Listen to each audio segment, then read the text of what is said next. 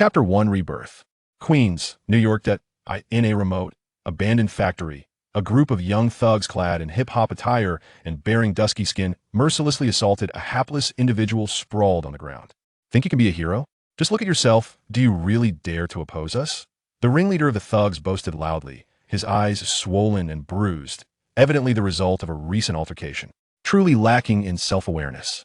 We are part of Big Frank's gang, and even the police dare not interfere. How dare you lay a hand on us? The thugs, swinging their fists, echoed his taunts with raucous laughter. The notorious Frank D'Amico, their boss, was reputed to be a formidable drug lord from the West Coast, and these thugs were merely lowly henchmen within his ranks. I was kind enough to offer you a place among us, Sean, yet you show such ingratitude. How foolish. The ringleader spat contemptuously, harboring resentment for Sean's refusal to engage in their drug dealings, and thus orchestrated this brutal ambush. What's the matter? Not satisfied yet? The youth, referred to as Sean, widened his eyes, his dark hair matted against his forehead, blood staining his face. His hands and feet were firmly restrained by several thugs, rendering him utterly immobile. It seems we need to teach you a lesson, so you understand that we are not to be trifled with. With a sinister chuckle, the ringleader raised his foot and viciously kicked Sean's head, pressing him down with brutal force.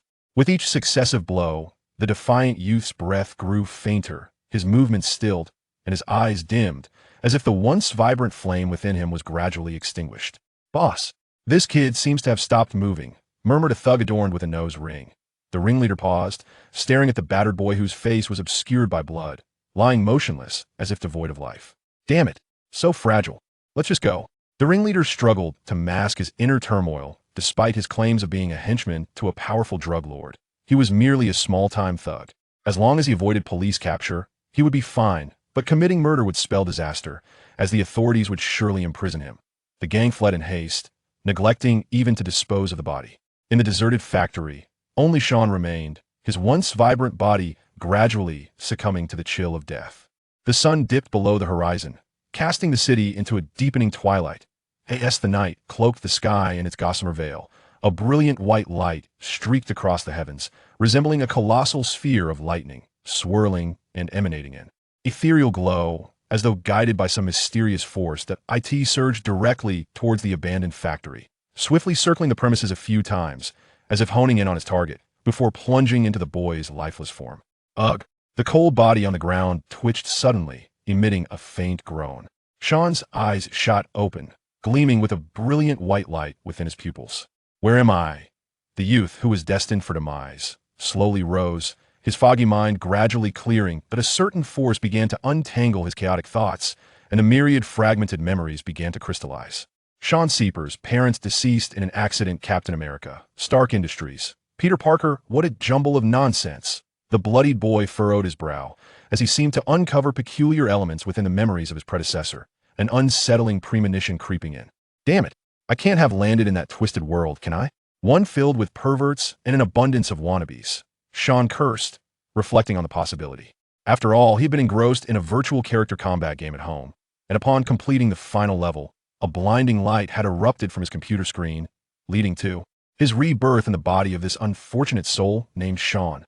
What a headache. Any other world would be preferable to this one. Mutants, superheroes, malevolent villains, extraterrestrial beings, deities from foreign realms. This is hellishly difficult. Sea lamentive. If his suspicions were correct, then as an ordinary individual, aspiring to live a peaceful life in this realm was nothing short of folly. Not to mention the supervillains who seemed intent on world destruction. Merely encountering superheroes embroiled in battle or civil strife could place him in peril, likely, rendering him a mere casualty, a nameless victim in the annals of newsprint. How terribly unfortunate. In the midst of his grievances, Sean stumbled upon something intriguing. A sphere of white light lingered in his mind, and through its hazy glow, he discerned a familiar interface, populated by countless virtual characters. Some appeared in gray, indicating they were unselectable, while others shimmered with vibrant hues. As his consciousness extended, a plethora of data vividly materialized upon his retina. Indeed, there is often a glimmer of hope amidst despair. Life's ups and downs are truly astonishing. That a smile of delight graced Sean's features as the virtual interface in his mind mirrored the very game he had been playing. A compilation of iconic characters for various comics and films. By engaging in relentless battles, one could amass victory points and exchange them for unique and powerful gear. Curiously, before his unexpected journey, the final boss of the last level had been a character from this very world, and he had left the ultimate reward unclaimed before. Inexplicably transitioning. Dear player, you have an unclaimed victory reward awaiting settlement. Would you like to accept it? A line of clear text appeared before him. Sean was overjoyed. Eagerly nodding, this was precisely what he needed. The sphere of white light pulsed continuously, revealing one formidable reward after another. Sean's eyes widened in awe, his heart racing with a blend of anticipation and trepidation. Mark Armor Upgradable, Convertible Model, the remarkable creation of Tony Stark. Iron Man's Super Soldier Serum enhances the human body to its utmost potential, exhibiting varied effects depending on a user, with the sole successful subject being Captain America. The Vibranium Armor, forged from an indestructible and formidable metal, possesses the ability to absorb tremendous damage. Sean gazed at the array of rewards originating from this world as they drifted past him, his emotions oscillating like a roller coaster. It seemed that the reason for his traversal into this realm was intertwined with the formidable equipment and weapons from other worlds, all appearing in a gray state, presently inaccessible for unlocking. Why not simply grant me infinite gems? Mused the reincarnated traveler whimsically. Ding! A crisp sound resonated, and the white light finally ceased its flickering, solidifying upon a vial of potion. The liquid contained within emitted a golden glow, pulsating with an astonishing brilliance that suggested an immense reservoir of power. Stellar Potion Residual. Sean was momentarily taken aback after such a lengthy wait. He had received a golden potion devoid of any item description. He forcibly restrained his impulse to curse and retrieve the vial from the game interface. A soft radiance coalesced in his palm, a warm sensation filling his hand. Gazing at the reward he had ultimately obtained, Sean hesitated for a brief moment before tilting his head back and consuming it in one gulp. Having arrived in this perilous world, he could not afford to overlook any opportunity to empower himself, for he was no longer inclined to remain an ordinary individual. Those extraordinary heroes, capable of soaring through the skies and vanquishing evil, basked in the adoration of the masses. Sean did not wish to be merely another face in the crowd, gazing up at them in awe. When danger loomed overhead and adversaries appear before him, he could not rely solely on those superheroes to deliver him from peril. The instant he ingested the golden potion, excruciating pain engulfed his consciousness, his entire body feeling as though it were shattering into countless pieces.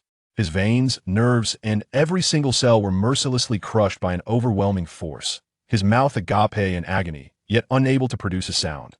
Golden light erupted like flames from Sean's eyes, an unfathomable energy beginning to flow and coalesce, thoroughly permeating his fragile human form, transforming it entirely.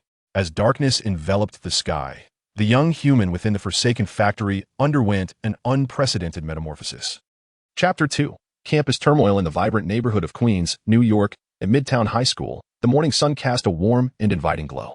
Groups of spirited young students streamed through the school gates, exchanging cheerful greetings and laughter. A sleek silver sedan came to a halt at the entrance, and a strikingly handsome young man emerged from the vehicle. As he walked by, envious and jealous glances were cast upon him by the passing students. Midtown High was merely a public school reliant on government funding, with most of its pupils hailing from ordinary families. It was unusual for a privileged young man who arrived in a car to attend a school where affluent students were typically seen in expensive private institutions that catered to the elite. "Harry," called out a bespectacled boy. The handsome young man turned, realizing it was his only friend at school calling him. Due to his fortunate background, Harry Osborne was not particularly well-liked at Midtown High. If it weren't for the teacher's frequent special treatment, he might have ended up like his friend Peter, who was often the target of the school bullies. "I'm really looking forward to tomorrow's trip to the research center at Columbia University," exclaimed Peter, who sported the appearance of a bookish student and was always eager about the peculiar and extraordinary. "Oh, it should be a wonderful journey," Harry replied absently, his gaze drawn to a red-haired girl in the distance, Mary Jane, a striking beauty who stirred youthful desires. "Excuse me, move aside," a voice called from behind Peter and Harry. A casually dressed young man regarded the two with an enigmatic glint in his eyes. "Good morning, Sean," Peter said, recognizing him and quickly pulling his friend aside as if to avoid a contagion. "Has this guy bullied you too?" Harry inquired, curiosity piqued. "No. But it's best to keep your distance," Peter replied, shaking his head. He had heard rumors that Sean had crossed paths with some gang members, and just yesterday, a group of thugs was seen taking him to an abandoned factory in the suburbs. Upon hearing this, Harry glanced back at Sean, who appeared rather refined, leaving him astonished that he had connections with street thugs. Ahead of them, Sean wore a slight smile, having overheard the conversation between Peter and Harry. In the past, he had been quite reclusive, often traversing the school as a solitary figure, which made him an easy target for the gangsters who exploited this vulnerability by having Sean peddle marijuana pills. The lax management of public schools made it easy for rebellious youths to become a steady clientele. Indeed, he had stepped into a wondrous world filled with superheroes and mutants. Sean gazed up at the sun overhead, its warm rays piercing through the clouds and illuminating the earth. Clenching his fist, he felt an unprecedented surge of power coursing through his being. No one could have anticipated that the enigmatic golden elixir would instigate a profound transformation within this human vessel. Sean could acutely perceive the sunlight gradually permeating his being, akin to an incessant absorption of stellar energy. Though the process was minuscule and slow, the exquisite sensation of incremental empowerment intoxicated him immensely. Who would Spider-Man and the Green Goblin encounter next? A radiant smile blossomed on Sean's face as he swiftly embraced the reality of his new existence and identity. The virtual combat system embedded in his mind endowed the young man with confidence and purpose, having arrived in such a vibrant world brimming with infinite wonders and possibilities. He resolved to relish every moment, whether encountering superheroes or formidable adversaries. All would become integral to his new life journey. Seated in the classroom, Sean experienced a blend of familiarity and novelty. The curriculum for 10th graders posed little challenge, particularly for him, whose mental acuity had been significantly enhanced. A casual glance at the textbooks revealed knowledge that unfolded effortlessly, akin to simple geometric shapes readily comprehended. With a sense of ennui, Sean's gaze meandered around the room, recognizing several familiar faces sharing the same space. He noted Harry Osborn, the affluent scion, discreetly exchanging glances with Mary Jane, and Peter Parker, the young and naive Spider-Man, now merely an introverted bookworm. In a corner, a curly-haired boy caught his attention, stirring a sense of recognition within Sean. Who is that? Sean quietly inquired of a nearby classmate. That's Dave Lazursky, came the reply. Disregarding the perplexed look from his peer, Sean struggled to recall the name.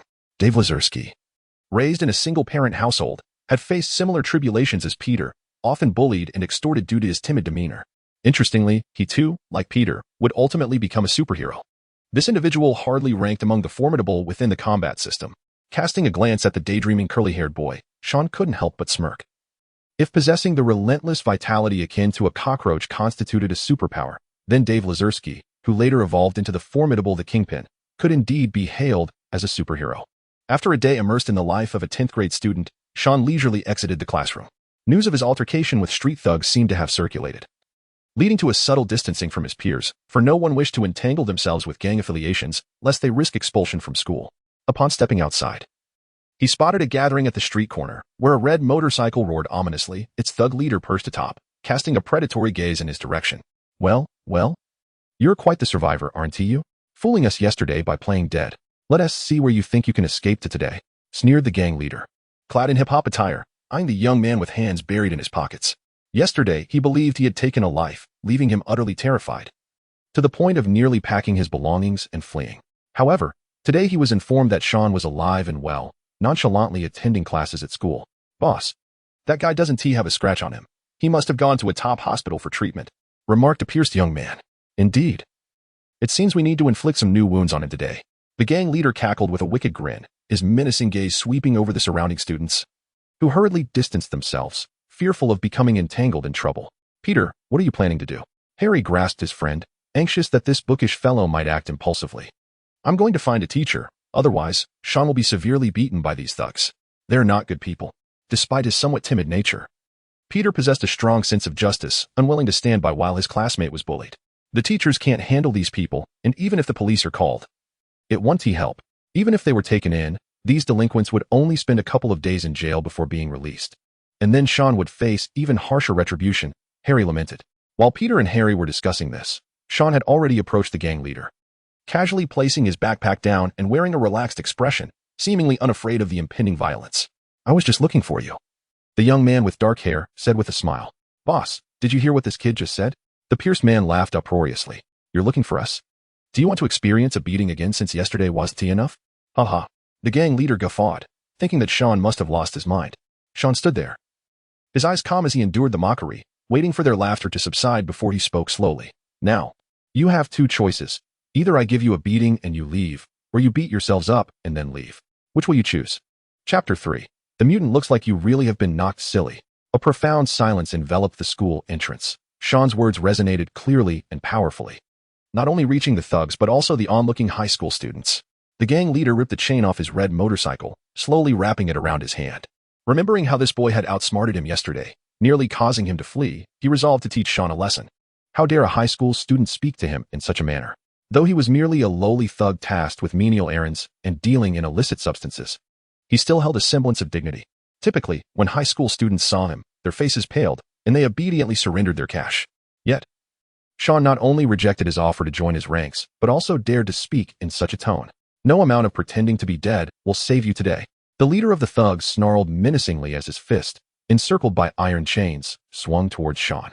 The other ruffians closed in, eager to administer a lesson to this audacious high school student. Yet, Sean remained composed. Had it been in the past, he would have cowered in fear, begging for mercy. However, the surging power within him instilled an unwavering confidence, a transformation wrought not only upon his physical form by the golden potion, but also upon his very mindset. The fist aimed at his face appeared to move in slow motion, shimmering with golden light in his vision. He seized the thug leader's arm, swiftly drawing in close, pivoting, and executing a flawless shoulder throw that sent the assailant crashing to the ground. With a resounding thud, dust erupted, leaving everyone astonished. They had only seen the thug leader lunge at Sean, only to be thrown down without comprehending the sequence of events. Give him a beating. The thug leader's command was cut short as Sean's foot collided with his face, a metallic taste flooding his mouth as blood and several shattered teeth were expelled. This is your gift from yesterday. I return it to you, Sean declared with a smile, delivering another kick that painted the thug leader's face in crimson. The other thugs charged forward, led by a black man adorned with a nose ring. Without a glance, Sean landed a punch that shattered the bridge of his nose, sending him flying. The remaining thugs met a similar fate, their faces bruised and battered, until they all wailed for mercy. Should I see you again at Midtown High? I shall strike you once more, Sean proclaimed, hands in pockets, savoring the moment before turning to depart. The thrill of such a display, followed by an escape, was undeniably exhilarating. As for the repercussions of teaching these thugs a lesson, Sean remained unconcerned. He had noted the absence of surveillance cameras and was certain the thugs would not report him. His only apprehension lay in whether the school would expel him for fighting. However, based on his previous conduct at school, such a possibility seemed minimal. Despite his previously withdrawn demeanor, his academic performance had been commendable, and good students invariably garnered the favor of teachers in any realm. The setting sun cast its golden rays upon New York as Sean strolled down the street, his shoulder bag slung casually. Alone in this world, he had lost his parents to an accident, leaving behind a substantial compensation, raised by his uncle, who had also passed away years prior. Sean's unfortunate circumstances had fostered his previously aloof and indifferent character, making him reluctant to engage with others. What a pitiable fellow, he muttered to himself as he walked through the evening streets. Before him loomed a city adorned with towering skyscrapers and bustling traffic, the sunset's glow illuminating the vibrant steel forest. Everything felt so palpably real, regardless of the reasons that had led him to this new existence. A fresh chapter in life awaited him. In the depths of his mind, the memories of a past life lay shrouded in dust. Sean exhaled deeply, his gaze brightening with purpose. Having arrived in this world, he resolved to forge ahead relentlessly until he reached the end. Upon returning to the apartment his uncle had left him, Sean reclined on the sofa, reflecting on his solitary existence that had spanned a considerable time. Born in Queens, the largest borough of New York City by area and the second most populous, he was surrounded by a rich tapestry of cultures. The demographic was notably diverse, encompassing not only Caucasians but also significant populations of African Americans, Asians, and South Americans. In contrast to the affluent neighborhoods, this area was marred by less favorable safety conditions, often plagued by the presence of the unemployed. Fortunately, residing within a community offered some solace. Otherwise, he would have to remain vigilant against thieves and robbers. Sean sighed, preparing to acclimate to high school life for a while, at least until he became familiar with this new reality. He understood that bursting onto the scene with grandiosity, seizing power and dominance, was the privilege of protagonists and tales. Moreover, in a world brimming with technological geniuses and superhumans, even a being of unparalleled might would likely be brought down to earth. To live discreetly yet act with flair was the guiding principle he chose to embrace. Extracting a soda from the refrigerator, Sean established an 8-character motto for himself, to avoid drawing attention, lest misfortune befall him at the hands of some cosmic deity. Turning on the television, he found a live debate concerning the issue of mutants unfolding before him. Intrigued by the discussion surrounding this extraordinary race endowed with various superhuman abilities, he recognized the formidable force they represented in this world. Had it not been for the discord between two of their leaders, human society would not have maintained its current state of peace. Ladies and gentlemen, we are witnessing another stage in human evolution, one that often manifests during adolescence. Triggered by emotional fluctuations, proclaimed a red-haired woman on stage. her glasses lending her an air of scholarly elegance. Thank you, Miss Gray. Your remarks are indeed enlightening. Yet they stray from the crux of this assembly. Are mutants truly a danger? The camera panned to a middle-aged man in the audience, seemingly a congressional representative. Your question lacks appropriateness, Congressman. Some individuals encounter accidents while driving, while others do not. Hence, the necessity for a driver's license. But there is no license for existence. The red-haired woman retorted defiantly. In fact, if mutants were to reveal themselves publicly, it could incite panic, hostility, and even violence. To shield them from such animosity, I implore Congress to abolish the requirement for mutant registration, compelling them to disclose their identities. Why must mutants remain in hiding? The congressman interjected once more. They're not hiding. I know where they conceal themselves, he boasted, rising with a sense of triumph. I possess a list of mutants residing in America. There is a girl capable of phasing through walls, effortlessly infiltrating bank vaults, the White House, or even your homes. I have also heard of an individual who can sense and manipulate human thoughts, stripping us of our will. What a terrifying power. We have the right to decide whether or not our children should have mutants as teachers or classmates, or to keep them at a distance.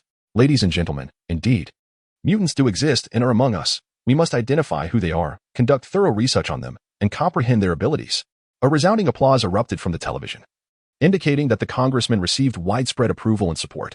In recent years, the issue of mutants has become increasingly pressing, and the debate arose due to the recent proposal of a mutant registration bill in Congress, which stirred considerable public discourse. Before long, they will discover that mutants are not as formidable as they seem. Sean switched off the television, reclined on the sofa, and gazed at the ceiling, eagerly anticipating the dawn of the superhero era. Chapter 4. Threat. New York, Columbia University. There are over 32,000 species of spiders in the world, classified under 3 suborders. Under the guidance of an Asian female teacher, 10th grade students from Midtown High School entered the research center at Columbia University. Securing a visit to this prestigious institution was no small feat for a public school. How amazing!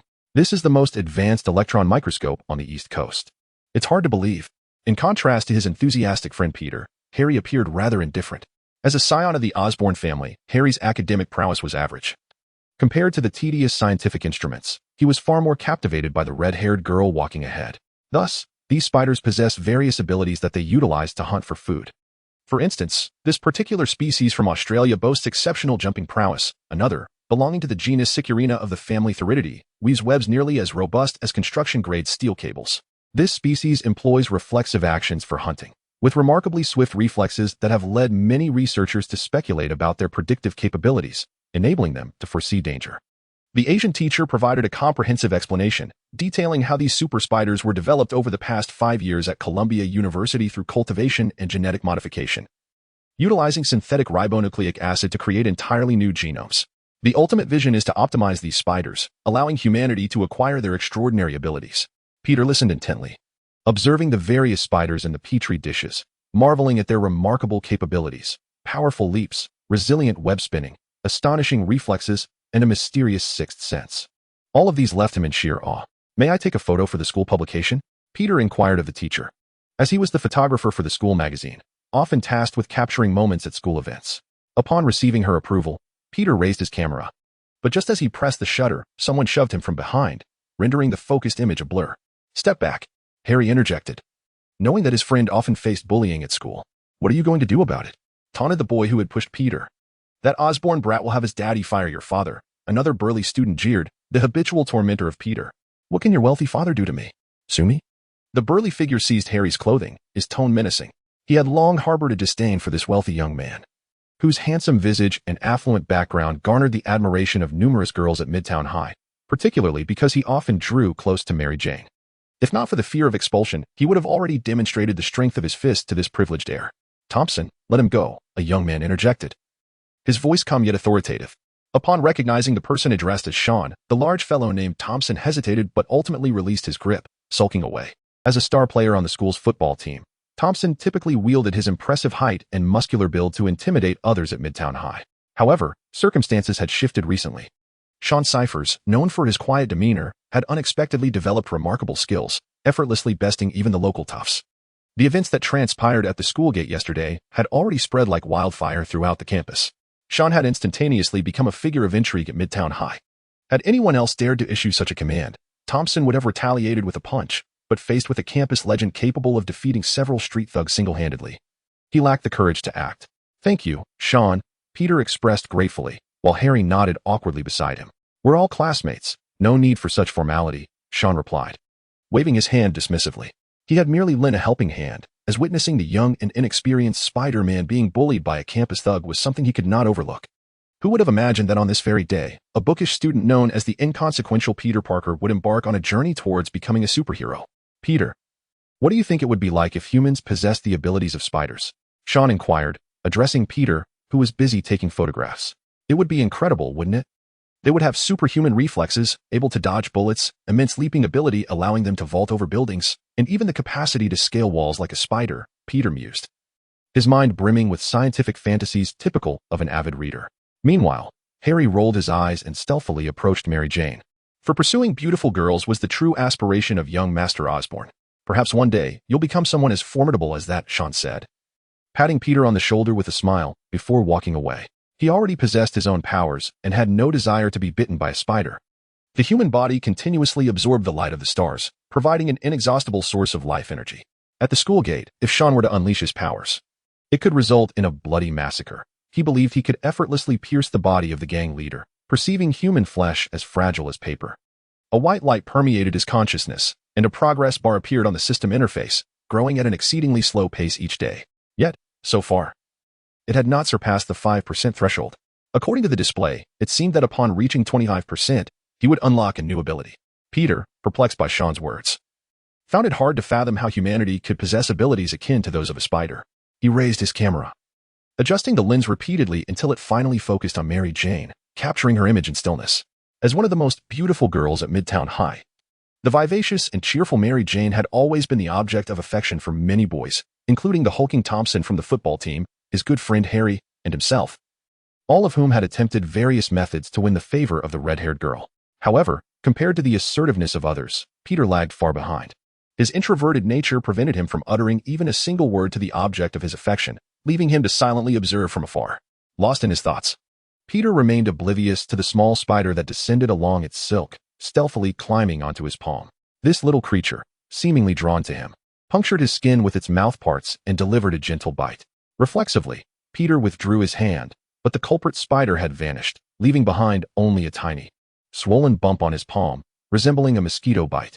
How curious, he mused. Where could a mosquito have come from? Meanwhile, the future Spider-Man was embarking on his life-vest journey, while Sean found himself in a predicament. As he left Columbia University and made his way back to campus, he was confronted by a group that blocked his path.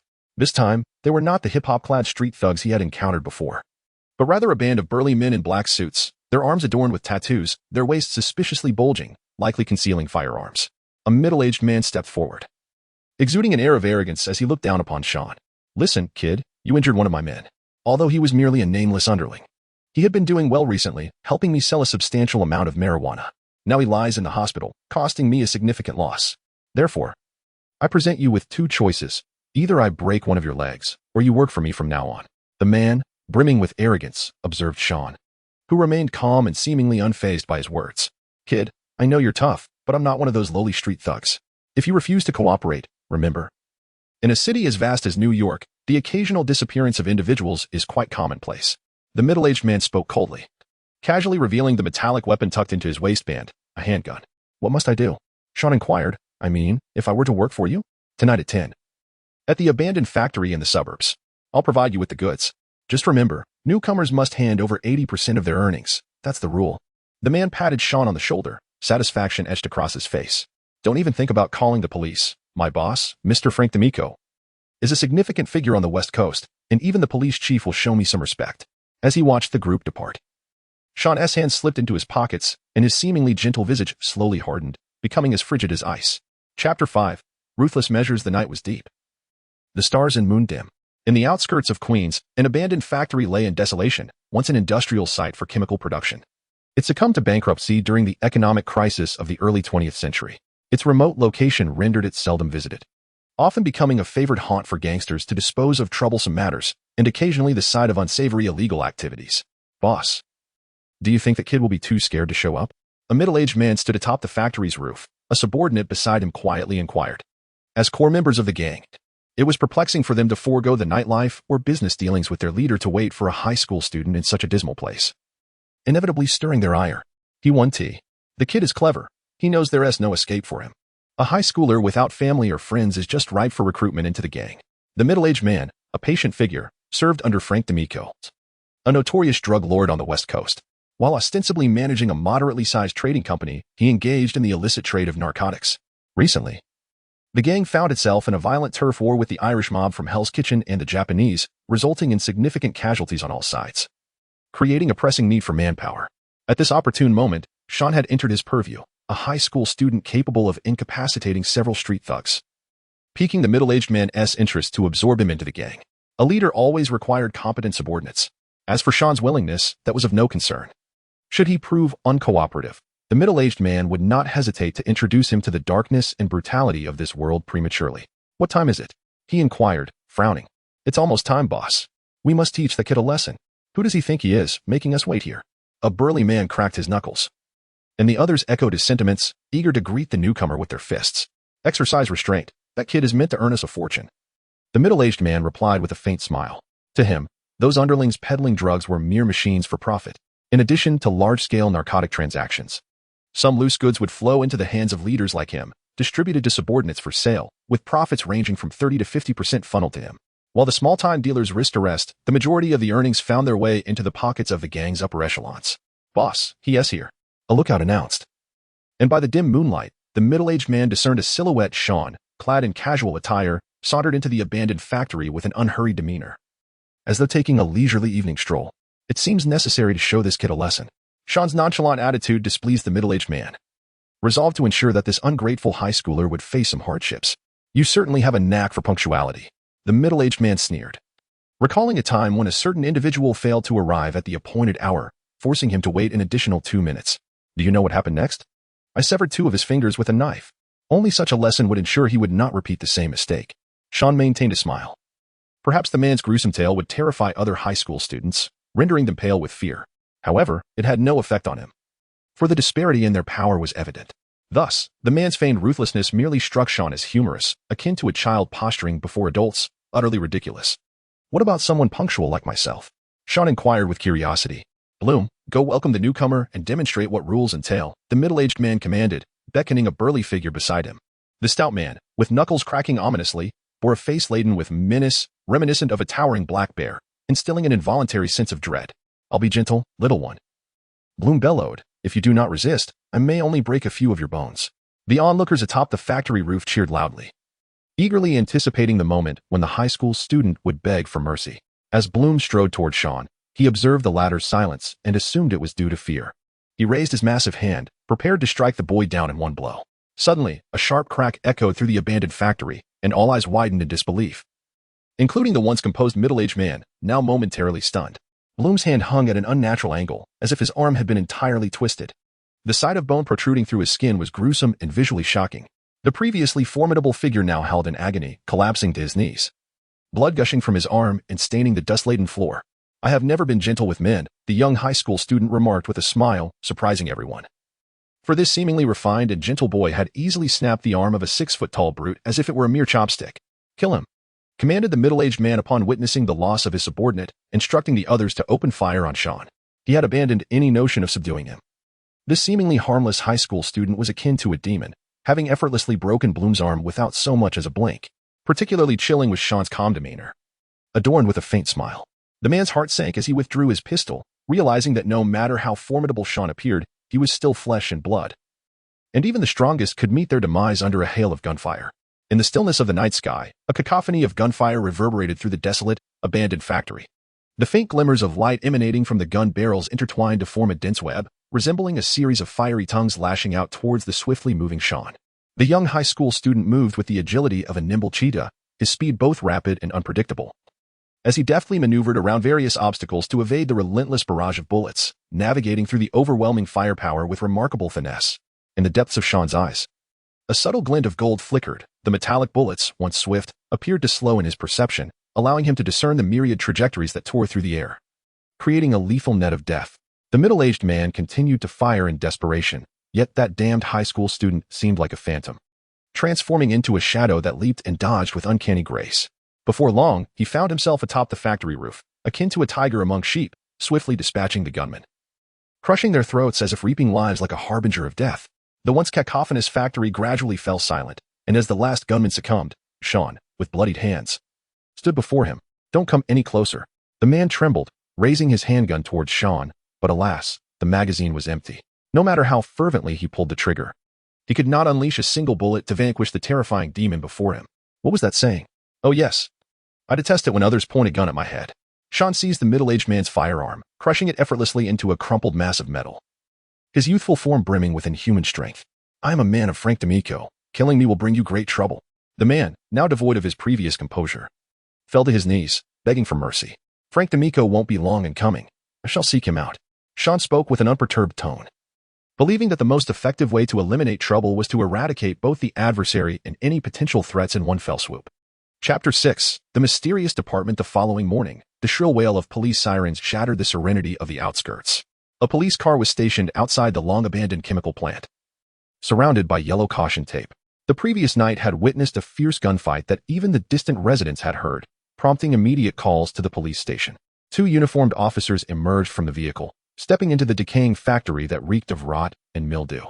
They were met with a gruesome sight. A burly man lay sprawled on the ground, his arm grotesquely twisted and broken, vast pools of blood staining the floor. His eyes bulged, as though he had endured immense agony before his demise. Numerous bullet holes dotted the surroundings, confirming the occurrence of a brutal shootout. Ascending the stairs, the officers discovered more bodies strewn across the floor, each clutching firearms, most with crushed throats or broken necks. Based on their extensive experience, the officers concluded that the assailants had executed their actions with precision and overwhelming force. It was inconceivable that one could snap an adult's neck in an instant. Their gaze ultimately settled on a middle-aged man in a suit, his dull eyes filled with shock and terror, as if he could scarcely believe his fate even in death. "More work awaits us," a young police officer exclaimed with excitement that newcomers like him eagerly anticipate encountering such significant cases. However, an older officer doused his enthusiasm, cautioning that this matter would likely prove challenging due to the scant clues available.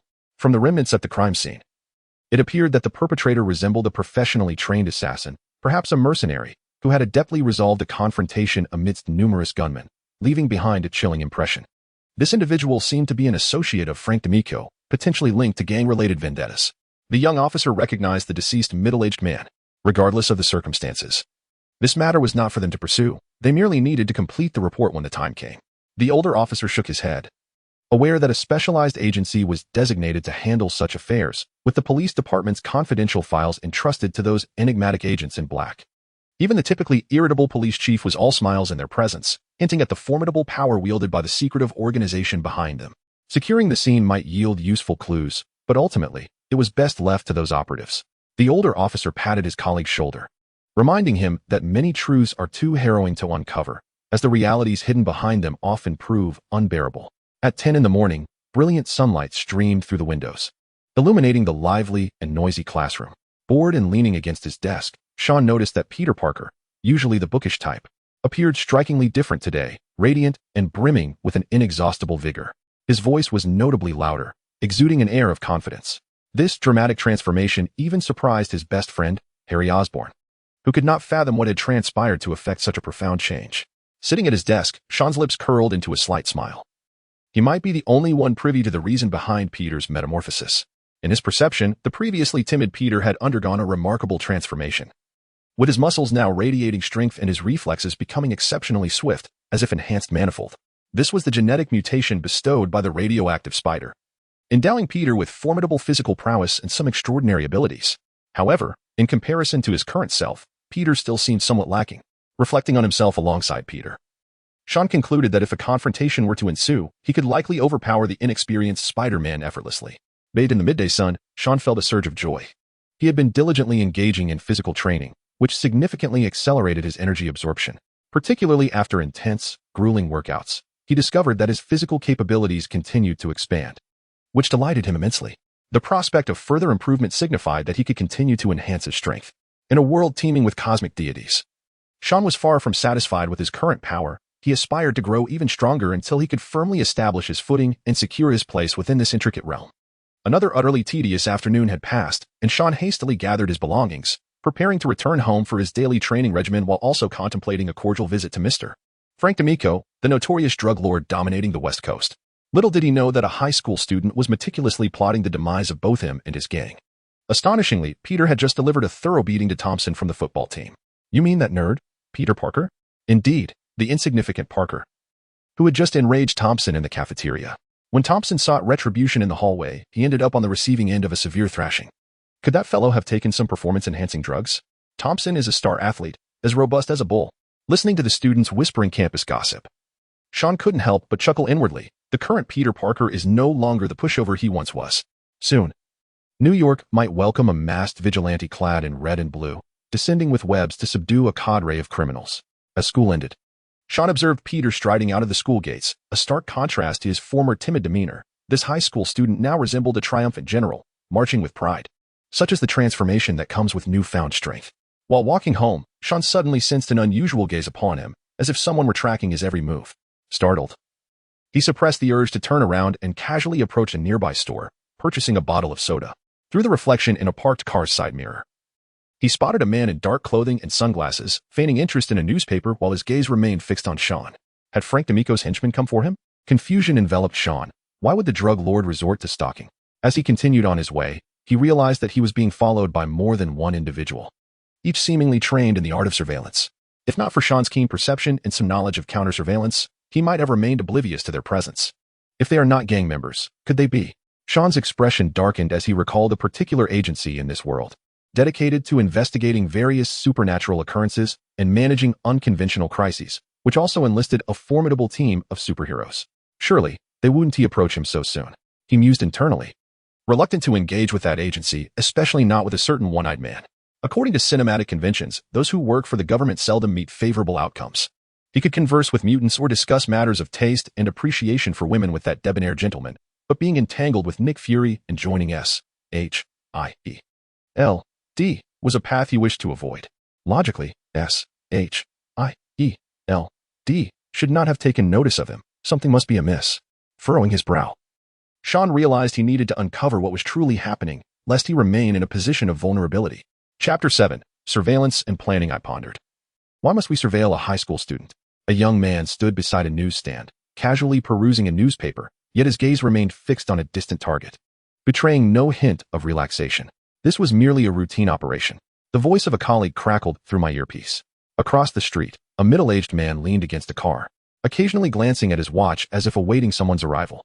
According to our intel, this high school student, Sean Seepers, had received threats from gang members a week ago. Those individuals now lay in a hospital. Furthermore, a gang leader had approached him just yesterday. Amidst the grim scene of 14 corpses in an abandoned factory on the outskirts of Queens, one of which belonged to that very leader. What could this possibly signify? A high school student responsible for the demise of 14 armed gangsters? The young man scoffed, harboring skepticism. Certainly not. Yet the sheer coincidence necessitated a thorough investigation into Sean Seepers' potential involvement. The middle-aged man muttered. He too found it implausible that a high school student, orphaned from a young age, could single-handedly take down 14 hardened criminals. Nevertheless, according to headquarters protocol, they must monitor any suspect targets once or multiple times until they are definitively cleared from suspicion. Perhaps this was merely a commonplace gang conflict, the young man remarked. The leader of that gang was Frank D'Amico from the West Coast, a figure embroiled in a turf war with the Japanese Yakuza and the Irish mob over Hell's Kitchen. Who could say if either faction was behind this? Indeed, that seems plausible. Be sure to include that in the report, the middle-aged man concurred. The bustling metropolis of New York, beneath its glamorous facade, harbors unseen darkness and filth, with gang forces perpetually vying for territory and illicit enterprises in a brutal struggle for survival. Speaking of Hell's Kitchen, there are several individuals worthy of scrutiny. A number of figures appeared on the radar. Daredevil, dubbed the Red Devil of Hell's Kitchen, a recent phenomenon who combats criminals at night, possessing remarkable combat skills and extraordinary perceptual abilities, and the Punisher, a ruthless enforcer who shows no mercy to wrongdoers, exhibiting the hallmark traits of a rigorously trained soldier or mercenary. The young man read through the list of names. These were targets requiring close observation. Their current status warranted only a moderate level of attention, as they did not yet pose a significant threat to the federal government or homeland security. Thus, it sufficed to maintain a general awareness of their movements and activities. Such individuals are certainly formidable. It seems there are increasingly more eccentric characters like them. The middle-aged man shook his head, lamenting the emergence of such figures in New York. Previously, their adversaries were multinational underground organizations and terrorist groups. Now they contended with a cadre of individuals in tight-fitting costumes and uniforms. Well, today's surveillance mission concludes here. Subject number 76, Sean Seepers, all is normal. The young man set aside the newspaper and cast a glance at the high school student in the distance who was engrossed in a comic book at the nearby store. Seemingly oblivious to the passage of time. How on earth had they connected a comic-loving student with a cold-blooded assassin? He mused inwardly, as the sun gradually descended. The warm orange hues enveloped the city, while the roads thrummed with the incessant flow of vehicles. Pedestrians hurried homeward, eager to conclude their fast-paced day and seek solace and tranquility within their households. Once the two agents departed, Sean slowly laid down the comic book, a look of relief illuminating his eyes. Truly, the meticulous and thorough intelligence agency spared no detail. Even the smallest coincidences did not escape their scrutiny. He had captured every word of the agent's conversation, unaware that this monitored high school student possessed extraordinary abilities beyond ordinary comprehension, with enhanced physical attributes that included acute sensory perception. The vigilante Daredevil and the Punisher, S-H-I-E-L-D, had been keeping tabs on these street heroes. From the dialogue between the agents, Sean gleaned invaluable information. Hell's Kitchen, once a notorious slum in Manhattan, primarily inhabited by the Irish immigrant working class, was infamous for its dilapidated living conditions, severe ethnic conflict, and high crime rates. Over the years, it became a haven for criminals and mob bosses, and due to its proximity to Manhattan's commercial district, it had experienced rapid development fueled by real estate investments. Rumor had it that a prominent real estate mogul, Wilson Fisk, resided there. Drawing from his past memories, Sean pieced together further insights, crucial for understanding the dynamics of his world. As a mere minor player, he was not yet ready to confront a formidable entity like S-H-I-E-L-D, especially with extraordinary superheroes yet to fully emerge. If he wished to swiftly acquire greater advantages, he needed to begin strategizing. Who should he target first? After careful contemplation, Sean resolved to deal with Frank D'Amico, hoping to divert S-H-I-E-L-D's attention and prevent them from wasting time on him. With his plans firmly established, he returned home, donned a fitted tank top, and engaged in an intense workout in a transformed spacious room filled with various exercise equipment. The youthful physique of this high school student was already beginning to exhibit solid muscle definition as he tirelessly undertook high-intensity physical training. With each effort to exhaust his body, he felt a slight enhancement within himself. Though the progress was minuscule, any improvement was a cause for celebration. Huffing and puffing, Sean's chest heaved like a bellows. Emitting deep breaths, through rigorous, extreme training, he continuously fortified his body, and the gradual sensation of becoming stronger was utterly captivating. He harbored an inkling that if he persevered with his training, upon shattering a certain constraint, he would reap far more bountiful rewards. It was time for him to embrace the role of a superhero combating organized crime. A faint smile graced Sean's lips. Initially, he had intended to pay a visit to Mr. Frank D'Amico after some time, but the sudden intervention of S-H-I-E-L-D compelled him to alter his plans. Should another individual worthy of S-H-I-E-L-D's attention emerge, those agents would naturally divert their focus from him, thereby shifting their scrutiny and simultaneously alleviating his financial predicament. Having expended nearly all of his generous compensation on a plethora of fitness equipment and high-calorie energy foods, Sean contemplated that dismantling the drug lord on the West Coast would not only resolve his crisis, but also allow him to redistribute wealth. Should he transcend into the persona of Iron Man, perhaps such troubles would dissipate. With a self-deprecating chuckle, Sean reflected on the arduous and protracted journey of initial accumulation. Yet, once a solid first step was taken, the path ahead would undoubtedly become far more navigable, with immeasurable wealth and a position of reverence awaiting him in due course. Chapter 8. A modest objective. Frank, I swear I am not lying. That bastard emerged from nowhere, took down all my men, and made off with the transaction funds. In a construction materials warehouse on the West Coast, a man clad in a red shirt fervently explained, encircled by a group of individuals, his finger ensnared in a metal clamp. Should his captors harbor any dissatisfaction, the ensuing scene could turn exceedingly bloody. You claim he acted alone? He dispatched over 20 armed thugs in mere minutes? Pray tell, is he a character sprung from the pages of a comic, like Captain America? Frank D'Amico, the impeccably dressed drug lord, sneered. Terrell, I am more inclined to believe that you absconded with the funds and subsequently alerted the police to seize that shipment of drugs. Frank, you must believe me.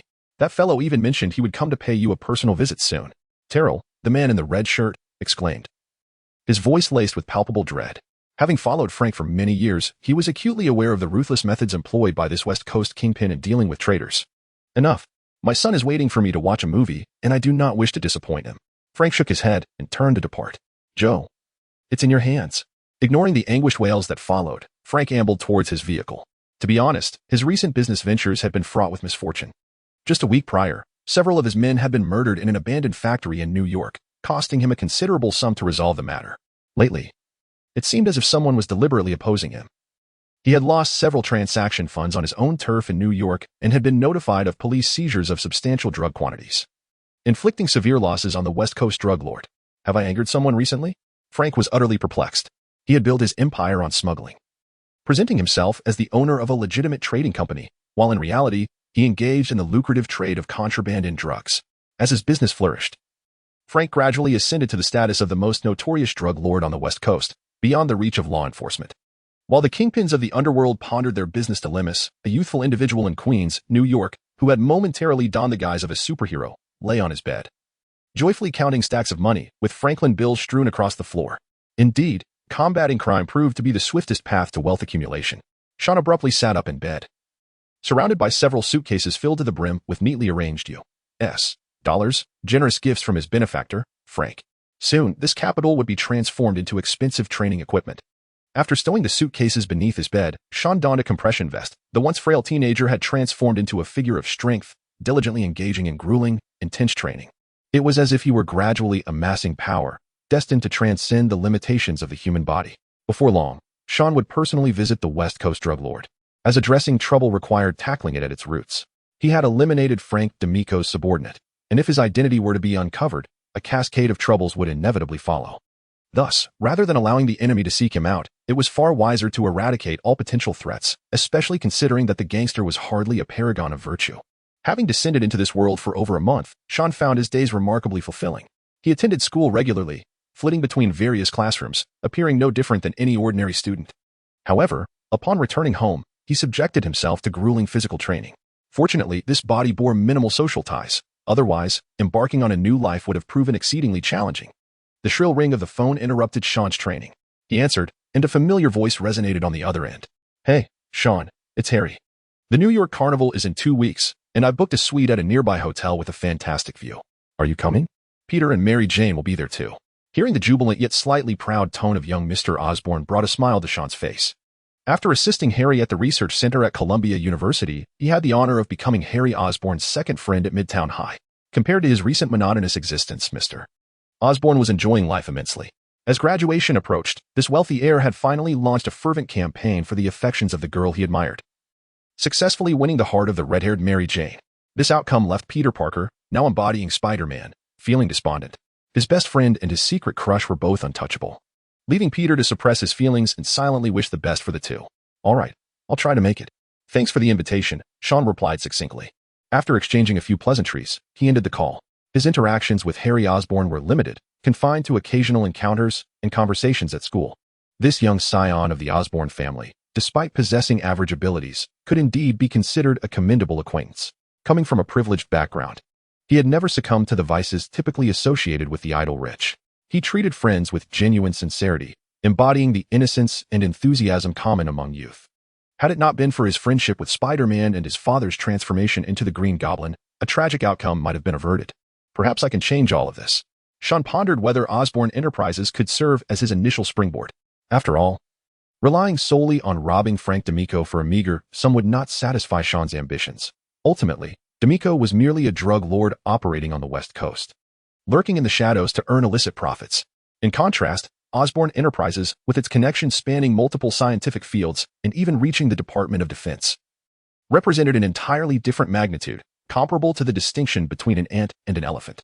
To establish a foothold in this world, formidable power was indispensable, but extraordinary wealth and status were equally among Sean's pursuits.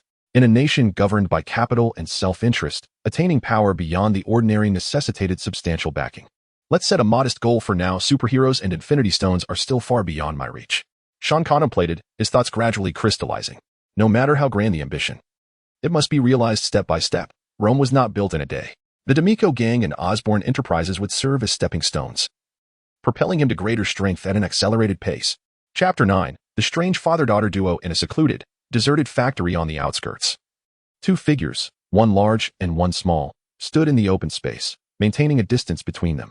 A middle-aged man, clad in a brown jacket and wearing glasses, held a handgun as he spoke to a nearby blonde little girl. Dad, I'm a bit scared. Don't be afraid, Mindy. Sweetheart, you've grown up. There is nothing to fear. A gentle breeze tousled the sparse hair of the middle-aged man as he comforted the little girl with soothing words, as if the impending events were trivial and not worthy of fear. "Will it hurt?" asked the adorable girl named Mindy. "Child, it will last just a second. The bullet from a handgun travels at over 800 meters per second, so at this short distance, you will certainly be hit. However, it won't hurt more than being punched in the chest."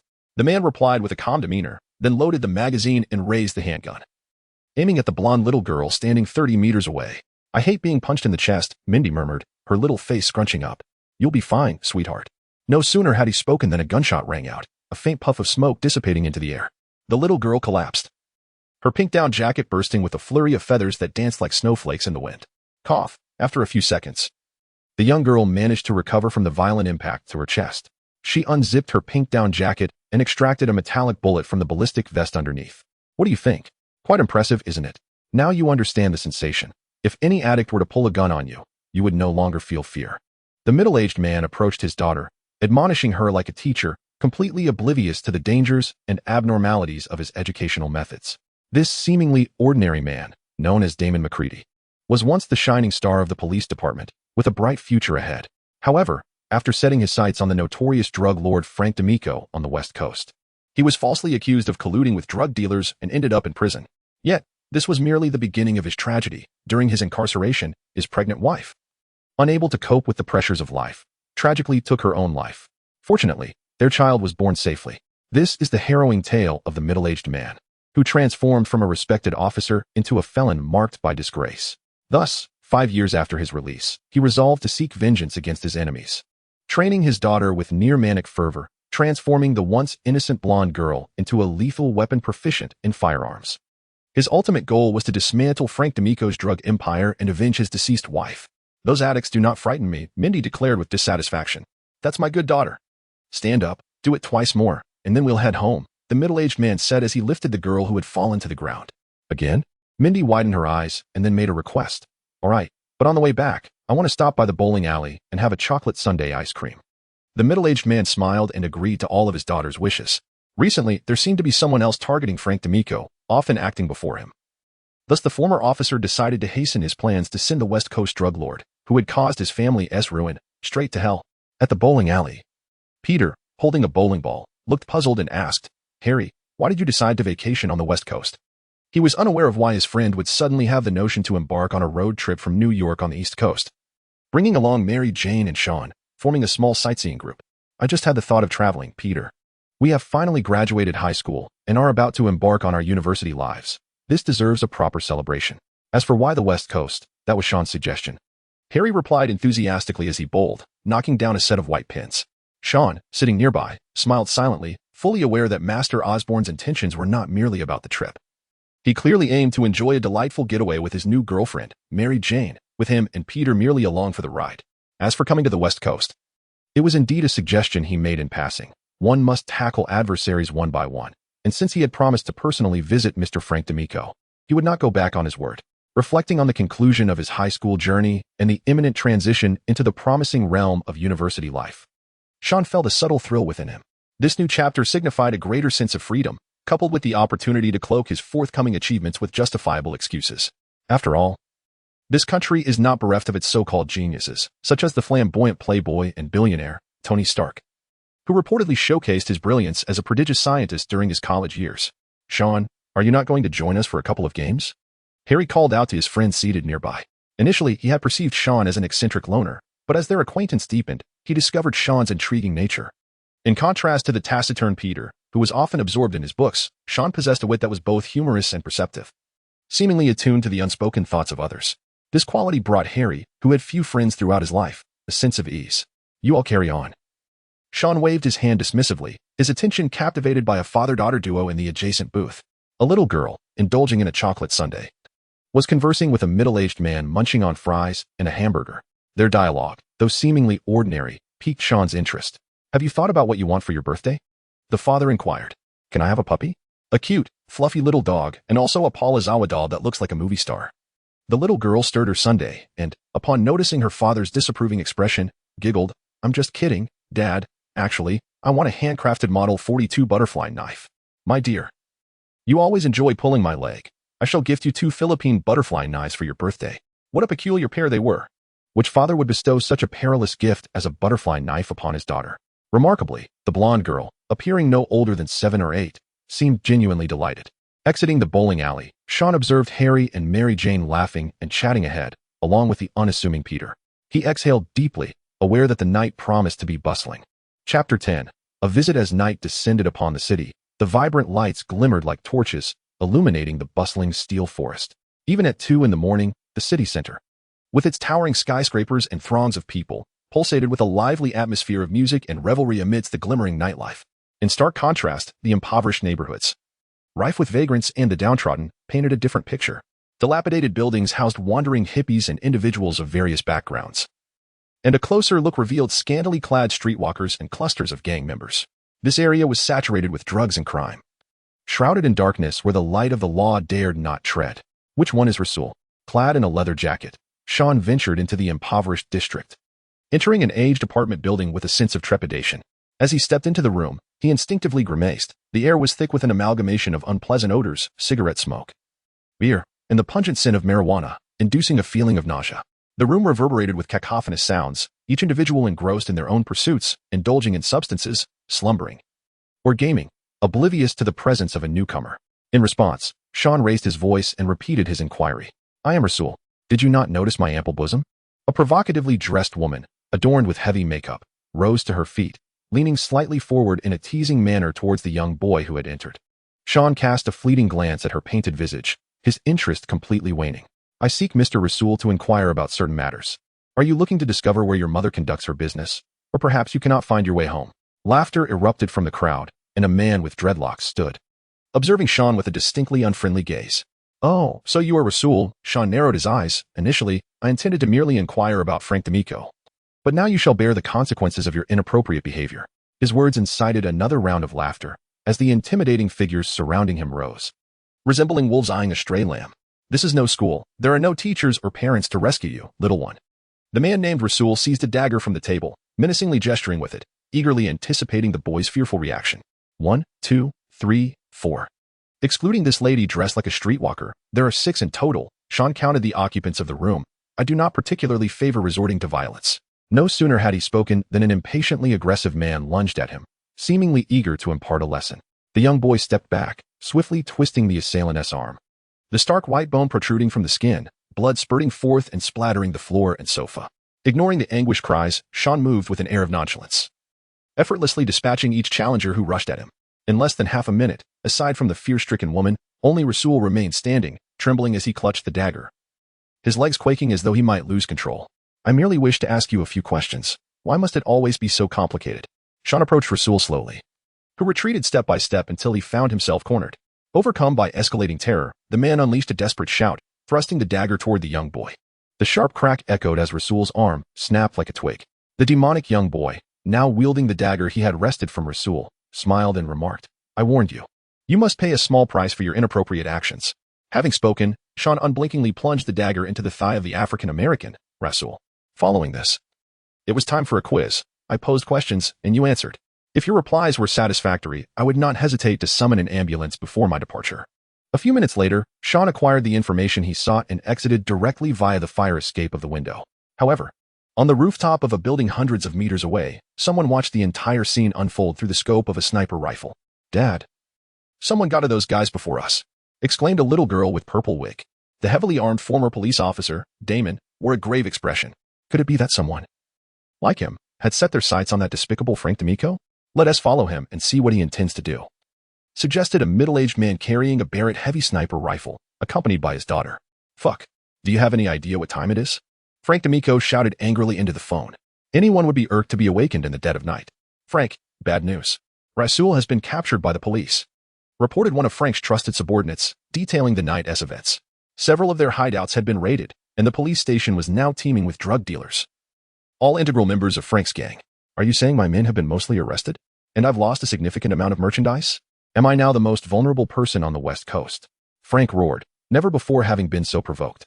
As the foremost drug lord of the West Coast, even the police chief would show him some respect. Tell me who that bastard is. I want to see his head on my desk by tomorrow morning. In a fit of rage, Frank smashed the bedside telephone. The crime lord was livid. If such incidents became frequent, Who would dare to conduct business with him? Losing his smuggling routes would be a fatal blow. Without the exorbitant profits from drug trafficking, how could he sustain his numerous subordinates? The gang leader may sound imposing, but in reality, he was upheld solely by profit. Otherwise, there would not be so many willing to lay down their lives for him. I better not catch you, bastard. Otherwise, I will make you regret your very existence. Frank, clad in pajamas, poured himself a glass of whiskey from the cabinet. Gazing out at the vibrant nightscape through the floor-to-ceiling windows, his anger and fear gradually subsided. After all, that was merely a little pest lurking in the shadows, posing no real threat. By offering a hefty bounty to the outside world, it wouldn't be long before someone brought in the head of his adversary. Having weathered many storms, Frank downed the liquid in his glass, a contemptuous smile gracing his lips. Numerous individuals had sought to eliminate him over the years, yet ultimately, they all met their demise, encased in concrete and tossed into the river to feed the fish. Bang, bang, bang. A series of gunshots jolted Frank from his reverie. He picked up the phone on his desk. Can I have a moment's peace tonight? I'm afraid not, Mr. D'Amico, came the reply. I mentioned that I would personally pay you a visit. A youthful voice resonated from the other end of the telephone line, laced with a hint of amusement. Do not fret, we shall meet soon. Chapter 11, The Night of Carnage Within the Underbelly of the West Coast Gangland.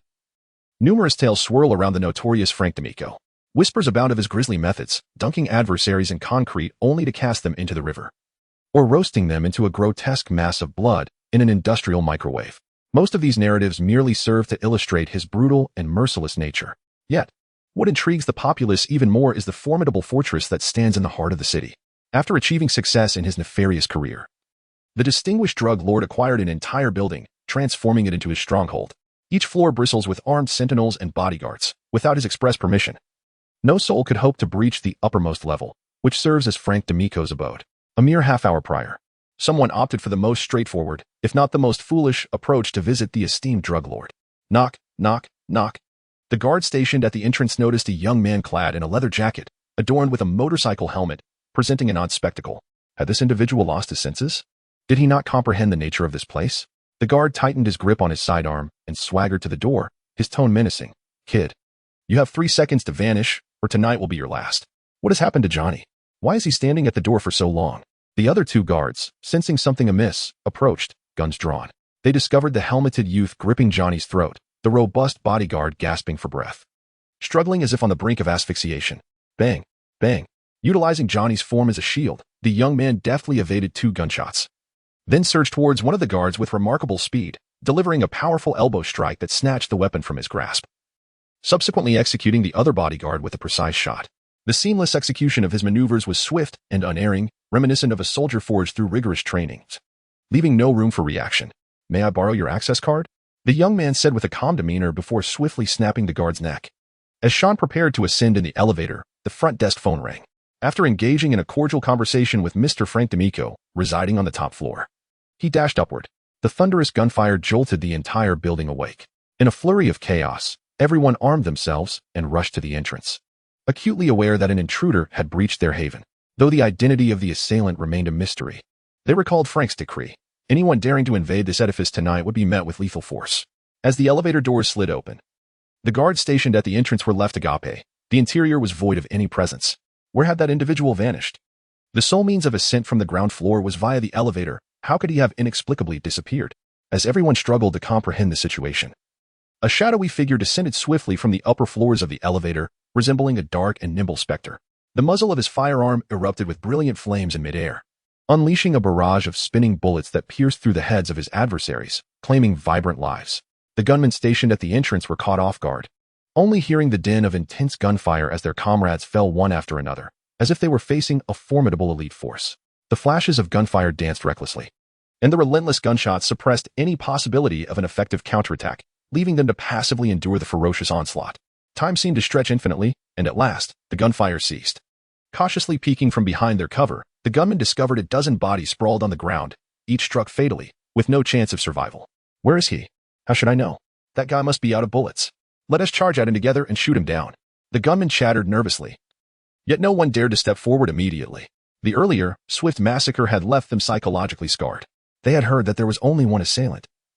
Yet he had rendered their 30-plus men immobile, stripping them of the courage to retaliate. It was utterly terrifying. The atmosphere suddenly fell into an eerie silence, where even the sound of their own breaths seemed amplified. After an agonizingly long few minutes, The gunmen finally mustered their courage and emerged from the corners of the room, attempting to locate the intruder. Then, gunfire erupted anew. Send everyone down. No, wait, keep everyone here. When that bastard arrives, make sure to turn him into a hive of bees. Frank, no longer exuding the calm demeanor of a drug lord, spoke with evident panic. In all his years, no one had ever audaciously assaulted him like that young man, advancing with unstoppable momentum. Boss, he's almost on the 20th floor, reported a subordinate wielding a Remington shotgun. Damn it, a bunch of useless fools.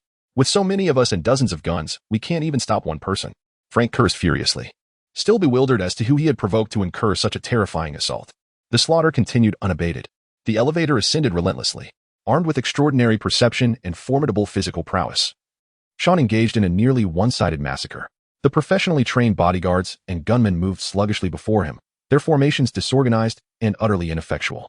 As he advanced upwards, two figures, one large and one small, closely followed. Former police officer Damon had never imagined he would so simply step into the lair of his lifelong enemy. That fearsome young man was like a precise and cold killing machine, unstoppable in his relentless pursuit. Mindy will ascend through the elevator shaft, Damon instructed his daughter, unwilling to let that scoundrel Frank D'Amico meet his end at another's hands. As the attention of everyone was captivated by the young man donning a helmet, Damon surged upwards to the top floor alongside his daughter, the young girl. He had long been investigating Frank D'Amico, aware that the latter had bribed the police, allowing him to operate his illicit drug trafficking business with impunity. Even if this notorious drug lord were to be imprisoned, it was likely he would soon be released. Thus, Damon chose to enact his vengeance in his own manner. Do not fear, Mindy, your father will stand before you. As a former police officer with professional training, Damon possessed formidable combat skills, and his daughter, through rigorous training, exhibited strength far beyond her years. This duo, one large and one small, successfully dismantled several of Frank D'Amico's warehouse hideouts. In truth, Sean's unimpeded progress was, to some extent, attributable to their efforts. Frank D'Amico, I am coming for you. Chapter 12 Conclusion. Frank D'Amico, the owner of the building, sat at his desk, gripping a handgun tightly, his eyes fixed intently on the door. Any sound from outside sent waves of anxiety coursing through this drug lord. He had positioned at least 20 armed men outside, all wielding Remington shotguns. Should that scoundrel dare to show himself, the overwhelming firepower would obliterate him. The drug lord of the West Coast repeatedly reassured himself that even if the intruder were a battle-hardened mercenary, he would meet a tragic end under the relentless assault of sheer numbers and ferocity. Rom, what is the situation outside? Frank inquired, his voice slightly hoarse. If the intruder managed to penetrate the formidable defenses, he had a rather unpleasant surprise in store for him. The scene is chaotic. There appears to be more than one intruder. Just moments ago, someone severed the entire building's power supply, but the top floor relies on a separate power source. So we are unaffected, replied the burly man stationed at the door. He was a product of Frank's meticulous training, having achieved a remarkable 10 consecutive victories in underground boxing, and remained one of Frank's trump cards. Are there accomplices? Do not let me discover that scoundrel's true identity. Otherwise, I shall ensure he experiences the agony of losing everything.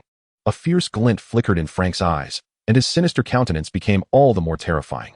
As a crime lord who had dominated the West Coast for years, he had never been cornered in such a manner. Suddenly, a cacophony of gunfire erupted outside. Frank instinctively raised his handgun, anxiously aiming at the door. He had not anticipated that the intruder would arrive so swiftly, and that nearly 50 armed men below could not thwart the assault. The sounds of screams and gunfire intertwined, filling the confined space with a chaotic tempest of bullets, weaving a dense net of destruction. Taking shelter behind a pillar, the former police officer Damon was equally astonished by the sheer intensity of firepower Frank D'Amico had deployed. The devastating shotguns discharged in unison, echoing like thunder, creating a deafening uproar. Damon crouched behind the pillar as shotgun blasts sent splinters flying. The gunman formed a tightening circle, drawing nearer with each step. Should he dare to expose himself, he would be reduced to a mere puddle of flesh. The petite Mindy concealed herself above the elevator. Damon signaled to his daughter with tactical gestures and then suddenly dashed out, firing both pistols in unison, swiftly claiming 2 vibrant lives. Concurrently, a small purple figure descended from the elevator, several darts striking the gunman's wrists. With a graceful roll, the innocent-looking little girl transformed into a formidable instrument of violence. Darts continued to fly from her waist, while her butterfly knife carved through the air with chilling precision. The upper floors of the building morphed into a bloody battleground, as the skilled young girl synchronized her movements with her father's precise gunfire, rendering them nearly invincible. Rom, go check the situation. This fierce battle raged on for nearly 10 minutes. As the gunfire outside grew increasingly sporadic, Frank felt a twinge of unease. The burly figure of Rom opened the door, only to be met by a small purple-haired girl leaping towards him. As a notorious fighter who had once struggled in underground arenas, Rom remained unperturbed, countering with a heavy punch that sent the young girl sprawling. Frank D'Amico. Damon's rage ignited upon seeing his nemesis. If not for the imposing Rom standing in his way, he would have rushed forward to make the West Coast drug lord experience the true essence of anguish and torment. Isn't that intruder a bit too old? Frank mused, observing the duo outside with a hint of confusion. Rom, take them out.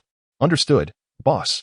Rom, cracking his neck, advanced toward Damon but was intercepted by the now recovered little girl, brandishing her exquisitely sharp butterfly knife. Though perhaps lacking in raw strength, Mindy possessed extraordinary agility and dexterity, honed through rigorous training. Seeing his daughter momentarily engage the towering man, Damon strode into the room and, wielding his tactical dagger, knocked Frank's gun from his grasp. This former police officer, consumed by vengeance, had awaited this moment for years. Frank D'Amico, I have come to send you to hell. You're the one who has been sabotaging my business, sending my men to the precinct, aren't you? Frank feigned calmness, his wounded hand discreetly slipping beneath the table. Of course, it would be far too easy to simply shoot you dead. I intend to obliterate your empire, just as you destroyed my life and family. Damon's eyes brimmed with deep-seated hatred. He had once been a police officer but had been forced into a life of crime by Frank, leading to his wife's tragic suicide and the shattering of his family. Oh, now I remember. You are the officer I sent to prison. Frank finally recognized his adversary. Years ago, a cop had been on his trail, and he had bribed insiders to fabricate evidence to imprison that officer. Actually, we could discuss this, after all. It's all in the past. There is nothing to discuss, Frank D'Amico. It's all over. Damon lunged forward, poised to eliminate this lifelong enemy. Yes, everything is indeed over. Frank kicked the heavy desk aside with a forceful blow, and Damon swiftly sidestepped, narrowly avoiding the massive object that had come crashing down from nowhere. Just as he prepared to step forward, a dark, gaping void loomed before him. Ding! The elevator finally reached the top floor. And Sean's eyes widened in shock as he beheld a scene of carnage, bodies strewn across the ground, scattered bullets, and a burly man locked in a fierce struggle with a petite girl. What on earth was happening? Did someone still wish to eliminate Frank D'Amico? The enemies of this West Coast drug lord were indeed numerous. Sean silently mused, hesitating as he contemplated whom to assist when, with a resounding explosion, the entire top floor reverberated with a deafening blast. The shockwaves surged forth like a tidal wave, shattering the light fixtures overhead and fracturing the bright glass of the floor-to-ceiling windows. Wooden debris from the bookshelves flew about, and scraps of paper danced in the air. Once again, Sean found himself dumbfounded, gazing at Frank D'Amico, who was hoisting a rocket launcher, alongside a middle-aged man lying on the ground, barely clinging to life. It seemed he had inadvertently altered the course of a timeline that was meant to run smoothly. After a brief moment of bewilderment, Sean raised his weapon and fired several shots, striking Frank's hands and legs, and to his astonishment, even the rocket launcher was now in play. What an outrageous turn of events. In the spirit of humanitarianism, he also shot the burly man, for after all, the little girl was simply adorable. Casually striding to Frank's side, Sean removed his motorcycle helmet, revealing a youthful visage. Mr. Frank D'Amico, as I mentioned, I would come to pay you a personal visit. The notorious drug lord glared furiously, realizing that the true invader was merely a student-like young man. Who are you? Frank gritted through the pain. Considering the complicated nature of our grievances, I shall refrain from elaborating. If you wish to place blame, direct it towards that scoundrel who incessantly extorts high school students. Even gangs should uphold a standard of decency. Sean replied, pressing the gun against Frank's temple in a tone that was both gentle and congenial. Farewell. Ignoring the dimming light in Frank D'Amico's eyes, Sean turned to the little girl, who was weeping over the middle-aged man's body, and was suddenly struck by a headache, contemplating whether to stay or leave. Hearing the sirens approaching from below, the young boy stepped beside the purple-haired girl and sincerely asked, "Shall we make our escape together?" Chapter 13. Skill card. I was out for a day, and why is it that not only is the bowl unwashed, but the leftover pizza remains untouched? Upon returning to the apartment, Sean gazed at the chaotic scene, glaring in frustration at the blonde little girl lounging on the sofa, indulging in ice cream. It had been 2 days since he had dealt with Frank D'Amico, and out of a moment of compassion, he had brought home the girl named Mindy McReady.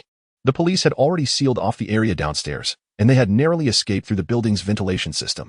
Who would have thought that this little girl, recently bereaved of her father, would be a mere fade for her innocent and endearing appearance? After just 2 days of cohabitation, Sean was already overwhelmed. Isn't washing the dishes and cleaning up your responsibility? The books suggest that as a gentleman, one ought to contribute more for ladies, especially for a refined young lady like myself. Mindy gazed at him with her large, luminous eyes, wearing an expression of innocent grievance that almost made Sean feel as if he had indeed uttered something excessively harsh. I can't provoke her, he silently reminded himself, as he set down his backpack and obediently walked to the kitchen to clean the dishes. It was never wise to argue with a woman, especially one who was considerably younger and possessed a devilish nature. Any news from the police? He inquired while scrubbing the plates, directing his question toward Mindy, who was lounging on the sofa, engrossed in the television. In light of such a severe incident, it seems the police on the West Coast have sealed off the information. Yet they have not uncovered anything of value. Before I left, I erased all the surveillance footage, and all those who encountered our gunmen have perished. That fellow Larso, along with the others, has been thoroughly eliminated, the little girl with golden pigtails stated calmly, savoring the ice cream in her hand. Having undergone rigorous and inhumane training from her father, Mindy had never experienced such a leisurely and tranquil life as she did now. However, you are quite peculiar. Despite your physical prowess surpassing that of my father, you seem to lack even the slightest understanding of disguise, reconnaissance, or hacking skills, she remarked, taking a hearty bite of her ice cream. Having spent 2 days cohabiting with Sean, she was filled with curiosity about this young man who, at the slightest disagreement, would launch an assault on Frank D'Amico's stronghold. He possessed astounding physical capabilities but appeared to have never received formal training, relying solely on his inhuman strength and remarkable body control to overpower Frank D'Amico's henchmen. This is difficult to explain. Ordinary individuals develop their abilities through training and practice. I am different from them, Sean replied vaguely, aware that he could not divulge the source of his strength to anyone. If you would call me your teacher, I could instruct you in these matters, the little girl suddenly exclaimed, as if struck by inspiration. She sprang up from the sofa, nearly smearing ice cream on her face. The training you are currently undertaking is purely physical and yields slow results. What you lack is not strength but rather the means and techniques to wield it. I can teach you all of that, along with knowledge of disguise, demolition, and assassination.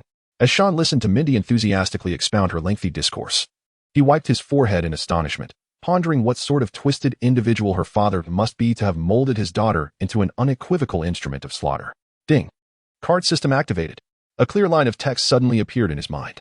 Sean squinted, witnessing the system, once virtually non-existent since his body underwent modification, beginning to shimmer with a gentle white light as Mindy continued to fervently outline her training regimen for him. Immersing his thoughts into it, Sean discovered that the previously monotonous system framework now featured an additional card option, with a card emblazoned with the words Super Kill radiating brilliance. Skill card, Mastery of Firearms, level, what is happening? Sean opened his eyes and abruptly turned his gaze towards Mindy, who was seated on the living room sofa, skillfully assembling a Colt handgun. The golden-haired little girl deftly disassembled the firearm into its components and then swiftly reassembled it, as if to showcase her prowess, all the while articulating the advantages and disadvantages of the weapon. Could one acquire skill cards from individuals? Sean pondered for a moment, recalling that in the original game, there existed a similar mechanic whereby exclusive skills of superheroes could be obtained through drawing. It seemed that this system was indeed quite beneficial, however. He had previously neglected its development and exploration. He shook his head, acknowledging this as a significant oversight. Since arriving in this world, he had believed that, with the strength derived from his physical enhancements, he could gradually evolve and eventually secure a place for himself. This inflated sense of self-worth, stemming from an unexpected acquisition of power, was a misconception. Upon reflection, in this world teeming with formidable beings, genius scientists clad in iron armor soaring through the skies, terrifying giants who transformed when enraged, divine princes from extraterrestrial civilizations, and even a notorious cosmic overlord lurking in the vastness of the universe. Coveting this blue planet, surviving in such a perilous and thrilling realm was no simple feat. The pursuit of power should indeed be an unending quest. Sean suddenly sank into a contemplative state. Perhaps his lack of encounters with adversity after gaining strength had led to a burgeoning arrogance, as the local thugs and gang enforcers proved to be utterly ineffectual. His thoughts brushed against the gentle white light in his mind, and a smile crept across his face. The card he had obtained transformed into a cascade of luminous particles, infusing his consciousness. Mindy, do you wish to train me as a mercenary? The young boy patted the little girl's head, and with a flourish, he disassembled the reassembled Colt handgun into scattered parts, only to swiftly piece it back together in a dazzling display of skill, as though he had undergone extensive training. Mindy's mouth fell agape, her expression a delightful mix of astonishment. She knew that Sean was utterly ignorant of firearms, at most capable of disengaging the safety and pulling the trigger. Hee. This is sheer talent. I learned it just by watching. As the inquisitive little girl continued to bombard him with questions, Sean wore a mysterious smile, helping her tidy up the cluttered apartment. What would you like for dinner? Mexican burritos. There's a fantastic pizza place in the next block. And a strawberry sundae too. Aren't you worried about gaining weight from all that? Shut up. I am your teacher now, so show some respect. Oh, don't pat my head. The duo, one large and one small, strolled down the evening streets, the setting sun casting elongated shadows behind them. In the distance loomed the bustling city, resembling a cold, colossal jungle of steel, gradually engulfing the two insignificant figures. Chapter 14. Father and son Harry Osborn returned to his luxurious mansion in Manhattan. Since graduating from high school, he had lived independently, sharing a cramped university dorm with his close friend, Peter.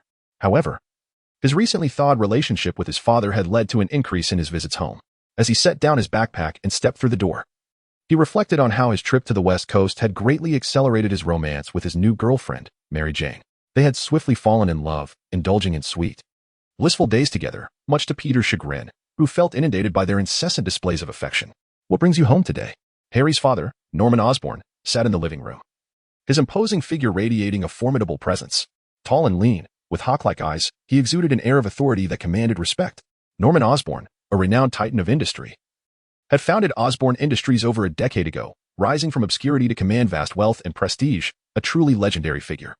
"I'm home to pick up a few things for the school break," Harry replied casually, having grown distant from his father during his years at boarding school, resulting in their interactions being rather sparse and devoid of warmth.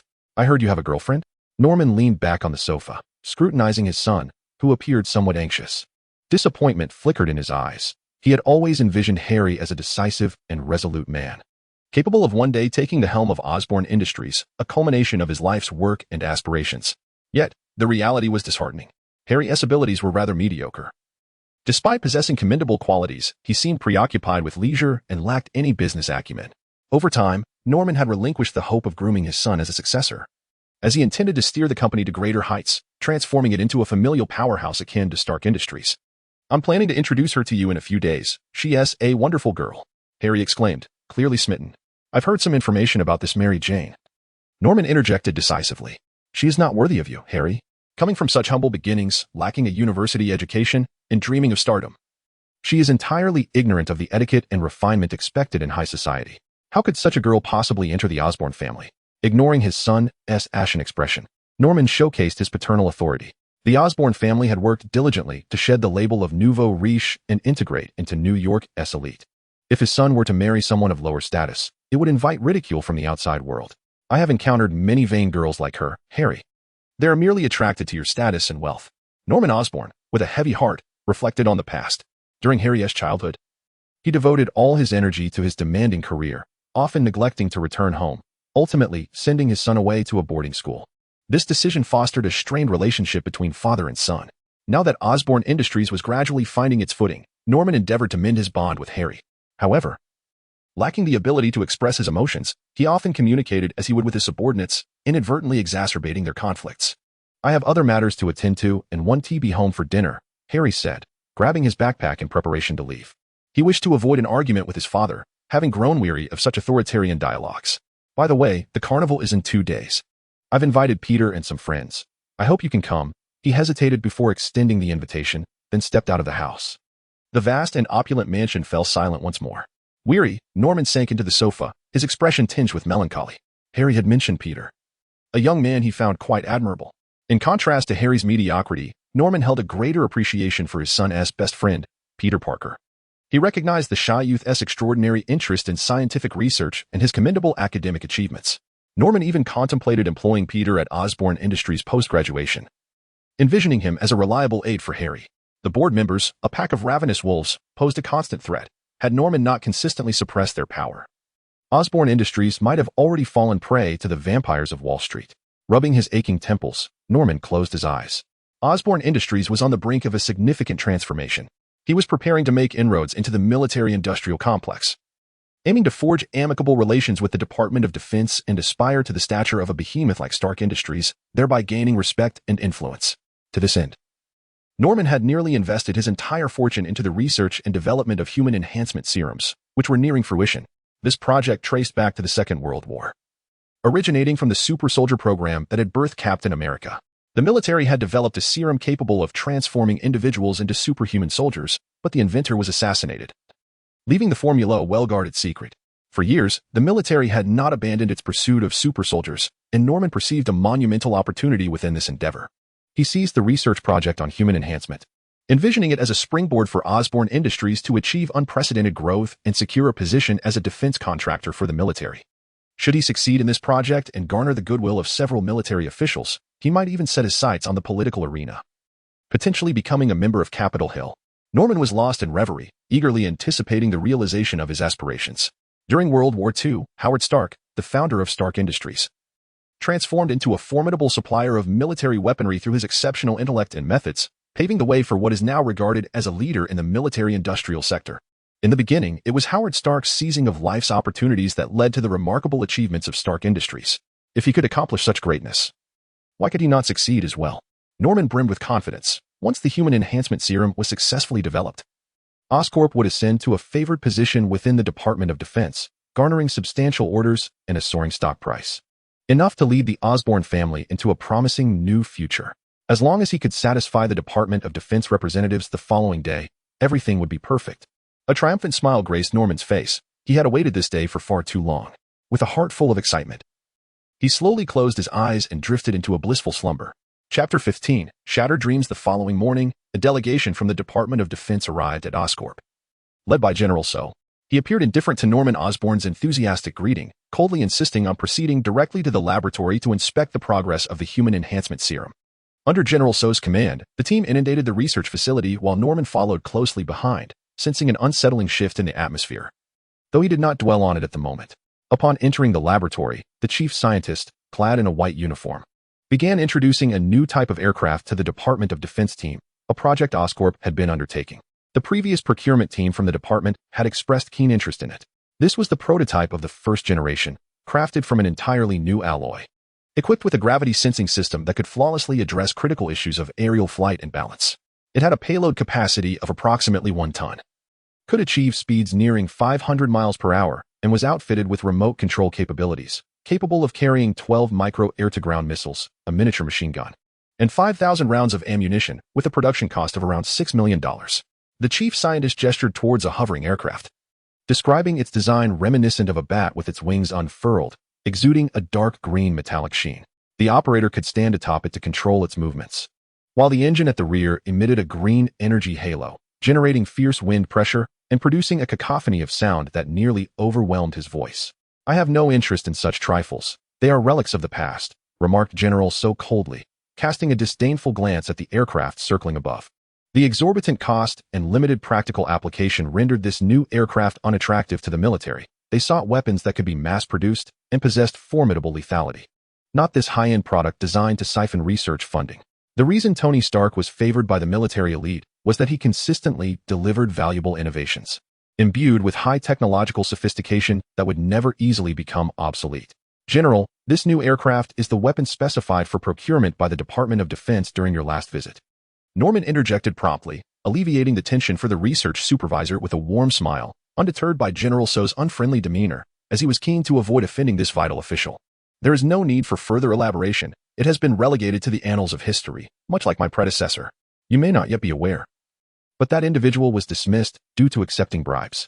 I shall not err in such a manner again." Norman was taken aback by this revelation. If it were true, it would signify that all agreements previously negotiated between Osborn Industries and the Department of Defense would be rendered void, necessitating a complete restart. As he observed General So's haughty demeanor, an unsettling feeling washed over him. His gaze swept across the laboratory, noting the presence of 2 board members who typically abstained from industrial operations, Mr. Ba, bespectacled, and Mr. Fay, confined to a wheelchair. Both were major shareholders, backed by the forces of Wall Street, pure and odious financial speculators solely intent on extracting greater profit from Osborn Industries. Why were they here? Though puzzled, Norman had no time to dwell on it.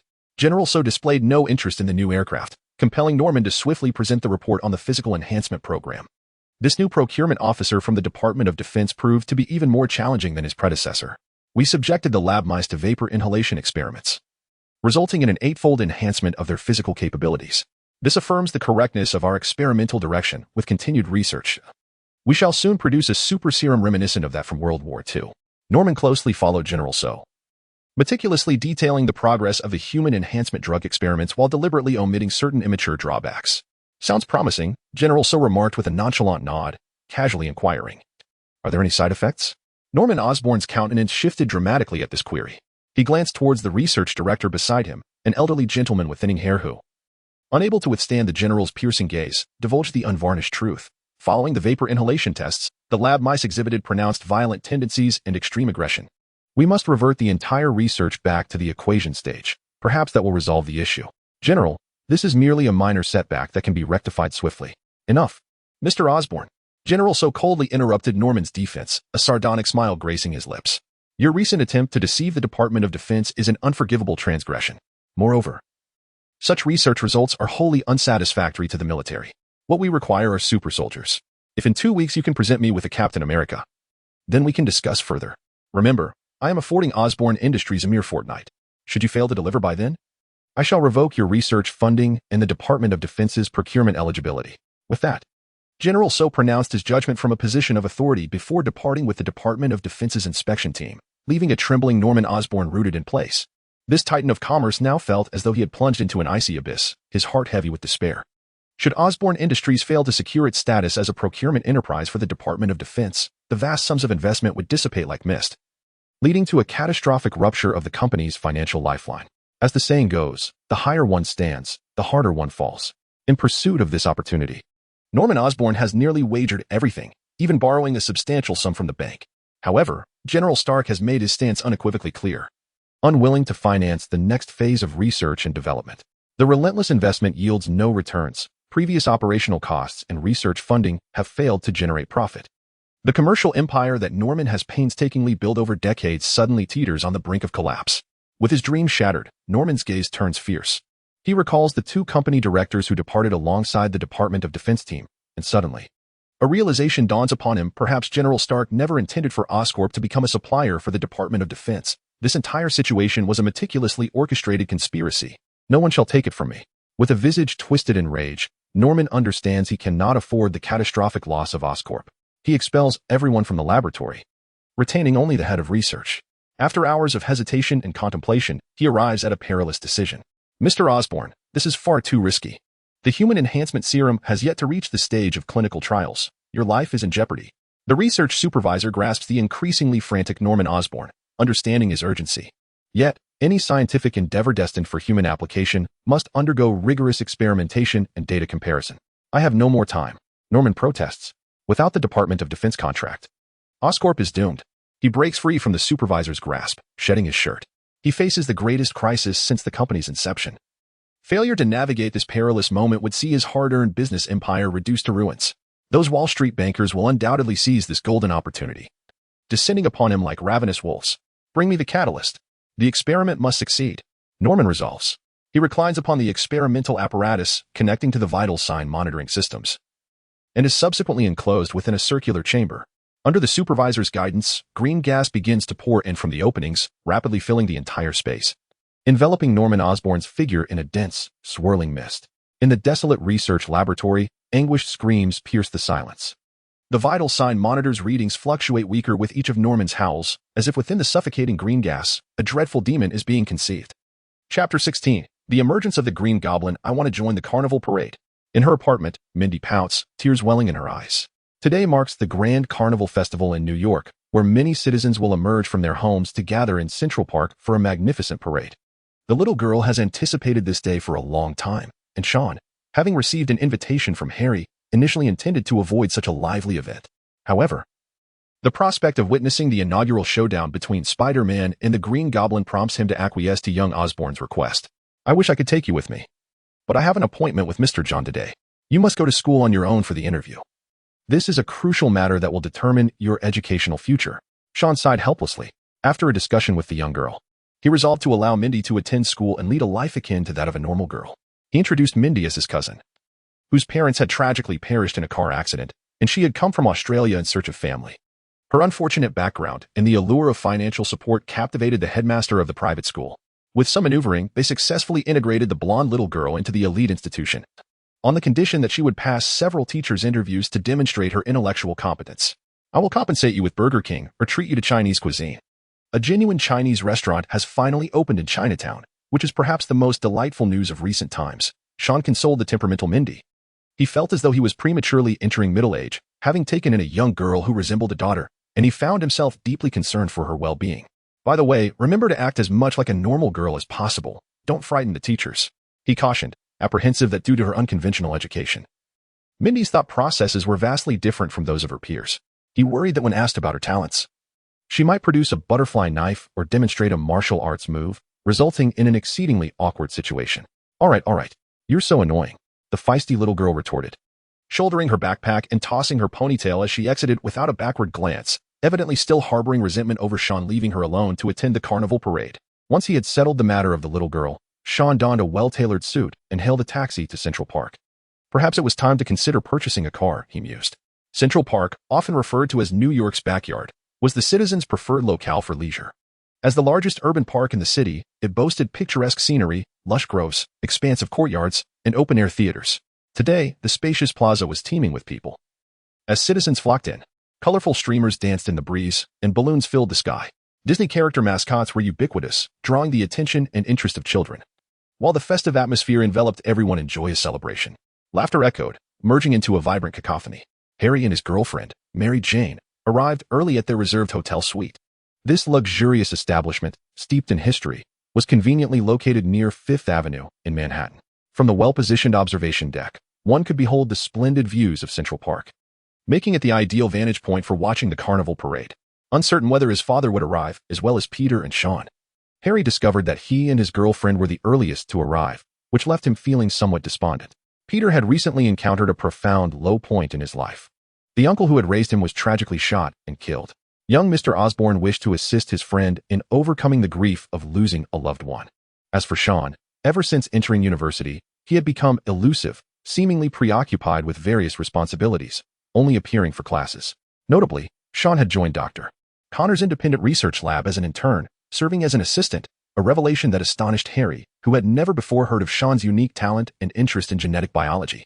Meanwhile, his dear friend Peter was reportedly striving to become the chief photographer for the Daily Bugle, having captured all the Spider-Man photographs published by the newspaper, thereby providing a substantial income for the financially struggling Parker. Both friends were charting their own paths, while Harry, apart from sharing a world with Mary Jane each day, found himself at a loss for what to do. He had little interest in inheriting his father's company. The insincerity of business dealings and the monotony of industrial production left him feeling overwhelmed. Clinging to his girlfriend, Harry felt a sense of bewilderment regarding his future, uncertain of the direction he should take. "Harry, hasn't your father arrived?" A voice interrupted his reverie. Turning around, he saw his father's business partners, Mr. Barr and Mr. Fee. "He promised to come, but I haven't seen him yet," Harry replied, disappointment evident in his tone. "Perhaps he is busy with work." "He has always been like that. We were about to share some good news with him," Mr. Barr and Mr. Fee remarked with sinister smiles. With the loss of a crucial Department of Defense contract, Osborne Industries was soon to be sold at a premium to Wall Street bankers, with the immense profits destined for their pockets, a matter worthy of celebration. As for Norman Osborne, who cared about a failure, Mr. Barr and Mr. Fee had long sought to carve up Osborne Industries like a sumptuous cake, yet Norman had persistently resisted, attempting to transform the company into a defense procurement enterprise, aspiring to become a military giant like Stark Industries. How absurd. Exchanging knowing glances, Mr. Barr and Mr. Fee turned away, wandering towards the festivities in Central Park. The exuberant sounds of celebration surged through the air as a robust woman in a red dress passionately sang on a grand stage, swaying her ample form. The exuberant rock music, infused with fervent rhythm, ignited the crowd's enthusiasm, with applause crashing like waves. A taxi pulled over at the edge of the gathering. As the increasing crowd obstructed the path ahead, Sean exited the vehicle and looked up to see colorful streamers and balloons floating above, resembling a vibrant tapestry of clouds, nearly obscuring the sky. "I wonder if Harry has arrived," he pondered, feeling momentarily overwhelmed by the throngs of people. Not long after, amidst the throng of people, he spotted Peter, the young Spider-Man, who was fervently capturing moments with his camera, embodying an unyielding enthusiasm, just as Sean contemplated approaching him to exchange greetings. A cacophony of sharp laughter pierced the air, causing the singer on stage to halt abruptly. The once jovial atmosphere came to an abrupt standstill as the crowd collectively tilted their heads skyward, fixated on a figure clad in green armor, gliding through a flurry of colorful balloons on a bat-like contraption, intermittently erupting in maniacal laughter. "Ha ha ha. Happy festival." The fiend piloted his bizarre flying machine, his menacing helmet adorned with a devilish visage, eyes gleaming with a malicious green light.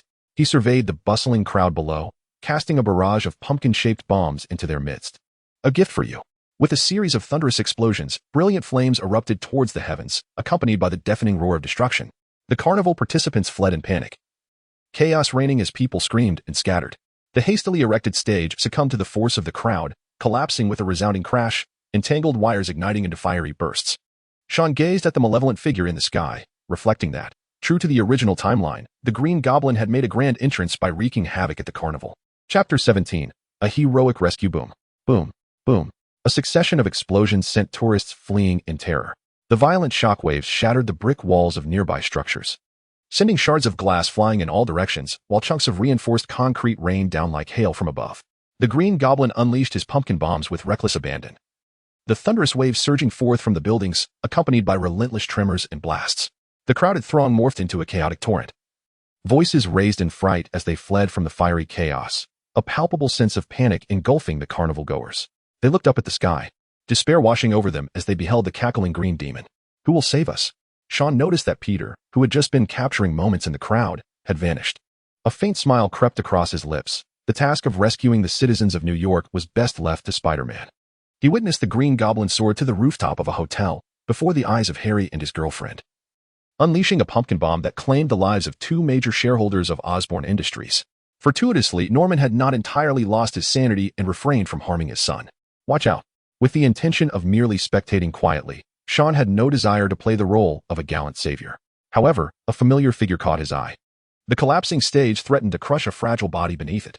With a resigned sigh, Sean summoned his strength, launching himself like an arrow, swiftly rescuing the terrified girl just in time. The steel framework crashed down with a thunderous roar, sending up a cloud of dust. Feeling her delicate form trembling in his arms, Sean gently reassured her, "It's all right. You're safe now." The girl clutched the hand of her savior tightly, looking up in surprise to discover a familiar face. "Sean, what are you doing here?" "A friend invited me over, but I never anticipated such an incident," Sean explained. "Gwen, let me take you away from here." The girl, Gwen Stacy, was a college classmate of Sean's, and they had grown quite familiar with each other while interning together in Dr. Connor's laboratory. "This place is perilous." Sean glanced up, and at long last, Spider-Man made his much-anticipated entrance, the newly unveiled Peter Parker, continuously shooting webs and deftly leaping between skyscrapers. The Green Goblin, too, seemed to have detected this bothersome adversary. He let out a shrill laugh, maneuvering his glider downward, having just extinguished two vibrant lives, which only amplified his inner thirst for chaos. As if a voice incessantly urged him to wreak more havoc and destruction. "Hey, Spider-Man." Several pumpkin bombs were hurled at him, and the violent shockwave sent Peter soaring through the air, crashing heavily against a building's wall. "Do you like the gifts I've sent you?" "Ha ha ha, Spider-Man." The Green Goblin activated the minigun mounted on his glider, unleashing a torrential barrage of metal upon Spider-Man, instantly transforming the sturdy wall into a honeycomb of destruction. Peter, ever resourceful, shot out webs, using the balloons and streamers floating in the sky to evade the onslaught. Seizing a moment of distraction, he fired a web that ensnared the goblin's glider, causing it to spiral out of control and hurl the villain from the air. "Here, taste this." Spider-Man, seizing the opportunity, launched himself with a web spring, striking the Green Goblin like a cannonball, delivering a flurry of punches and kicks that brought the nefarious disruptor of the carnival crashing to the ground. The Green Goblin, undeterred, retaliated by hoisting a massive cylinder, sending Spider-Man hurtling through the air, crashing against a car. The two combatants were locked in an intense struggle. Spider-Man's agility matched against the Green Goblin's advanced technology rendered their contest evenly matched, with no clear victor emerging in the heat of battle. Sean, guiding the frightened Gwen to safety, suddenly heard a scream. Following the sound, he spotted Harry and Mary Jane trapped on a balcony, desperately calling for help. Yet no one came to their aid. Spider-Man, upon seeing the peril of his secret crush, was determined to rush to her rescue. But he found himself ensnared by the Green Goblin, who seized the opportunity to unleash a flurry of punches and kicks, quickly gaining the upper hand. Explosions erupted from the hotel, threatening the precarious balcony where Harry and Mary Jane stood, both cornered and praying for assistance. "I'm busier than any superhero," Sean silently lamented. Turning to Gwen, "I still have friends over there. You stay here and wait for the police to arrive." Gwen grasped the gentleman's suit draped over her shoulders, silently observing Sean's retreating figure, her heart fluttering. The carnival scene was engulfed in explosive fire and thick smoke, where the Green Goblin and Spider-Man were locked in a fierce battle. In such a perilous moment, the young boy remained concerned for his friend, evoking both admiration and a twinge of emotion. Unbeknownst to Sean, as he sprinted away, Gwen had imagined him as a brave and fearless hero. Whether driven by self-interest or an intrinsic moral compass, he could not remain indifferent to Harry's fate. After all, performing a few good deeds could only enhance his character. Lost in thought, Sean burst into the chaotic hotel. The elevator was out of service, compelling him to race up the stairs. As Mindy had remarked, he possessed exceptional physical prowess. Within mere minutes, he had reached the balcony on the hotel's top floor. Yet for him, such exertion felt no different than a leisurely stroll. Harry, Mary Jane. Sean realized the precarious situation the two found themselves in, particularly Mary Jane, whose body dangled perilously over the edge. The concrete of the balcony crumbled, and the fissures in the walls widened, threatening to send them plummeting at any moment. Come, grasp my hand. He first pulled Harry to safety before extending his hand to Mary Jane.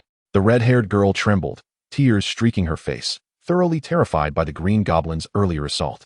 She clutched his warm hand tightly and leapt into Sean's embrace. Having successfully rescued both, Sean discreetly pushed Mary Jane aside, guiding them away from the epicenter of chaos. They witnessed the Green Goblin murder two major shareholders of Oscorp, leaving them profoundly shaken and in need of time to process their emotions. It's all right, Harry. It's all over now, Sean reassured the visibly distressed young man. At that moment, Harry seemed to recall something, hastily retrieving his phone to call his father. Only to be met with silence. I need to go home first. Sean, please take Mary Jane back. He remembered inviting his father to the carnival. Now marred by a horrific attack, and anxiety washed over him.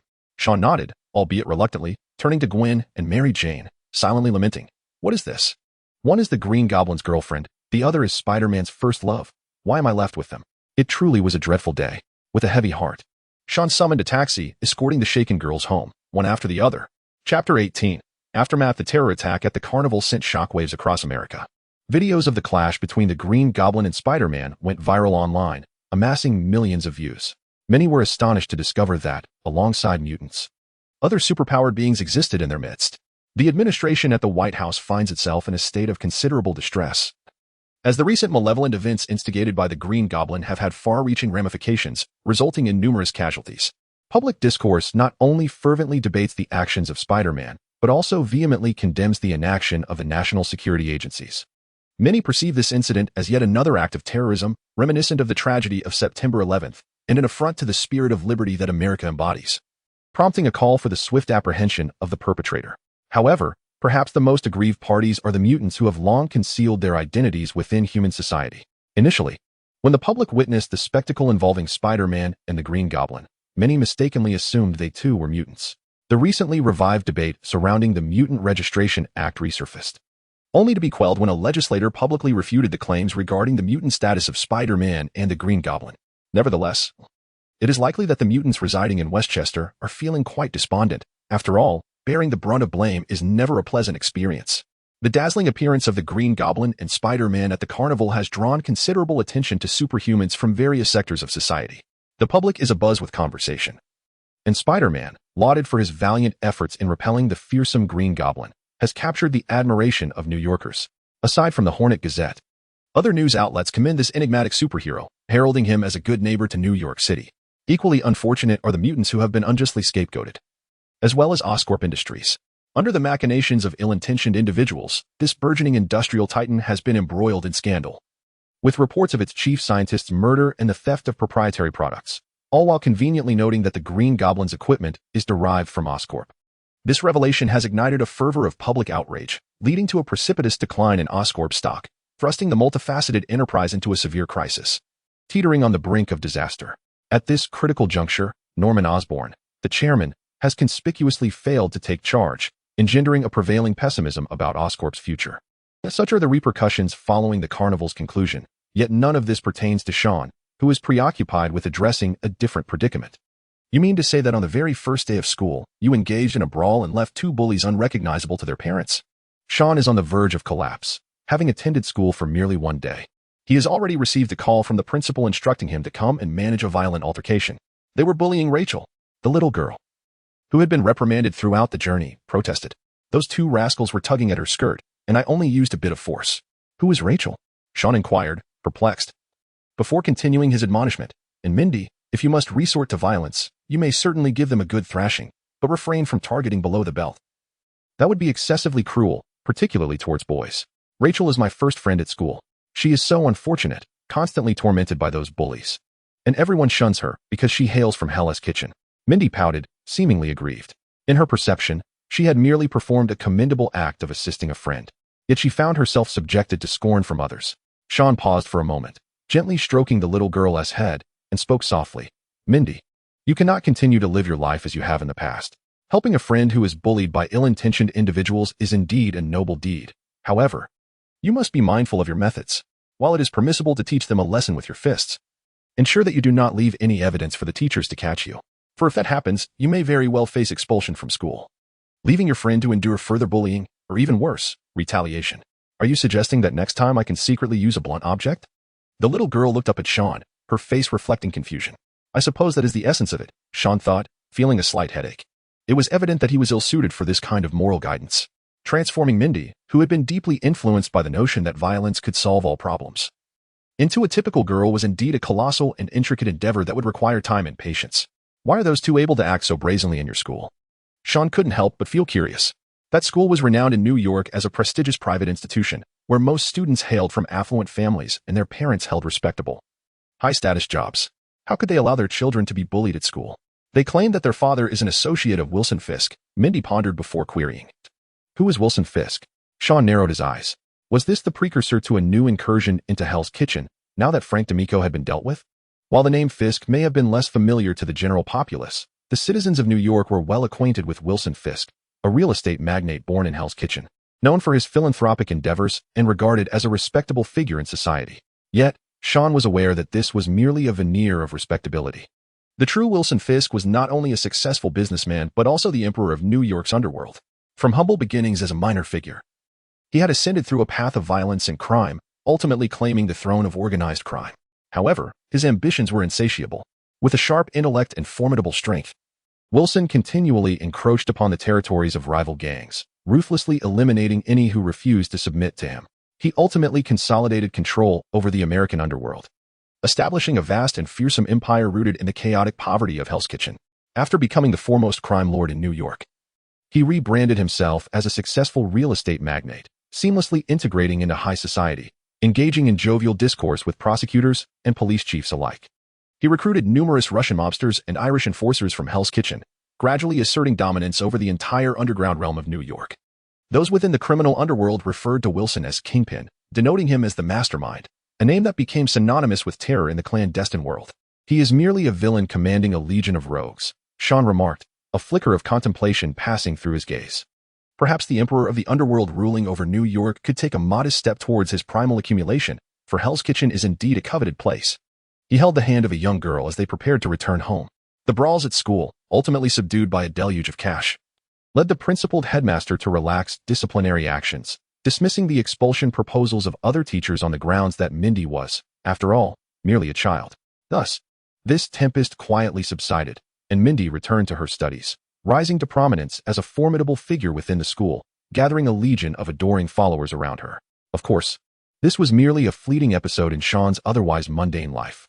In an era devoid of soaring superheroes, he relished the tranquility. Untroubled by the specters of alien invasions or the machinations of nefarious villains bent on world destruction, everything felt so idyllic. Moreover, this afforded him a leisurely mindset to gradually build his strength, free from excessive concern about the dangers posed by his own frailty. After all, even that Tony Stark fellow remained ensconced in a life of debauchery, yet had not yet ascended to the status of Iron Man. Superheroes lay dormant in their cradles, yet to awaken. The cosmic tyrant coveting the 6 Infinity Stones had not yet cast his gaze upon this azure planet, and all tales had yet to unfold. Bread would be abundant, and milk would flow. As Sean gazed upon the descending sun on the horizon, his eyes sparkled with dreams of the future. Chapter 19. Dr. Connors. Dr. Connors is a visiting professor at the State University of New York, occasionally imparting knowledge on the subject of genetic biology to his students, alongside his teaching duties. He also operates an independent laboratory, funded by Oscorp Industries, whose owner, Norman Osborn, harbors a keen interest in Connor's ongoing research. This endeavor revolves around the regeneration of severed limbs, promising vast potential and market opportunities in medical applications. Hence, Norman Osborn allocates substantial research funding to Connors annually, striving to realize this groundbreaking project. Connors emerged from his office, wearied and forlorn. Once a military doctor, he had been conscripted during wartime to tend to the injured at the front lines. In a catastrophic explosion, he sustained grave injuries, necessitating the amputation of one arm to preserve his life. Upon returning to the university, he devoted himself to studying the regenerative systems of reptiles, delving into the realm of genetic biology, all in hopes of restoring his own physical integrity. After years of diligent research, Connors had begun to glimpse the light of hope. Many scientific hurdles had been successfully surmounted, and he firmly believed that given a bit more time, he would complete the research into limb regeneration technology. At this critical juncture, Osborn Industries abruptly ceased its financial support for the laboratory. Connors soon learned that this burgeoning industrial giant had recently encountered significant turmoil. with its stock price plummeting catastrophically and unfavorable rumors of impending splits and acquisitions circulating. Under such dire circumstances, Norman Osborn, preoccupied with his own troubles, was understandably unable to continue providing substantial funding for research. This predicament left Connors in an awkward position. He was but a step away from success. Yet the lack of funds rendered the continuation of his research impossible, delivering a crushing blow to his aspirations. Reflecting on the years of effort and dedication he had invested, now at risk of evaporating into mere illusions, a surge of furious color flushed across Connor's pale, gaunt cheeks. He clenched his fists and observed the bustling interns in the laboratory, his previously sullen and ashen visage gradually giving way to a sense of helpless despondency. "Good morning, Doctor." Connors, a young boy, stood before him, wearing a warm smile. The dazed middle-aged man snapped back to reality, recognizing him as one of his interns. Connors managed to force a stiff smile onto his face. "Hello, Sean. I reviewed your paper on interspecies genetics and biological genes. It is quite thought-provoking." Connors held a high regard for the seemingly bright young man. No matter the task, whether it was a tedious chore like cleaning laboratory instruments or more complex assignments, Sean consistently excelled, displaying remarkable patience. Thus, Connors had always admired this young lad, envisioning that once his research bore fruit and he attained the accolades and recognition he so desired, he would formally recruit Sean into the laboratory and entrust him with some genuinely pivotal research responsibilities. Now, however, all such dreams had become mere fantasies. Without the backing of Osborn Industries, the prospect of continuing his unfinished research was utterly unattainable, and the once bright future he had envisioned now felt as insubstantial as reflections on water or flowers in a mirror, ephemeral and fragile. Sean, observing the despondent figure of Dr. Connors, felt a twinge of curiosity. Had he inadvertently triggered the narrative of Dr. Lizard? In the original timeline, this taciturn, one-armed middle-aged man, like the desperate Norman Osborn, had resorted to using himself for human experimentation, resulting in a transformation into a colossal humanoid lizard. Sean had joined Connors' laboratory merely to provide himself with a plausible rationale for future achievements. Otherwise, a man devoid of formal education and completely ignorant of scientific principles suddenly presenting groundbreaking research would undoubtedly invite skepticism. The genius aura of Tony Stark was bolstered by the immense backing of Stark Industries and a degree from MIT. Thus, Sean recognized the necessity of not falling behind. He had been patiently awaiting the right opportunity to secure his first stepping stone, and the recent stock market crash of Osborn Industries had emerged as one of his targeted prospects. The advanced technology affixed to the Green Goblin was, in fact, a stolen product from Oscorp Industries. This revelation was anonymously conveyed to the Daily Bugle by Sean. Norman Osborn, in his reckless pursuit of human enhancement experiments, succumbed to his inner turmoil, transforming into the merciless Green Goblin. It is but a matter of time before he meets his demise at the hands of Spider-Man, which would inevitably lead Harry to inherit the nearly bankrupt company. Sean had already formulated a contingency plan for all forthcoming events. To elevate himself from the status of an ordinary boy in New York to that of a prominent figure akin to Tony Stark, he required more than just the strength bestowed by the system. The world was rife with formidable individuals. Believing he could overpower all superheroes solely through the system would ultimately lead him into a dire situation of being besieged. Sean refused to be a mere subordinate to superheroes in the S.H.I.E.L.D. under the directives of that imposing director. Nor did he wish to dwell in the shadows like Hydra, plotting against the Avengers for world domination. He aspired to carve out a path uniquely his own, free from the constraints of S.H.I.E.L.D. and the threats posed by Hydra. To achieve this, Sean needed not only immense power, but also a solid foundation built upon wealth and influence. Thus, he operated from the shadows, orchestrating plans involving Norman Osborn, confident that the Green Goblin was currently embroiled in a crisis at his company. What if Spider-Man fails to neutralize the Green Goblin? Should I intervene? Sean pondered, stroking his chin. Should the butterfly effect alter the timeline, and the Green Goblin remained unscathed, it would pose a significant setback for Sean's plans. Compared to the more manageable Harry, the shrewd Norman Osborn was a formidable opponent. "Peter, do not let me down," Sean said to himself, donning his laboratory's white uniform, ready to embark on a new day. Out of the corner of his eye, he noticed a blonde girl approaching him. He softened his icy demeanor and replaced it with a cheerful smile, presenting himself as a harmless, sunny young man. "Hi, Gwen. I thought you would be resting at home for a while longer," Sean greeted, observing the girl with sparkling eyes, her concern evident in her expression. This was Spider-Man's first love, who now held a bag in both hands, her charming face adorned with a hint of shyness. Sean felt an inexplicable shift in the atmosphere, as if a subtle tension lingered in the air. "This is your clothing. I washed it for you." "Thank you." The girl spoke in a voice so soft it was almost a whisper. If it weren't for Sean's exceptional hearing, he might have missed her words entirely. The young man accepted the bag, discovering it contained the suit jacket he had draped over her when he saved her previously, a detail he had entirely forgotten.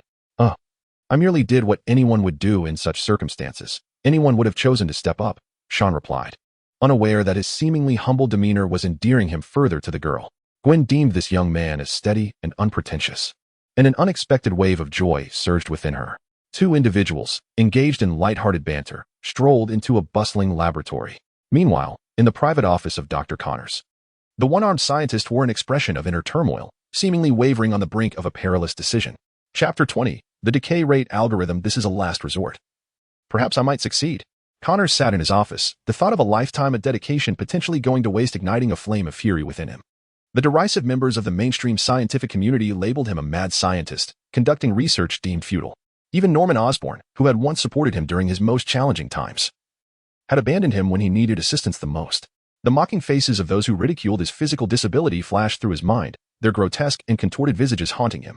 The once bright visions of accolades and honor had been brutally shattered by harsh reality. Without the fruits of this research, what future remained for him? A voice echoed in the depths of his soul, akin to the devil in Faust, tempting Connors to take a risk, to make that audacious decision. Perhaps Lady Luck would favor him. Although the probability of success in human trials was minuscule, the thought of a life of poverty and the scorn of academia was intolerable.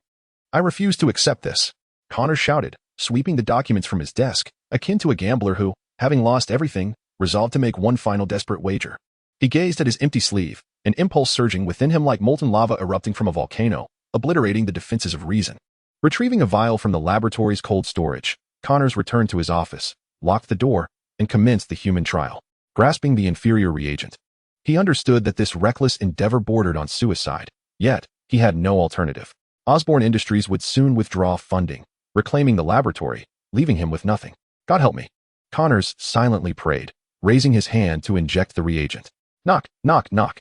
Dr. Connors, are you in there? The sudden knock interrupted Connors' experiment. The one-armed middle-aged man felt a twinge of panic. He recognized the voice of his intern, Sean, unsure of what the promising young man sought from him. I'm conducting some research. What is it, Sean? Connors asked anxiously. Oh, well, I was just speaking with Gwen about interspecies genetics, Sean replied. She mentioned that the laboratory's progress has stalled on the decay rate algorithm. I've read your published works and all your papers. May I come in? Sean stood at the door, aware that Dr. Connors had devoted his life to interspecies genetic studies, aiming to transplant the biological traits of lizards into humans, enabling those with physical disabilities to regain their health. Unfortunately, this groundbreaking project, which could astonish the world if successful, had been hindered by a lack of the algorithmic formula for decay rate evolution, stalling the progress of the experiments. The office door swung open, and Connors beckoned Sean to enter. The young boy caught sight of a reagent on the desk, feeling a surge of surprise. It appeared that his attempts to undermine Osborn Industries had placed the one-armed doctor in a predicament, to the extent that he resorted to using himself as a subject for human experimentation. Do you have any suggestions regarding my experiments? Connors asked dismissively. Although Sean was indeed remarkable, Connors did not believe the young boy could offer any substantial advice. He had spent his entire life ensnared at this stage, and despite countless trials, he had yet to derive the correct formula for the decay rate evolution. Sean was merely in his 20s and had only been engaged in cross-species genetic research for a few months. Connors doubted he would possess any extraordinary insights. Dr. Connors, I have read your book as well as your papers on cross-species genetics. It is a magnificent concept, and if realized, it could hold infinite possibilities. Sean displayed an expression of admiration and reverence, seemingly brimming with confidence in Connors' research. The young boy's sincerity touched Connors, who had long suffered from a lack of recognition. The mainstream academic community deemed him a dreamer. Aside from Norman Osborn, no one had faith in this research project, and even Osborn's support was driven by commercial interests. Thank you, Sean. Many believe that cross-species genetics is a mad notion, Connors replied, a flicker of gratitude in his eyes. No one had ever spoken such words to him before. Observing that he was gradually gaining control of the conversation, Sean allowed a faint smile to grace his lips. The one-armed doctor, immersed in academic pursuits, was not adept at interpersonal relationships or communication skills. Otherwise, he might have discerned that Sean's earlier praise, though seemingly heartfelt, was merely a facade of flattery. Doctor, I have reviewed your experimental comparison reports and the data. Here is the decay rate evolution formula I devised. Please let me know if there are any corrections needed. Connors stifled a chuckle internally, as he did not genuinely believe Sean could solve this conundrum.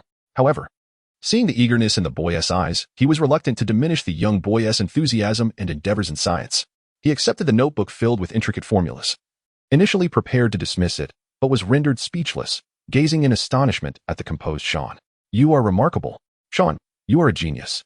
A true genius," Connors exclaimed, his words tumbling out in excitement. He had not anticipated that the problem that had plagued him for years could be resolved so simply. "Doctor, this formula is not yet perfect. I hope you can refine it." Sean offered a humble smile, not wishing for Connors to hastily employ the algorithm, which could lead to disastrous outcomes reminiscent of the timeline from before, resulting in him transforming into a reptilian monstrosity due to genetic conflicts. "However, very well, Sean. Let me speak candidly. This laboratory is sponsored by Osborne Industrial Investments, but recently, the company has encountered some difficulties and has requested to withdraw its funding and reclaim the rights to the laboratory. In other words, my time is severely limited." The anguish on Connor's face was evident. Time had become his greatest adversary. Even though success was tantalizingly close, every endeavor required time to materialize. "Doctor, have you forgotten the original intention of this research?" Sean exclaimed passionately, his voice resonating with fervor. If interspecies genetics can be realized, it could save millions of disabled individuals, liberating them from their physical limitations and the judgment of others. Moreover, the potential for development extends far beyond this. The fusion of human and animal genes could propel us significantly forward on the path of evolution. Sean's enthusiasm painted a vivid and expansive vision of the future for Dr. Connors. "This algorithm is not yet perfect. It is merely a flash of inspiration and requires someone well-versed in interspecies genetics to refine it. Dr. Connors, we can achieve greater heights. We just need a touch more patience." The young boy, reminiscent of a Wall Street stockbroker, continued to coax Connors, causing the older man's resolve to waver. With thoughts of Norman Osborn, who was contemplating abandoning the project, Connors found himself in a state of inner turmoil. "Funding will not be an issue. Trust me. Give me 2 days," Sean assured, his youthful countenance imbued with sincerity and determination, as if possessing an undeniable charm. Through his glasses, Connors gazed at this miraculous young boy. Though doubt lingered in his heart, he chose to place his faith in Sean, perhaps secretly hoping for the flawless experimental results he had described. Chapter 21. Hell's Kitchen. Upon leaving Connor's laboratory, the outside world had succumbed to darkness. After bidding farewell to Gwen, Sean embarked on his journey home. Recalling the girl's reluctant gaze as she departed, a peculiar sensation stirred within him. Was this akin to encroaching upon Spider-Man's territory? Dismissing the chaotic thoughts in his mind, Sean began to contemplate how to secure substantial investment for Dr. Connors. Norman Osborn was no longer a reliable ally. The Green Goblin was preoccupied with the plummeting stock prices of his company. Given the current state of Osborn Industries, it was evident that more funds could not be squeezed out. Should he seek out Tony Stark, that notorious playboy? The thought flitted through his mind before being swiftly dismissed. Stark Industries, a titan in the military-industrial complex, was backed by the Department of Defense. Connor's research, aimed at the biomedical field, would hardly attract the attention of the future Iron Man. Moreover, Tony Stark was known for his sharp tongue and haughty demeanor. Attempting to secure investment from him would be a futile endeavor and could result in public humiliation. What about Hammer Industries, also a contender in military contracting? It is unlikely that Justin Hammer, a greedy and foolish businessman, would spare anyone in a situation where the disparity in status is so pronounced.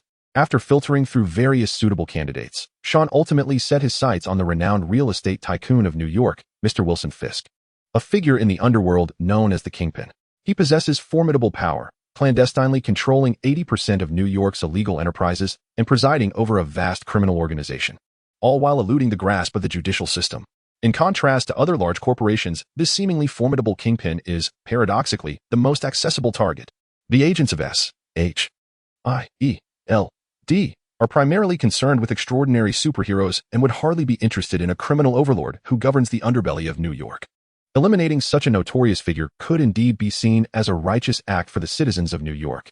Upon returning to his apartment, Sean coincidentally encountered Mindy, a young girl returning from school. Dressed in a light-colored coat and sky-blue jeans, with a backpack slung over her shoulder, she appeared no different from any ordinary girl. "You were definitely concocting some nefarious scheme," Mindy declared confidently. "What makes you say that?" Sean was taken aback. Could this little one possess mind-reading abilities, having discerned his thoughts? "Whenever you contemplate something wicked, that sly smile appears on your face," Mindy remarked, tossing her backpack onto the sofa and eagerly retrieving an ice cream from the fridge as a reward for herself. Sean touched his face, pondering whether his villainous traits were so evident that even a young girl could perceive them. "I was actually contemplating how to perform a good deed, much like Spider-Man, and become a superhero." Sean defended himself, asserting that he aimed to restore peace to Hell's Kitchen while simultaneously raising funds for Dr. Connors. "Superhero? Oh, how splendid!" Mindy suddenly exclaimed with excitement. I've even come up with a name for myself. Lady Deadpool. Isn't it impressive? The latent violent tendencies within the little girl were once again ignited as she rummaged under her bed, producing a black box filled with an array of lethal weaponry, pistols, submachine guns, tactical daggers, and fragmentation grenades. Gear typically reserved for special forces, sufficient for Mindy to storm the New York Police Department with ease. This is more reminiscent of a terrorist, Sean replied, speechless, as he observed the little girl swiftly donning a purple wig and a tight-fitting purple outfit. He nearly forgot that this seemingly innocent and adorable child was once a formidable figure who had dismantled Frank D'Amico's gang. In terms of experience and skill in killing, Sean could only concede defeat. Over the past few weeks, he had undergone a series of training tasks set by Mindy, mastering combat skills, disguise, and hacking knowledge, his proficiency nearly rivaling that of SHIELDS operatives. How could such a cute child be a terrorist? Mindy pouted, playfully displaying her charm. Sean found himself momentarily speechless. Ever since Mindy had entered school and embraced a more conventional life as a young girl, she had become increasingly difficult to appease. What once could be settled with merely a pizza now required at least a strawberry sundae accompanied by a lavish Chinese meal. It would be far more beneficial for a girl to engage in pursuits such as dance, painting, or playing the piano rather than resorting to such tactics. Realizing that verbal persuasion was futile against the little girl, Sean resorted to more forceful measures, removing her wig and confiscating the black box filled with weapons, which he found quite useful.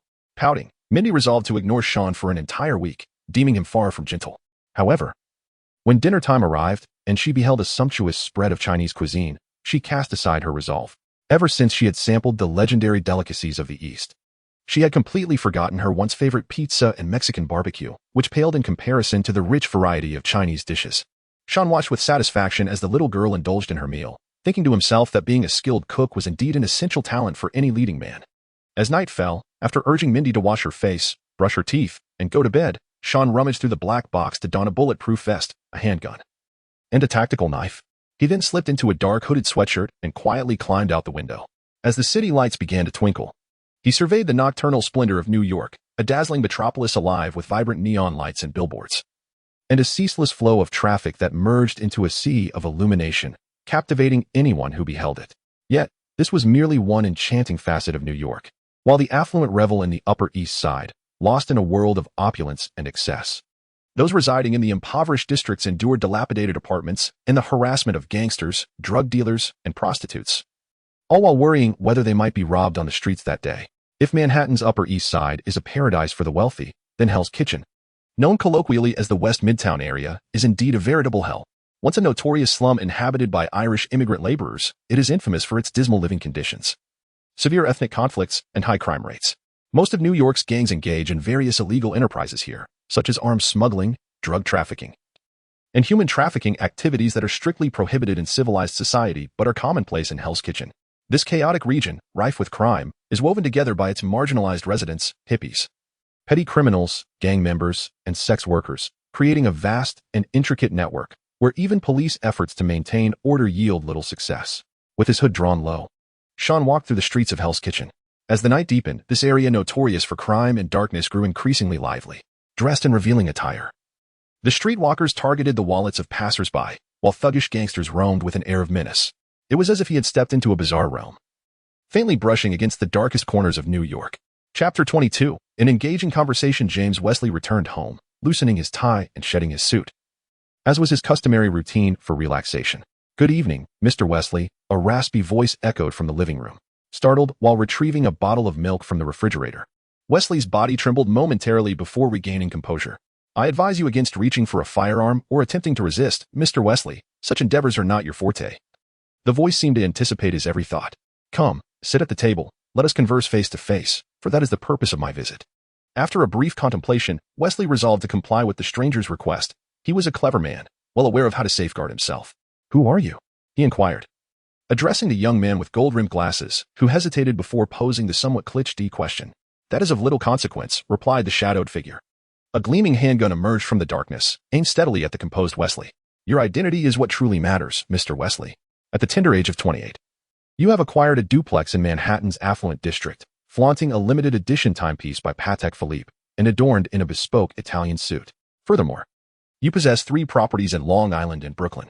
Frankly, considering your age and salary, all this seems rather implausible. You hail from a humble working-class family in Hell's Kitchen. having completed your education through scholarships and the kindness of benefactors. After graduation, you ascended to the role of manager at a trading company. To be candid, given your salary, purchasing such a residence would be quite a stretch. As Wesley listened to the meticulous details of his life being recounted, a chill of unease washed over him. The stranger had conducted an exhaustive investigation, leaving no minute detail unexamined. Gazing at the extended gun and the shadowy figure, Wesley began to feel panic rise within him. Uncertain of the intentions of this mysterious intruder. Surprisingly, you attended Stanford University and emerged as a promising law graduate. The benefactor who aided you in your studies is none other than the renowned real estate mogul from Hell's Kitchen, Wilson Fisk. However, he is also known by a far more terrifying moniker, Kingpin. Are you here on Mr. Fisk's behalf? Who sent you? The Russian mob? Or perhaps the Japanese Yakuza? The Mexican drug cartels? Wesley's mind raced as he rapidly enumerated the various criminal factions of Hell's Kitchen. Wow, Kingpin certainly has a multitude of enemies, the shadowy figure remarked. As I mentioned, your knowledge of my identity is unnecessary. I have come to discuss a deal. A figure emerged from the shadows, their face obscured by a hood, rendering their features indistinguishable. Wesley leaned slightly forward, adjusting his gold-rimmed glasses, and asked, "You wish for me to betray Mr. Fisk?" This graduate of a prestigious law school possesses a mind that is both sharp and agile. He is acutely aware that he lacks any qualities that might capture the attention of others. Only the emperor of the underworld, ruling over New York's shadows, could serve as a target for others. Bingo! A figure emerged from the darkness, snapping his fingers and speaking in a nonchalant tone. It is not betrayal. No one dares to disregard the notorious reputation of Gene Bing. Most who oppose him have met their end at the bottom of the Hudson River, a fact that Mr. Wesley, as Gene Bing's personal assistant, should comprehend better than I. What is it that you truly desire? I am merely a small fry, Wesley replied, befuddled by the words of the stranger. The figure beneath the hood chuckled softly, placing a handgun on the table, seemingly unperturbed by the prospect of Wesley seizing the weapon. I have set my sights on Gene Bing's enterprises, specifically the legitimate ones on the surface. Hell's Kitchen is a cacophony of chaos. Gene Bing has forged his tyrannical reign through violence and bloodshed. However, the Russian mafia and the Japanese Yakuza have been striving to reclaim their territories, and soon, a war will erupt here. The hooded figure regarded the frowning Wesley and continued, I intend to eliminate all of these players, including Gene Bing. Wesley's expression was one of sheer astonishment. He almost believed he had encountered a madman. To eradicate Gene Bing and all the gang factions in Hell's Kitchen? Even the entirety of the New York Police Department could not achieve that. Just Gene Bing alone commanded thousands of thugs and ruffians who served him. If this underworld emperor decreed that someone should vanish from New York, that person's body would be found at the bottom of the Hudson River by nightfall. You must think I am jesting, perhaps even perceive me as a deluded fool. The figure seemed to discern Wesley's thoughts and continued. I require neither your belief nor any assurances from you. My purpose in visiting you today, to engage in this conversation, is simply to convey one matter, Mr. Wesley. The figure paused momentarily before stating, tomorrow night, Gene Bing will die, and his right-hand man, Bullseye, shall not escape either. This pronouncement struck Wesley like a bolt from the blue, rendering his mind momentarily paralyzed, as if it had short-circuited. This madman planned to kill Gene Bing and Bullseye. After their demise, you, James Wesley, as Gene Bing's personal assistant, overseeing his criminal empire, would become one of the most powerful individuals in Hell's Kitchen. Disregarding Wesley's shock, the hooded figure elaborated on his plan. There are others of your standing, such as Mr. Leland, Gene Bing's financial expert, should he be inclined to collaborate. Subsequently, you will swiftly take control of Gene Bing's enterprises. As for those illicit ventures, I trust the Russian mafia, the Yakuza, and that group of Mexican drug traffickers will show interest. What you must do is expeditiously cleanse your reputation, repackage yourself as a legitimate businessman, a youthful nouveau riche of Hell's Kitchen, and then invest in a genetic biologist named Dr. Kurt Connors, providing him with research funding. Wesley gaped, momentarily stunned as he gazed at the silhouette in the darkness.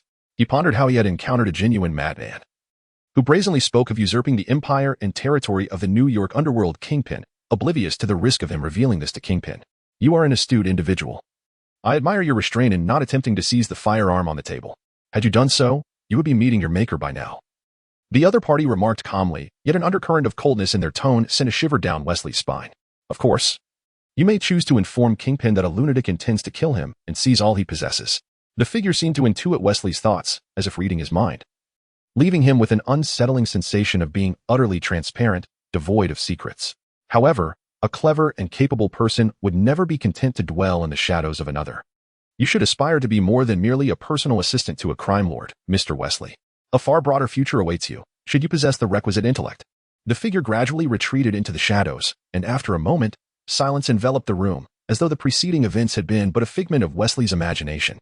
The private assistant to the crime emperor gazed at the pistol on the table, his eyes swirling with complex emotions.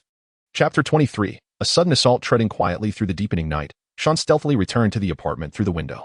He removed the hooded sweatshirt that concealed his visage, along with the bulletproof vest and tactical dagger, lying on the bed to reflect on his encounter that evening with James Wesley, Kingpin's personal assistant and one of the crime emperor's most trusted confidants.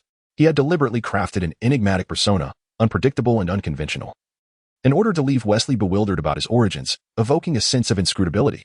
Typically, intelligent individuals ponder more deeply than others, which was precisely Sean's intent. He aimed to dissipate the intimidation and awe that Kingpin instilled.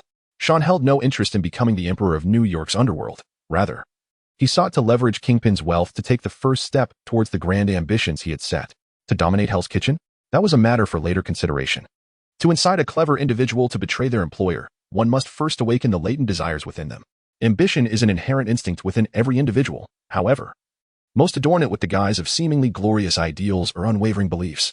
Wesley was a capable and intelligent man, and such individuals seldom find satisfaction in what they possess, as they believe they deserve more, greater status, increased wealth, and amplified power. Human desires are insatiable, akin to an unfathomable abyss, forever difficult to satiate. The mere utterance of reckless words by an inexplicably emerging figure could not possibly compel Wesley to turn against his formidable boss, the notorious crime emperor. Even the most potent protagonist's aura could not achieve such an extraordinary feat. What Sean seeks to accomplish is merely to plant a seed of ambition within Wesley's heart.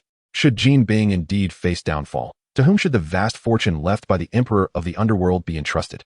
Sean has never subscribed to the notion of absolute loyalty among individuals in this world. If the price is right, anyone is capable of betrayal, contingent upon whether one can afford to pay the necessary stakes. Jean Bing masquerades as a philanthropist and socialite, frequently funding young individuals hailing from Hell's Kitchen to help them achieve their educational aspirations. Those beneficiaries often find themselves recruited into Jean Bing's enterprises, becoming members of New York's largest criminal syndicate.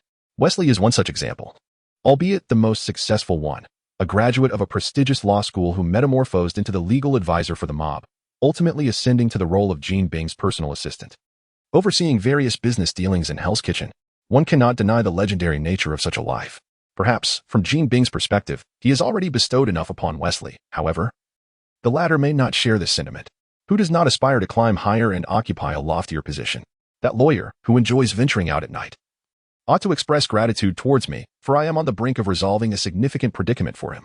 Sean lay with his hands clasped behind his head, staring vacantly at the ceiling. Occasionally, he gazes into the mirror and feels a sense of estrangement. Since his arrival in this world, he has acquired powers beyond ordinary comprehension. Gradually growing stronger, he can kill those who threaten him without flinching, and to achieve his objectives, he is willing to employ questionable methods, such as disseminating information regarding Osborne Industries and the Green Goblin, or leveraging Dr. Connors to refine the algorithm for decay rate evolution. Sean struggles to articulate whether this transformation is good or bad. Nonetheless, having chosen this path, he must proceed unwaveringly. Any obstacle in his way will be ruthlessly crushed or kicked aside. Gradually, the determination in the young man's eyes rekindles. This is not a world where ordinary individuals or virtuous souls can survive. When villains wreak havoc upon the world and extraterrestrials invade, no one will spare you simply because your moral standards surpass those of others. The world is ultimately not a benevolent place. It is fraught with peril and cruelty. Sean murmured to himself before succumbing to a deep slumber. The following day, as night descended, a robust figure stood before the floor-to-ceiling window, a bald head gleaming. Adorned in an exquisitely tailored suit, his face perpetually graced with a sincere smile. There was nothing intimidating about his presence, making it difficult to fathom that this seemingly affable figure, Jean Bing, is the very embodiment of terror within the underworld. You know, he remarked, my father is a loathsome drunkard, intoxicated daily, returning home to unleash his ire upon my mother and me. Once, I was tormented by a bully at school.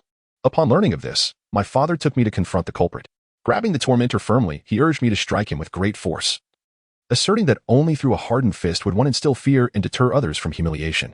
Thus, I unleashed my wrath upon that bully. And as blood splattered across my face, I realized that violence, much like fine wine, possesses an intoxicating allure.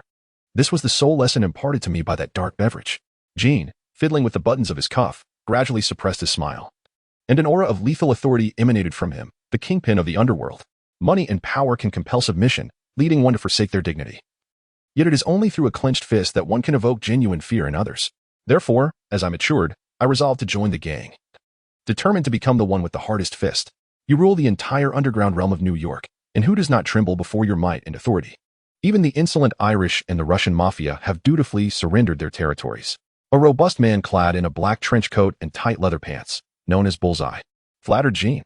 He was one of Jin's few trusted confidants, serving as both enforcer and bodyguard, adorned with a target tattoo on his forehead. His eyes radiated a ferocity and malice. Many gang leaders who defied Jin's dominion met their demise at Bullseye's hands.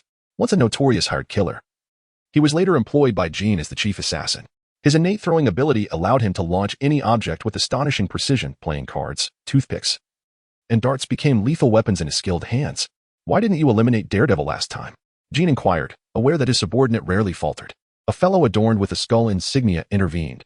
Bullseye replied with a venomous tone. Hell's Kitchen is becoming increasingly intriguing. Daredevil, a recently emerged vigilante, donned a peculiar red devil-like costume, relentlessly combating crime.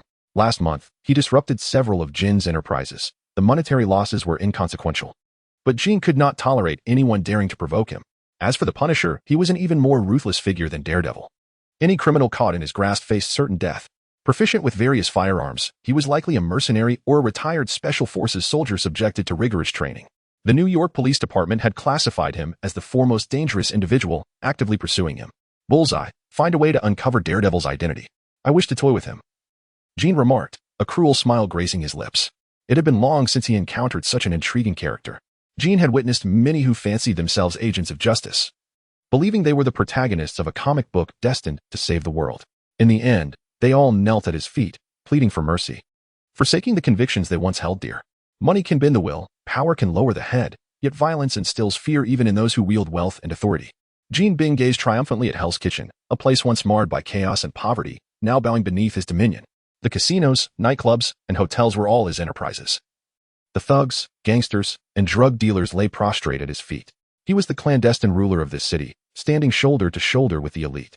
Just as this underworld monarch reveled in his empire, a flicker of fire danced outside the floor-to-ceiling windows, swiftly magnifying as it surged towards his luxurious apartment. Boss, be careful. The keen-eyed assistant immediately sensed the danger and shouted a warning. Jin's eyes widened, his muscles tensed. Despite his colossal weight of 450 pounds, he moved with surprising agility, swiftly diving aside as the bulletproof window shattered with a deafening roar. Glass shards filled the air like confetti, and the blast wave radiated outward, tearing apart everything of value within the opulent room. Priceless carpets, oil paintings adorning the walls, and an array of fine wines were all annihilated. The searing flames licked hungrily at the leather sofa and wooden floor, heralding the commencement of a devastating assault. Chapter 24. One against two. Sean, be cautious. Those two might not be dead. Atop the opposite building, a charming young girl with purple hair and a snug outfit spoke into her communicator. Having narrowly avoided being toppled by the tremendous recoil of the rocket launcher, her shoulders still aching. I knew you shouldn't have come. A weary voice replied from the communicator. Sean had initially planned to infiltrate Jin's upscale apartment alone to eliminate the kingpin who secretly ruled New York's underworld. However, Mindy had discovered his intentions, and the ever-enthusiastic girl, fascinated by violence, insisted on joining the mission. After careful consideration, Sean acquiesced to her request, swayed not only by her adorable charm but also her remarkable combat prowess. Beneath her seemingly delicate exterior lay a lethal weapon, forged by brutal training into a killing machine. Plan failed. Initiate the second protocol. Sean issued commands through the communicator, having already infiltrated the floor of Jin's residence. Mindy, when will Jin's men arrive? I've cut the power to the elevators. You have about 10 minutes, she assured him, proving reliable in a critical moment. That's ample time. Disrupt the building's surveillance systems. I shall present Mr. Jean with an unexpected surprise. Sean spoke calmly, having meticulously orchestrated the assassination attempt for this evening. Inside the lavishly decorated apartment, chaos reigned. Glass shards littered the floor, thick smoke enveloped the space, and flames licked at the bookshelves and carpets. The beleaguered crime lord crawled from under his desk, the astonishing force of the explosion having seemingly inflicted little harm upon him. It has been an eternity since such an experience was encountered. Jean Bing licked his lips, and a hint of cruel bloodthirst flickered across his seemingly simple face. The robust emperor of the underworld shed his tattered white suit, revealing a shiny bald head covered in dust. Since he ascended as the ruler of Hell's Kitchen, no one dared to attempt such an assassination against him. Not only due to the fear of his maniacal retribution and terrifying reputation, but also because his adversaries, having lost countless capable hands, realized that eliminating this underworld sovereign was nearly impossible. Apart from the ever-watchful bodyguard, Target Eye, the emperor himself possessed formidable strength. Even before he rose to power in the New York underworld, Terrifying rumors circulated about how he had once pulverized a rival gang leader into a pulp. Target eye. Are you dead? Jean Bing tightened his grip on his cane. He did not believe that his capable subordinate could be so easily dispatched. A faint sound emanated from the apartment's fireplace, and a rugged man clad in a black trench coat and tight leather pants crawled out, his face smeared with charred grime, appearing even more disheveled than his boss. Boss, someone has delivered a great gift for us. Target eye gritted his teeth, his blood-stained, ruthless demeanor now filled with a desire for slaughter. One rocket may not suffice. There might be a cadre of gunmen. Perhaps a team of mercenaries from the Central Asian battlefield. Jean Bing remarked nonchalantly. As the ruler of New York's underworld, he had weathered countless storms. A mere minor attack would not intimidate him.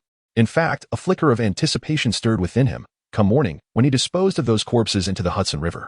All of New York would once again feel the bloodshed and terror encapsulated in the name Jean Bing. The adversaries who orchestrated the assault would meet their end in agonizing wails. It was merely a game to pass the time, Jean Bing mused. Knock, knock, knock.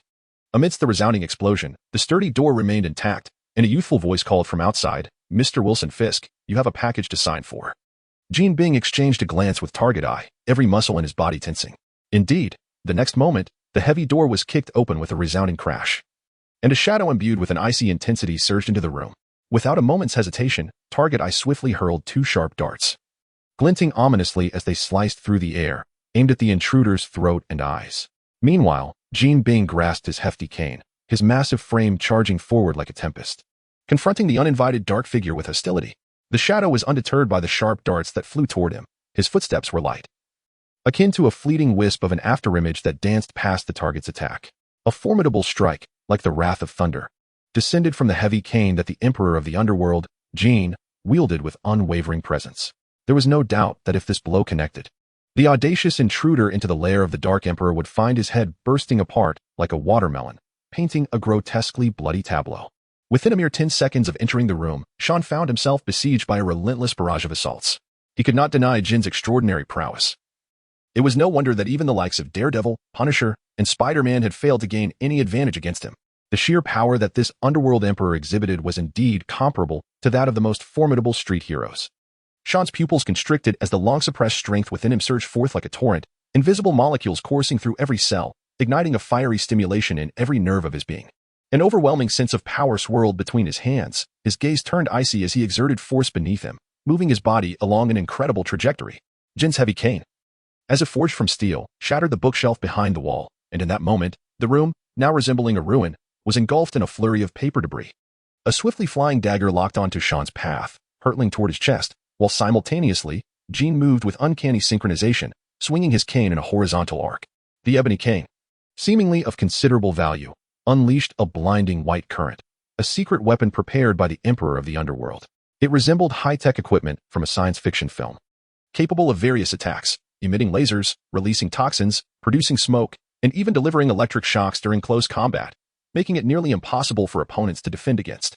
Target and Jean exchanged knowing glances. Their remarkable synergy was already established.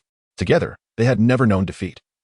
Whether facing mercenaries from the South African rainforests or assassin ninjas trained by the Japanese Yakuza, under the lethal combination of Target's daggers and Jin's iron fists, all adversaries had been reduced to cold corpses.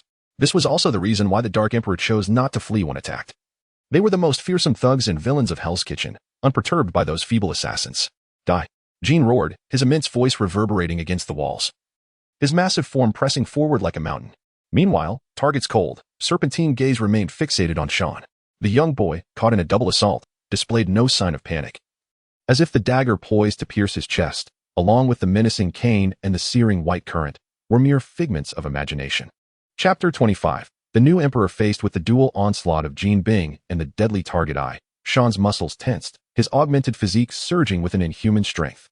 Time seemed to slow as he took a bold step forward, undaunted by the heavy cane that struck down upon him and the crackling white electricity that surged forth. He launched himself like a released arrow, colliding violently with the imposing form of the underworld emperor, who resembled a mountain. With a resounding crack, the shattered room echoed the sound of destruction. Jean Bing's eyes widened in disbelief, shock evident on his face as his massive body was sent soaring through the air, akin to a mammoth tossed by an unseen force, crashing heavily to the floor with a thunderous thud. The searing electricity that erupted from the cane lashed against Sean, producing a series of sharp pops, yet it failed to induce a spasm or cause him to collapse. The minute currents were absorbed by the ravenous cells within his body, as if they were mere water absorbed by a sponge. This formidable form, transformed by a mysterious elixir, could harness even the energy of stellar light. How could it be threatened by mere high-voltage electricity meant for ordinary mortals? Is that all you can muster? Sean turned to Target Eye, his hand gripping the gleaming throwing knife. As Jean Bing's most trusted henchman, Target Eye stood momentarily frozen, speechless, gazing at the lifeless body of the underworld emperor sprawled on the ground. A chill surged through him, as if the shadow of death loomed ominously above. Your boss is not dead yet, but he soon will be, Sean remarked with a slight smile. Are you ready to join him, Mr. Target Eye? Before Target Eye could respond, a swift cold light streaked through the air. The merciless killer, whose hands were stained with countless blood, stared blankly. An indescribable coldness washing over him as he slowly slumped to the ground, a sharp throwing knife embedded in the target pattern on his forehead. With Target Eye disposed of, Sean strolled over to Jean Bing's side, looking down upon the ruler of New York's underworld. The emperor's chest had caved in, as if struck head-on by a train. His ribs shattered completely, and he involuntarily expelled a copious amount of blood from his mouth and nose. His breathing grew rapid and feeble, and it was evident that this terrifying overlord, who instilled fear throughout New York's criminal underbelly, was nearing the end of his life.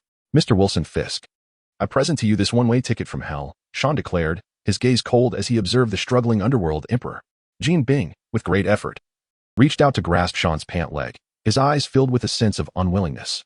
He could hardly fathom that he and Target Eye had met their downfall at the hands of a mere young man. Those vicious thugs and remorseless killers, who had once knelt before him, had offered their loyalty and dignity in abject humility. From a mere petty gangster in Hell's Kitchen, he clawed his way to the pinnacle of the criminal underworld, driven by an audacious spirit and a ruthless disposition. Through countless brushes with death, he overcame fierce adversaries, the formidable Irish, the ruthless Russians, and the powerful Yakuza. With the illicit enterprises of Hell's Kitchen, he amassed significant wealth, establishing a sprawling syndicate, and subsequently rebranded himself as a successful real estate mogul, mingling with the upper echelons of society, even sharing jovial conversations with the mayor and police chief. Who could have imagined that the seemingly affable, portly bald man harbored the terrifying identity of a notorious crime lord? Yet, all of this has now dissolved into a mere illusion. As he feels the slow passage of his life, the clarity of the crime lord's vision fades, his eyes losing their focus. A young boy, emerging like a fearsome specter, has shattered all his dreams and grand aspirations. Observing Kim's futile attempts to speak, Sean remained composed. The act of extinguishing a vibrant life had ceased to be an unbearable burden for him. This world is far from idyllic.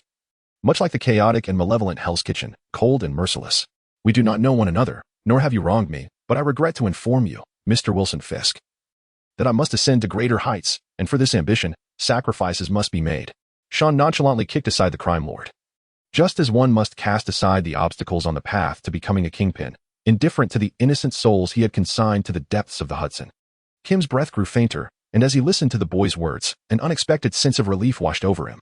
The self-proclaimed hunter had now become prey in another's eyes. As life ebbed away, buried memories surged forth, vivid as ever, his irascible father beating his mother in the kitchen, the young boy trembling as he raised a hammer. Blood splattering before his eyes, a demon awakened within, leading him to drop out of school and join the gang, peddling pills in the streets, engaging in violent confrontations, and ultimately killing a rival to claim the title of gang leader. Memories flickered like slides before him, crystallizing around a slender, beautiful figure, a woman named Vanessa, who ran a reputable gallery, exuding grace and warmth. For the typically aloof Kim, an uncharacteristic flutter of affection stirred within. Regret glimmered in Kim's eyes, a poignant longing for this world as he struggled to exhale his final breath. All-encompassing darkness engulfed him, and the crime lord of Hell's Kitchen, the ruler of New York's underbelly, met his end. The biting night wind swept through the shattered floor-to-ceiling window, and Sean gazed out at the vibrant nocturnal tapestry, a faint, enigmatic smile playing upon his lips. You have 3 minutes left to leave. The voice of a young girl echoed from the communicator.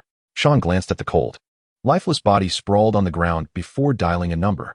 In a duplex apartment located in the affluent district of Hell's Kitchen, James Wesley fidgeted restlessly, clutching the phone in his hand, his eyes swirling with a tumult of emotions. As the trusted personal assistant of Kingpin, he held a unique position and power within Hell's Kitchen. Rational and composed, Wesley understood that the respect and fear others had for him stemmed from the formidable reputation of the notorious crime lord. He was merely an executor and spokesperson of Kingpin's personal will. Should he inform Mr. Fisk? Wesley pondered, twisting the phone in his hand. How could he explain to his boss that a madman had invaded his home the previous night, ranting about killing the crime lord of Hell's Kitchen? With a soft sigh, Wesley set the phone down, uncertain of what he truly anticipated. Was it worth believing the words of a lunatic? Mr. Fisk had long since proven his unassailable position in Hell's Kitchen through years of terror, even when the Japanese Yakuza had sent numerous elite ninjas. They had ultimately suffered losses and returned empty-handed. What audacity did this unknown individual possess to claim that could kill the crime lord and his formidable bodyguard, Bullseye? Wesley chuckled bitterly, realizing he had indeed been blinded by ambition, foolishly believing the ravings of a madman. Buzz. The phone on the table suddenly vibrated. Wesley instinctively picked it up, noticing an unfamiliar number. Hesitating, he answered, only to hear a familiar voice on the other end. Hello, Mr. Wesley. You should remember me. After all, we had a friendly conversation last night. Wesley felt as if struck by lightning, a tempest swirling within him, his body trembling slightly. Deep down, he harbored a vague sense of anticipation for some news, an expectation and desire he had never dared to entertain. Tomorrow, you will become the new emperor of Hell's Kitchen. Are you ready, Mr. Wesley?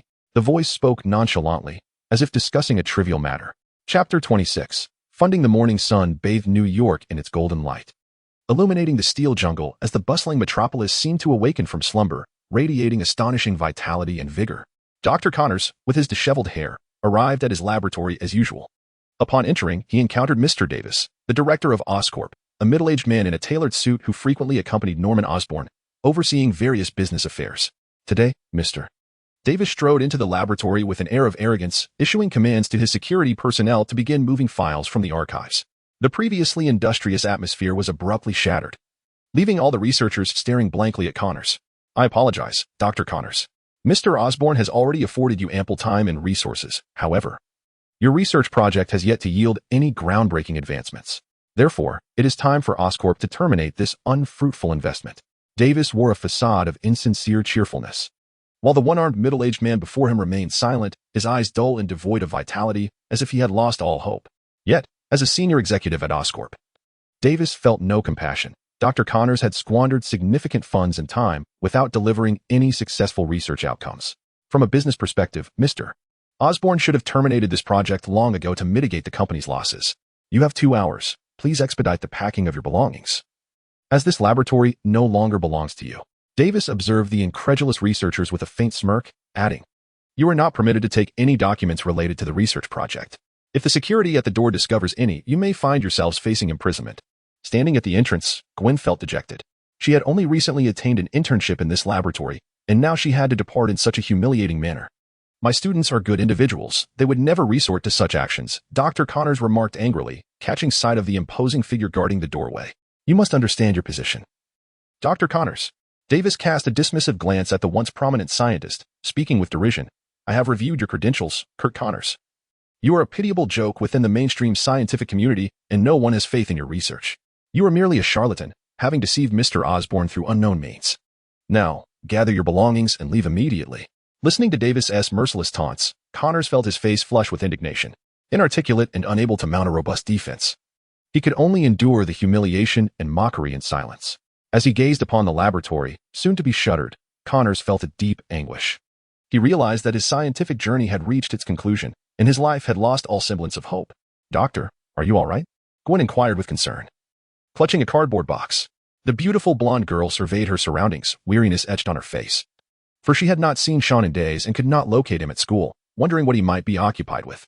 Connors waved his hand dismissively, suddenly appearing a decade older, enveloped in a profound melancholy. This one-armed man scanned the area but found no sign of Sean. Reflecting on the solemn promise the young man had made, Connors let out a self-deprecating smile. It was merely the fervent bravado of youth. Maintaining a laboratory's operations requires unimaginable financial resources. Sean was merely a university student, still ensconced in his ivory tower. Despite his exceptional talent in scientific research, who would be willing to invest substantial sums in sponsoring a once-revered scientist devoid of accomplishments? He should never have harbored hope from the outset. Connor staggered out of the laboratory, pondering the uncertain outcomes had the human trials not been interrupted that day, even if it meant sacrificing his own life. It would have been preferable to the current predicament of having all his research appropriated and being cast aside. Dr. Connors, a familiar voice called out, halting his disheartened departure. The one-armed middle-aged man turned to see a black Chevrolet parked at the laboratory entrance, from which Sean emerged, accompanied by a young man wearing gold-rimmed glasses. Sean, you. Connor gazed at the radiant smile of the young man, momentarily at a loss for words. The laboratory had already been reclaimed and shut down by Osborn Industries. And according to the original contract, all research findings and documentation were to be taken away. Do not worry, Dr. Connors, All issues have been resolved, Sean confidently reassured him, introducing the young man beside him. This is Mr. James Wesley, a man with an extraordinary passion and vision for science. I have discussed your research project with him, and he is eager to support you in continuing this vital work. Hello, Dr. Connors, Wesley greeted warmly, shaking the one-armed man's hand. Dressed impeccably, Wesley bore no trace of his past as a personal assistant to a crime lord. Once your research succeeds, it will be a beacon of hope for countless individuals with disabilities. I have great faith in this project. This unexpected stroke of good fortune left the typically reserved Connor momentarily speechless. He had never anticipated that Sean would resolve such a monumental dilemma. Observing Connor's stunned silence, Sean offered an understanding smile, then took a document from Wesley's hands and strode directly into the noisy laboratory, standing before Davis, who was issuing commands. I do not know who you are, but you must cease your actions immediately, Sean stated bluntly. Davis cast a disdainful glance at this impudent interloper, too disinterested to respond, and merely gestured for security to escort him out. Colleagues who had worked alongside him looked at Sean in astonishment, seemingly unable to comprehend why he would intervene at such a critical moment when even Dr. Connors was powerless. What could an intern possibly achieve? Gwen, holding a cardboard box, called out in concern. As the imposing security guard approached, Sean smirked coldly. He thrust the document against Davis's chest, saying, "Are you sure you wish to proceed in this manner? This is the transfer contract signed by Mr. James Wesley and Osborne Industries, complete with Norman Osborne's signature. This laboratory now belongs to Dr. Connors, and your current actions are unlawful." Each word from the young man's mouth struck like a thunderbolt, causing Davis to momentarily falter as he hastily examined the document. Upon reaching the signatures and seals at the end, his complexion drained of color. "I apologize. I was not informed of this," Davis stammered, forcing a smile as he lowered his tone to explain. "Now, I give you 1 hour to restore everything to its original state. Do not take a single item from this laboratory, or I shall ensure you are sent to federal prison." The young boy seemingly offered a kind reminder that Mr. James Wesley from Hell's Kitchen once served the infamous Wilson Fisk. Upon seeing the bespectacled man standing outside the door, Davis turned pale. Who in New York did not tremble at the mere mention of Fisk's notorious name? Observing the hasty departure of the Osborne Industries executive, Connors felt a flicker of confusion and inquired, "What exactly did you say to him?" He appeared quite fearful. "I merely informed that gentleman that the amiable scientist before him transforms into a lizard monster at night and then proceeds to sever his head," Sean replied with a shrug and a smile. Connors dismissed the comment with a laugh, pondering how such a clumsy fairy tale could possibly frighten Davis. He refrained from further questioning. After all matters had been resolved, and he could return to his research. "Thank you, Sean," expressed the one-armed middle-aged man sincerely. Had it not been for Sean's efforts in finding new investors, he would have lost all hope in life. "We can forge a brighter future, Dr. Connors." A smile graced Sean's lips. Having successfully taken his first step, more triumphs awaited him. Chapter 27. Conflict of Beliefs After a Long Day's Work. Matt Murdock returned to his dilapidated apartment. He refrained from turning on the lights, placing his usual guiding cane aside, and walked straight into the living room to sit on the sofa. In the stillness of the darkness, Matt's perception sharpened. Unlike other blind individuals, he did not navigate hesitantly, fearing tripping over obstacles. His heightened senses allowed this blind attorney to perceive a world unlike any other. Abandoned by his mother in his youth and raised by his father, a boxer, Matt faced tragedy when his father was murdered for refusing to throw a fight for the mob. Left an orphan, Matt suffered a tragic accident that left him blind due to radioactive material contaminating his eyes. However, this misfortune bestowed him with enhanced senses. Under the rigorous training of a blind martial arts master, he honed his extraordinary abilities, transforming into a formidable warrior. Growing up in an orphanage, Matt recognized the necessity of rules to govern human behavior, which fueled his determination to study law. After considerable effort, he gained admission to Columbia University. Upon earning his Juris Doctor degree, he was disillusioned to discover that the law was merely a tool manipulated by the wealthy and powerful. In a fit of indignation, he donned the crimson garb of the devil of Hell's Kitchen, resorting to violence to uphold justice. Fisk is dead? Matt pondered in disbelief as he sat in his living room. Utilizing his legal expertise, he had investigated the shadowy figure controlling Hell's Kitchen, uncovering that the true identity was none other than the notorious real estate mogul, Wilson Fisk, the crime lord, who has meticulously crafted his image as a real estate tycoon and socialite, has been clandestinely engaged in a myriad of illicit enterprises, including drug trafficking, arms dealing, and even employing underhanded tactics for forced evictions and land grabs. He is truly a nefarious figure, a colossal malignancy within Hell's Kitchen. Matt once donned the guise of the Night Devil, striving to incarcerate this gang leader, whose hands were stained with the blood of innocents. Yet reality once again shattered his naive aspirations. Within the precinct, at least half of the officers had been compromised, with even the mayor and the district attorney sharing jests with him. The shadows of his malevolent influence extended beyond Hell's Kitchen, enveloping all of New York City in a dark shroud of corruption. Just when Matt found himself in utter despair, the emperor of the New York underworld, who lurked in the shadows, was suddenly dead. Upon discovering this news through a Braille newspaper, he could scarcely believe it. According to the official statement from the police department, the renowned real estate magnate, Mr. Wilson Fisk, was tragically slain on the night of the 16th by a group of terrorists. This was all too surreal. Matt was acutely aware of the terrifying power that Fisk wielded. He had once encountered the imposing bald man and his bodyguard, the Bullseye, and had been utterly defenseless, nearly losing his life at the hands of that crime lord, had it not been for the timely intervention of the Punisher. Yet, how could such a formidable and fearsome duo fall victim to an attack? This was neither reasonable nor logical. "Frank, what brings you to my home?" Matt inquired, suddenly alert to an unusual noise amidst his chaotic thoughts. "You remain as perceptive as ever, Matt," a towering figure clad in a black shirt emblazoned with a skull, armed to the teeth like a walking arsenal, entered through the fire escape. "I thought you had vacated Hell's Kitchen." Although Matt was blind, his other senses compensated for his lack of sight. The man known as the Punisher chuckled softly, "I have no desire to leave this chaotic place. It is only in Hell's Kitchen that one encounters such a plethora of scoundrels, thugs, and rogues." Matt furrowed his brow. He did not concur with the Punisher's indiscriminate and lethal approach to dealing with criminals, deeming it excessively brutal and extreme. "Hey, counselor, did you know that Fisk is dead?" The Punisher's tone carried a hint of regret, as if he had been outpaced in his pursuit of that damned fat man, who had long been his target. "State your purpose, Frank. You wouldn't come to me without reason," Matt queried directly, aware that the Punisher was not one to engage in idle chatter.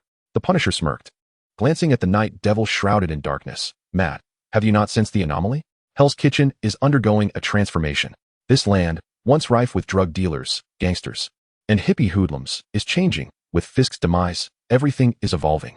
The Punisher meticulously removed bullets from the magazine, then replaced them one by one. In the darkness, a grave expression crossed the face of the formidable man.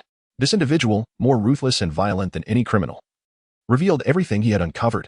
"I have been observing Kingpin and his gang for quite some time. They have been engaging in illicit dealings with the Japanese Yakuza, trafficking in human lives and narcotics. They use children as mere vessels for transporting drugs, clandestinely conducting smuggling operations. Tonight, I intended to infiltrate and dismantle that smuggling factory single-handedly. But upon my arrival, I found it utterly deserted. I captured a gang leader and interrogated him about the whereabouts of those children. Can you guess what his response was?" Matt remained silent, and since the audience offered no encouragement, the Punisher continued. "The gang leader, whose arm I had broken, claimed that Kingpin's drug operations and smuggling activities had ceased entirely. Someone has transferred these unsavory illegal enterprises to the Yakuza and the Russians. Huh.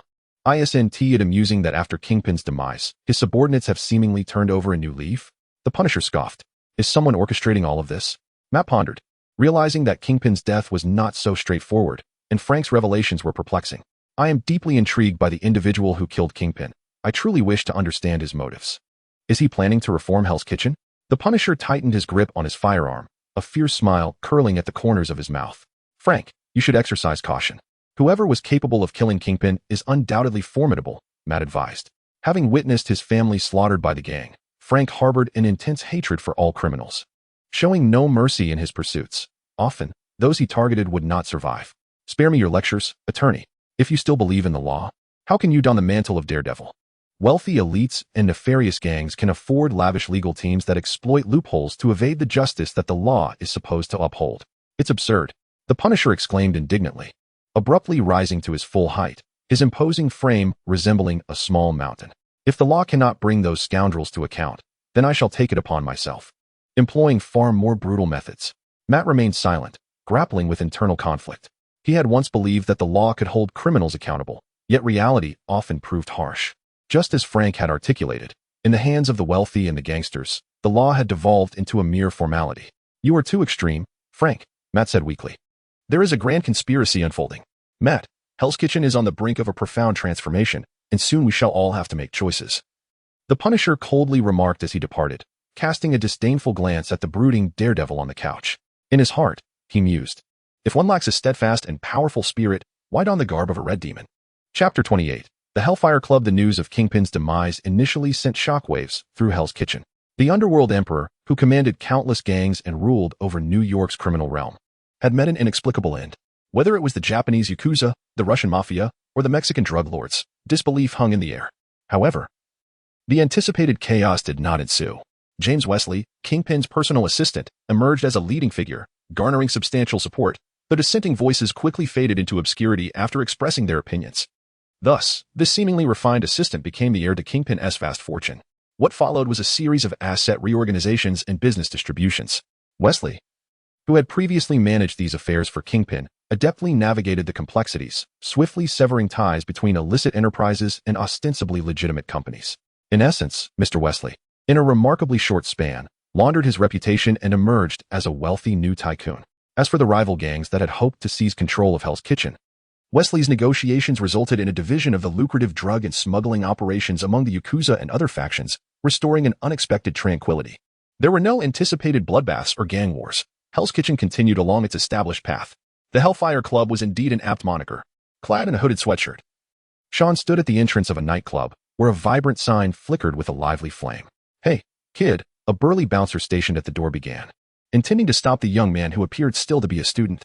However, he was momentarily paralyzed by Sean's icy gaze. "Show some respect."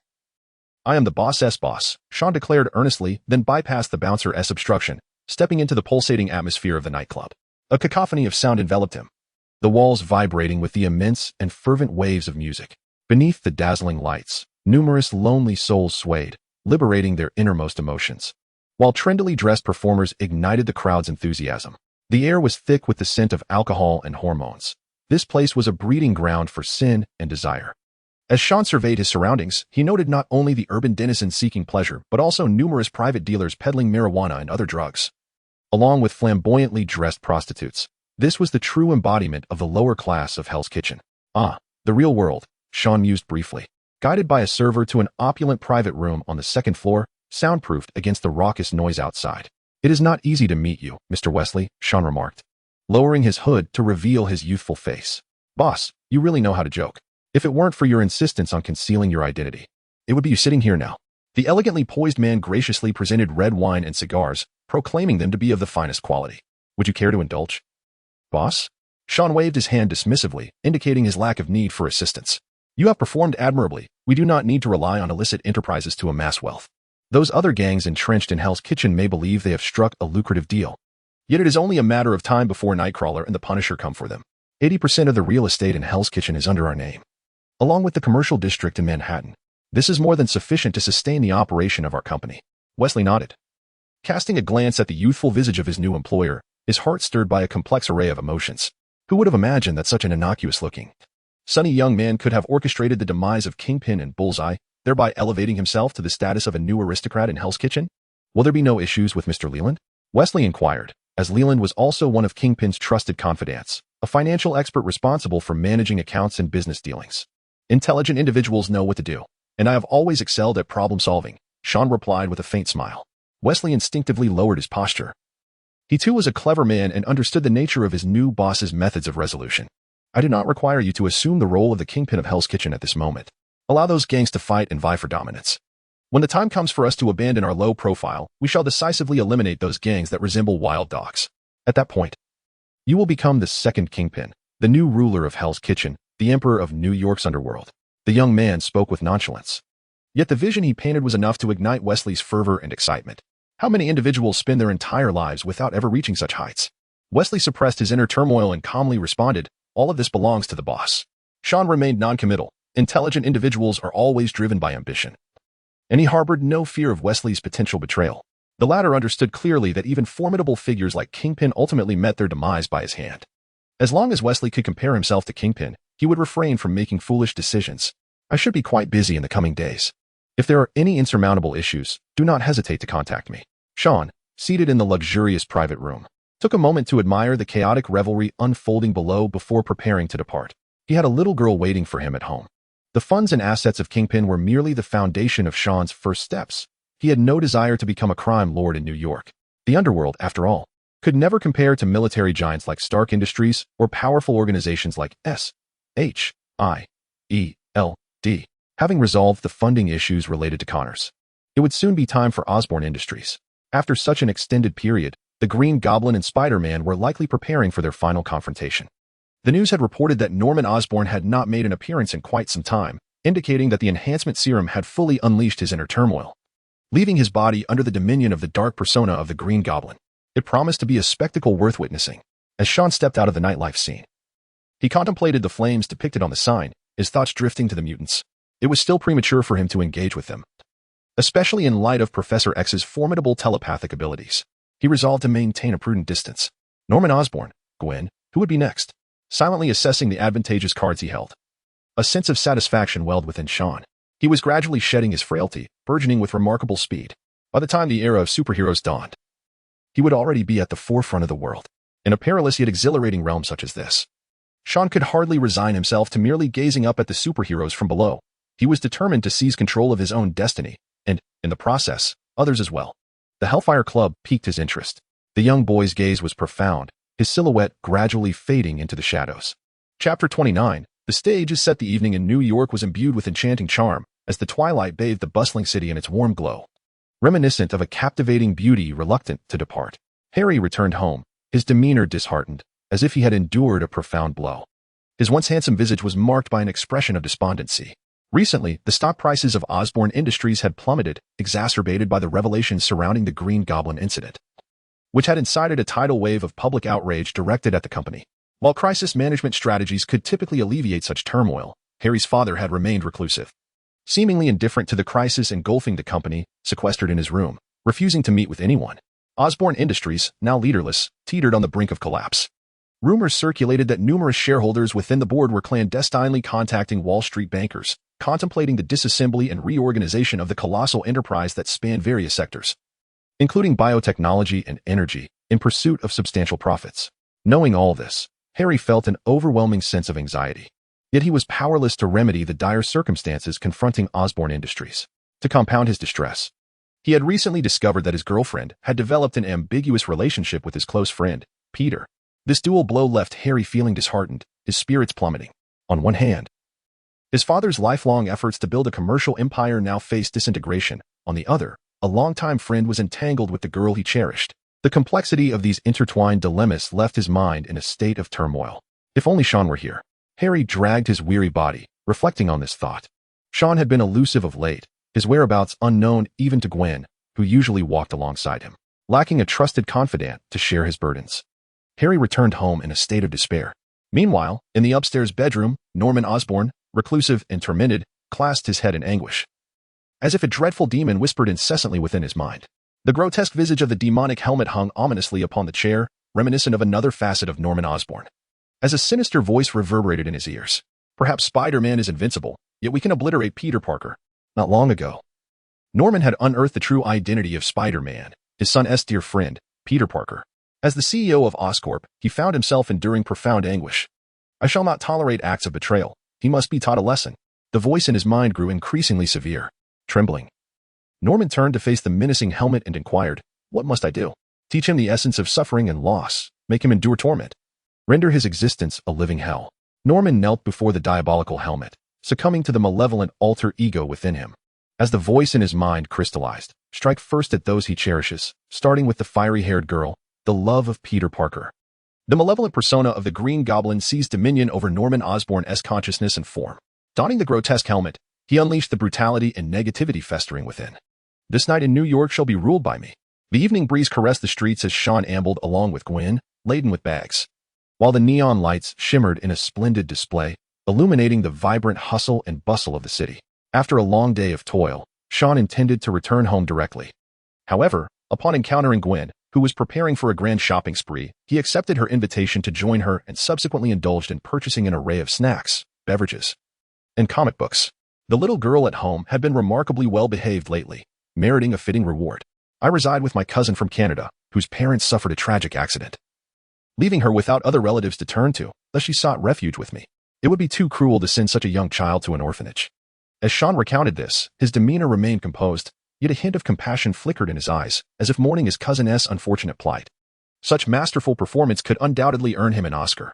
You see, I lost my parents at a tender age, so each time I gaze upon Mindy, I see the reflection of my younger self.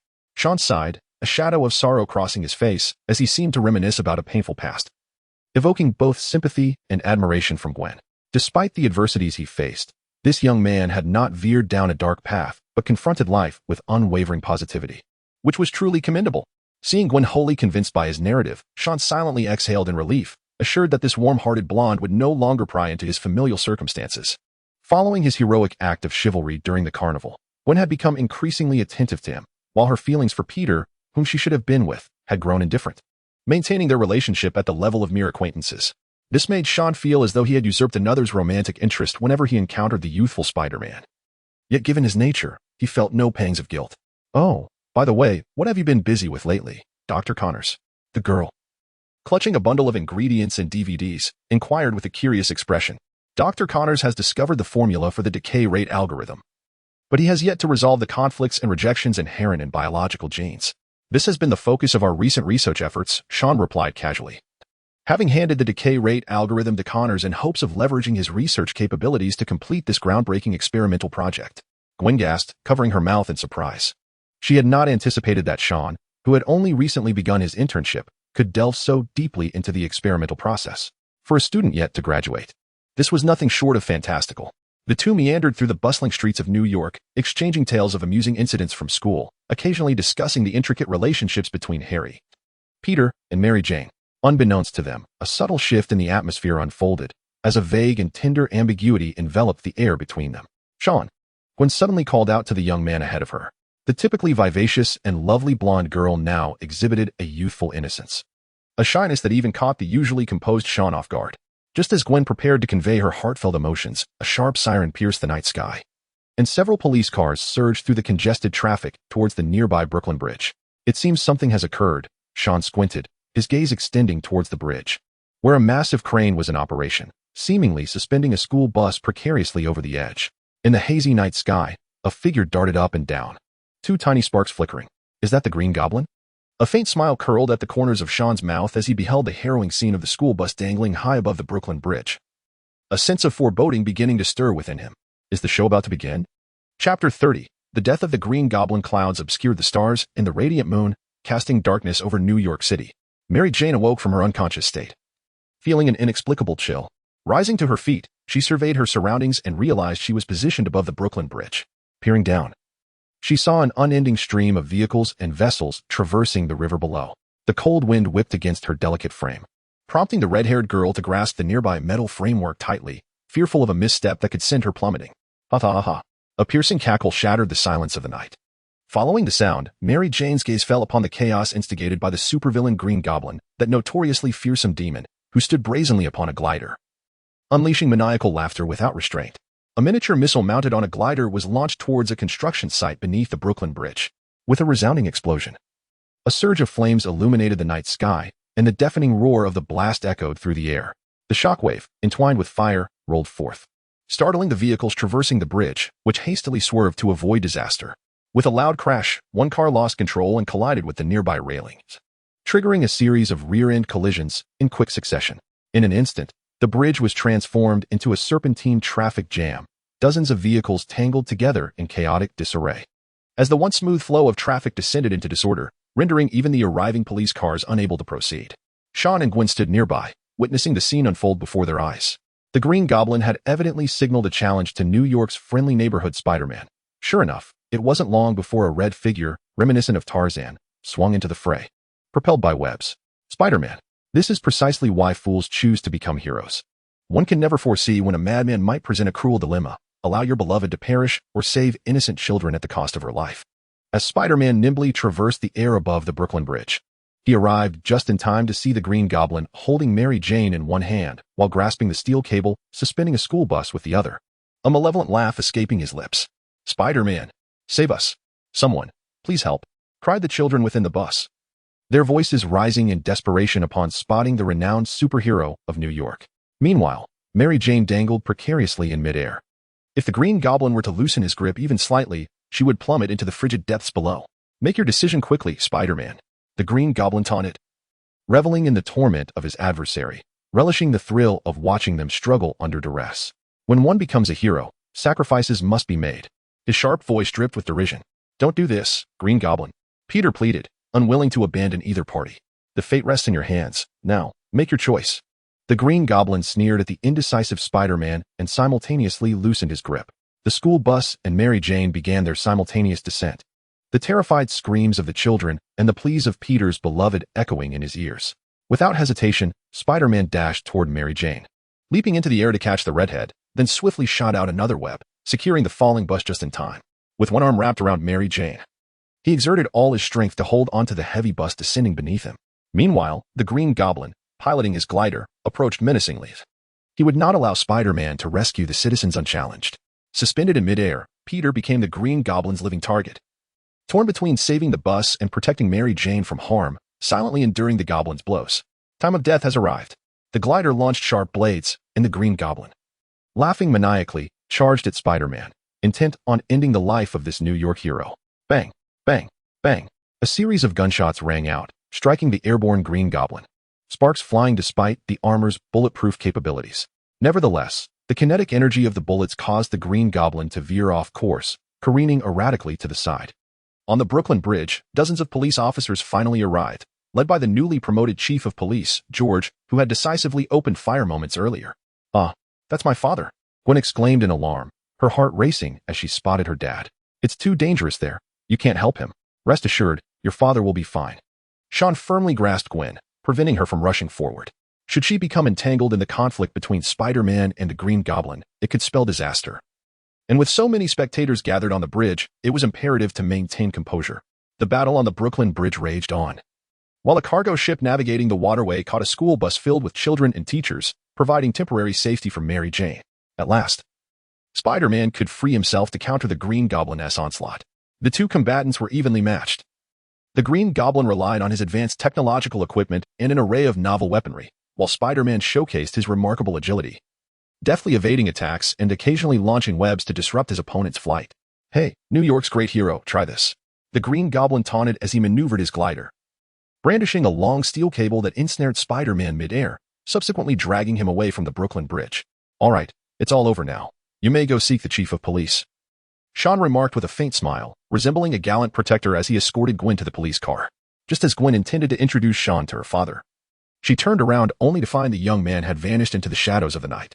In an abandoned, desolate old house, Spider-Man was hurled from a great height, crashing through the fragile roof and glass windows, landing in disarray upon the ground. Before he could rise, a pumpkin bomb tumbled at his feet, igniting in a blaze that unleashed a shockwave, propelling Spider-Man against a lonely wall, burying him under the debris.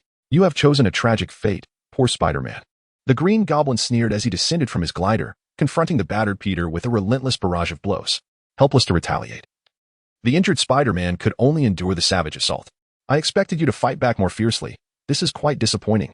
With the upper hand, the Green Goblin ripped off Spider-Man's mask, placing a foot on Peter's head as he sneered, "My son considers you a friend, yet you have betrayed him, consorting with that red-haired little harlot. Peter Parker, you shall pay for this." Bloodied and battered, Peter struggled to lift his gaze towards the fearsome visage of the demon's helmet. "Uncle Norman? How could it be you?"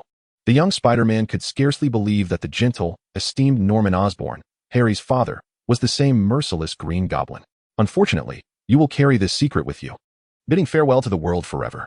The Green Goblin's murderous intent surged within him, as if boiling blood coursed through his veins, overwhelming his mind. With a fierce kick, he struck Spider-Man's head, causing Peter to abruptly lose consciousness and collapse in agony. "You truly cannot be relied upon, Peter, but I must take matters into my own hands."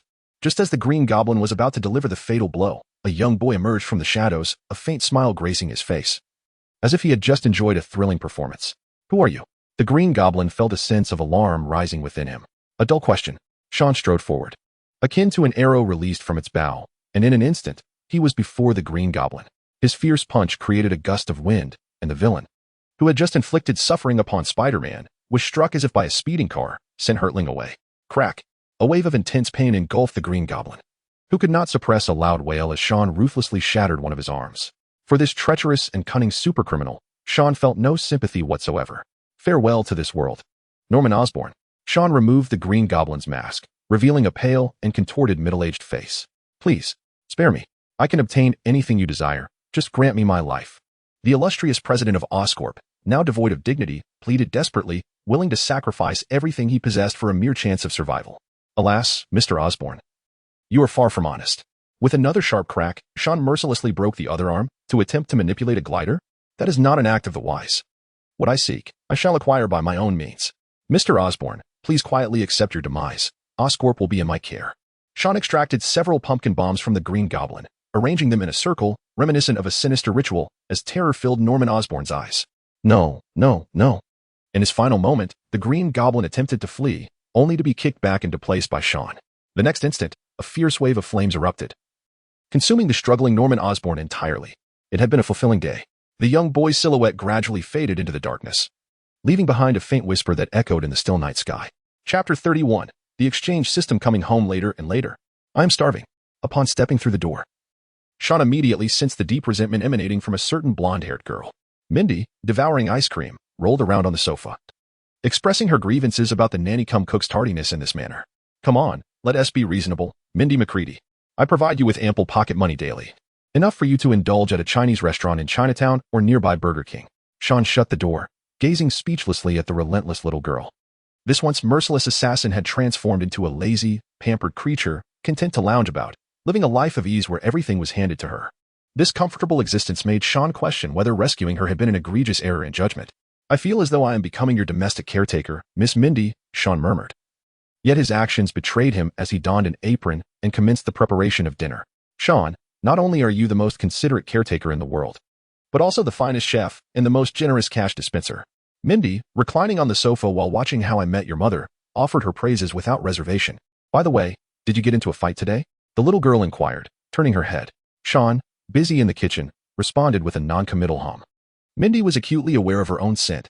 Any involvement in combat or conflict would inevitably be detected by others. I assisted a superhero in vanquishing a formidable villain. I believe the NYPD should issue a certificate of commendation to honor my selfless act of bravery in the face of injustice. Sean shamelessly boasted, eliciting a scoff from Mindy, who expressed her disdain. The recent shocking assassination of Wilson Fisk had yet to subside, with the mayor and police chief jointly issuing statements vowing to apprehend the perpetrator and ensure that this cruel and terrifying criminal faced justice.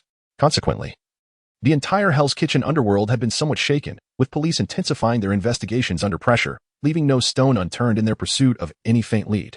The Irish and Japanese gangs, who once believed they had gained an upper hand, were likely feeling quite troubled now. Is the police still investigating the case of Fisk's assassination? Sean asked, turning his head. He had underestimated the magnitude of the impact caused by the death of a prominent real estate mogul, and this was no mere assassination. The use of a rocket launcher constituted a virtual act of terrorism. No wonder the NYPD was nearing madness. Do not worry, they are employing their old, outdated investigative methods, starting with the weapon, tracing black market arms dealers, monitoring recently arrived veterans, or hitmen. If they continue down this path, they wouldn't find us even if the world were to end. The battle-hardened Mindy remained remarkably composed, for her father had once been an elite police officer, and she was well acquainted with police tactics. Hacking into the NYPD database would be a trivial feat for her. I'm not concerned about the police. We have meticulously cleaned up the evidence. My primary worry is if that organization becomes involved. That would be troublesome. After preparing a sumptuous dinner, Sean dragged the languid Mindy from the sofa to the dining table. He was keen to avoid drawing the attention of SHIELD,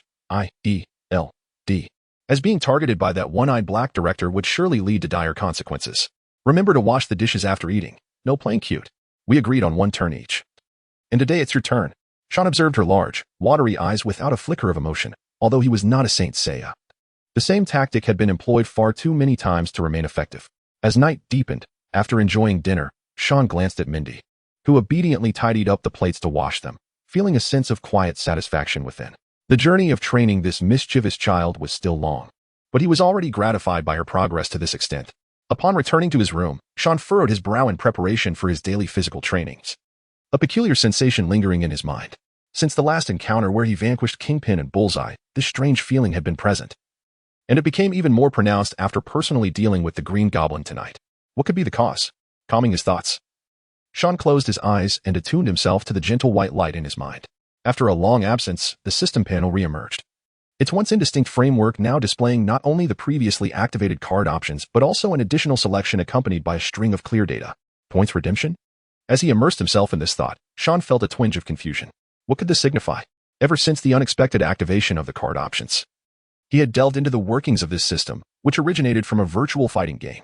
Aside from the initial mysterious potion, the system had maintained a low profile, neither issuing quests nor providing any guidance, lacking even a dialogue feature.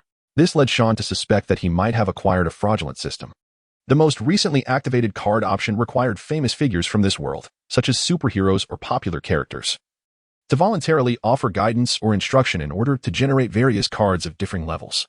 In simple terms, if Tony Stark were to willingly share the secrets of constructing an arc reactor, Sean would receive a blueprint for it. Similarly, if the Supreme Sorcerer in Nepal were to take Sean as a disciple and impart arcane knowledge, he could accumulate a plethora of magical skill cards, essentially a cheat sheet for accelerated learning.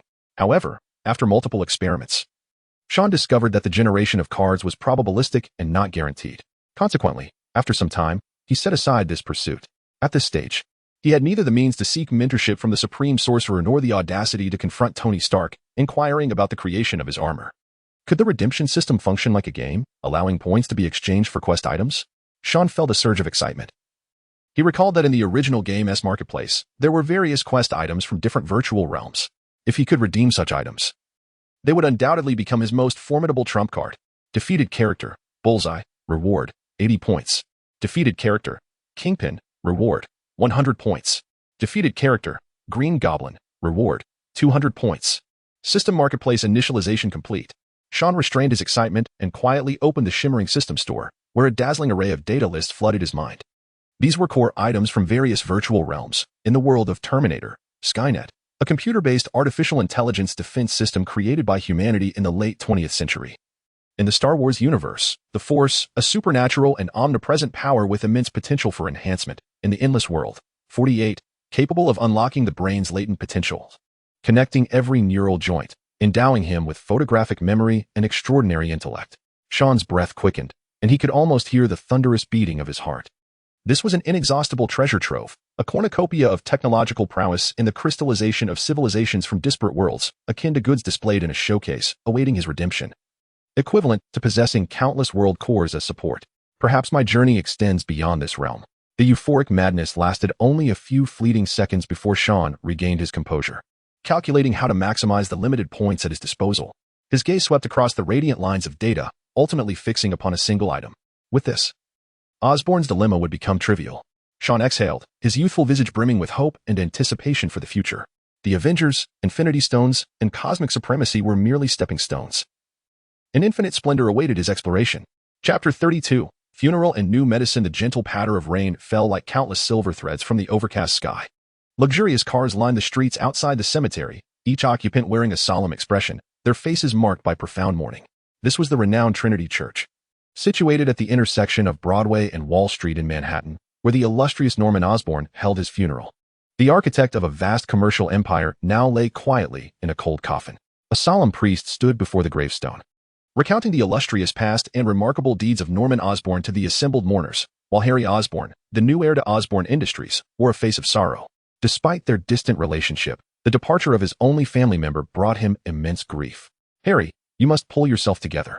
Uncle Norman wouldn't want to see you like this," whispered Mary Jane, her auburn hair framing her gentle features as she comforted her boyfriend. Nearby, Peter watched the scene unfold, unable to suppress a sigh. The young and inexperienced Spider-Man remained oblivious to the events of that fateful night. He had been knocked unconscious by the Green Goblin, awakening to find a charred corpse. Peter never imagined that the man behind the Green Goblin mask would be Harry's father, the esteemed Norman Osborn.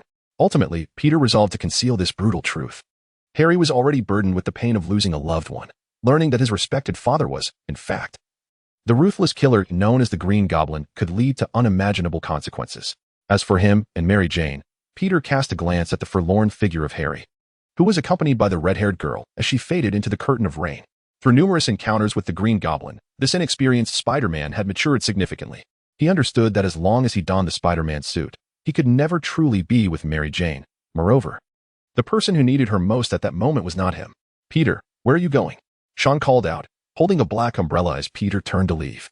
Forced to smile at Sean, who was accompanied by Gwen, Peter replied, "I have a few things to attend to. I must depart for a while." Watching Peter's lonely figure hastily retreat, Gwen looked up at Sean and asked, "What is going on with Peter and Mary Jane?" Sean, shrugging helplessly under the black umbrella, signaled his ignorance. Observing the intricate entanglement of Spider-Man and his closest friend in a complicated love triangle felt rather peculiar, akin to witnessing a live-action melodrama.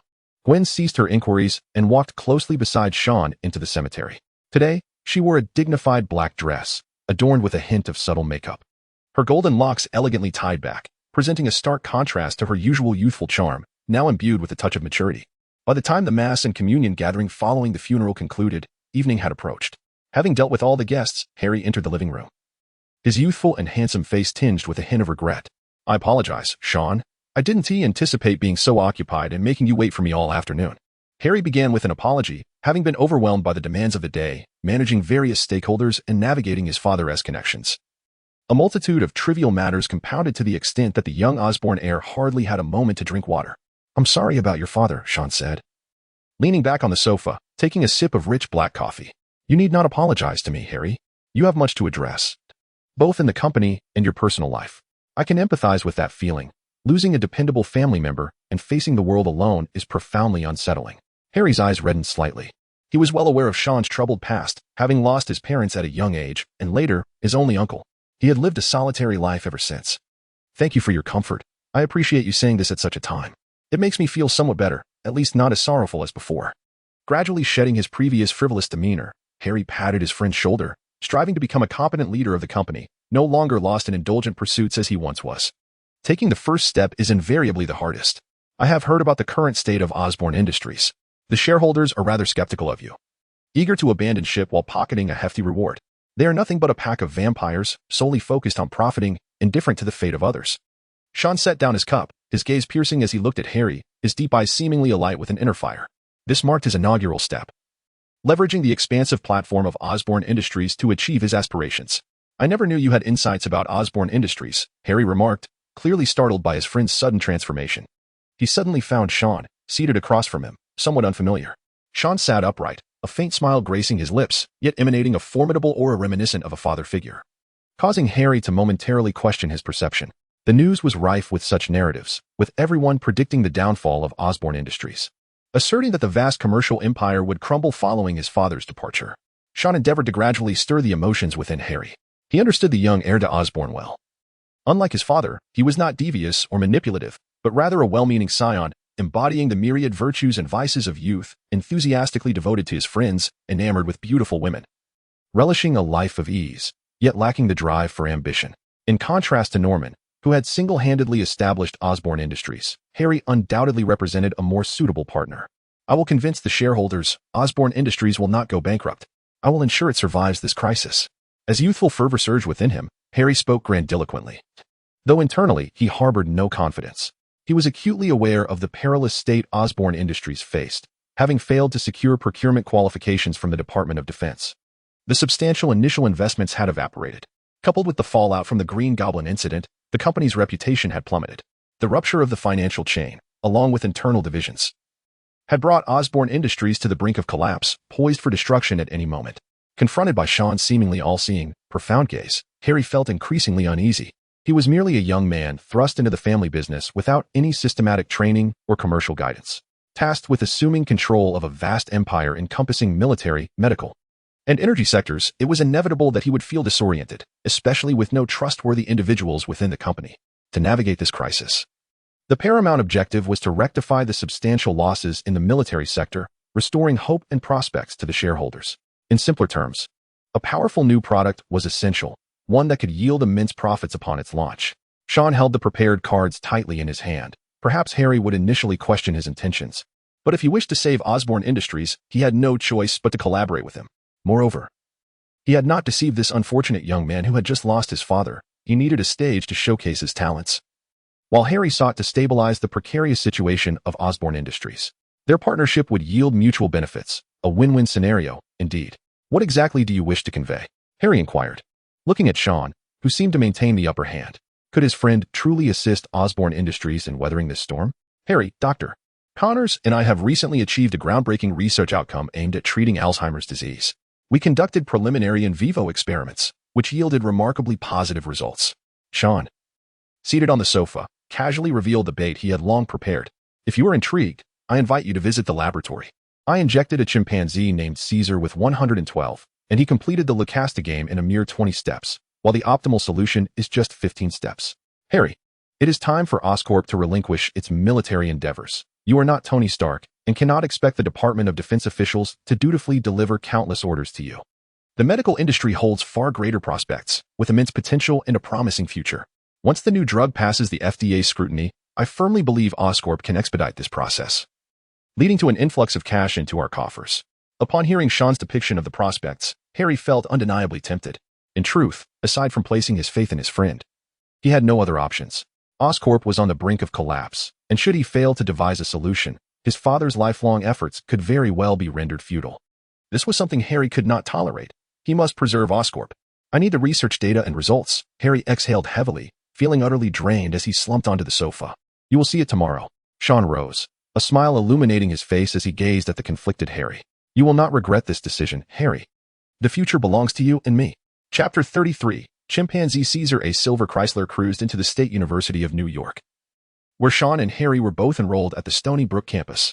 This institution, situated in the suburban Long Island, is renowned as a prestigious public research university, celebrated worldwide for its academic excellence and often referred to as a public ivy. The vehicle entered the campus, traversing a verdant tree-lined path before coming to a halt in front of a rather antiquated white building. Originally established as a laboratory within the university, it has been the birthplace of numerous eminent figures in the scientific community, including several Nobel laureates. It was later acquired by Norman Osborn and entrusted to Dr. Connors as a research facility. Recently, it changed hands again, purchased by a businessman from Hell's Kitchen, and now belongs to Kurt Connors. Harry, stepping out of the car, remained oblivious to the intricacies behind this transaction. He inhaled deeply, feeling a twinge of apprehension. After his recent discussions with Sean, he meticulously reviewed the research data provided and submitted it to Oscorp's research department for evaluation, which concluded that the profit potential of this new medication was exceedingly promising. Thus, with a lingering sense of skepticism, Harry resolved to visit in person. Should the final results prove satisfactory, the prospect of rescuing Oscorp from its dire straits would no longer seem a futile endeavor. Harry, you've arrived earlier than I anticipated. Sean and Dr. Connors greeted him warmly from the steps, evidently pleased by his presence. Shall we take a tour first, or would you prefer to meet Caesar directly? Accompany me. I have yet to explore this place, Harry replied. Harry chuckled softly, not wishing to appear overly eager. Sean nodded and remarked to Dr. Connors beside him. I will take Harry on a tour first. Doctor, please bring Caesar out, but do be cautious. The little fellow has been rather temperamental lately. The taciturn, one-armed middle-aged man acknowledged with a nod. He was not particularly skilled in social interaction, and moreover, Osborn Industries had callously abandoned Connors when he needed assistance the most. Thus, he harbored little fondness for this large corporation now facing adversity. He entrusted everything to Sean, who consistently proved to be a satisfactory student, and besides, the new drug aimed at combating cognitive decline was primarily developed by Sean, with Connors merely contributing some improvements. As Connors turned to depart, he reflected on his identity as a pure scientist, maintaining a sense of gratitude towards Sean, who had rescued him from his life's tribulations. The laboratory's central project remained Connors' research on interspecies genetics. Limb regeneration held vast potential in the medical field, suggesting that there were still many collaborative opportunities with Osborn Industries ahead. As Sean spoke animatedly while leading the way, Harry followed, quietly observing the somewhat antiquated laboratory. Osborn Industries had its own research department, investing substantial funds annually into various project studies, such as the previously undertaken glider and human enhancement programs, designed to curry favor with the Department of Defense. Technological research and development is an industry that heavily emphasizes cost investment, and not every endeavor yields returns. As the newly appointed president of Osborn Industries, Harry was acutely aware that many research projects, which appeared to possess great potential at first glance, were often mere impractical dreams that, despite significant financial input, yielded no tangible results. If Sean truly is a scientific prodigy, Harry mused, gazing at the young man enthusiastically introducing the lab.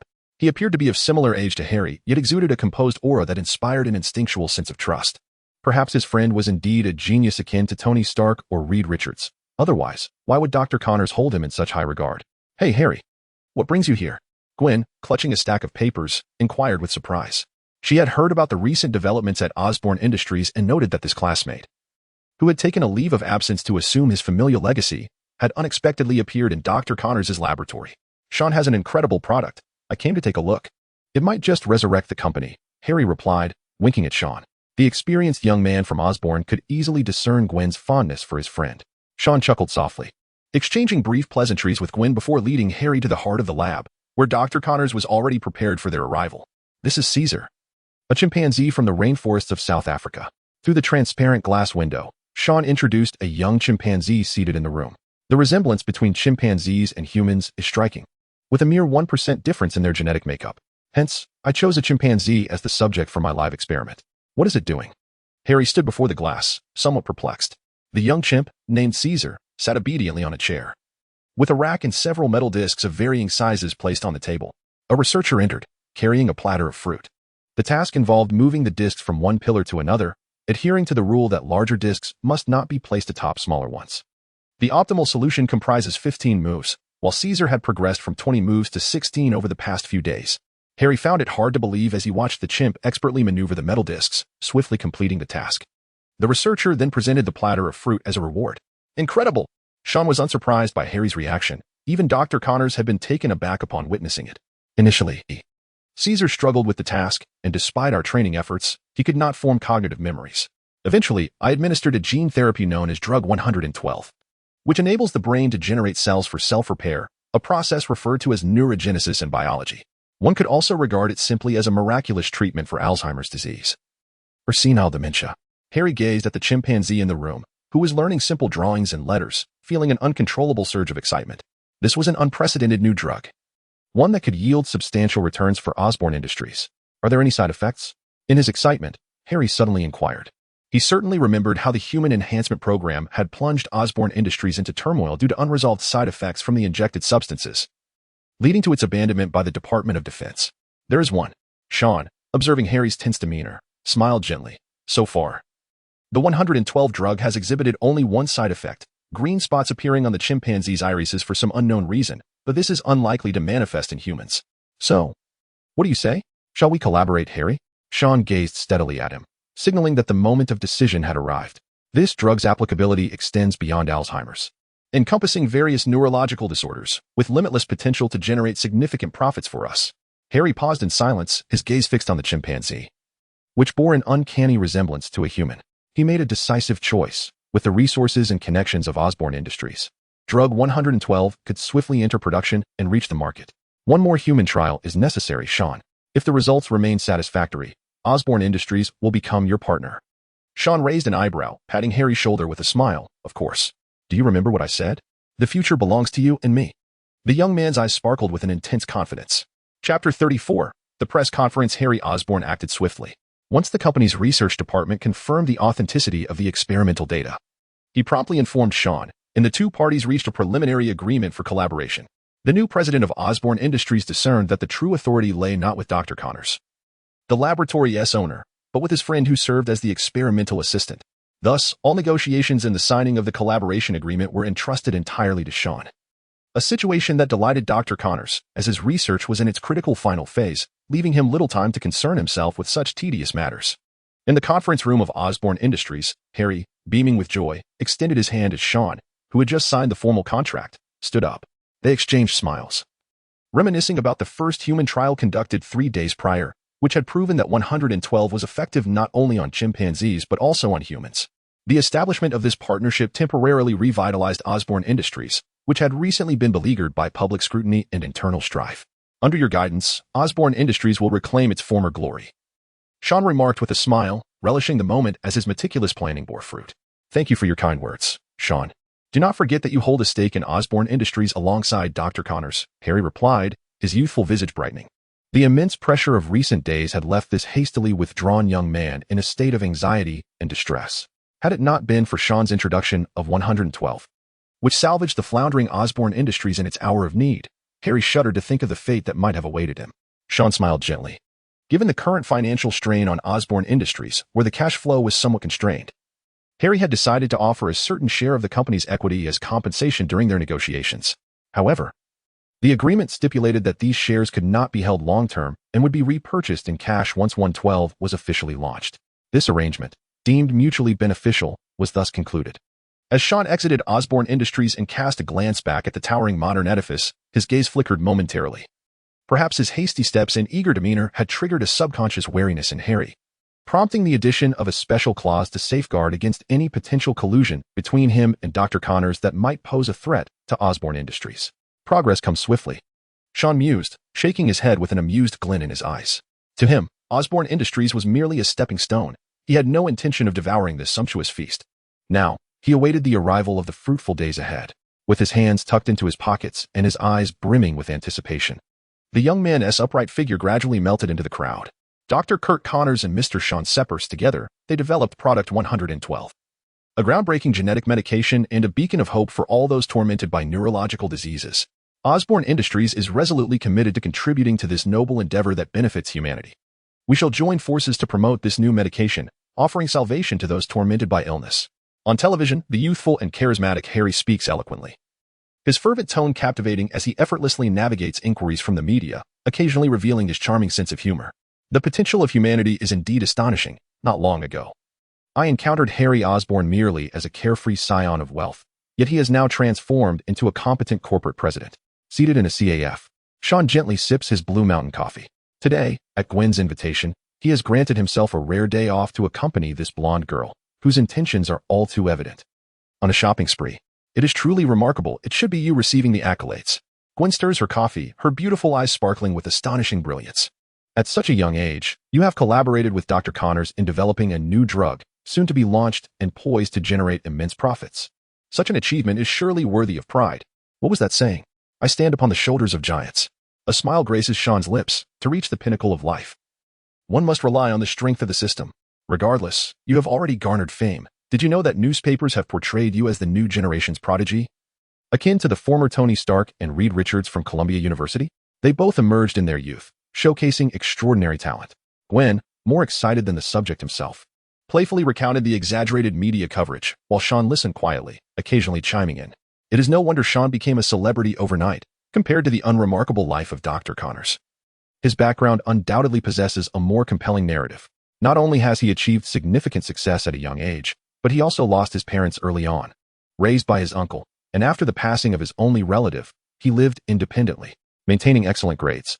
He earned admission to the State University of New York and devoted himself to the noble pursuit of science. Such inspiring and uplifting news is precisely what the citizens of New York relish. They have grown weary of the daily gossip surrounding billionaires and playboys. It is time for a change, something refreshingly different. The media's relentless coverage, coupled with Osborne Industries' conscious efforts to amplify the buzz, transformed an otherwise ordinary press conference into the unveiling of a genius scientist. Some skeptics question whether this is a deliberate ploy of false commercial marketing. Yet such voices are swiftly drowned in the clamor of public opinion. Who cares what the truth is? What people desire is an eye-catching, legendary tale, that of a young boy's hard work leading him to become a new generation scientific prodigy. In contrast to the hedonistic Tony Stark, this is the quintessential American dream. As for the actual facts, no one pays attention. What people seek is merely the satisfaction of participating in this whirlwind of public sentiment, and nothing more. Sean discerned clearly that Harry intended to seize this opportunity to reshape the tarnished image of Osborne Industries. The media, having fortuitously stumbled upon an excellent story, could hardly let it slip away, exaggerating facts in a bid to boost newspaper sales, while also taking the opportunity to cast aspersions on Tony Stark. Each party harbored their own agenda, and Sean was quite content with this arrangement. After all, every action he undertook was justifiable, especially with Dr. Connors serving as a shield. Even if there were minor doubts, they were of little consequence. As he gazed through the glass window at the bustling crowds and the incessant flow of vehicles on the street, Sean suddenly felt a moment of disconnection. He had finally taken his first step in this world. Gwen savored her coffee, a blend of bitterness and sweetness, her gentle gaze resting on Sean. This young man appeared lost in contemplation, and the afternoon sunlight streaming through the glass illuminated his youthful visage, adding an inexplicable air of mystery and allure. Soothing music flowed through the air, gradually drowning out the surrounding clamor, creating a serene and delicate ambience. When Sean returned to his senses, he found Gwen seated across from him, her striking eyes resembling a surge of spring water, intently fixed upon him, her burgeoning emotions nearly spilling over. What was happening? Sean was filled with bewilderment. He had no intentions of flirting and had maintained a deliberately vague distance, yet he found it difficult to prevent Gwen's approach. Could it be that the system had inadvertently enhanced his charm, compelling her to draw near? It was quite perplexing. The young man glanced up at the ceiling, a satisfied smile gracing his lips. Chapter 35, The Grading Plan. Upon returning to school, Sean relished the experience of celebrity status. Not only was he invited by the institution to deliver a speech, but he also effortlessly secured the annual scholarship, though the monetary reward was no longer significant to him. The sensation of masquerading as an academic prodigy was immensely gratifying. Equally transformed by recent events was Dr. Connors, a once fated scientist now immersed in groundbreaking research. Previously ridiculed for his underappreciated cross-species genetic studies, he had been relegated to teaching at the State University of New York. However, Following the successful press conference held by Osborne Industries, the name Curt Connors was suddenly resurrected in academic circles. This time, no one dared to mock the one-armed middle-aged man.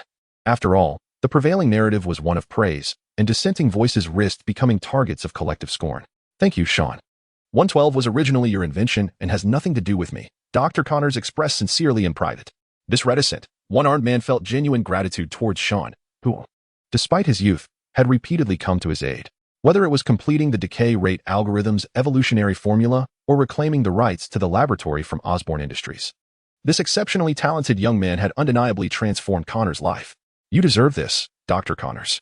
112, much like the decay rate algorithm, is not without its imperfections. My mind is brimming with extraordinary ideas, yet it requires a scientist of exceptional caliber to refine them, and you have accomplished this, thus the honor rightfully belongs to you. Sean is well aware that the 112 from Rise of the Planet of the Apes is not without its imperfections and harbors certain side effects, over time. The human immune system will develop antibodies that lead to a resurgence of the condition. Dr. Connors, having dedicated many years to genetic research, ultimately resolved this issue after extensive experimentation. This world is founded upon remarkably advanced scientific principles, enabling Tony Stark to combat formidable entities such as the Hulk and Thor with his ever-evolving, modified iron armor. The power of technology stands on equal footing with magic and superpowers. Therefore, the scientists who hold significant positions in future timelines are undoubtedly a precious resource of immense potential for Sean. Securing Dr. Connors is merely the initial step, with many other influential figures expected to join this cadre in due course. By the way, Doctor, you must prepare a more formal attire, Sean remarked suddenly as he turned back before departing. Dr. Connors wore a perplexed expression, having minimal social engagements and often residing in the laboratory. He could not comprehend why Sean insisted on formal wear. According to Harry, you have been nominated for the National Medal of Science, and you might have the opportunity to receive the award from the president personally. Such a significant occasion surely warrants appropriate attire, does it not? Sean beamed with a bright smile. In truth, he himself was also a candidate, yet he declined the opportunity, feeling it was not the right time to draw too much attention. With Dr. Connors serving as a shield, it would be more convenient for him to navigate this landscape. Sean Cypress, the scientific prodigy of a new era. Stark 2. In the office of the president of Oscorp Industries, Harry cheerfully handed Sean the latest magazine, an interview from Vanity Fair. As the media darling of the moment, countless newspapers and magazines yearned to feature this newly minted young tycoon. Following the collaboration agreement with Harry, Sean secured hundreds of millions of dollars in compensation, along with a stake in Oscorp Industries, placing him among the ranks of billionaires. Though he still had a considerable distance to bridge to reach the echelon of Tony Stark. Stark 2, indeed, a rather lofty appraisal. Sean mused with a slight smile as he gazed at the magazine cover, showcasing a young visage clad in a sharp suit, exuding vigor and confidence. He harbored little concern about the media's tendency to compare him to Tony Stark. He believed that it would not be long before he met the dashing playboy endowed with a genius intellect. However, based on Sean's long-standing interest in Stark Industries, it seemed likely that Tony would soon be heading to the front lines in Afghanistan to promote weaponry. This marked the commencement of all timelines, the birth of Iron Man, and subsequently the assembly of the Avengers, culminating in the formation of the world's most powerful superhero team. Indeed, it is fascinating. Witnessing the evolution of superheroes is quite an intriguing experience. Sean turned to Harry. Thanks to the unprecedented success of the press conference, the young president's situation had improved significantly. At least the shareholders on the board were no longer clamoring for the disbandment and restructuring of Osborne Industries or for its sale to Wall Street bankers. Now, back to the main topic. The application to the FDA had been approved, and the next phase would be clinical trials. It was believed that the product 112 would soon be officially launched. Sean sat in his chair, recognizing that 112 was merely the first step in his career. Dr. Connors' research was on the verge of success, and he would be ready to launch it in tandem, solidifying his foothold in the biopharmaceutical industry. He envisioned establishing his own laboratory, where he could gather and attract scientific talent, transforming these immensely valuable resources into power. He had not forgotten the vast reservoir of mutants awaiting him. For now, however, Sean had yet to devise a strategy for dealing with the world's most powerful telepath. Osborne Industries was hastily streamlining its processes. Did you know, Sean, that after the press conference concluded, the company's stock price immediately halted its decline and began to soar? Harry exclaimed with delight, the heavy burden that had rested on his shoulders finally beginning to lift. Osborne Industries had won a brief respite. The commercial empire his father had painstakingly built would not crumble on his watch. Sean blinked, feeling less excitement than Harry. Such generous returns had long been anticipated, after all. This was merely the beginning. Remember to apply for the patent, Sean said. After spending some time in Harry's office discussing the current review process for 112 and the general circumstances post-launch, they prepared to depart. A phase of their work had come to an end. Having completed his tasks, as Sean walked down the street, he suddenly thought about whether he should head to Hell's Kitchen for a bit of fun, as it would also allow him to accrue some system points. Daredevil, Punisher, Iron Fist, Luke Cage, Jessica Jones. These were all avenues for substantial points. The thought of the myriad items available in the marketplace stirred a sense of excitement within him. Since that was the case, perhaps he should start with these street heroes. Chapter 36. The Punisher's investigation night enveloped New York, the city's dazzling lights radiating a vibrant vitality. The wealthy reveled in their opulent lives, while those in the impoverished neighborhoods cherished the warmth of family. Hell's Kitchen, New York's den of iniquity, had not found the anticipated tranquility even after Kingpin's demise. This chaotic and crime-ridden area soon revived like weeds after a wildfire, silently encroaching upon every block with gangs, drug dealers, and street thugs. Matt Murdock sat alone in his law office, his heightened senses allowing him to perceive the myriad sounds surrounding him. With concentrated focus, he could even extend his awareness to encompass an entire city block. What are you doing? Step aside, or I'll blow your head off. Come on, if you dare. Do you want to taste the bitterness of defeat? Clenching the documents in his hand, Matt had long since abandoned his identity as Daredevil. Following the death of Karen Page, this blind attorney resolved never again to don the crimson garb of the devil. Perhaps the departures of his dear friend Foggy and assistant Karen had finally awakened him to the realization that violently confronting criminals merely addressed the symptoms rather than the underlying issues. While the vigilante known as Daredevil punished wrongdoers, he himself was also breaking the law. Despite his internal resolve, whenever he heard of crime occurring, Matt found it impossible to suppress the impulse within him. His deep-seated disdain for evil compelled him to act against criminals and acts of violence. New York Police Department. Everyone disperse. Halt. The arrival of the police quelled a confrontation that was about to erupt. Matt nodded, exhaling deeply. Perhaps this was indeed the best resolution. The appearance of Daredevil would only exacerbate the situation. He forcefully suppressed his inner turmoil. With Karen S.'s downfall, Hell's Kitchen had at least regained a semblance of peace. The blind lawyer chose not to dwell on it further and focused on preparing the litigation documents for later. Having forsaken his life as a vigilante from Hell's Kitchen, Matt now engaged in charitable legal assistance, catering to the common folk who could not afford high-priced attorneys. This too was a form of combating evil. Frank, is that you? Matt furrowed his brow as he recognized a familiar set of footsteps. Your hearing remains as sharp as ever, counselor. A tall, burly man vaulted through the window from the fire escape, making himself at home on the sofa. Do you have any liquor? Whiskey on the rocks. Matt rose to retrieve a bottle of beer from the refrigerator, tossing it to Frank, the man known as the Punisher. Frank caught it effortlessly, popping the cap and indulging in a hearty drink. Could you please use the door next time? Stop climbing through the window, Matt remarked, somewhat disapproving of Frank's unconventional entrance. I'm not you, Matt. The entire NYPD is hunting for me. Those damned officers suspect I killed Karen and have labeled me public enemy number one, Frank exclaimed, his anger palpable at being unjustly accused. Matt chuckled and replied, in fact, I initially thought it was you. Frank, a former Marine, had returned home only to witness his family brutally murdered, enduring profound psychological trauma that compelled him to cleanse Hell's Kitchen of its malevolent forces. It was during this tumultuous period that he and Matt became acquainted. They had engaged in several fierce confrontations, but ultimately, after understanding the full circumstances, Daredevil rescued the gravely injured Frank and even volunteered to defend him in court.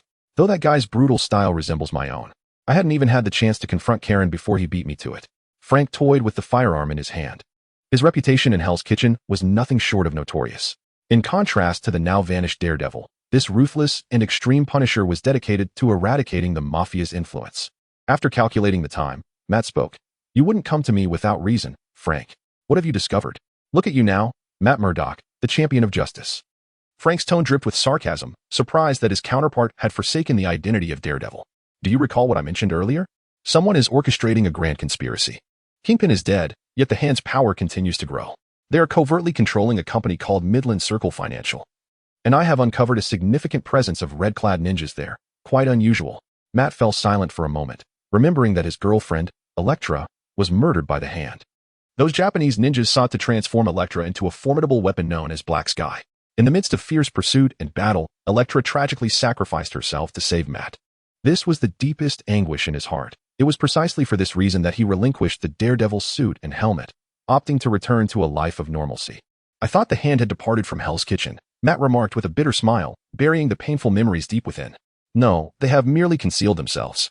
It appears they are quietly executing their plans. Frank revealed the clues he had recently uncovered, hoping for Matt's assistance.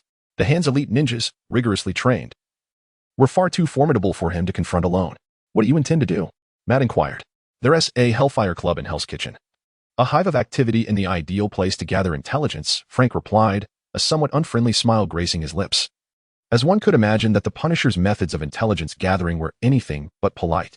I have court at 3 o'clock to defend a child who has lost his legs. I wish you success in your investigation, Matt said, shoving the documents on the table into his briefcase and picking up his cane. You may stay at my place for a while, but remember to lock the windows before you leave. The neighborhood isn't very safe. You no longer care about such matters. Do you, Matt Murdock? Are you truly content to forget your former life and become a lawyer who speaks for justice and defends the poor?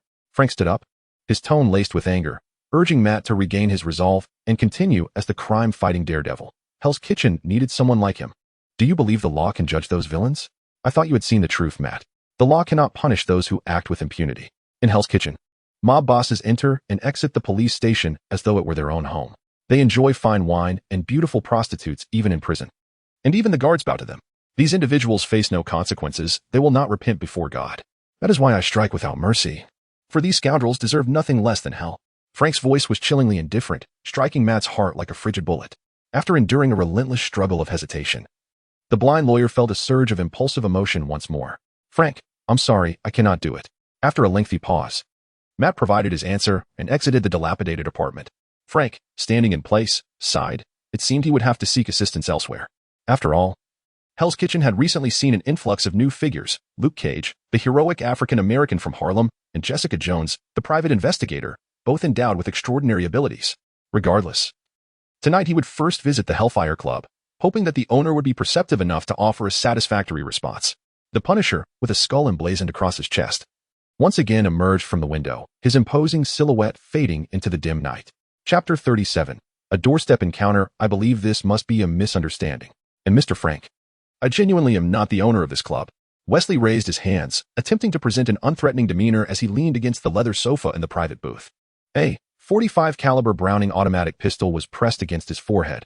A mere squeeze of the trigger would cause this newly appointed personal assistant's head to burst like a watermelon. Just half an hour prior, this robust and imposing man had stormed into the Hellfire Club, where gangsters and bodyguards found themselves utterly defenseless before the terror known as the Punisher. By the time Wesley emerged to assess the situation, the floor was strewn with bodies, each emitting pitiful groans, likely suffering from broken limbs or shattered ribs. Fortunately, the Punisher had exercised some restraint, refraining from a full-scale massacre. Otherwise, the club would have been littered with dismembered corpses. According to the Punisher's established methods, most of the gang members who dared to resist had their heads blown off by a single gunshot or had their throats slit with a tactical knife, demonstrating a swift and decisive approach to killing. So, you cannot provide me with any useful information regarding the Hand? The Punisher intoned coldly, clad in his iconic attire. The criminals of Hell's Kitchen dreaded nothing more than encountering the black shirt adorned with a skull during the night, for it signified their imminent descent into hell. The Hand had previously engaged in a few discreet collaborations with Kingpin, primarily involving the acquisition of real estate or dilapidated buildings. The purpose of these ventures remained shrouded in mystery. Furthermore, they had consistently sought to create a weapon known as Black Sky, selecting children from various locales to serve as vessels. This was all I could divulge. As a shrewd individual, Wesley willingly recounted all the information he possessed. The Punisher's infamous reputation in Hell's Kitchen was far more terrifying than the legend of the Red Devil. At least the latter would leave you battered and deliver you to the police, while the former would send you straight to meet your maker. Who is your boss? The Punisher lowered his firearm, having conducted a thorough investigation into a man named James Wesley. Previously, Wesley had served as the personal assistant to Kingpin, who met his demise in an ambush, leaving Wesley to inherit the empire of the underworld in its entirety. This development piqued Frank's interest, as it bore the hallmarks of a meticulously orchestrated plan. He was particularly intrigued by the enigmatic figure behind Wesley, suspecting that this individual might well be the true architect of Kingpin's death. To be candid, I am utterly unaware of his identity. I know not his name. Nor do I possess any knowledge regarding my employer. He merely left me with a phone number. With caution, Wesley retrieved his mobile device and, under the Punisher's urging, dialed the number of his superior. Meanwhile, Sean was in the laboratory, personally instructing a chimpanzee named Caesar, after administering the experimental drug 112. Caesar exhibited an astonishing capacity for learning, far surpassing that of his peers. Whether it was literacy or artistry, he grasped concepts with remarkable speed and under continuous training. He began to communicate through simple gestures, an achievement that transcended animal capabilities. In the words of Dr. Connors, Caesar was increasingly resembling a human being. Should he one day articulate speech, it would scarcely elicit surprise. There's a palpable sense of danger in your actions, remarked Connors, who, upon Sean's emergence from the room, wore a look of concern, his instincts as a distinguished scientist sharpening his apprehension. What troubles you, doctor? Are you fearful of Caesar? Sean inquired. A subtle smile gracing his lips. Through a series of manipulations, he had firmly secured Dr. Connors' allegiance to his cause. Yes, Connors replied, gazing through the thick glass at the chimpanzee whose movements mirrored those of a human, his voice tinged with unease. You are on the verge of creating a new species. Sean, the learning capabilities exhibited by Caesar are extraordinarily impressive. He is evolving at an alarming rate. The cycle of acquiring knowledge is continually diminishing. What does that signify? It suggests that Caesar's development has yet to reach its pinnacle. He still possesses room for growth. What if, one day, he attains a level of intelligence akin to that of humans? As a scientist, Connors was acutely aware of the terrifying potential that Caesar displayed. Originally, 112 was intended as a novel remedy for neurodegeneration, but if its effects extended beyond that, applying it to primates could equate to the birth of an entirely new species. Sean, upon hearing this, could not help but chuckle softly. The very concerns that plagued Dr. Connors were those mirrored in the narrative of Rise of the Planet of the Apes. Due to the ineffectiveness of 112 on humans, scientists had subsequently developed a more potent drug, 113, which not only enhanced the intelligence of apes, but also acted as a lethal virus for humans. Consequently, humanity faced near extinction, while the apes seized the opportunity for advancement, establishing a new civilization. Doctor, what you fear will never come to pass. The evolution of a new species is no trivial matter. Humanity took eons to evolve from the rudimentary existence of the Stone Age to our current industrial civilization. There will only ever be one Caesar. Sean alleviated the concerns that plagued Connor's mind. His training and guidance of Caesar were merely a whimsical endeavor, an intriguing pet to nurture. In the future, Sean intended to embark on even more perilous experiments, such as mutant gene research or the creation of super soldiers. Perhaps even a replication of the Hulk project, all of which had begun to take shape within his mind. No matter how much Caesar evolved, could he truly be more terrifying than those otherworldly beings and extraterrestrials? Do not allow caution to stifle your imagination, Dr. Connors, Sean said with a gentle pat on Connor's shoulder and a kind smile. Buzzing. Feeling the vibration in his pocket, Sean retrieved his phone. Upon seeing the caller ID, he furrowed his brow. Wesley would not reach out lightly. Could something significant have transpired in Hell's Kitchen? Remembering his unexecuted scoring plan, Sean felt a twinge of confusion as he answered the call. Wesley's voice came through. Boss, there's something that may require your personal attention. Is someone holding a gun to your head, Wesley? You sound rather tense, Sean replied, his frown deepening. He sensed something was amiss. Wesley was typically composed and would never speak in such vague terms unless under duress. If you wish for this individual to remain alive, arrive at the Hellfire Club within half an hour. A hoarse, deep voice concluded that statement before abruptly severing the connection. Sean rubbed his chin, pondering when he had attracted such an opponent. He had always adhered to a low-profile lifestyle, and yet someone had come knocking. How intriguing. He mentally enumerated the individuals in Hell's Kitchen capable of posing a threat to Wesley. The daredevil had reportedly vanished for some time, with no word of his whereabouts. Jessica Jones was still engaged in her private detective work, while Luke Cage blended into Harlem. As for Iron Fist, he had yet to make a formal appearance. And the group of Japanese ninjas from the Hand would likely refrain from targeting Wesley, given their mutual cooperation. Counting through the possibilities, only one remained: the Punisher. Known for his brutal methods of punishing criminals, judging by the manner in which the call was abruptly terminated, it indeed bore the hallmark of that individual. A bounty presented to him on a silver platter was too tantalizing to refuse. A surge of excitement coursed through Sean, akin to the awakening of a dormant fighting instinct within him. Chapter 38. Intense battle at the Hellfire Club. The Punisher, who had issued the threat, sat calmly on the sofa. A nearly empty bottle of whiskey sat on the table, and a cigar box lay open beside him. With a Browning automatic pistol resting on his right, he savored the rich aroma of an authentic Cuban cigar, exhaling plumes of smoke. You damned rich folk. Even while indulging in others' liquor and puffing on high-end cigars, Frank muttered, his expression unchanging. Wesley feigned ignorance, careful not to display any anger, should he provoke the other man. He might not live to see his boss arrive. Your boss sounds quite young. What method did he employ to eliminate Kim? Was it a trap, or did he resort to heavy weaponry? The Punisher appeared to be completely at ease, yet if Wesley made any sudden move, he could swiftly pull the trigger and obliterate his adversary's skull within 2 seconds. Mr. Punisher, I truly know little about my employer. He prefers to remain in the shadows, which is why he has appointed me as his representative to manage various affairs. Wesley forced a wry smile. fully aware that the young boss harbored doubts about him and was indifferent to notions of loyalty, after all, when the stakes are high enough. A person's convictions can be easily swayed. Clearly, he was a cautious individual. The Punisher refrained from further inquiries. His curiosity piqued only by the identity of the one who had eliminated Kingpin. When had such a mysterious figure emerged in Hell's Kitchen, capable of dispatching Kingpin and Bullseye, while simultaneously supporting a puppet to inherit their empire? The seamless execution of these actions without causing even a ripple astonished Frank. Wesley kept his head bowed. Well aware of the identity of the young boss, though he chose to conceal it. In the face of imminent danger, divulging trivial information could be excused, however. Revealing crucial intelligence would amount to a complete betrayal. While the Punisher was indeed fearsome, Wesley's employer was no benevolent character either.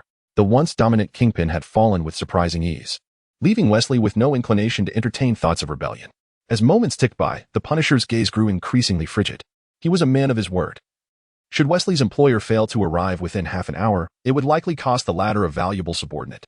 As the clock approached midnight, the lights in the private booth abruptly extinguished, plunging the space into darkness. The Punisher instinctively grasped his handgun, his formidable frame vaulting over the sofa in search of suitable cover. Years of combat training kept his instincts on high alert. The enigmatic figure behind the curtain, having swiftly absorbed all assets following Kingpin's demise, demonstrated a keen intellect. Thus, the Punisher did not expect this individual to come alone. He had already prepared for a potential onslaught of gunmen and thugs, formulating an escape plan should he encounter overwhelming numbers. As a retired Marine, he felt no shame in recognizing the strength of his adversaries. Recklessly charging ahead in the face of superior might was not valor, it was folly. He was no muscle-bound brute. Rather, he possessed a mind capable of calm contemplation in any circumstance. The Hellfire Club was enveloped in darkness, seemingly plunged into shadow by a power cut. In the hushed atmosphere, the sound of footsteps echoed with unsettling clarity. The door to the private booth swung open, and in the murky depths of the dimly lit space, the Punisher raised his Browning automatic pistol. Accompanied by a deafening crack, flames erupted as bullets rained forth. The individual who pushed open the door seemed to have anticipated the encounter, swiftly sidestepping as if vanishing like a specter. The bullets missed their mark, striking the doorframe and creating a series of dense punctures. The Punisher discarded his empty handgun and retrieved a tactical dagger from his waist, slightly bending his body as if resembling a ferocious wolf poised to strike. A fierce gust of wind swept overhead, prompting the Punisher to duck just in time to evade a powerful whip kick. His sharp dagger arced upward, slicing through the air, yet his opponent was clearly no novice. He deftly sidestepped and seized the arm wielding the dagger, his hands entwining like a vice, disarming the Punisher with remarkable strength. The Punisher was taken aback by the force. Feeling a slight numbness in his arm, his adversary, though not of imposing stature, had effortlessly overpowered him in their initial clash, disarming him with ease. Deprived of his combat dagger, the Punisher lunged forward, raising his fist to strike his opponent's face, evidently opting for close-quarters combat. His punches were delivered with astonishing speed, leaving no room for response, as if he intended to overwhelm his foe with a torrential onslaught. The intruder, however, was equally resolute. After blocking a powerful blow aimed at his chest, he adeptly maneuvered, his hands swiftly parrying each successive attack, standing firm like an unyielding rock against the Punisher's ferocious barrage. The two combatants resembled mechanized warriors, exchanging blows with relentless vigor. Discarding all intricate fighting techniques for a brutal, straightforward confrontation, Wesley, cowering against the sofa, dared not move as he witnessed the ferocity of their battle. Trembling in fear and silently marveling at the sheer humanity of it all. "Bring me down." In the spacious private room, a sudden, commanding voice echoed. And amidst the intense and frequent collisions, the Punisher seized an opportunity, surging forward with the ferocity of a descending tiger. His right hand swung down like a mighty axe. The force of the wind it generated leaving no doubt that even the hardest stone would shatter under such an assault. Your weakness limits your imagination. The Punisher vaguely perceived a low chuckle, a wave of immense danger washing over him. The adversary, who had been equally engaged in the skirmish, suddenly transformed into a terrifying beast, an overwhelming aura surging forth like a tidal wave, seemingly poised to consume him whole. With all his strength, the Punisher delivered a lethal strike that crashed against his opponent's arm. A distinct sound of cracking resonated. It felt as though he had collided with a solid steel plate, the tremendous recoil fracturing his hand. His opponent, relentless and unyielding, charged forward with the speed of a mountain, and the Punisher, weighing a formidable 200 pounds, was propelled like a cannonball, crashing against the wall behind him with a resounding thud. With a gentle snap of his fingers, the lights in the private room flickered back to life, revealing Sean standing amidst the chaos. Furniture lay shattered around him, splinters scattered, and shards of glass glimmered across the floor. Breaking a few bones was merely a trifling matter for him. Observing the Punisher, who struggled futilely to rise, Sean remarked in a casual tone, his spirits elevated after successfully executing a score-enhancing operation.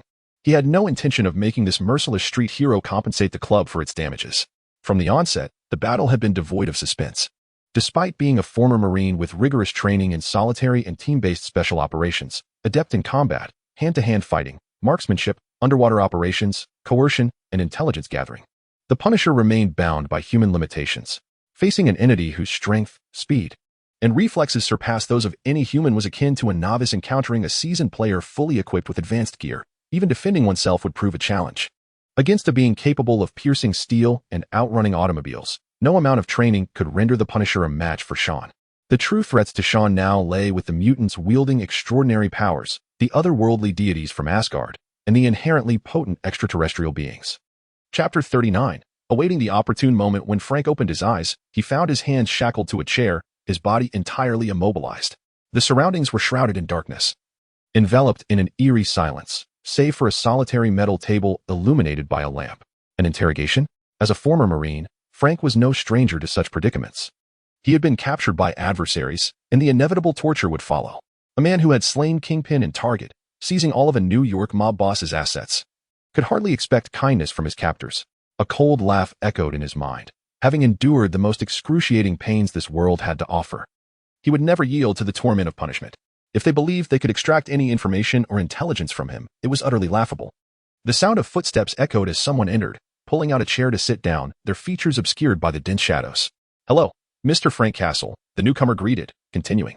"At last, we can sit down and have a proper conversation. Honestly, your temper leaves much to be desired. It seems we must resort to this method for meaningful dialogue." "Who are you?"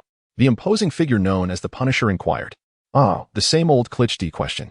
I am the one who killed Kingpin, the architect behind your unjust burden, the mastermind of the Hellfire Club, and a law-abiding citizen of New York, murdering and controlling the mob." "You truly are a fine law-abiding citizen," Frank retorted, a hint of sarcasm gracing his lips, unperturbed by the prospect of inciting anger. To Frank's astonishment, the stranger did not seem enraged. Instead, they chuckled softly. "From what position do you speak, Mr. Castle? What manner of person is Kingpin? It seems unnecessary to elaborate. Why is it that you can eliminate the criminal underworld with brutal, bloody methods and yet consider yourself a hero in the fight against crime, while I, having merely dispatched a gang leader for the citizens of New York, am labeled a murderer? Mr. Frank, you are referred to as the Punisher in Hell's Kitchen. The blood on your hands surely far exceeds what I can fathom." The man seated in the shadows spoke with a hint of mockery, leaving Frank at a loss for words, unable to formulate a retort. In truth, aside from the act of killing Kingpin, the other criminal deeds attributed to him seemed scant. "What is it that you seek from me?" Frank was compelled to shift the conversation. The other party tapped his fingers on the table, appearing to contemplate, and after a moment declared, "In truth, I desire nothing from you, Mr. Frank. It is you who barged into my club like a brute, injuring my associates, and subsequently threatened Wesley. I was compelled to engage with you to prevent losing a valuable aid. And now you question what I seek from you? Frank Castle, does your family have a history of mental illness?" The Punisher, known for his decisive and unwavering nature, felt his face flush crimson, the veins on his robust arms bulging as his internal fury blazed like a roaring inferno. "All right, I retract my previous statement. Let us converse earnestly, shall we, Your Excellency?" The Punisher? The man tempered his light-hearted tone, adopting a serious demeanor. "I am well aware of your history, Frank Castle, former elite Marine of the United States. After witnessing your family's brutal murder at the hands of gangsters, you embarked on a vengeful crusade against the criminal elements of Hell's Kitchen. During this time, you clashed with Daredevil, only to be apprehended by the police. Matt Murdock, as Daredevil, served as your defense attorney, yet you still found yourself imprisoned. Not long after, you escaped, unwilling to remain confined while harboring the blood feud of your family. You ended the lives of 24 individuals, all hired thugs prepared to end yours within the prison walls. They underestimated your danger, and they paid the ultimate price. Through relentless investigation, you uncovered the true perpetrator behind your family's tragic demise, the drug lord known as the Blacksmith, who was also your former commanding officer in the Marines. This officer, Lieutenant Rashinoff, was secretly involved in drug trafficking, and your family's death was orchestrated by him. After you shot him, shattering his skull, you adopted the moniker of the Punisher and commenced your noble endeavor to eradicate crime and evil. Is there anything you wish to add, Mr. Frank? As the other recounted his experiences, Frank fell into a contemplative silence. The painful, bloody memories surged forth, revealing the tormenting soul concealed behind the title of Punisher. Only by continuously dismantling the criminal organizations and ensuring that villains and thugs receive their due punishment could Frank, who who had lost all hope, find a semblance of solace within. Who are you truly? Frank's gaze pierced like a blade, seeking to unveil the true identity of his interlocutor amidst the shadows. You may call me, for soon I shall ascend to the throne of Hell's Kitchen. The man's calm voice resonated with confidence, as if he were merely stating an undeniable truth. Do you aspire to be the second kingpin? Frank furrowed his brow. Should the other harbor such intentions, Hell's Kitchen would soon be engulfed in chaos. Kingpin is merely a failure, a ruler sustained by violence and fear, a reign doomed to be ephemeral.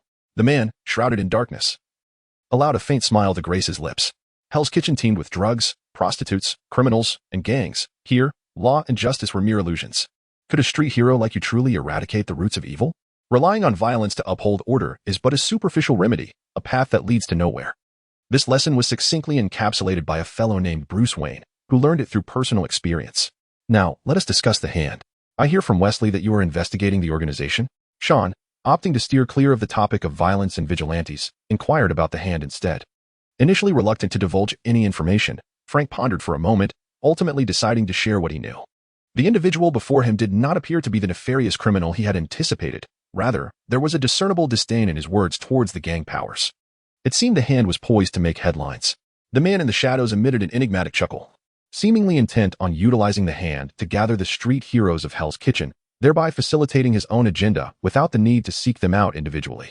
Goodbye, Mr. Frank. This conversation has been most pleasant. Sean rose and exited, the dark space returning to silence, save for Frank's heavy breaths. Boss, what shall we do? Wesley, waiting outside, glanced at the iron door of the room and inquired, should we keep him locked up, or encase him in cement and toss him into the depths of the Hudson? Having completed the interrogation, Sean felt a wave of exasperation wash over him. He patted his subordinate's shoulder and said earnestly, Wesley, let us not adopt Kingpin's methods here. Violence is hardly a solution. We are law-abiding citizens of New York. What benefit would there be in killing the Punisher? Let us keep him locked up, given his capabilities. He should manage to escape in due time. Who would summon the street heroes of Hell's Kitchen if the Punisher were to be slain? A cold glint sparked in Sean's eyes. He was well aware of the hand's plans and anticipated future conflicts with these street heroes. It appeared yet another grand hunt was on the horizon. For now, he needed to exercise patience, skillfully waiting for the opportune moment to strike, as any adept hunter ought to possess. Chapter 40. The storm approaches. Following the collaboration with Osborne Industries, everything gradually fell into place. Sean had taken a solid step towards success, and under Dr. Connor's persistent insistence, he had shed the roles of intern and lab assistant, officially becoming a partner in the laboratory. Once the new drug is launched, Sean will relinquish his position at the State University of New York, as the research facilities and environment here have become inadequate for his ambitions. The burgeoning research team finds the current setup rather rudimentary. Sean and Connors have identified a new laboratory location in the suburban expanse of northern Long Island, where construction has already commenced. This parcel of land, situated on the East Coast, was originally earmarked for an upscale residential development, complete with well-established greenery and amenities. Through Wesley's discreet dealings and leveraging certain governmental connections, he acquired this land, brimming with potential for appreciation, at a remarkably low price. It is believed that before long, the new laboratory will be fully operational, marking Sean's first foray into ownership, transforming him from a mere inconspicuous individual into someone of significance. Upon returning home, Sean found Mindy busily packing her belongings. Adorable Rusky plush toys filled 2 large boxes, accompanied by heaps of clothing and her personal treasures, including dozens of beautifully crafted butterfly knives, likely birthday gifts from her father, and an exquisitely polished handgun with a handle made of walnut wood, more akin to a collector's item than a mere weapon. It seems you possess more items than I do. I distinctly recall you moving in with just a small backpack, Sean remarked, gazing at the mountainous stack of cardboard boxes, somewhat bemused. These are my most treasured possessions. Ms. Jenny mentioned that to become an elegant woman of taste, one must cultivate a refined lifestyle. Someone like you, with only comic books and robot models, wouldn't he understand? Mindy retorted disdainfully, casting an eye of superiority at Sean, her expression reflecting a sense of distance from his lifestyle. In a playful display of frustration, Sean scooped up the golden-haired little girl and playfully reprimanded her. Mindy McCready, you have succumbed to the evils of capitalism. To save your fragile little heart, you shall be responsible for washing all the dishes next week. Though wounded by the jibe, the little girl glared at Sean with a fierce expression. However, recalling his generosity in providing her allowance and his willingness to cook and clean, she chose to forgive his impudence this time. After envisioning a multitude of retaliatory scenarios against Sean, Mindy's face brightened again as she resumed organizing her cherished items. As they prepared for a significant move, it seemed inappropriate for Sean, now entering the ranks of the affluent, to continue residing in their aging apartment. Harry Osborne had recommended a reliable real estate agent, and through this introduction, Sean had purchased a luxurious apartment in Manhattan. With all the necessary paperwork completed and preparations underway for the move. Once everything was packed, Mindy took Sean's hand, gazing at the now empty room. Her lips pursed in thought. Are we really moving? I think living here is quite nice, with a comic book store nearby and a delicious, affordable Burger King. Does Manhattan have those too? Sean gently ruffled Mindy's little head and softly assured her, there will be more. There will be larger comic book stores, an array of delightful ice cream parlors, and thrilling amusement parks. We will reside in a house far more spacious than this one. Mindy's eyes sparkled as she nodded, her earlier discontent swiftly vanishing. She nestled her small hand into Sean's palm, her face radiant with a smile. The vacant space in her heart, left by her father's absence, had been filled abundantly by Sean. Two solitary souls living together allowed Mindy to experience, for the first time, the concept and warmth of family. Will we always live together from now on? She asked, gazing up at him. Indeed, Sean replied with a slight smile.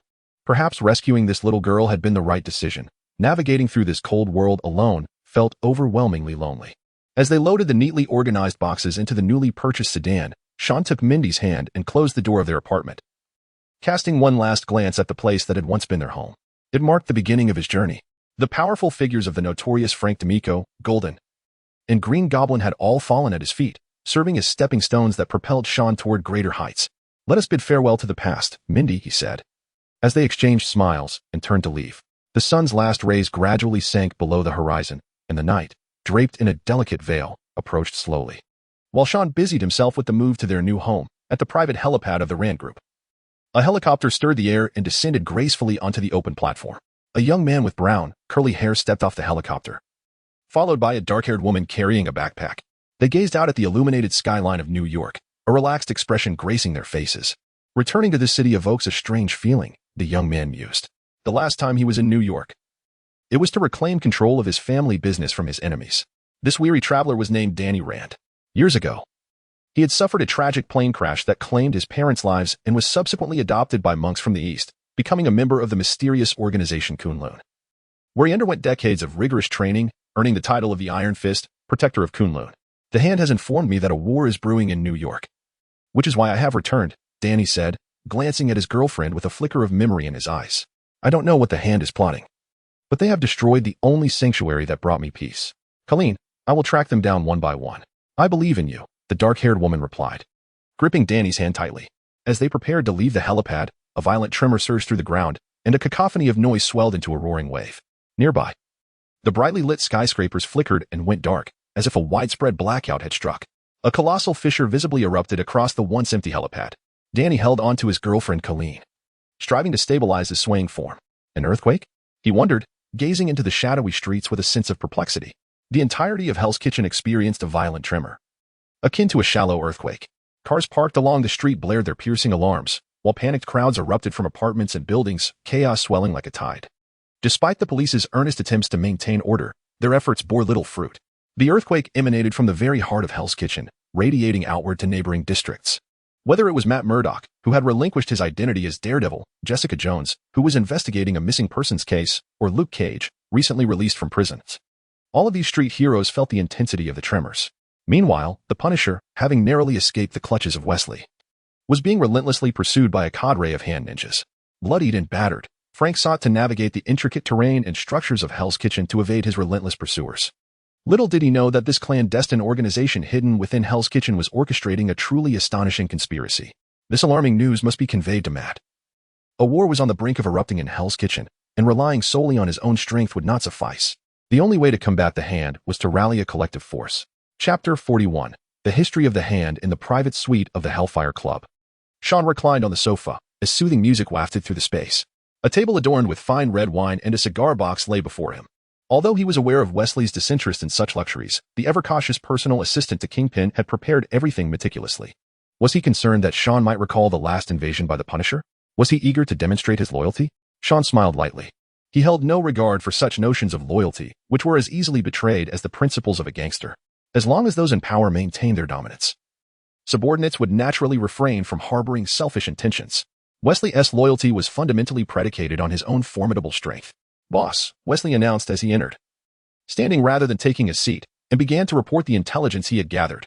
I have confirmed that a shallow earthquake struck Hell's Kitchen yesterday. The exact cause remains unknown, but it is certain that it is related to the hand. The epicenter was at the Midtown Financial Company, one of their enterprises, which previously collaborated with Kingpin. Sean nodded, satisfied with Wesley's capabilities. In just 2 hours, you have uncovered everything I wish to know. Quite impressive. Wesley humbly replied.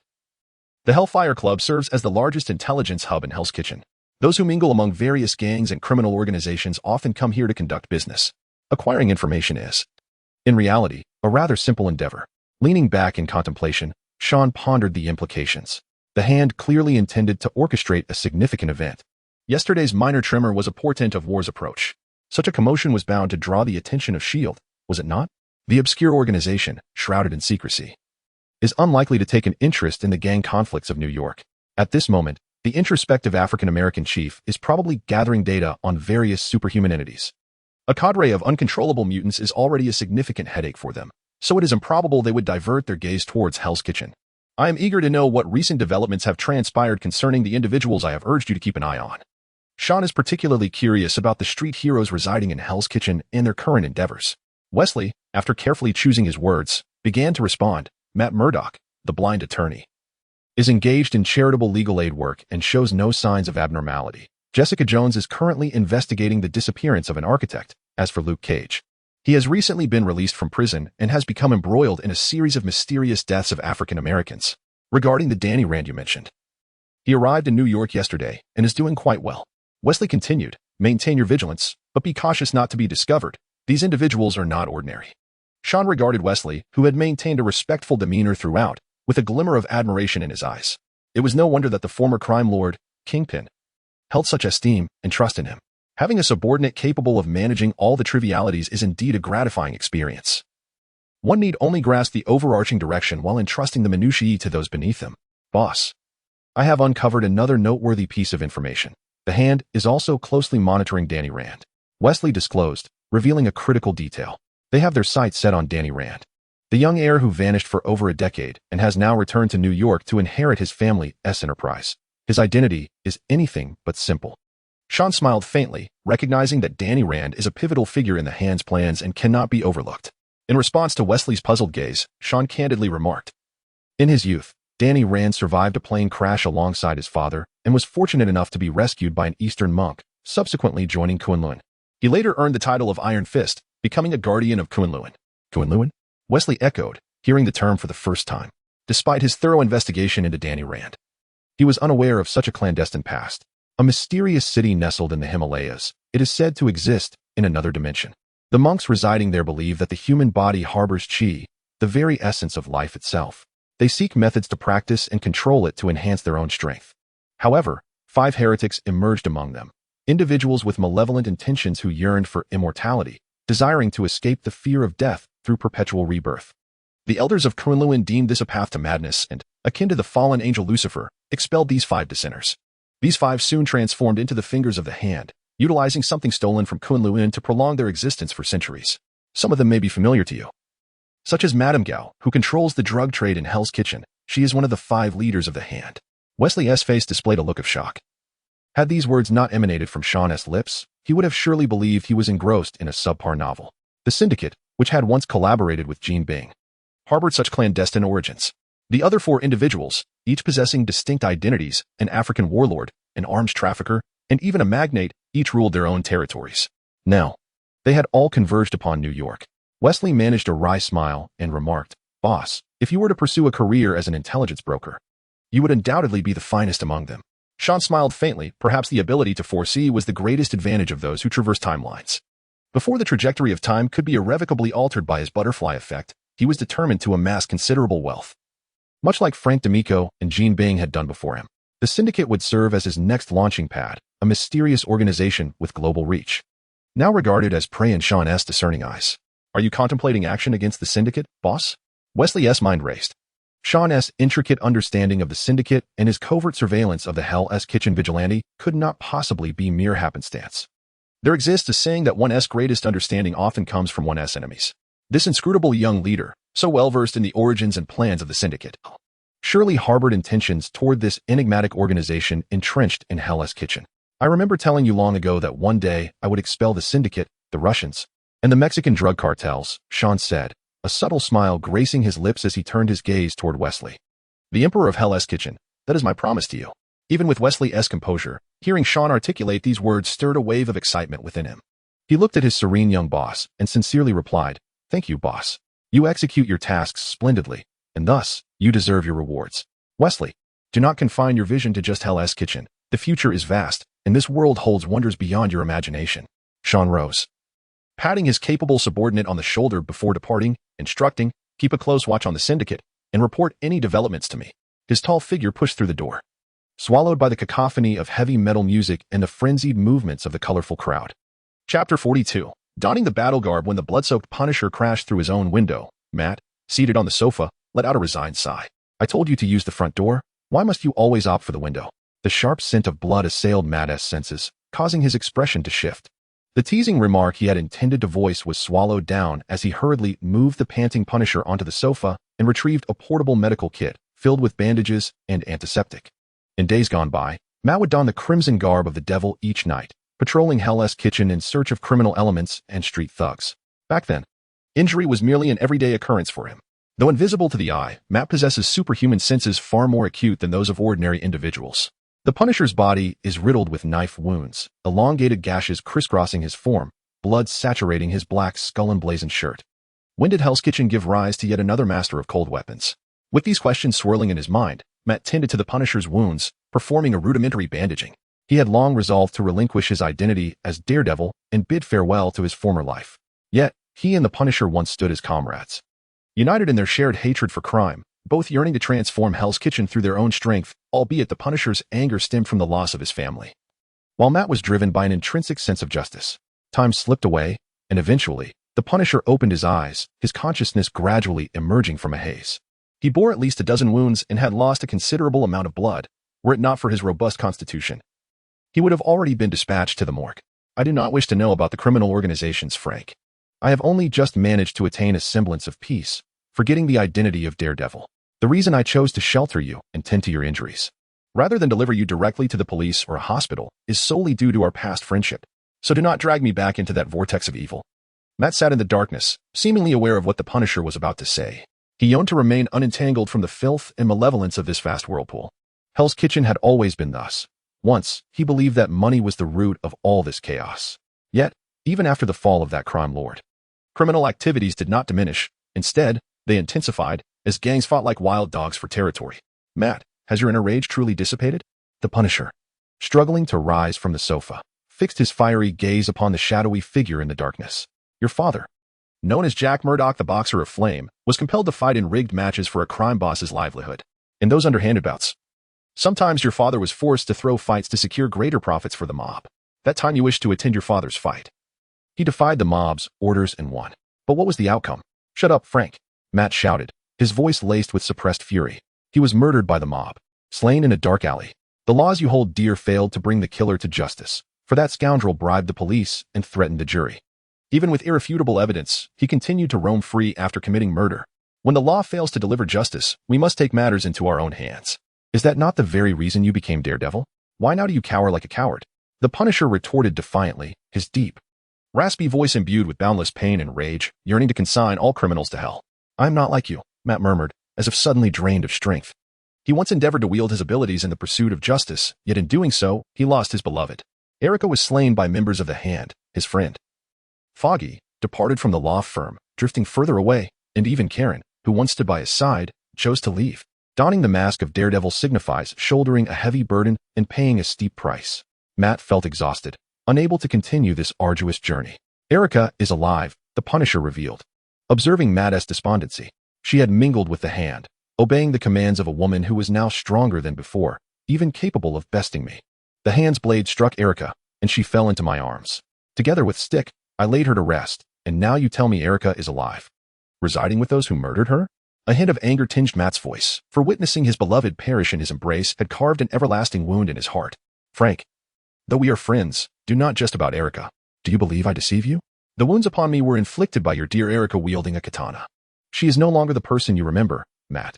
The Hand refers to her as Black Sky. Her body is now possessed by another entity, transforming her into a cold-hearted killing machine."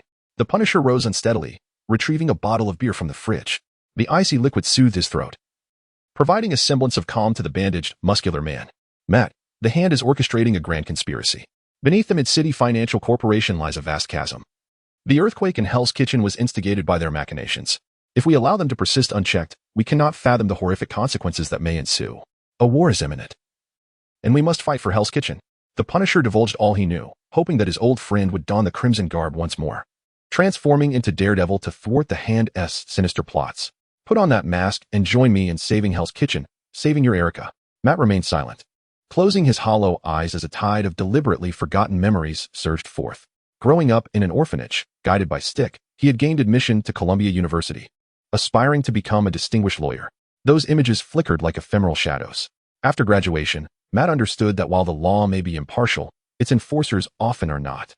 The world teemed with injustice and darkness, and a blind lawyer alone could not contend with capitalists capable of hiring entire legal teams. Nor could he hold accountable the mob bosses in collusion with the police.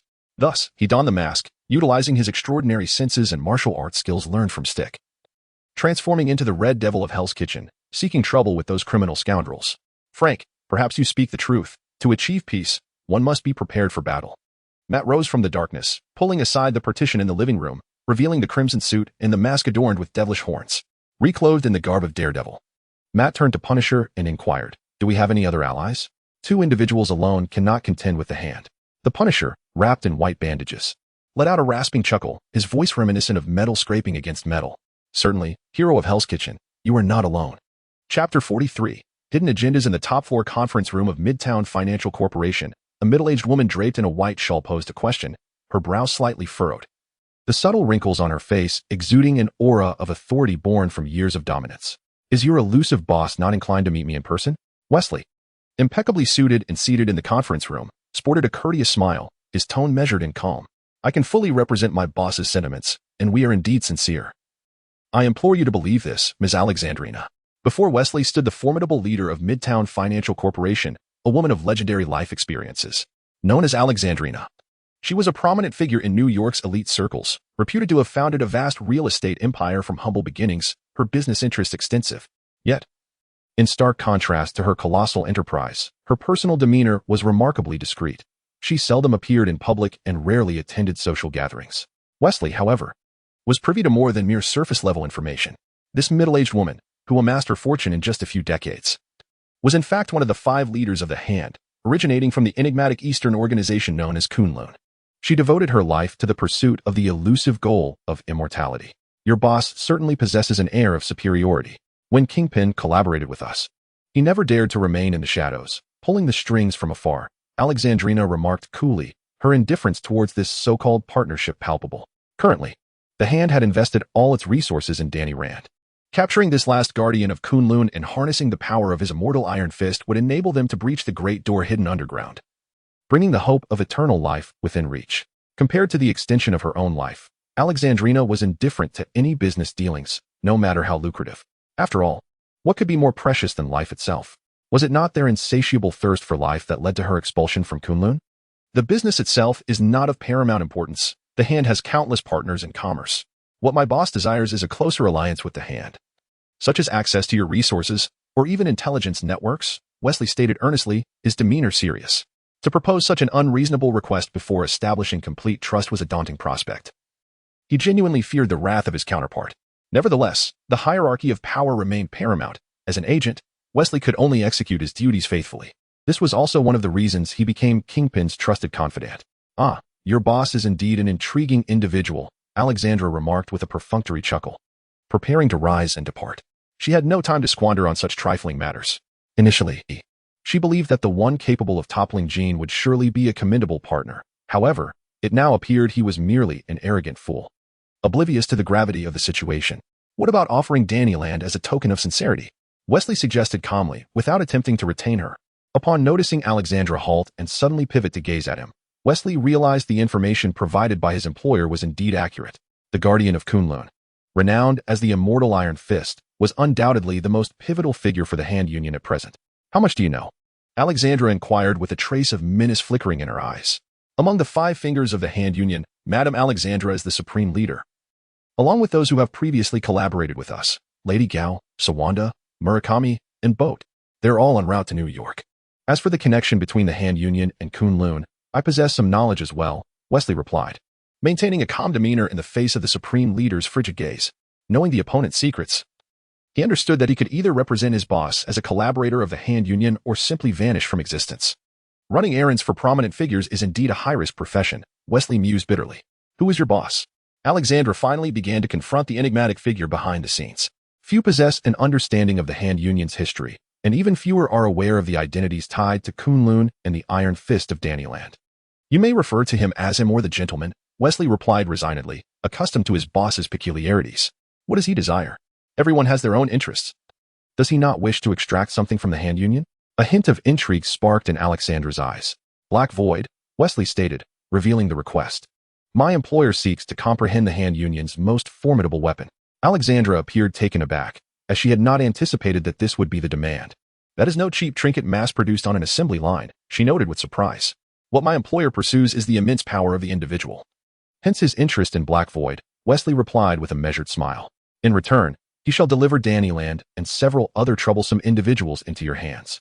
After a moment's silence, Alexandra pondered her dwindling time. According to a recent health report, many of her organs were on the brink of failure, and her life was nearing its end. The dragon bone stolen from Kunlun had been nearly exhausted, with the last remnants used to resurrect the deceased Erica, transforming her into Black Void. The long-forgotten specter of death loomed over her like a chilling wind, instilling a profound terror that shattered Alexandra's usual composure and rationality. To unearth new dragon bones, she would not hesitate to obliterate all of New York. If your esteemed employer can deliver Danyland to me, I can consent to his becoming the sixth finger of the Hand Union. Alexandra made a decisive choice. Currently, Danyland is the pivotal figure in unlocking that door, and she deems it acceptable to pay a certain price for this. Wesley then rose, extending his hand with a smile, stating, "Here's to a fruitful collaboration. I hope next time I may meet your enigmatic employer." Alexandra grasped his hand, her gaze laden with meaning. From that moment forth, the Hand Society would conduct a thorough investigation into Wesley's mysterious benefactor. The thought of a person privy to the origins and secrets of the Hand Society unsettled Alexandra. Had time not been pressing, she would have undoubtedly declined the partnership, opting instead to dispatch Black Void Erica to eliminate this unsettling variable entirely. Watching Wesley depart, a shadow of darkness flickered in Alexandra's eyes. This collaboration was merely temporary. Once Danyland was secured, she would unlock the subterranean door and unearth the new dragon bone, leading to the foundation of New York sinking, with countless souls buried alongside it. The self-proclaimed gentleman, perhaps, would serve as the most fitting scapegoat. Standing before the grand floor-to-ceiling windows, she gazed at the reflections in the transparent glass, a fervent expression emerging upon her features. Time had gradually aged her once youthful form.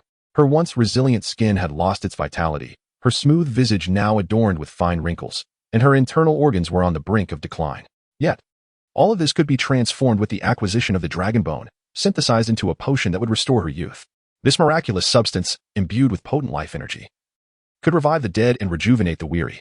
Alexandra surveyed the distant steel jungle, knowing that soon this thriving metropolis would cease to exist, akin to the ancient city of Pompeii, which vanished amidst a calamity. Chapter 44, The Hunt Manhattan, Baxter Building. Sean led Mindy, who carried a small backpack, into the elevator, ascending until the numbers halted at the 48th floor. The duo, under the guidance of the waiting property manager, stepped into their new abode. "Wow, this is amazing, Sean," Mindy exclaimed, her excitement palpable. The first sight to greet her was the vast, transparent floor-to-ceiling windows, through which sunlight streamed, illuminating the temporarily sparse hall. Outside, towering skyscrapers rose like trees in a forest, and as night fell, standing here would afford a breathtaking view of Park Avenue and Central Park, adorned with vibrant lights, evoking a sense of overlooking the entirety of New York. The minimalist European decor and the brand-new furnishings filled Mindy with immense satisfaction regarding her new home, prompting her to dash into the rooms, eager to select her favorite bedroom. "The child is a bit exuberant," Sean remarked with a warm smile, his eyes softening. From a tender age, Mindy endured the heartbreaking loss of her mother, subsequently living with her father. Regrettably, that officer, in his paternal role, proved to be woefully inadequate, molding his daughter into a veritable instrument of violence. This misguided upbringing left Mindy devoid of a conventional moral compass and a sense of normalcy, fostering a troubling propensity to resort to brutality at the slightest provocation, even capable of extinguishing lives without a flicker of hesitation. Fortunately, under Sean's deliberate guidance, this golden-haired young girl has gradually begun to forget her tumultuous past. The bloody and painful memories have, over time, faded into mere sepia-toned photographs. securely tucked away in the recesses of her heart. Presently, their relationship resembles that of family, two solitary souls cohabiting, exchanging the rare warmth that resides within their hearts. It seems you are quite pleased with Baxter Tower, a 50-story edifice housing the elite of New York. Notably, Mr. Reed Richards resides just above you. Both esteemed as geniuses in the city, it is likely you will find common ground. Baxter Tower is honored to welcome your presence, the impeccably dressed property manager effused. For those who have kept a keen eye on the news lately, Sean's visage is likely to be familiar, as both entertainment tabloids and academic journals compete to feature this young man, adorned with the dual accolades of newfound wealth and scientific brilliance. Reed Richards? Sean's eyes flickered momentarily at the thought of having one of the world's top 3 geniuses living above him. What a delightful coincidence. I shall make time to pay him a visit. I have long anticipated a meeting with Dr. Richards. After bidding farewell to the courteous property manager, Sean stepped onto the balcony, where Mindy was busily arranging her new room. The excitement of moving to a new home was unlikely to wane anytime soon, and Sean allowed her to indulge in her enthusiasm. Suddenly, his pocket vibrated. He retrieved his phone and answered a call from Wesley. How did the discussion go? Sean inquired. Everything unfolded as you anticipated, boss, came the respectful voice on the other end. Once I mentioned Danny Land and the Hand Association, Alexandra's demeanor shifted immediately. She readily acquiesced to your demands.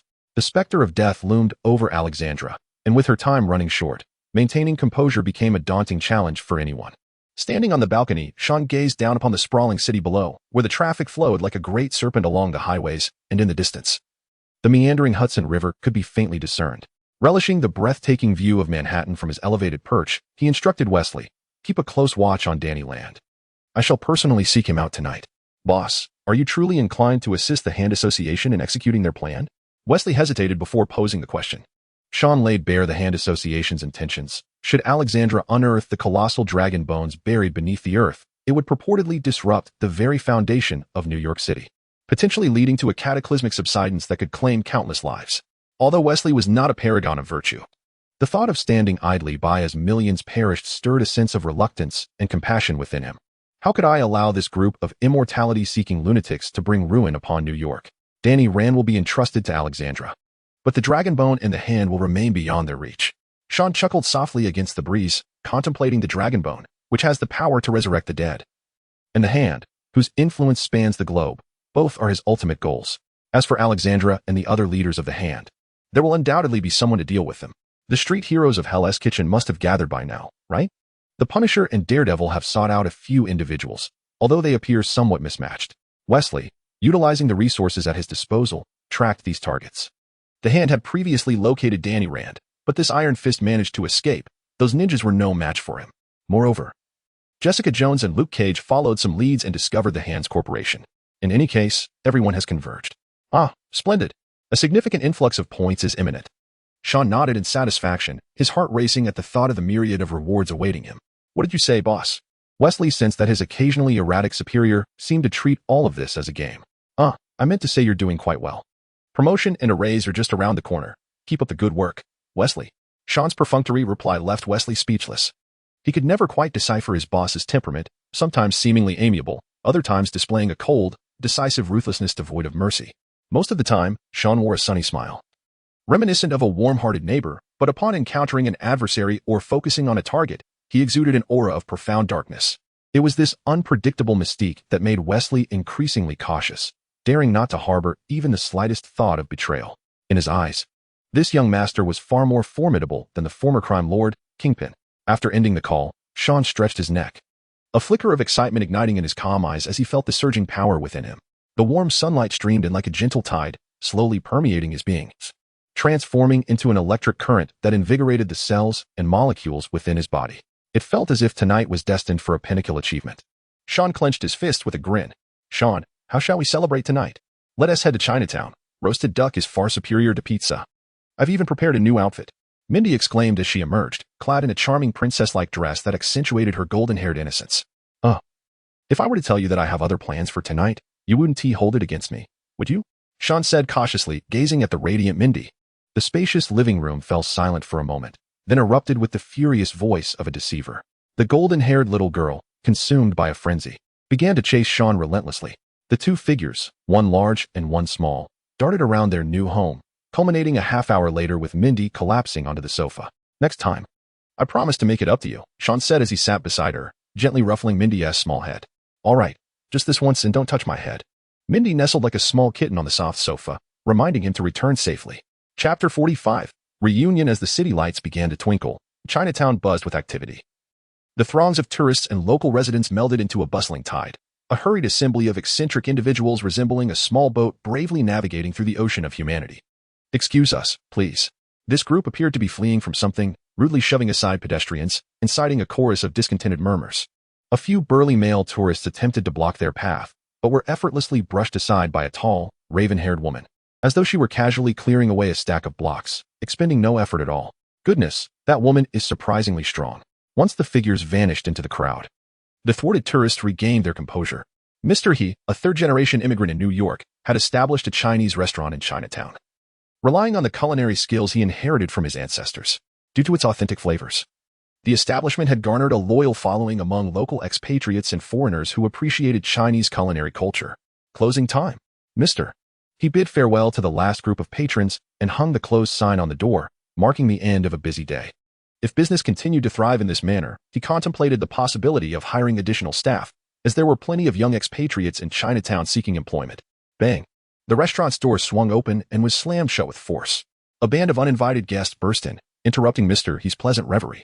They appeared to be far from ordinary diners: a tall, dark-haired woman, a sharply dressed young man with curly hair, a tall and muscular black man, a burly figure adorned with an array of weapons, and an oddly dressed individual in a red devil costume. This peculiar ensemble nearly led Mr. He to believe he was facing a band of deranged robbers, prompting him to raise his hands in alarm. "We are closed." Upon noting that these individuals showed no signs of robbery, Mr. He timidly uttered.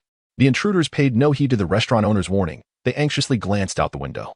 The tall, dark-haired woman effortlessly lifted a heavy, red-painted wooden cabinet and barricaded the restaurant's entrance. "Her strength is remarkable," remarked the man clad in a red devil costume. "Sir, for your safety, we need to make this place appear closed," the curly-haired youth explained in fluent Chinese to Mr. He, assuring him, "We mean you no harm. We merely require temporary use of this space." The man in the red devil attire drew the curtains, his ears attuned to the outside world, listening intently. Utilizing his enhanced hearing to detect any approaching presence, it seemed the group of ninjas had lost their trail. "Well, this restaurant is temporarily ours." The curly-haired youth whispered a few words to the owner, who then voluntarily departed. "What did you say to him?" the dark-haired woman inquired with curiosity. "I merely handed him my credit card and agreed to cover the rent for the next 6 months." The curly-haired young man spoke casually. "I am Danny Rand." "Jessica," the dark-haired woman replied in a nonchalant manner. "I am familiar with both of you, the Punisher and Daredevil. I assumed that after my prolonged absence, people would have nearly forgotten my existence." Daredevil remarked with a hint of self-deprecation. He had initially set out with the Punisher in search of allies, only to serendipitously encounter Jessica Jones, the exceptional private investigator, who was tracing leads of her own. The three of them arrived at the stronghold of the Hand, the Midland Circle Financial Corporation.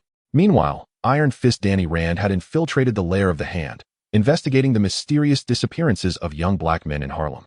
Converging on the same real estate company controlled by the Hand, 5 individuals, united by a series of coincidences, became embroiled in a chaotic skirmish with the Hand's minions. Each street hero showcased their unique abilities, narrowly escaping into the bustling streets of Chinatown.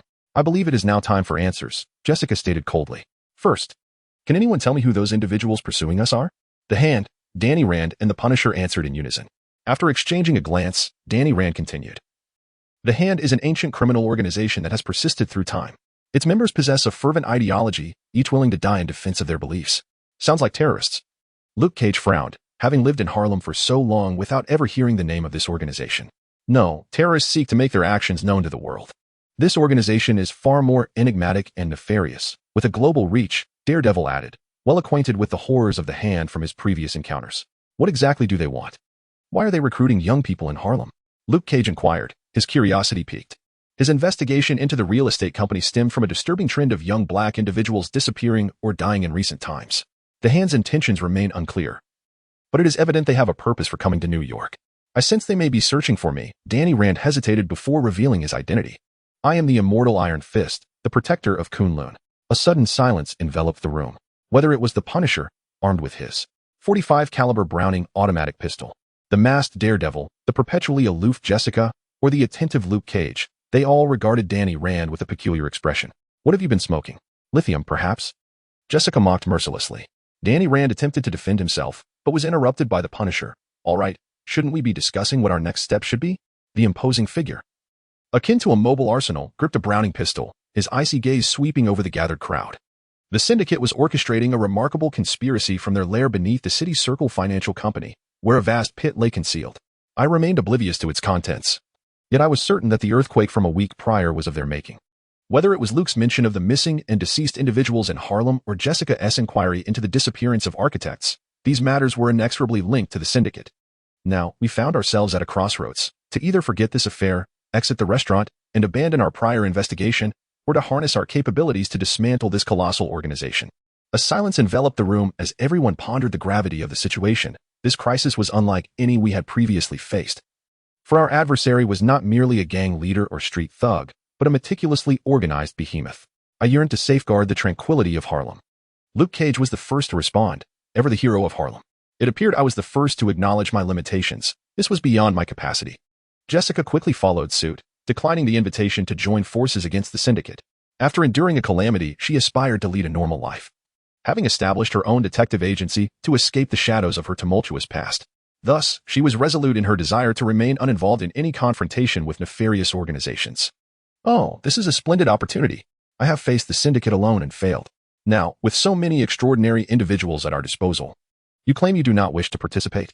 Danny Rand exclaimed in disappointment.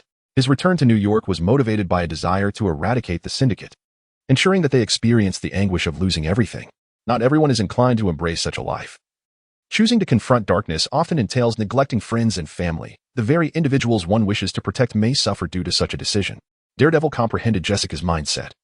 Having traversed a similar phase himself, had he not learned of Elektra's fate, he might never have donned his costume again. Thank you.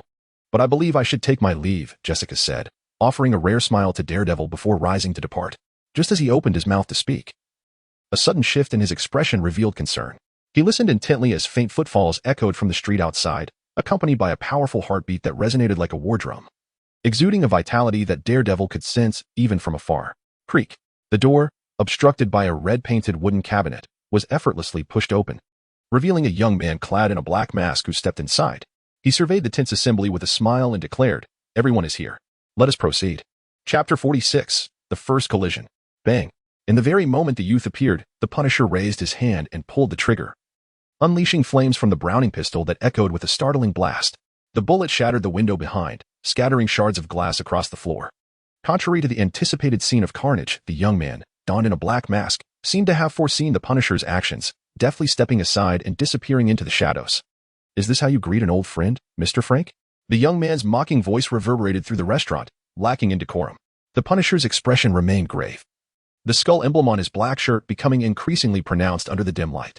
"If you stand with the hand, then my next shot will obliterate your skull."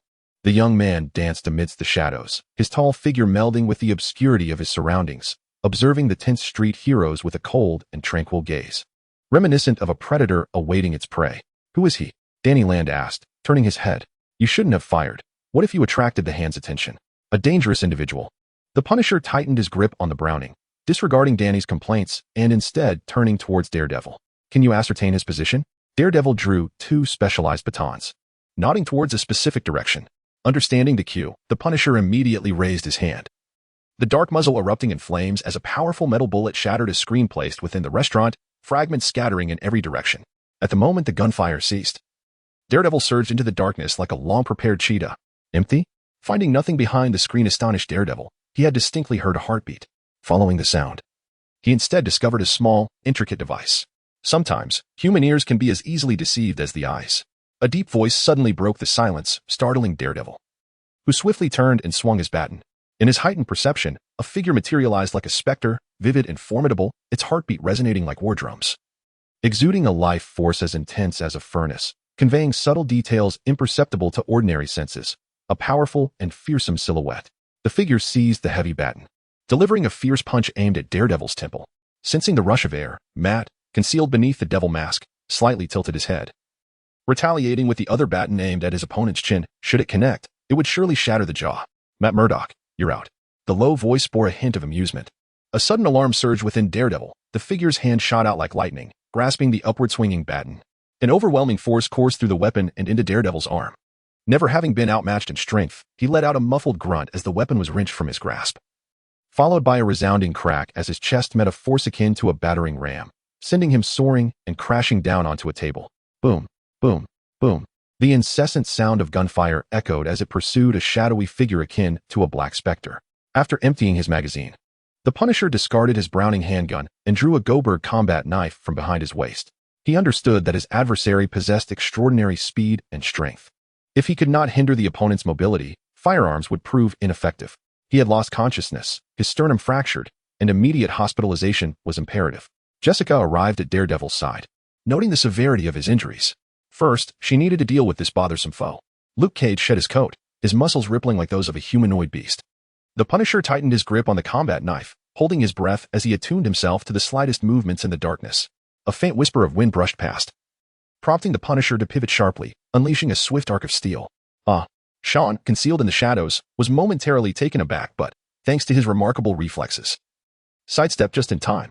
The knife barely grazed him, followed swiftly by a powerful punch that struck Sean's shoulder with such force that it felt as though he had collided with a solid steel plate. Both men staggered backward, the Punisher groaning in pain. Was this fellow forged from iron? Allow me to teach him a lesson. Luke Cage advanced with the ferocity of a tiger. Despite his less refined combat techniques compared to Daredevil and the Punisher, he held his ground against Sean with unwavering strength. This towering figure from Harlem possessed extraordinary strength and impervious skin, and though he lacked finesse and martial arts, his formidable defensive capabilities allowed him to trade blows with Sean. Powerful punches rained down upon Luke Cage from all directions, producing dull thuds akin to rapid strikes against a heavy bag. Luke Cage found himself retreating, striving to catch a glimpse of Sean, yet each time he aimed a punch, his opponent would deftly evade and counterattack. Having fought numerous battles in Harlem, Luke had never felt so beleaguered, reduced to a mere punching bag with no means to retaliate.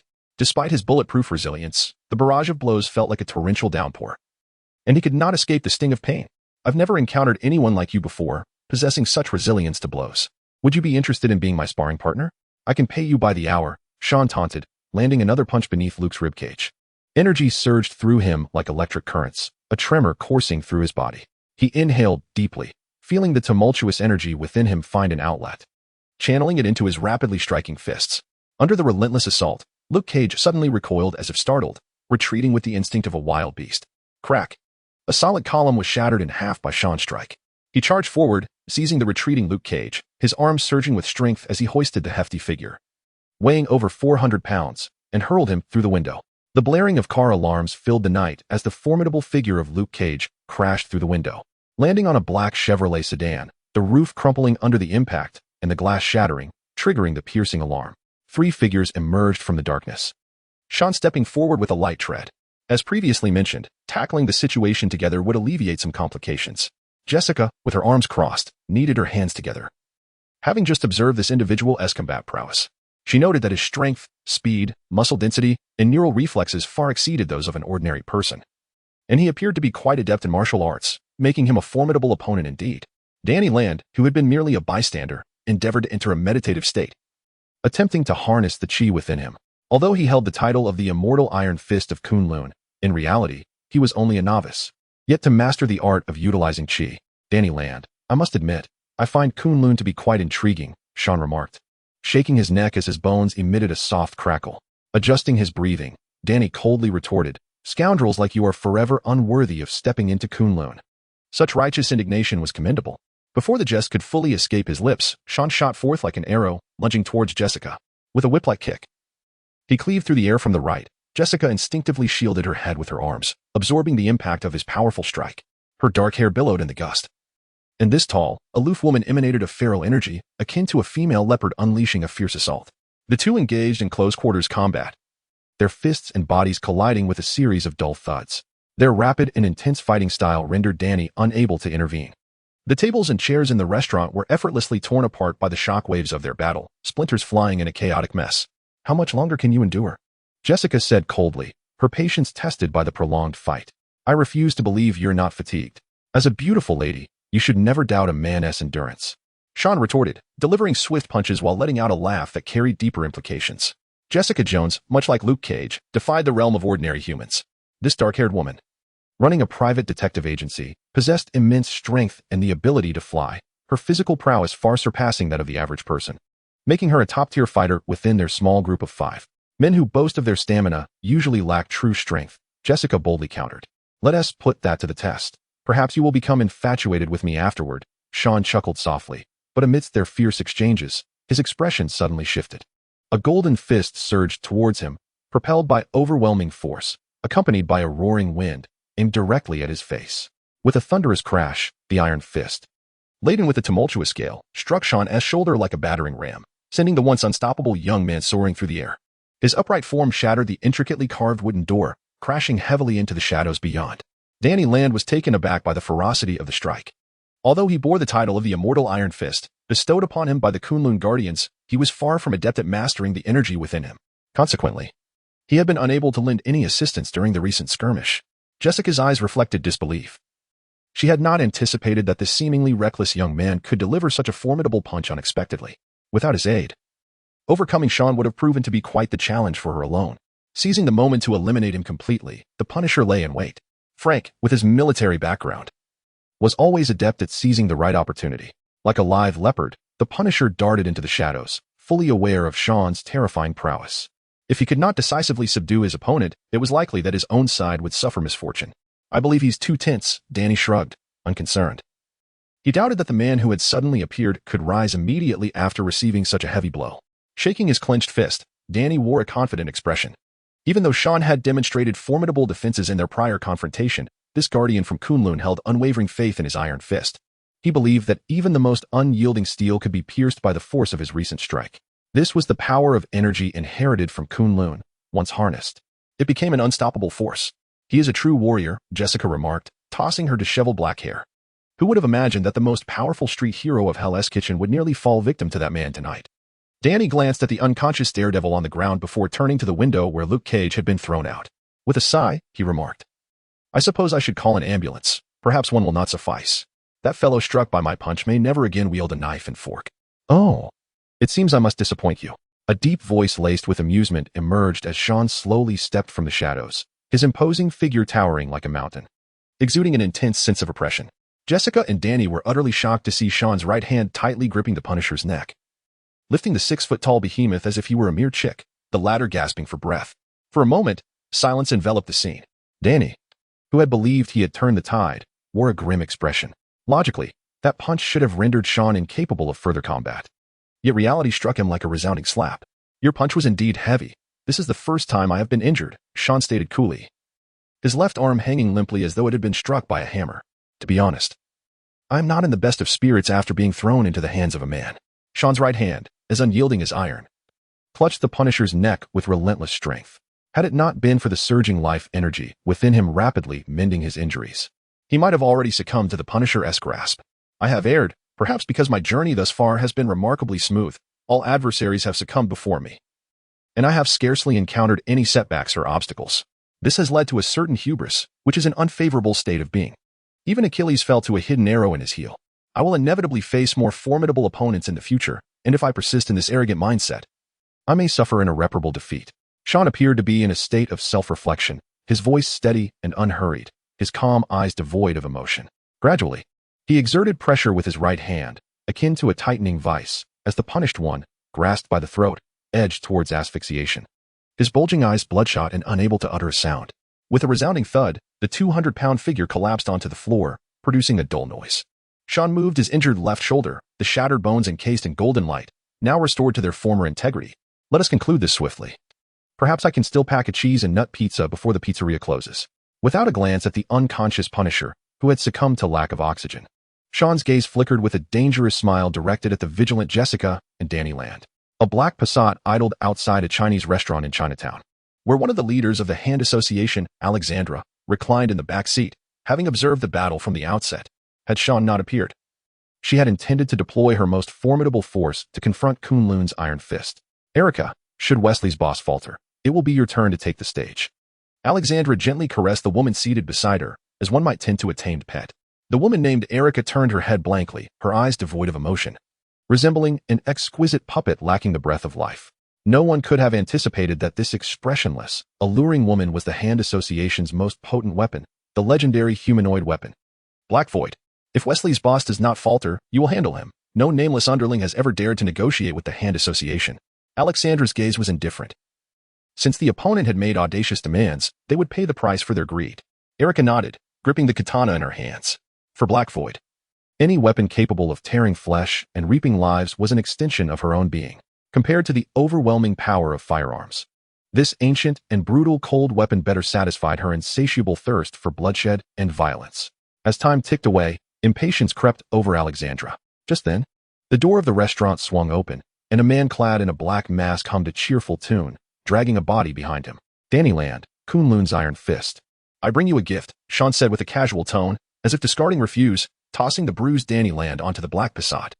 In what seems to be an act of vengeance for that heavy blow, the Iron Fist of Kunlun bears no unblemished skin upon his visage. His face has swollen considerably, and his bones, at the very least, have suffered the fracture of more than a dozen. Fear not, I exercised great restraint. These are merely superficial injuries. A doctor will suffice for his treatment, ensuring he neither endures a disability nor faces any life-threatening danger. The semi-conscious Daniel Land, upon hearing this, nearly erupted in a fit of curses, yet alas, he could scarcely move a finger, let alone utter a sound. Erica, take care of him, commanded Alexandrina. With the Iron Fist of Kunlun now in their grasp, the presence of the man before them had become redundant. Draped in black and red ninja attire, Erica descended from the vehicle, her sharp katana slowly unsheathed. She focused intently on Sean, who appeared blissfully unaware, a primal glimmer igniting within her pupils. Truly a lack of contractual spirit. Sean, having anticipated the situation, rolled his neck, as though a surge of electricity coursed through his skin, a tingling sensation enveloping his body. The series of battles had allowed him to faintly grasp the essence of his own power. Chapter 48. Surprises and Unexpected Turns at the Urban Circle Financial Company. In a conference room, the 5 prominent leaders of the Hand Union gathered for a rare assembly. Alexandrina occupied the seat of honor, her perpetually stoic countenance betraying a flicker of uncontrollable excitement and joy. Her life hung precariously in the balance. Each day she felt the decay of her bodily organs, the specter of death drawing ever nearer, its chill wrapping around her like the icy breath of the Grim Reaper, rousing her from the realm of midnight dreams.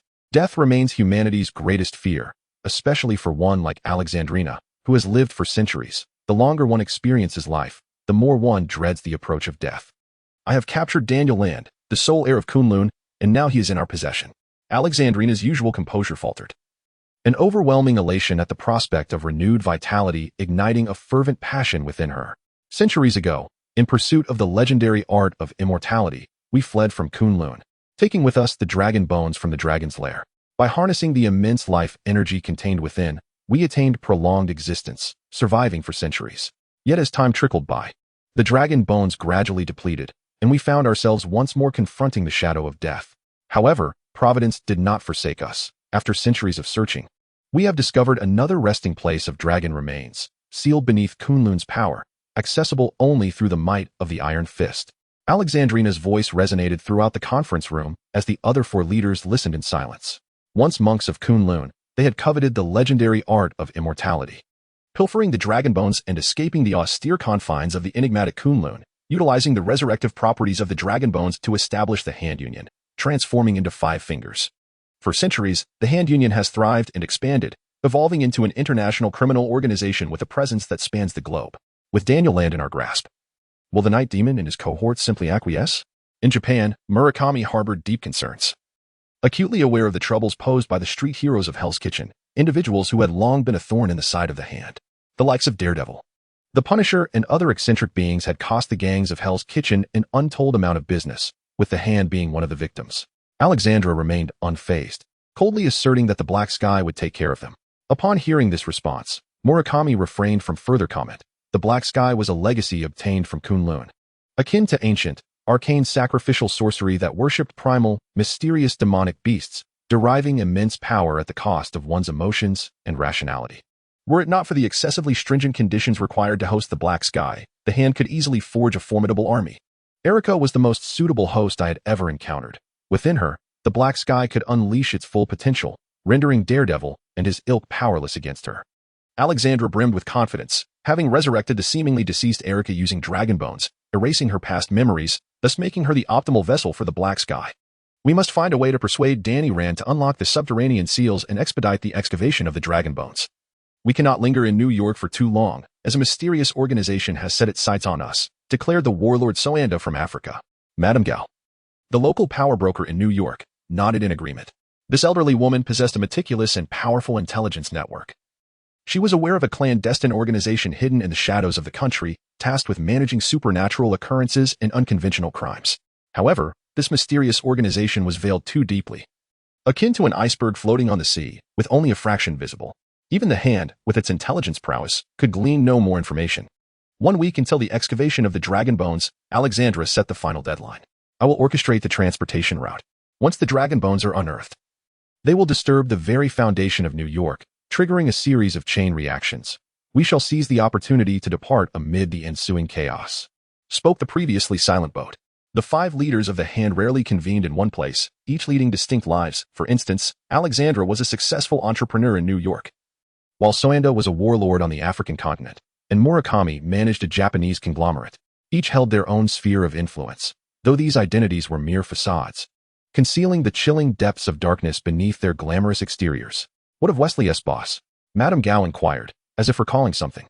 Erica will eliminate him. Hell's Kitchen does not require an excess of ambitious individuals, Alexandra replied, leaning over the conference table. That man was enigmatic, seemingly well-versed in the Hand's past and Kunlun, which made her exceedingly cautious. Dangerous individuals must be nipped in the bud, declared this leader of the Hand. For so many years, the Hand had only 5 fingers. Alexandra could never tolerate another joining them to share in the elixir of immortality derived from the dragon bones. Everything was to proceed according to plan. Alexandra surveyed her 4 companions.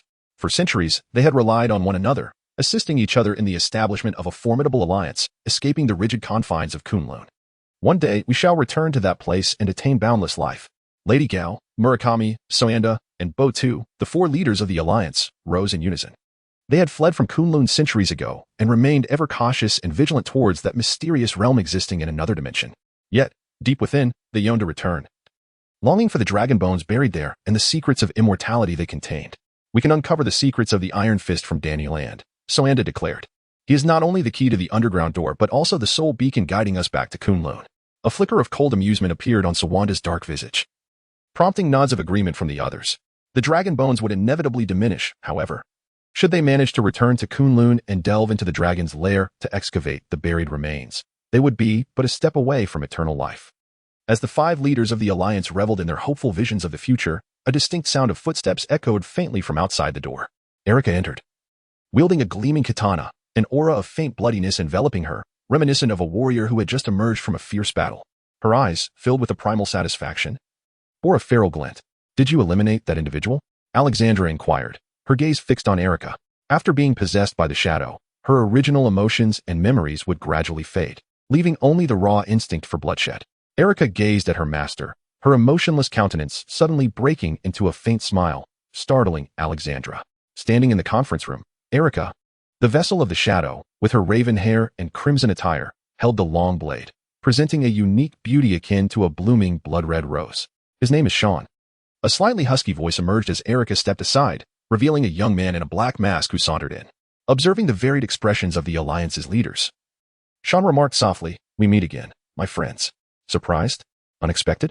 Chapter 49. The new leader. 40 minutes earlier, outside a Chinese restaurant in Chinatown, Sean faced off against Erica, who held her long knife, watching the black Passat disappear into the distance. The young man couldn't help but inquire, "Are you the shadow of the Alliance?" Sean scrutinized the expressionless, doll-like figure before him, the red-clad woman whose beautiful, dark eyes were filled with a cruel savagery, as if a ferocious beast occupied her exquisite form. With a swift flash of the blade, Erica remained silent. As the vessel of the shadow, she retained only basic human behaviors, becoming indistinguishable from a wild beast. Moreover, the longer the shadow resided within her body, the more the essence of Erica would wane, ultimately being devoured entirely by her primal instincts. Erica wielded her longsword, its brilliant blade slicing through the air.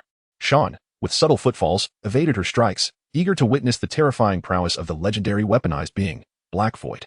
Her flowing black hair danced wildly as Sean furrowed his brow, dodging Erica's frenzied onslaught. The gleaming blade traced lethal arcs.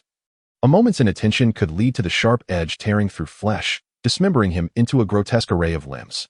As anticipated, Erica, now a vessel for Black Void, had fully transformed into an instrument of slaughter. With each passing moment, her strength and speed surged remarkably, her crimson figure resembling a ghostly specter, swiftly closing in on Sean. The long sword arced upward, radiating a silvery glow, as if intent on cleaving her adversary in twain. A chill surged through Sean's heart as he struck the side of the blade with a fist imbued with formidable force, successfully countering Erica's fierce assault. He swiftly transitioned to offense, advancing like a towering mountain, exuding an imposing aura. With a powerful punch, he struck her in the abdomen, causing her live form to curl up like a lobster. A devastating side kick followed, sending the temporarily incapacitated Erica hurtling away, her crimson silhouette crashing against a parked car. The metal door crumpling instantly, and the glass shattering, scattering shards across the ground. Standing tall, Sean observed Erica struggle to rise, unable to suppress his astonishment at her remarkable willpower. Was she a beast clad in human skin? Even someone as formidable as Luke Cage would find it arduous to recover after enduring such a heavy blow and kick. Yet, with her disheveled black hair, Erica managed to prop herself up with one hand on the ground, catching her breath briefly before regaining her combat readiness. Her primal gaze fixated on Sean, seemingly impervious to pain, driven solely by an insatiable thirst for bloodshed and the instinct to fight. The swift glimmer of her blade rent the air, a resounding rush of wind echoing ominously as the sword transformed into a silver flash, enveloping Sean with an icy chill.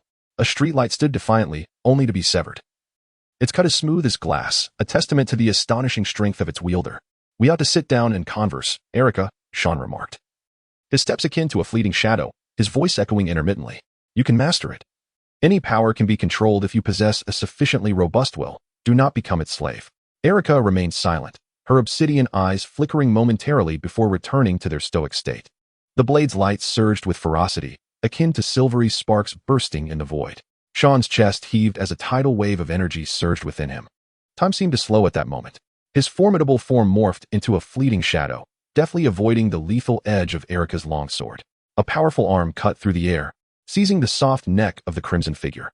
"Erica Nachis."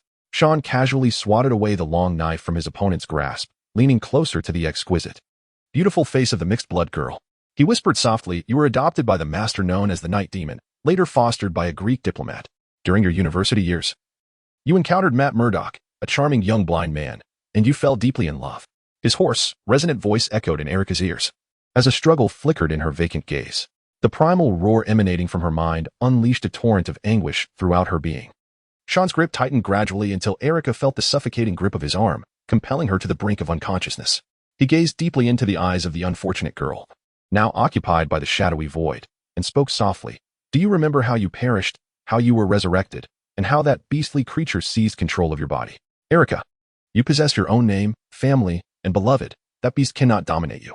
Erica's legs kicked desperately, teetering on the edge of death, as the man's voice ebbed and flowed, akin to a distant call, awakening emotions and memories long buried within her heart. Sean moved closer to the struggling woman in red, observing her agonized, contorted expression, and gently inquired, "Tell me, who are you?" Counting the seconds in his mind, he waited 30 agonizing moments, but Erica remained silent, her labored breaths failing to provide an answer. Sean's gaze grew colder, and with a sigh of regret, he prepared to extinguish this blood-red rose himself. "I am Erica Nachis." The woman in red gasped, her voice a raspy whisper on the precipice of death. Well done. Sean released his grip, and the raven-haired girl collapsed before him, gasping for air like a fish out of water. The young man lifted Erica's chin, a satisfied smile gracing his lips. "Now, the time for vengeance has arrived. It seems you are all unwilling to see me." Sean spread his arms wide, smiling as he approached Erica. "You place too much faith in the power of the void and underestimate the will of humanity." "Erica, kill him," Alexandra cried out, rushing to stand before the woman in red, her commands frantic. The leader of the Hand had lost her composure and poise. For centuries, the Hand had never witnessed the void losing control. How could mere human will withstand the might of the beast? This shattered Alexandra's understanding. She refused to believe Erica had regained her consciousness and continued to attempt to command this human weapon. "I am Erica Nachis," the raven-haired girl declared, swinging the long knife with precision, severing Alexandra's head without hesitation. Blood gushed forth like a fountain, splattering against her cold, delicate features. Erica delicately licked her lips, a wicked smile blossoming on her face, her eyes gleaming with ecstatic pleasure. The act of slaughter fulfilled her, and the blood delighted her. "Let us welcome the new leader of the Hand." Sean clapped his hands together, wrapping an arm around Erica's shoulders and guiding her to the forefront of the meeting room. Surveying the other 4 leaders, the young man wore a faint smile and softly inquired, "Who is in favor? Who is opposed?" Chapter 50. The door, a resounding metallic clang echoed through the vast underground as Sean descended in the lift, with Erica occasionally casting glances at the masked man beside her. "They would not genuinely submit to my will, whether it be Murakami or Soanda." The leaders of the Hand Association each harbored their own thoughts. Erica donned a long black coat, a short blade in her grasp, her beautiful eyes no longer glinting with the cruel, feral light of a beast, but instead reflecting the clarity of human reasoning. How could mere force compel their submission? These individuals had lived for centuries. Loyalty would not be easily bestowed. In the dimly lit metal cage, the young man chuckled softly. The assassination of Alexandrina merely served to instill fear. You are the sole embodiment of the Black Void. A revered totem of faith for centuries, and the ninja's fervent adoration for you presents an opportunity to command this vast organization. What of Murakami and his ilk? Shall they all be exterminated? A fleeting glimmer of murderous intent crossed his eyes. Perhaps as the first to awaken, Erica felt an inexplicable trust towards this unfamiliar man. Sean turned to glance at Erica, her striking mixed heritage features, now imbued with a hint of human vitality, yet still retaining an icy indifference. As a vessel that had once harbored the Black Void, even with her consciousness restored, the missing human emotions were not easily reclaimed. Murder would not resolve the issues at hand. The Hand Association was a complex and tightly knit organization, its influence spanning the globe, clandestinely controlling numerous multinational corporations while wielding formidable political power. Soanda, the warlord of Africa, had orchestrated countless coups, while Murakami maintained close ties with the prominent Japanese pharmaceutical giant, Yashida Pharmaceuticals. These were the true pillars of the Hand Association's might. Sean spoke eloquently, having previously instructed Wesley to investigate the Hand Association and combining that knowledge with the information stored in his mind. He could at least sketch a rough outline of this colossal organization. Then why? Erica asked, her eyes filled with confusion, if that is the case. Did Sean just elevate her to the position of leader within the Hand Association? The situation will evolve, the young man with the black mask replied lightly. The other leaders of the Hand Association currently required the Black Void to contend with the street heroes of Hell's Kitchen. Thus, even if you were to kill Alexandrina, they would refrain from acting rashly, for at this moment, their primary concern was to excavate the underground dragon bones to prolong their existence. Everything else could be deferred. This is an opportunity. Once Lady Gao, Murakami, Soanda, and Bo2 engage in a deadly struggle with the street heroes of Hell's Kitchen, you can gradually consolidate the power at your disposal. Erica gazed intently at the man beside her. His nonchalant tone was laced with a foreboding darkness. And perhaps influenced by the Black Void, she found herself inexplicably drawn to this feeling. Like a candlelight in the night, drawing moths near, Erica, who had been ensnared by the darkness, found herself admiring and identifying with Sean's seemingly carefree yet profoundly ruthless schemes, as if she had discovered a kindred spirit. Of course, all of this hinged upon your will. Sean paused momentarily before continuing. You have regained your freedom, Erica. You now possess the right to choose your own path. You may depart from the Hand Association and return to Matt Murdock, or align yourself with the old man and obliterate this nefarious organization. Life offers countless choices. Pursue the existence that resonates with you. Sensing Erica's astonished gaze, Sean discerned her thoughts and calmly remarked, what the Hand Association values is precisely what I hold in the least regard. Relying on so-called dragon bones to extend life, how does that differ from the frail elderly? Lying in hospital beds, dependent on oxygen tubes and life support machines? The essence of life has never resided in its length, at least not for me. The voice of youth echoed through the subterranean space, each word imbued with a haunting resonance. Even without your assistance, I can still grasp the Hand Association in my palm. The distinction lies merely in the exertion of additional effort. Erica, we are not mere surface allies exploiting one another. I seek nothing from you, nor do you need to do anything for me. Erica fell silent, her childhood spent under the harsh training of the old man, followed by a life among the affluent as the daughter of a Greek diplomat. Throughout her existence, she had seldom acted without ulterior motives or plans, and few had ever told her that she possessed the right to choose freely. Her long black hair obscured her expression as she hesitated, appearing on the verge of speech. With a thud, the elevator reached the bottom, and Sean stepped out first. The dim underground space was permeated by a musty, decaying odor. The Hand Association, under the guise of a construction company, had purchased the building and relentlessly excavated underground, seeking the burial site of the dragon bones. Ultimately, after expending tremendous human and material resources, they discovered the resting place of the dragon bones. Upon confirming their find, Alexandra was elated and prepared to commence the extraction process, only to be met with an unforeseen obstacle, a sealed door blocking their path. Have you tried alternative methods? Sean inquired, delving deeper into the subterranean chamber, where he beheld a door inscribed with ancient glyphs. Alexandra had contemplated numerous approaches, such as explosives and drills, yet these forceful means proved futile. This door bore the seal of Kunlun, and unless one entered through the correct avenue, the mechanisms behind the door would activate, causing the entire space to collapse. Erica elucidated. Sean, the intricate inscriptions on the door appear to be in ancient language. Only a specific power can activate it, allowing the door to open. This seal was established by Kunlun's Iron Fist, which is why you require another Iron Fist. Sean grasped the intricate connections at play. It was only the unique legacy of Kunlun that could activate the ancient door, deeply buried beneath the earth. Thus, Danny Rand held immeasurable significance for the hand. Standing before the venerable stone portal, Erica knew that beyond it lay the remnants of a dragon skeleton, imbued with colossal life energy capable of reviving the deceased and extending life. The hand's ability to cultivate political allies across various nations stemmed from the miraculous properties of the dragon's bones. Even the wealthiest individuals and the most powerful politicians possess an insatiable longing for life. Fear of death haunts everyone, and as age encroaches, their attachment to the beauty of this world intensifies. The hand, possessing the elixir of resurrection, naturally attracts a formidable array of allies. Yet, greed often clouds judgment. Sean offered a poignant observation, his gaze laden with meaning. For the leaders of the hand, the door promised continuity of life. Yet it could equally serve as a final resting place. Chapter 51. Alliance in an aging apartment building in Hell's Kitchen. Matt, having shed the garish red garb of the devil, reclined on the sofa, his chest and arms swathed in white bandages, his complexion pale and weak. The home of this blind lawyer was abuzz with activity. The Punisher leaned against the cabinet, guzzling a bottle of beer, while Jessica and Luke Cage sat in chairs, their brows furrowed in contemplation of some ultimate dilemma. You should be in the hospital, Jessica remarked, observing the grievously injured daredevil. Your sternum is fractured, and you have bruises on your arms and shoulders. If you do not seek treatment, recovery will be arduous. Revealing his true identity, Matt shook his head, his voice weak yet resolute. Now is not the time for that. Danny Rand has been taken by the hand, although we do not understand their motives.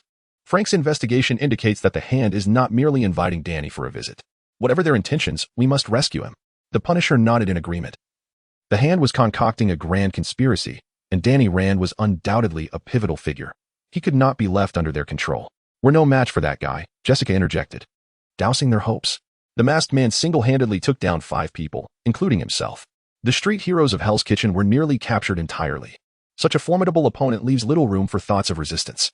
That man might not be part of the hand. Perhaps they merely share a collaborative relationship. Regardless, we must take action. The Punisher's deep voice resonated within the apartment, his gaze shifting between Jessica and Luke Cage, seemingly awaiting a response. The robust African-American shrugged and declared, I've always stood by your side. Seeing Luke Cage agree to join their cause, Matt exhaled a sigh of relief. This invulnerable giant, endowed with astonishing defensive prowess, was indeed a rare asset. With his assistance, the challenge of confronting the hand became significantly less daunting. Feeling the intense gaze of the crowd upon her, Jessica rose from her seat, her irritation palpable. After pacing back and forth a few times, she vented her frustration, exclaiming, All I desire is a tranquil life, yet troubles seem to perpetually seek me out. The strikingly elegant dark-haired woman sighed in resignation, lamenting, To combat one group of lunatics alongside another is truly a lamentable decision. Deep within, Jessica harbored a refusal, yet ultimately acquiesced to join the ranks.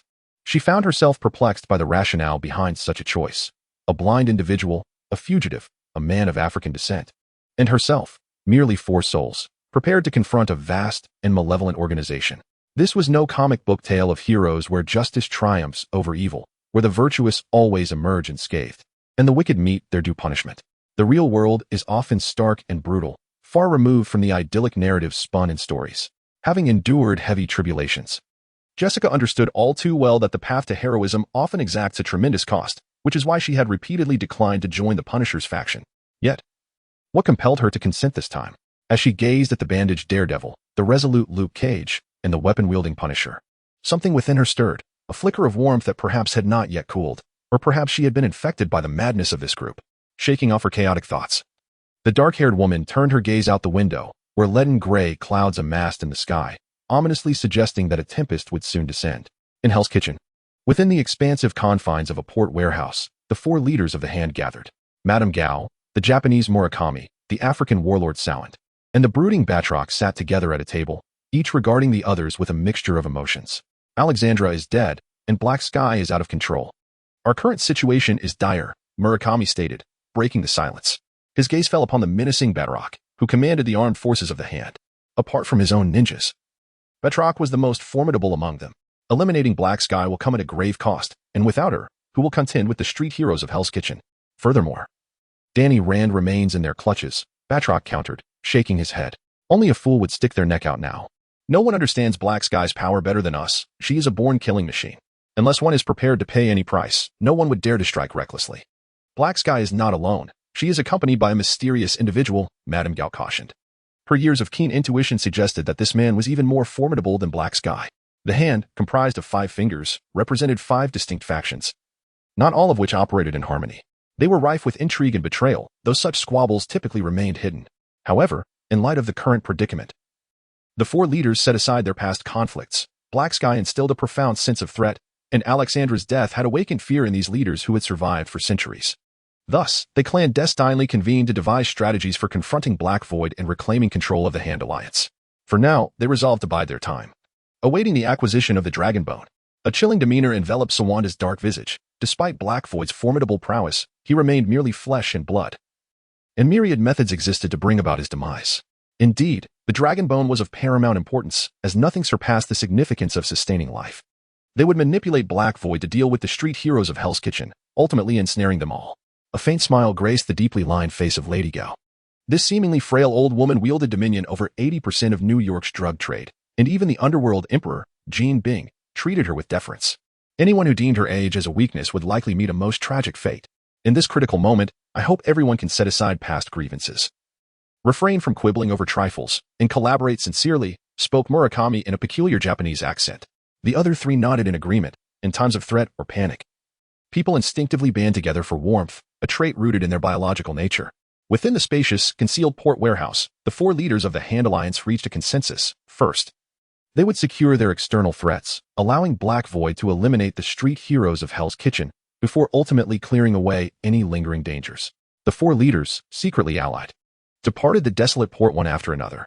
A black car idling at the dock slowly roared to life, and inside, Wesley removed his glasses to polish the lenses. Moments later, he made a phone call, whispering, "Boss, both factions are in place." Chapter 52. New abilities lead gray, clouds amassed in the heavens. Brilliant flashes of lightning like silver serpents rent the dense rain clouds as torrential downpours descended unexpectedly. Large raindrops cascaded from the heights, drumming against the glass windows with a gentle patter.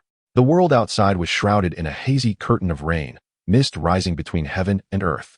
The serpentine flow of traffic on the highway was congested, while massive, luminous billboards flickered with vibrant light, akin to a bizarre and fantastical realm. Sean stood before the expansive floor-to-ceiling window, gazing at the densely clustered skyscrapers of the city, and softly remarked, "The street heroes of Hell's Kitchen, along with the remaining four fingers of the Hand Alliance, have commenced their actions." Erica stood by the weapon rack, drawing forth two peculiar weapons known as Iron Rulers, eagerly toying with them. "Wasn't this all within your expectations, Soanda, Murakami, Lady Gao, and the fighters? None of these individuals are to be underestimated, even when Alexandra was alive.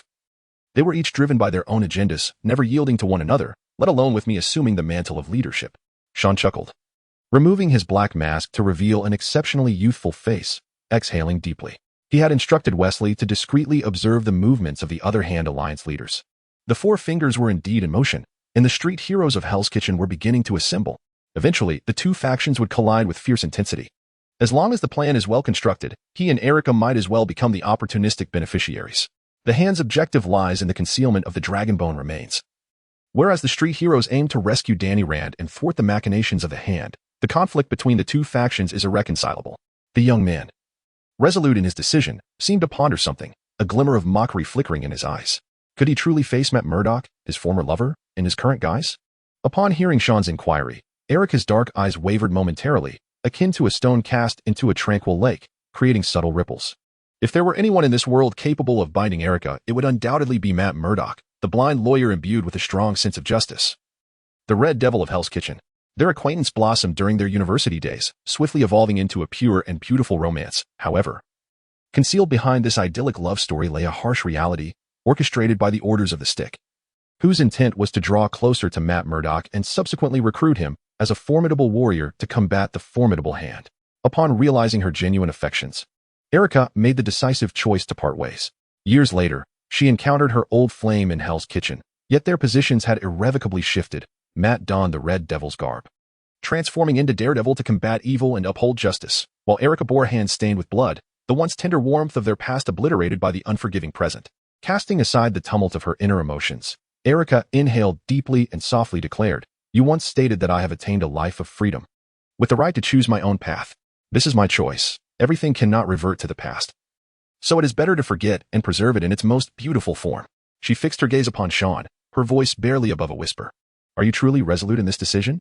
Sean stepped closer to Erica, his 6-foot stature enabling him to look down upon the striking woman with raven hair and a crimson dress. His gaze bore an aggressive intensity, reminiscent of a beast revealing its fangs, emanating a palpable aura of danger from his imposing frame. Erica took a half step back, but quickly met his stare, unwilling to yield.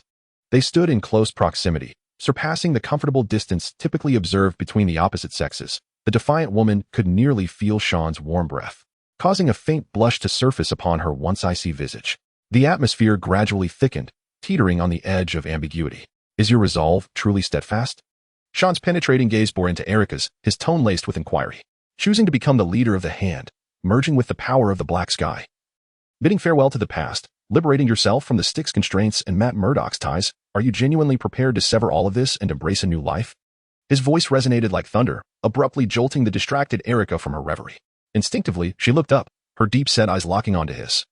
Inexplicably drawn in by a captivating and extraordinary force. Memories, sealed deep within the heart, flicker by like a fleeting carousel, with fragments of light and shadow continuously shifting as if in a film. Figures of significance in one's life, such as the old man, adoptive parents, and Matt Murdock, vividly materialized before the mind's eye. Cherished recollections and emotions break free from their confines, transforming into a relentless torrent that crashes against the fortified barriers of the soul. The feral light flickers violently, emanating from the depths of shadow, roaring fiercely in the mind. Akin to a beast trapped in a cage, it has succumbed to the will of Erica, and its thirst for bloodlust and carnage has instinctively merged with her being, refusing to allow Erica, as its vessel, to reclaim those feeble and futile sentiments. Two starkly contrasting emotional consciousnesses collide within her mind, reminiscent of warring armies, each unwilling to yield, fiercely vying for every inch of space. Pain reflects in Erica's eyes as she instinctively seeks Sean's assistance, her beautiful gaze shimmering with desperation. Her hands gripping his shoulders tightly, yearning to draw strength from this formidable man to combat the fierce struggle between the two emotions within her. You are not yet prepared. I can assist you, Sean suggests, a slight smile gracing his lips. The shadow within Erica remains a persistent threat. It can bestow immense power. Yet one misstep could lead to enslavement by primal instincts. It is akin to a double-edged sword, capable of vanquishing foes while simultaneously inflicting harm upon oneself. Sean wishes to resolve this quandary, alleviating his fears of Erica suddenly losing control and becoming an unthinking machine of slaughter. The human will is often simultaneously robust and fragile, necessitating the absolute eradication of the shadow that could pose future dangers. Sean's hand gently caresses Erica's cheek, the warmth of his palm soothing her anguished turmoil momentarily. He tilts her chin gently, compelling her to gaze upward, enduring the penetrating intensity of his deep-set eyes. Breathe deeply, remain calm, do not fear. Forget the terror within. That beast cannot harm you, control it. A glimmer of brilliance flickers in Sean's eyes as the solar radiance coursing through him coalesces like droplets of light. His intent guides this gentle power, flowing through her limbs and body like a gentle stream, gradually seeping into Erica. After countless battles, Sean has begun to grasp the essence of this power, derived from the formidable energy of solar radiation. Beyond merely enhancing physical attributes, strength, speed, recovery, and other capabilities, it seems to possess additional, remarkable applications. He later draws inspiration from Danny Land's manipulation of energy within the body, attempting to guide the energy with his mind, akin to the iron fist of Kunlun, projecting energy outward while intertwining it with his mental prowess to forge unique abilities. The energy, birthed from stellar brilliance, flows through Erica like a gentle stream, calming her previously tumultuous emotions. The negative persona coalesced within the shadow trembles and dissipates beneath the onslaught of the golden-hued energy. A golden figure filled Erica's soul amidst the indistinct shadow. A resolute will radiated like the sun, casting forth a dazzling brilliance. Now, you are truly worthy of making choices. Chapter 53, The Curtain Rises. Hell's Kitchen. Situated in the bustling heart of Manhattan, New York, is a chaotic realm dubbed the breeding ground of vice. It resembles a shadow under the sun, where the laws of civilized society hold little sway. The vagabonds and gang members roaming the streets prefer to resolve their disputes through brute force and fists. As night quietly descends, this area, rife with gang influence, awakens with a peculiar vitality. Scantily clad streetwalkers, gang thugs peddling narcotics, and menacing tattooed giants emerge, resembling creatures that have burrowed from the depths of the earth, wandering through the dilapidated slums. Of course, this merely reflects the existence of the downtrodden, who live in obscurity and insignificance within Hell's Kitchen, akin to tireless worker ants, laboring diligently for the gang leaders who dominate the streets, earning meager wages while enduring a life fraught with hardship and numbness in this chaotic den of iniquity. At the Hellfire Club, Wesley sat in a private booth on the second floor, his refined countenance adorned with a subtle smile. Since the demise of Kingpin, he had inherited all of the Underworld Emperor's assets, Under Sean's guidance, he relinquished much of the illicit enterprises and territories to the Hand and the Irish, utilizing the substantial funds he had amassed to launder and transfer his holdings. James Wesley, once a discreet personal assistant devoted to managing Kingpin's business affairs, had transformed into a renowned real estate magnate in New York. No longer needing to bow or smile at every turn, Wesley now enjoyed vast wealth and impressive holdings. Remaining loyal solely to the young master, Mr. James, the Mexican drug dealers are dissatisfied with your proposed distribution share. With Kingpin gone, the covens have grown increasingly brazen, even claiming that Hell's Kitchen will soon fall under their dominion, a cautious informant relayed. Many in Hell's Kitchen were abuzz with tales of this cultured man, with barroom gossip circulating about how he had eliminated Kingpin and the Bullseye, successfully usurping the once infamous underworld emperor's position. The plot twists and turns of these narratives were so thrilling that they almost seemed credible. Wesley, upon catching wind of these rumors, found himself both amused and incredulous.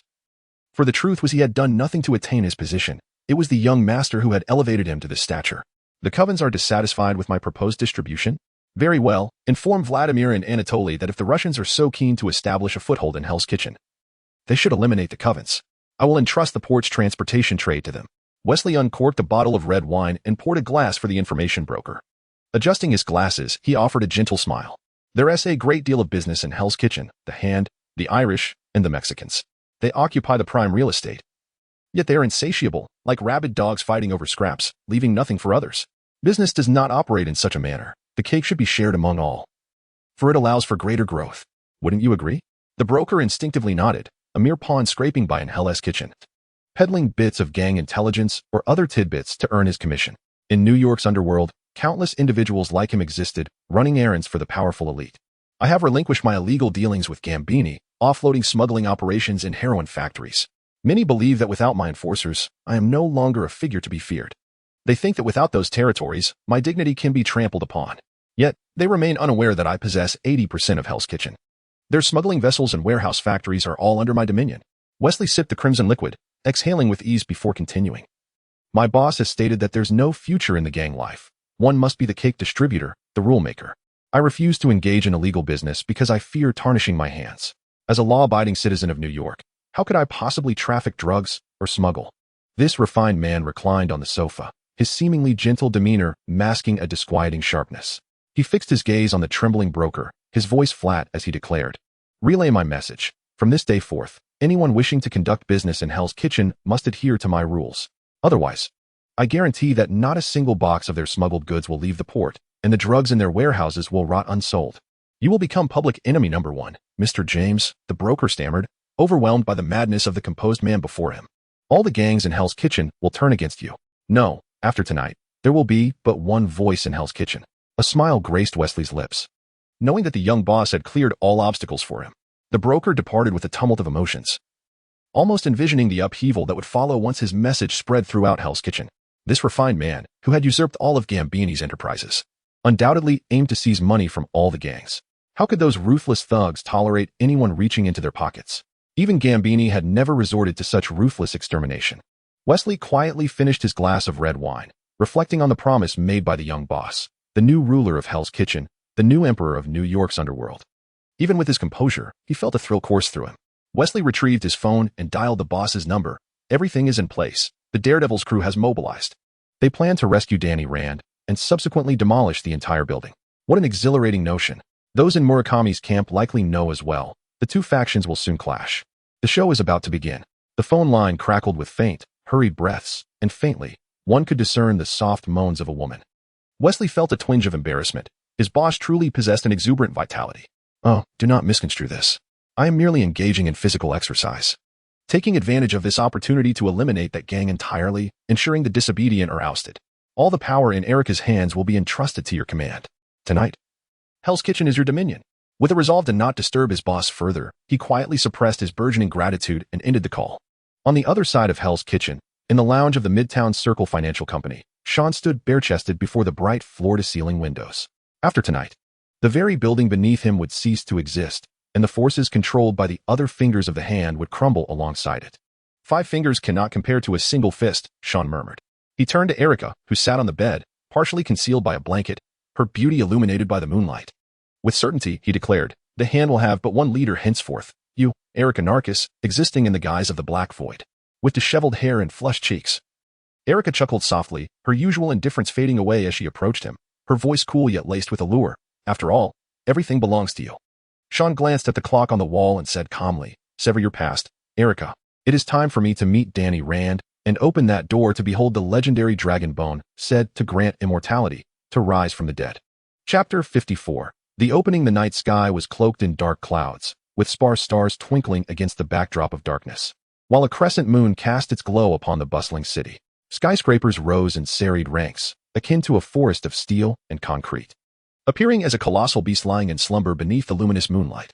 Under the tranquil night sky, the Night Devil, once more donned in his crimson demon garb, crouched atop a building, his extraordinarily developed super senses replacing human sight as he surveyed the bustling metropolis shrouded in night.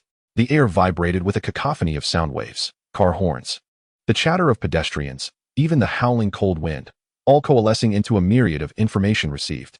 These intricate fragments of information were transmuted by the Night Devil into vivid images in his mind. Crouched on the rooftop, like a poised predator, he spoke in a low voice. In that building, there are at least hundreds of people spread across various floors. The most numerous are on the lower levels, including the ninjas of the hand. Their heartbeats are slow, making them the easiest to identify.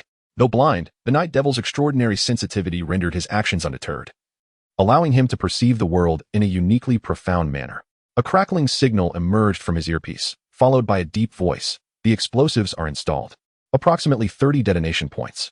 If triggered simultaneously, this building will collapse like a sandcastle under a great wave. The Punisher, adept in the art of explosive assaults, had stealthily infiltrated the Midtown Financial Corporation, where he meticulously placed the timed explosives he had crafted. This was his calculated scheme, relying on the fact that 4 individuals were ill-equipped to confront the formidable ninja forces of the hand.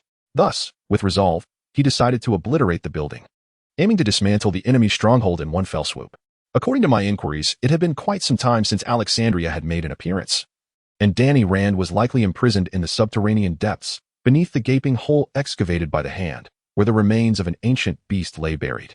Jessica stood on the bustling street, her hands buried in her coat pockets, resembling a vagabond devoid of purpose. Opposite her loomed the Midtown Financial Corporation, a clandestine lair of the hand. Their group had gleaned the true intentions of the hand from the lips of Stick and learned that Danny Rand had been taken due to his identity as the Iron Fist. However, what astonished them further was the revelation that beneath this thriving area near Manhattan lay the skeletal remains of an ancient creature, and all of the hand's efforts were directed towards unearthing it. Feeling ensnared in a third-rate comic book narrative, where malevolent villains would destroy a city in their pursuit of immortality, they found themselves, a mere quartet, audaciously attempting to thwart their nefarious plot. Chewing gum. Jessica Riley mocked her situation. She had merely taken on a missing persons case, helping a housewife locate her long-lost husband, only to find herself entangled in a web of villainy. This inexplicable turn of events left the extraordinary dark-haired woman quite dissatisfied. Aside from being a private investigator, dabbling as a heroine isn't too shabby. Luke Cage's teasing voice echoed through her earpiece. The 4 street heroes from Hell's Kitchen, after days of meticulous preparation, were poised to embark on their mission, determined to rescue Danny Rand and dismantle the hand's lair that very night.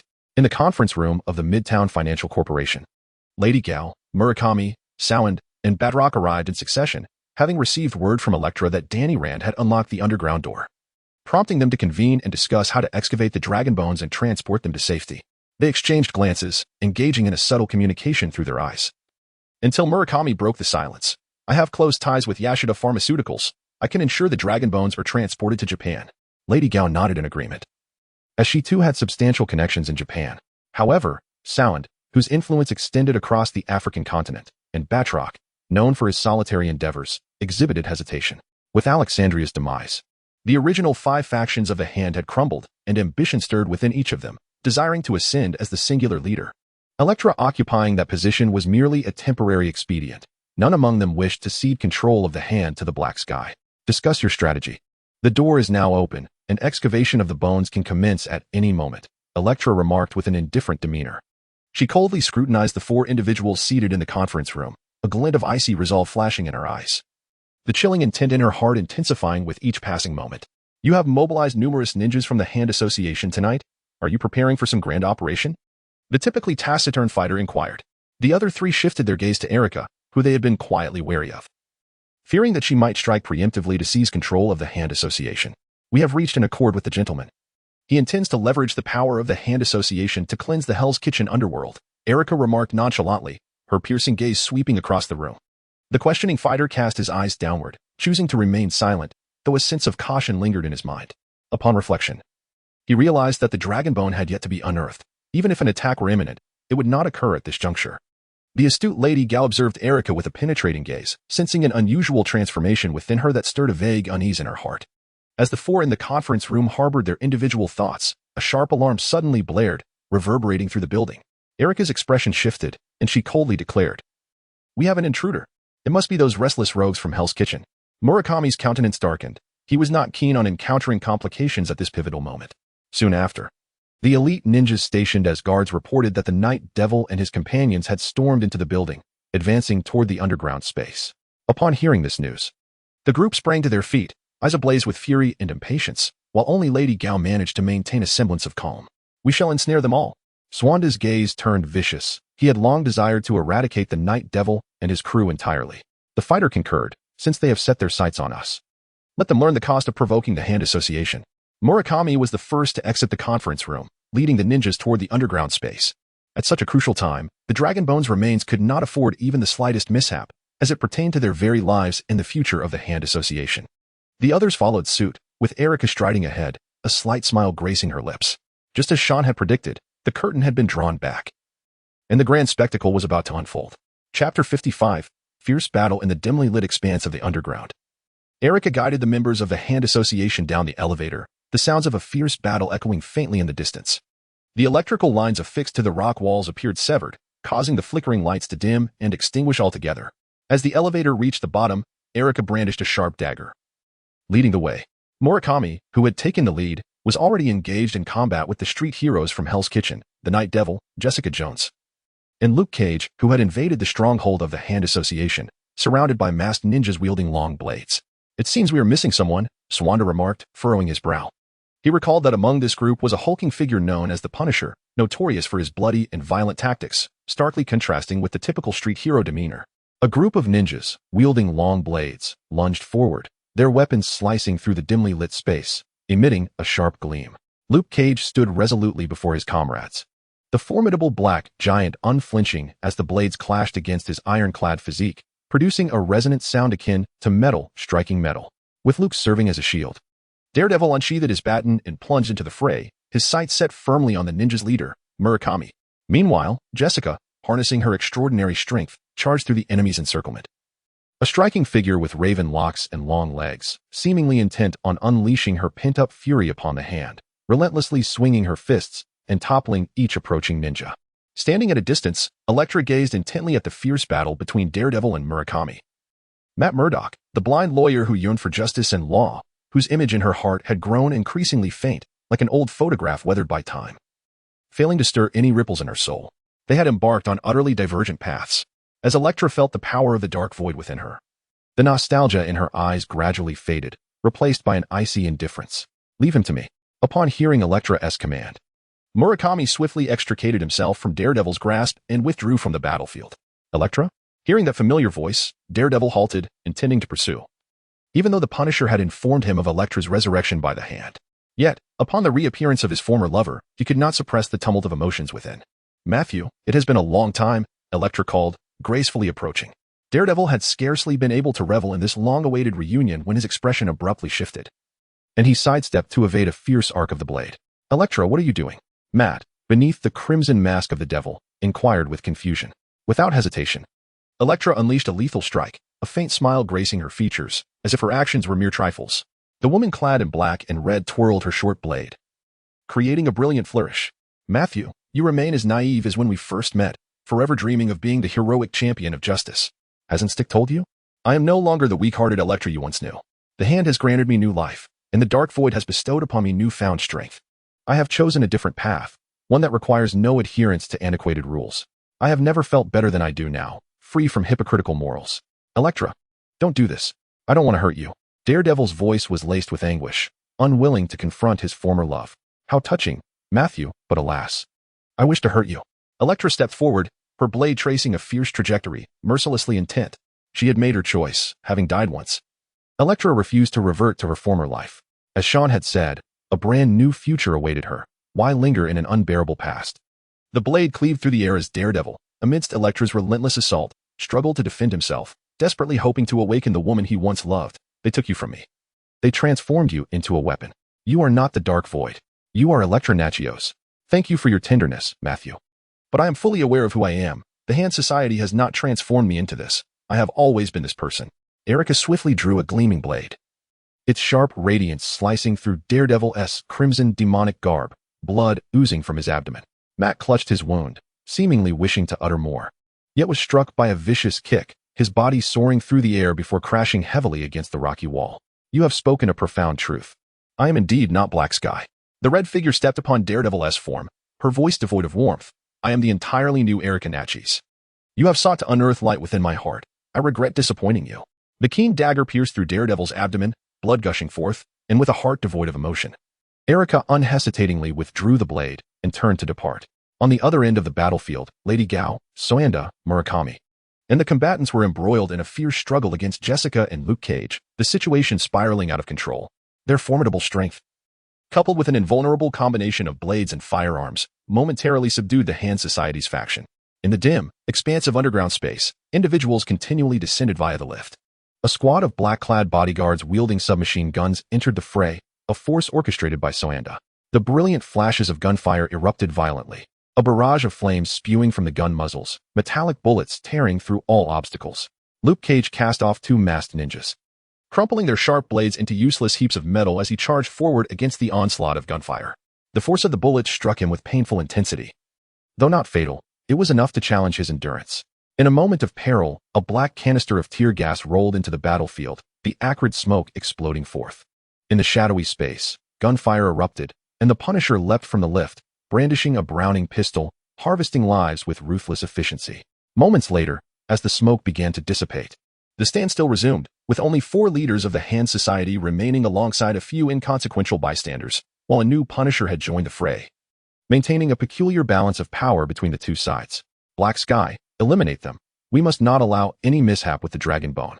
Murakami, spotting the red-clad Erica approaching, could not help but shout. The crimson figure wielded her dagger, a head soaring skyward, blood gushing forth like a fountain. Erica paid no heed to the fallen Murakami, as though she had merely crushed an insistent ant. You crave the Dragon Bone so desperately, let it be your grave as well. Erica surveyed the gathered crowd. The once vibrant underground space plunged into a profound silence. No one anticipated that this seemingly allied red-clad woman would decapitate Murakami, her ruthless act leaving the remaining 3 leaders momentarily speechless. They exchanged glances, instinctively huddling closer together. The game has reached its conclusion. A chilling tone laced with sharpness echoed. Erica sensed something, turning her gaze toward the ajar stone door, as a tall figure emerged from the darkness, carrying the unconscious Danny Rand. Ladies and gentlemen, it is time to draw the curtain. The man's visage was concealed beneath a black tactical mask, his eyes radiating an enigmatic glow. Tonight's spectacle had reached its denouement. Chapter 56. Collapse. Sean's appearance rendered the entire underground realm momentarily still. Both the Hand Alliance and the street heroes of Hell's Kitchen instinctively held their breath, their gaze fixated on the dark figure emerging from the shadows, eyes brimming with wariness and trepidation. Erica, graceful and poised, traversed the battlefield, approaching Sean. The cold-hearted woman who had ruthlessly severed the head of Murakami now resembled a docile kitten. The chilling aura that once commanded distance dissipated entirely.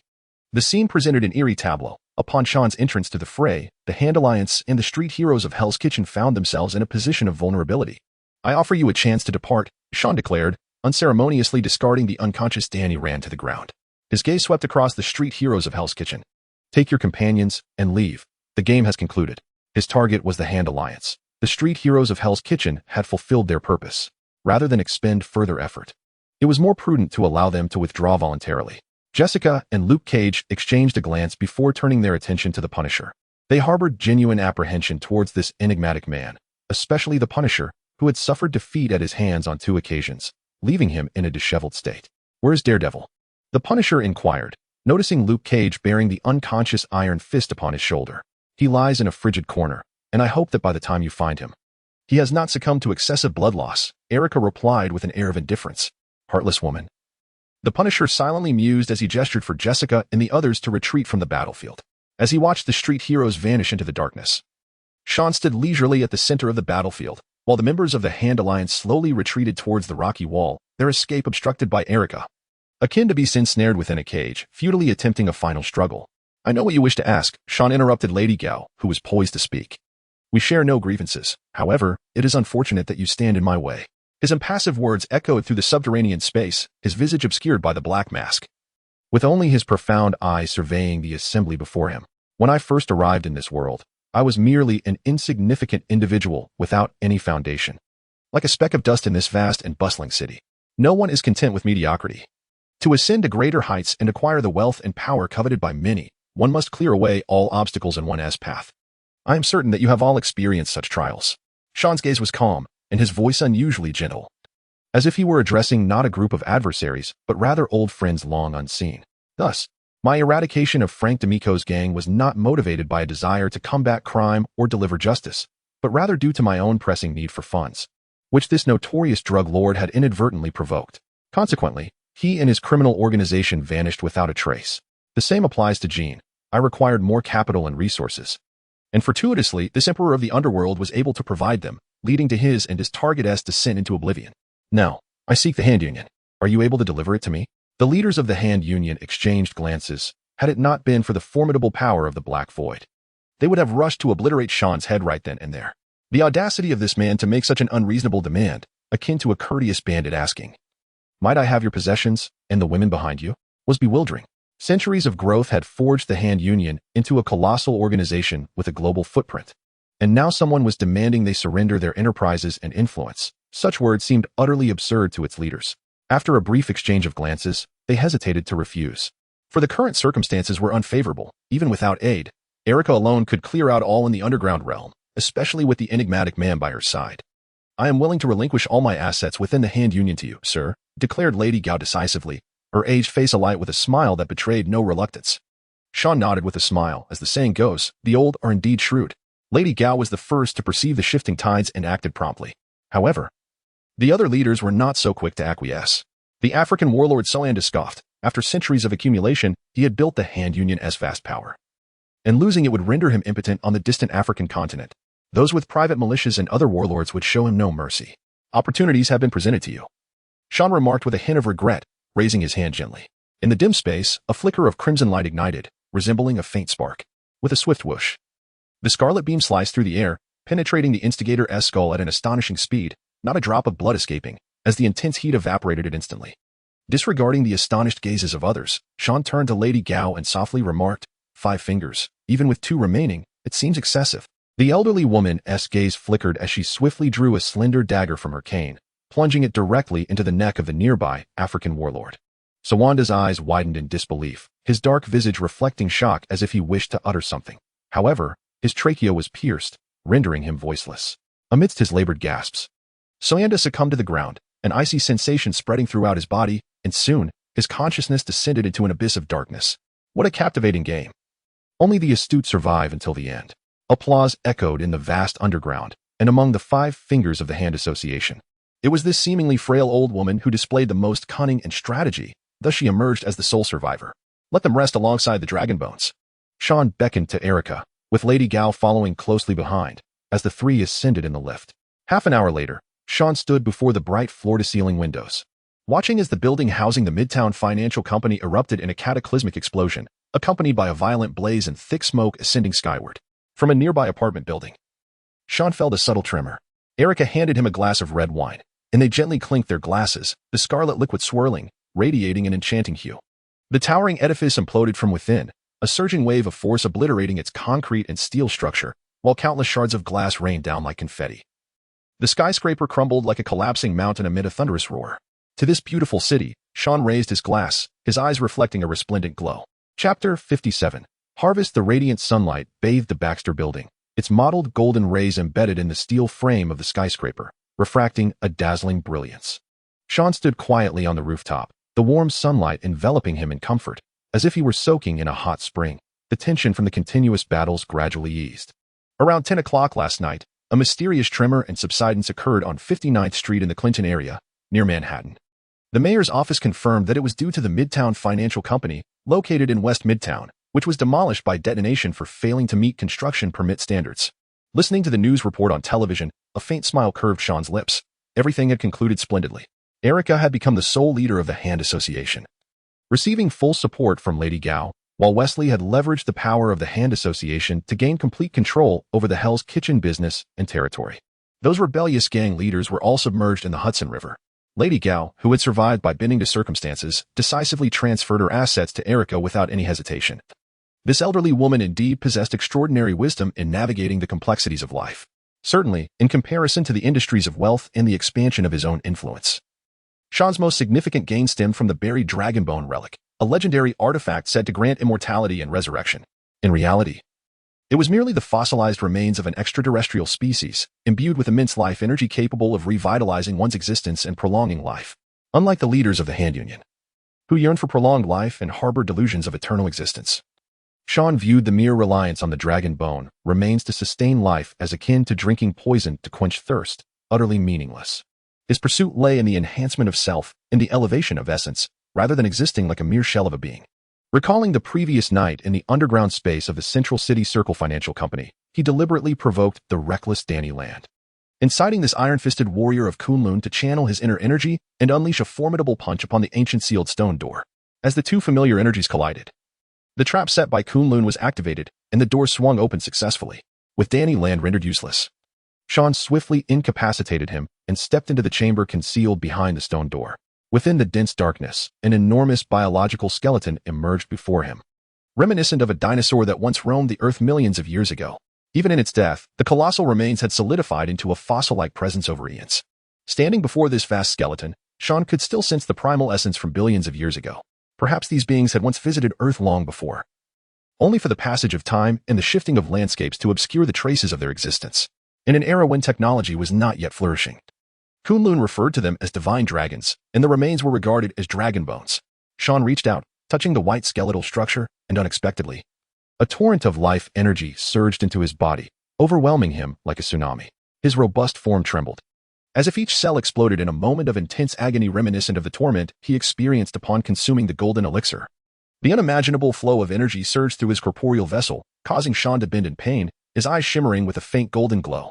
The immense life energy coursed through him, searing every inch of flesh as if ignited by flames, squeezing every ounce of potential from his being. This colossal life energy ravaged his body like a flood breaking its banks. He felt everything within him wildly decompose and then reassemble, a continuous cycle akin to forging a raw ingot, until his corporeal form could adapt to that powerful, pure energy. His consciousness sank into the tranquil darkness, and the chilling sensation of nearing death enveloped him. Fragments of memories from past and present interwove, fleeting like shadows, until two entirely distinct lives gradually converged and merged into one. Sean suddenly opened his eyes, a soft golden light flickering within them. As a vigorous surge of life force emanated, echoing like the grand sound of crashing tides, his heart thundered, resonating like the beating of drums. His physique underwent a monumental transformation, whether in physical prowess, reflexes, or muscle density. Every aspect experienced a remarkable enhancement. This, indeed, was my greatest achievement. Sean gazed out at the densely packed skyscrapers and the incessant flow of traffic on Manhattan Island, a sense of fulfillment washing over him. Within the recesses of his mind, the system interface displayed that the energy progress bar had advanced to 25%.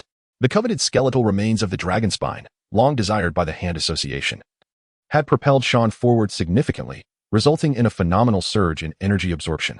As he spread his palm, a faint golden radiance began to coalesce, and Sean smiled softly, recognizing that this immense energy not only transformed his body fundamentally, but also endowed him with an additional ability, the energy field. Sean closed his eyes, allowing his mental power to radiate outward. In the dark expanse of his consciousness, various beams of light intertwined, forming an immense and boundless spectrum. The towering steel edifices, the serpentine lines of congested traffic, and the bustling pedestrians all lost their familiar appearances. In the void, countless points of energy flickered like stars, sometimes surging like waves, sometimes vanishing, being born anew, in a perpetual cycle. He observed this world from a microcosmic perspective. Taking a deep breath, his outstretched palms swirled like a vortex, drawing in the tidal energies of the void. A swift, flashing beam of light shot forth, its golden hue inconspicuous against the clear sky, dissipating quickly into the air. This could be considered a successful transition from warrior to mage, Sean remarked with satisfaction.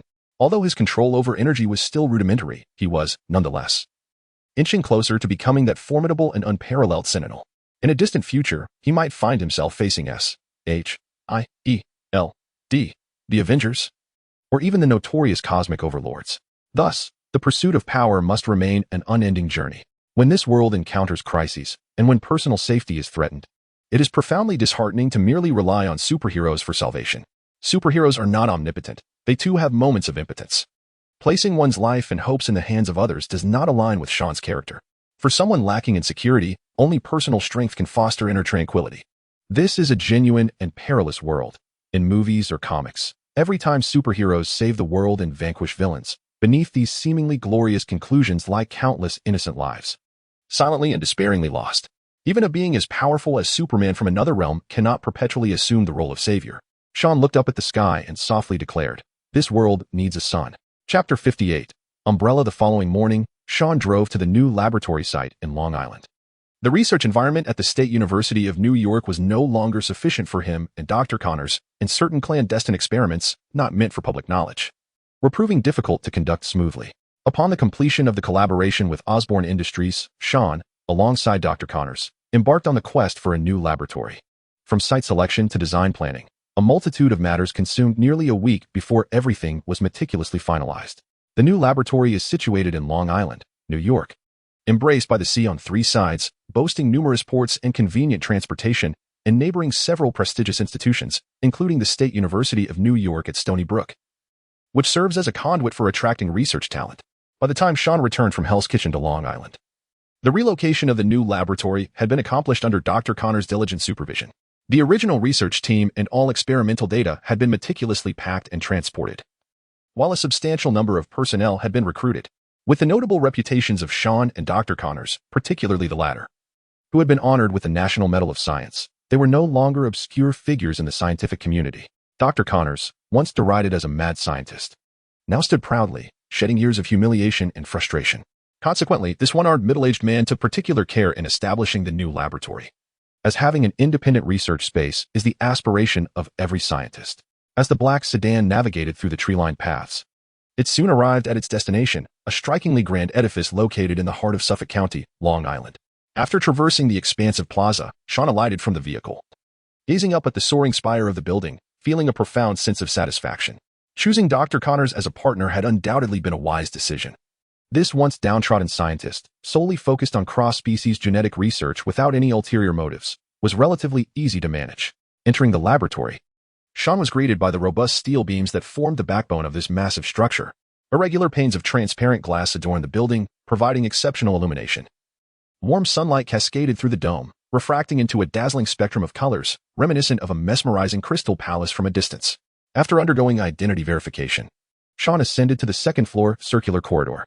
Below, the plaza bustled with activity as staff and interns hurried about, occasionally pausing to rest on benches scattered across the verdant lawn. With dense woods concealing expansive villa complexes, homes of New York's affluent. "You've finally returned," Dr. Connors remarked upon hearing of Sean's homecoming, feigning annoyance. "The new laboratory awaits your approval, yet you vanished amidst a plethora of responsibilities.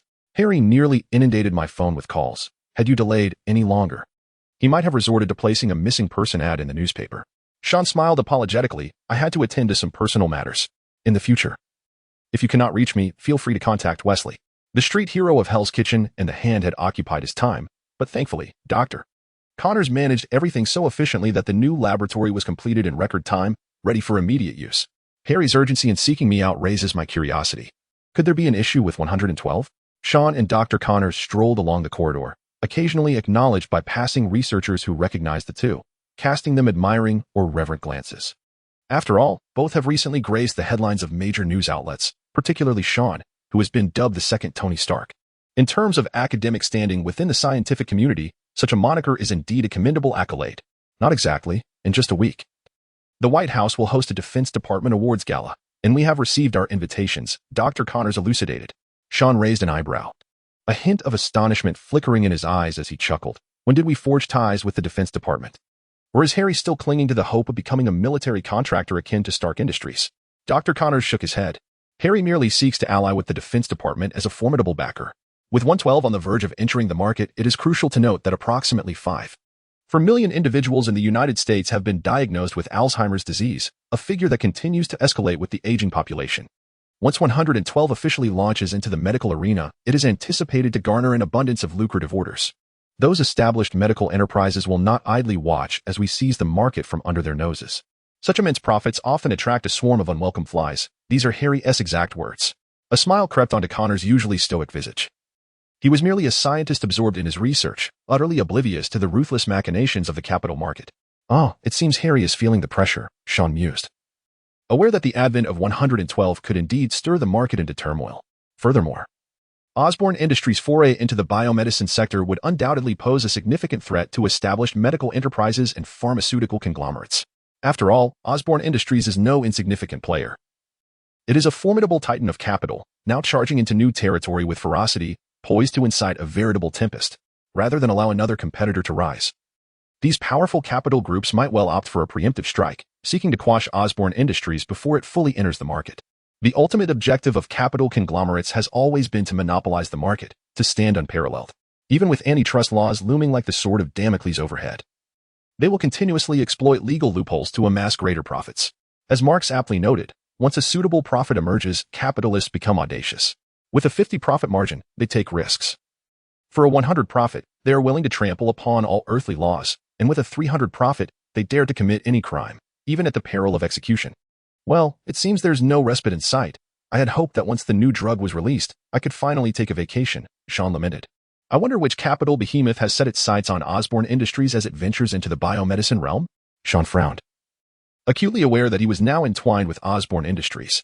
The newly constructed laboratory had consumed a significant portion of his funds, and maintaining a world-class research facility was no trivial matter.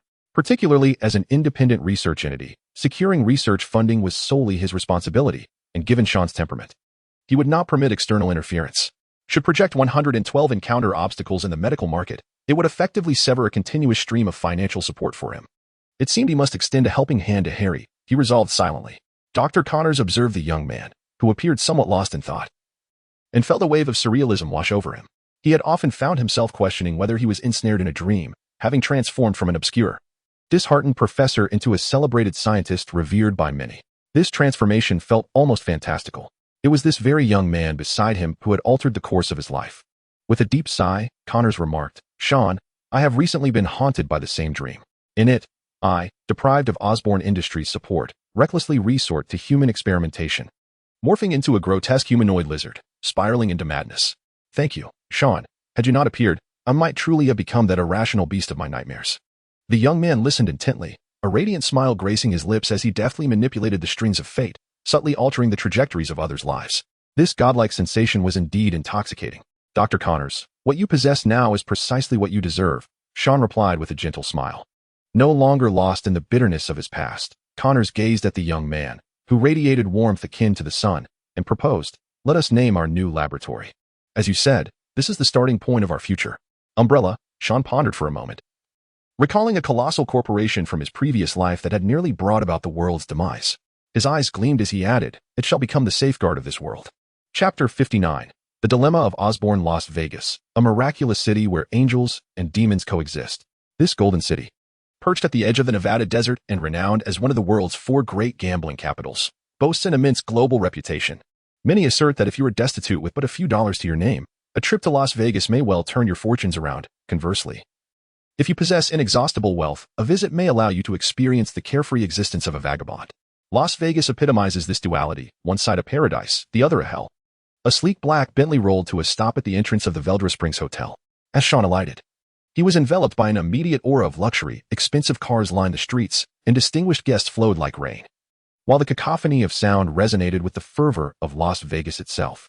"You ought to have brought a companion for such an occasion. Attending with someone as dull as I can only seem tedious," Dr. Connors jested. They arrived to attend a commendation banquet hosted by the Department of Defense. Generally, the attendees at such gatherings are predominantly representatives of large enterprises in the military-industrial sector, such as Stark Industries and Hammer Industries, both known as arms contractors. Naturally, there are also financial brokers from multinational conglomerates and well-connected social elites present. Sean strode into the opulent hotel, where the banquet was set on the 20th floor, heavily guarded by soldiers. The security was stringent. Without an invitation or a guest introduction, it was nearly impossible for an ordinary person to gain entry. At that moment, the festivities had yet to commence, and the guests moved about in clusters, forming various social circles. The soothing melodies of music wafted through the air as waitstaff gracefully navigated the venue. serving champagne to the affluent and illustrious. Hey, Sean. You're busier than the president in the White House. At least I can still see that gentleman on television, Harry remarked, approaching with a warm embrace.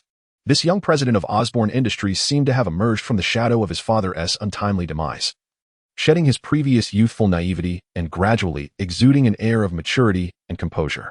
Sean, you have no idea, Las Vegas is nothing short of paradise.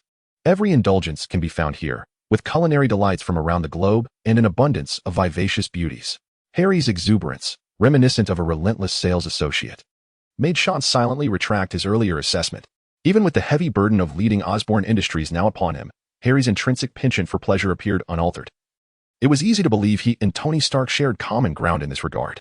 I've been preoccupied with selecting a new site for the laboratory and planning its construction, Sean replied, maintaining an impassive demeanor. Knowing that Dr. Connors would not expose his pretense, Dr. Connors mentioned that Osborne Industries' venture into the biomedical field seems to be encountering difficulties. At the mention of this, Harry, who had just moments ago been brimming with enthusiasm, appeared as if doused with cold water, instantly deflating. It's Watson Company, an established entity in the biomedical sector, often referred to as the Stark Industries of pharmaceuticals. If they truly set their sights on Osborne, unless we are willing to concede some of our interests, penetrating the medical market will undoubtedly prove challenging. They have formidable backing, perhaps even considerable influence, Sean mused. Furrowing his brow, the name Watson Company rang a bell. This company was a giant in the American healthcare industry, with many senators frequenting their circles and strong ties to the military. Last week, they were supposed to pass the clinical trial phase and officially launch their product. However, they faced some hindrances, shadowed by the influence of Watson Company. As Harry delved into this topic, a sense of despondency washed over him. Even if his father, Norman Osborn, were still alive, facing a behemoth like Watson Company would pose a formidable challenge. Moreover, having only recently taken the helm of the company and barely established himself within the board, he now faced such a daunting trial. Thus, you wish to garner a few allies for Osborne Industries. Sean discerned the thoughts of young Master Osborne. Harry nodded. Norman Osborn's untimely demise left him with insufficient time to fully assume his father's network of connections. Now, faced with formidable challenges, his only recourse was to seek out influential military officials through vested interests, hoping to intimidate the Watson Company. Sean remained silent. Harry's aspirations were overly naive.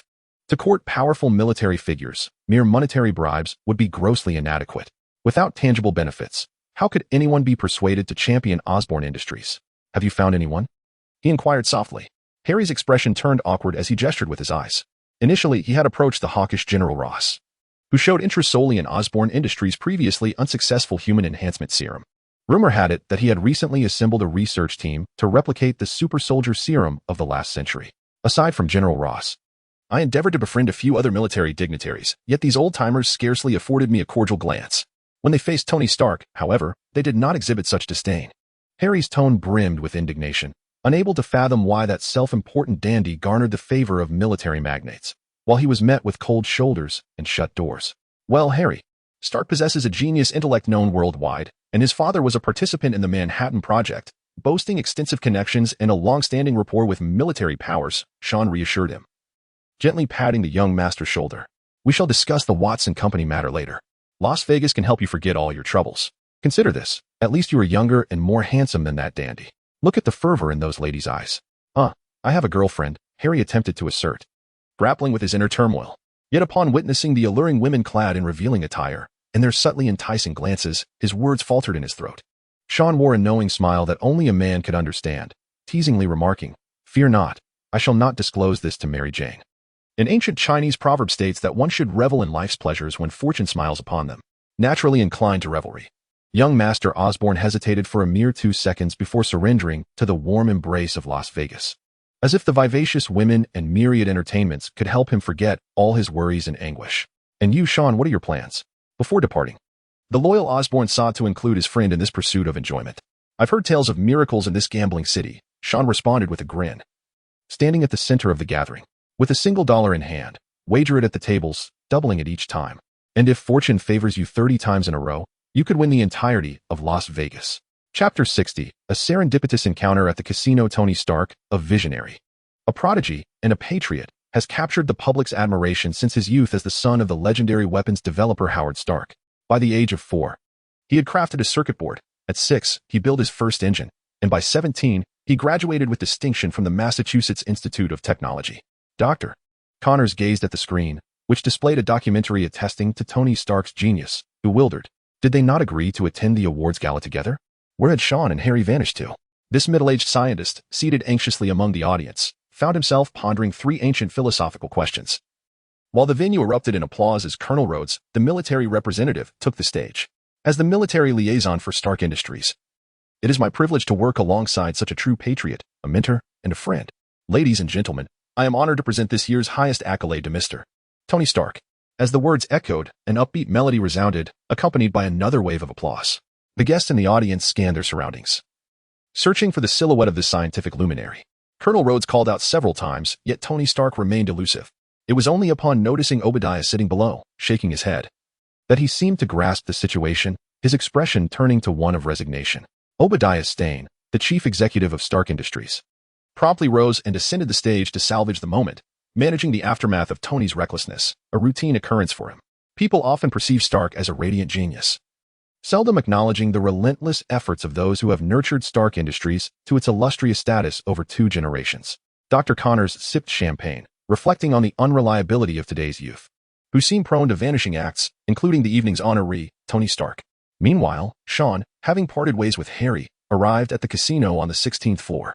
He rubbed his itchy nose and muttered, "It seems I've forgotten something important. Where did Dr. Connors go? At his age, running around aimlessly is quite absurd." Holding a complimentary drink, Sean wandered aimlessly through the casino, soaking in the vibrant atmosphere. The cacophony of sounds surged like ocean waves, incessantly rising and falling. Every year, countless individuals flock to Las Vegas from around the globe to experience the captivating allure of this gambling metropolis. Some arrive to lose everything, while others seize the opportunity to amass fortunes overnight. As the saying goes, this is a miraculous city where angels and demons coexist. Sean toyed with a handful of colorful chips, occasionally pausing to indulge in a few games. Just as Harry had remarked, Las Vegas is a marvelous paradise that allows one to forget all worries, provided one possesses enough chips or cash to qualify as a deity in this city. Having triumphed in several rounds of blackjack, Sean found his stack of chips towering before him like a small mountain. He couldn't help but ponder whether, should his winning streak continue, someone from the casino might escort him to the back room with the words, "All of this is yours." Flashing a smile at the voluptuous female dealer, he picked up a few chips and prepared to rise from his seat. "Goodness, you are quite generous," commented a man with a small mustache, clad in a burgundy shirt, who had just suffered a series of losses and was now seeking solace in the company of 2 tall women. "A little gambling trick," he mused, "is to share one's fortune when luck is on your side." Leaning against the table, Sean remarked, "Tonight, I feel as though I have caught the hem of Lady Luck's gown." The mustached man raised an eyebrow, seemingly unwilling to concede defeat. Removing his sunglasses, he challenged, "Why not try your hand at roulette and see where Lady Luck truly resides tonight? When it comes to attracting women, I have never been bested," he added confidently. Half an hour later, the mustached man wore an expression of disbelief, so much so that even the 2 beautiful women beside him could not divert his attention. "You won 13 times in a row? According to the laws of probability, that is nearly impossible." "Nay, including the last round, it totals 14 wins," Sean calmly corrected him. "It seems that Lady Luck has taken a particular liking to me tonight." The mustached man's face flushed with embarrassment as his earlier confident proclamations seemed to backfire, leaving him somewhat discomfited. As for the amount he had lost, he truly did not care. If he desired, he could even purchase the hotel outright. "Well, I must admit, all the luck in Las Vegas tonight appears to have converged upon you," he conceded, burying his head in the ample bosom of his companion. After taking a few deep breaths, he rallied himself, turning to his bodyguard and ordering, "Happy, bring me larger chips." "Are you going to continue?" "I have so many chips I scarcely know how to spend them," Sean shrugged, his pile before him resembling a small mountain. Feeling the envious or resentful gazes of nearby gamblers, a sense of inexplicable exhilaration washed over him. "You could always gift them all to the dealer, just as before." The mustached man chuckled. However, upon noticing the burly male dealer eyeing him expectantly, Sean felt a chill run down his spine and promptly declined the suggestion. Unfortunately, not every dealer possesses legs that captivate the eye. The mustached man regarded Sean with a knowing look, eager to share insights on the female form. Yet, before he could speak, a tall African-American man in crisp military attire pushed through the crowd, his dark face adorned with an inquisitive expression. "Who told me that if I were to present an award to someone, they would feel honored?" the colonel inquired. "Of course. Should the esteemed Colonel Rhodes bestow an award upon me, I would indeed feel honored. So, has the ceremony begun? I can hardly wait to take the stage." The man's superb acting, characterized by his distinctive mustache, was worthy of an accolade, yet his friend Colonel Rhodes remained unimpressed. Promptly presenting the trophy before him, "I've brought it to you." "Wow, that certainly simplifies matters. You are exceedingly considerate," he feigned gratitude, though the hand that gradually ascended his companion's slender waist betrayed his true sentiments. "How about one last round?" the mustachioed man inquired, unwilling to concede defeat. He refused to believe that Lady Luck would favor this young upstart. "You've already lost enough for tonight, Mr. Stark," Sean remarked with a slight smile. Having recognized the rather audacious Tony Stark, "He speaks the truth, Tony. Tomorrow holds significant travel plans, and punctuality is paramount." Colonel Rhodes, fully aware of his friend's tendencies, knew that continuing this revelry would preclude any chance of seeing him arrive on time for the flight. Casting aside a chip, Sean added with a hint of depth, "Wishing you a safe journey, Mr. Stark." Chapter 61. The beginning of everything. I find him somewhat familiar. Tony furrowed his brow, observing the young man who had cost him a night of losses, feeling a twinge of curiosity. "Sean Seepers," whispered his bodyguard Happy, standing behind him. "He's been dubbed the second Tony Stark in the newspapers, reportedly a brilliant scientist as well. His latest invention, a genetic drug, is valued in the billions. And he has partnered with Osborne Industries. His name has been all over the news lately." Tony, disdainfully lifting a champagne glass from the table, scoffed, "The second Tony Stark? There is only one of me in this world, irreplaceable." This billionaire casually placed a few bets before seemingly losing interest in the festivities, striding out of the hotel, flanked by Colonel Rhodes and a cadre of bodyguards. These were indeed the most triumphant days for Tony. Having turned his life around at 21 and taken the helm of Stark Industries, he had become the darling of the media. Regardless of how many glamorous models he had dallied with or what novel weaponry he had devised, reporters always flocked to him at the first opportunity, akin to sharks drawn to blood. At this juncture, Tony Stark reveled in a life of excess, basking in the adulation of the masses. Aside from his inventions, nothing captivated his attention more than beautiful women.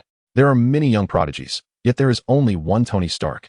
He unabashedly praised himself, while Colonel Rhodes had long since grown accustomed to his friend's narcissism. After all, he spoke a truth that was indisputable. Despite Tony's myriad flaws that often vexed military leaders, his genius was beyond question. Do not underestimate that young man. At just 20, he is a prodigious scientist who has invented a genetic drug worth billions, the finest student at the State University of New York.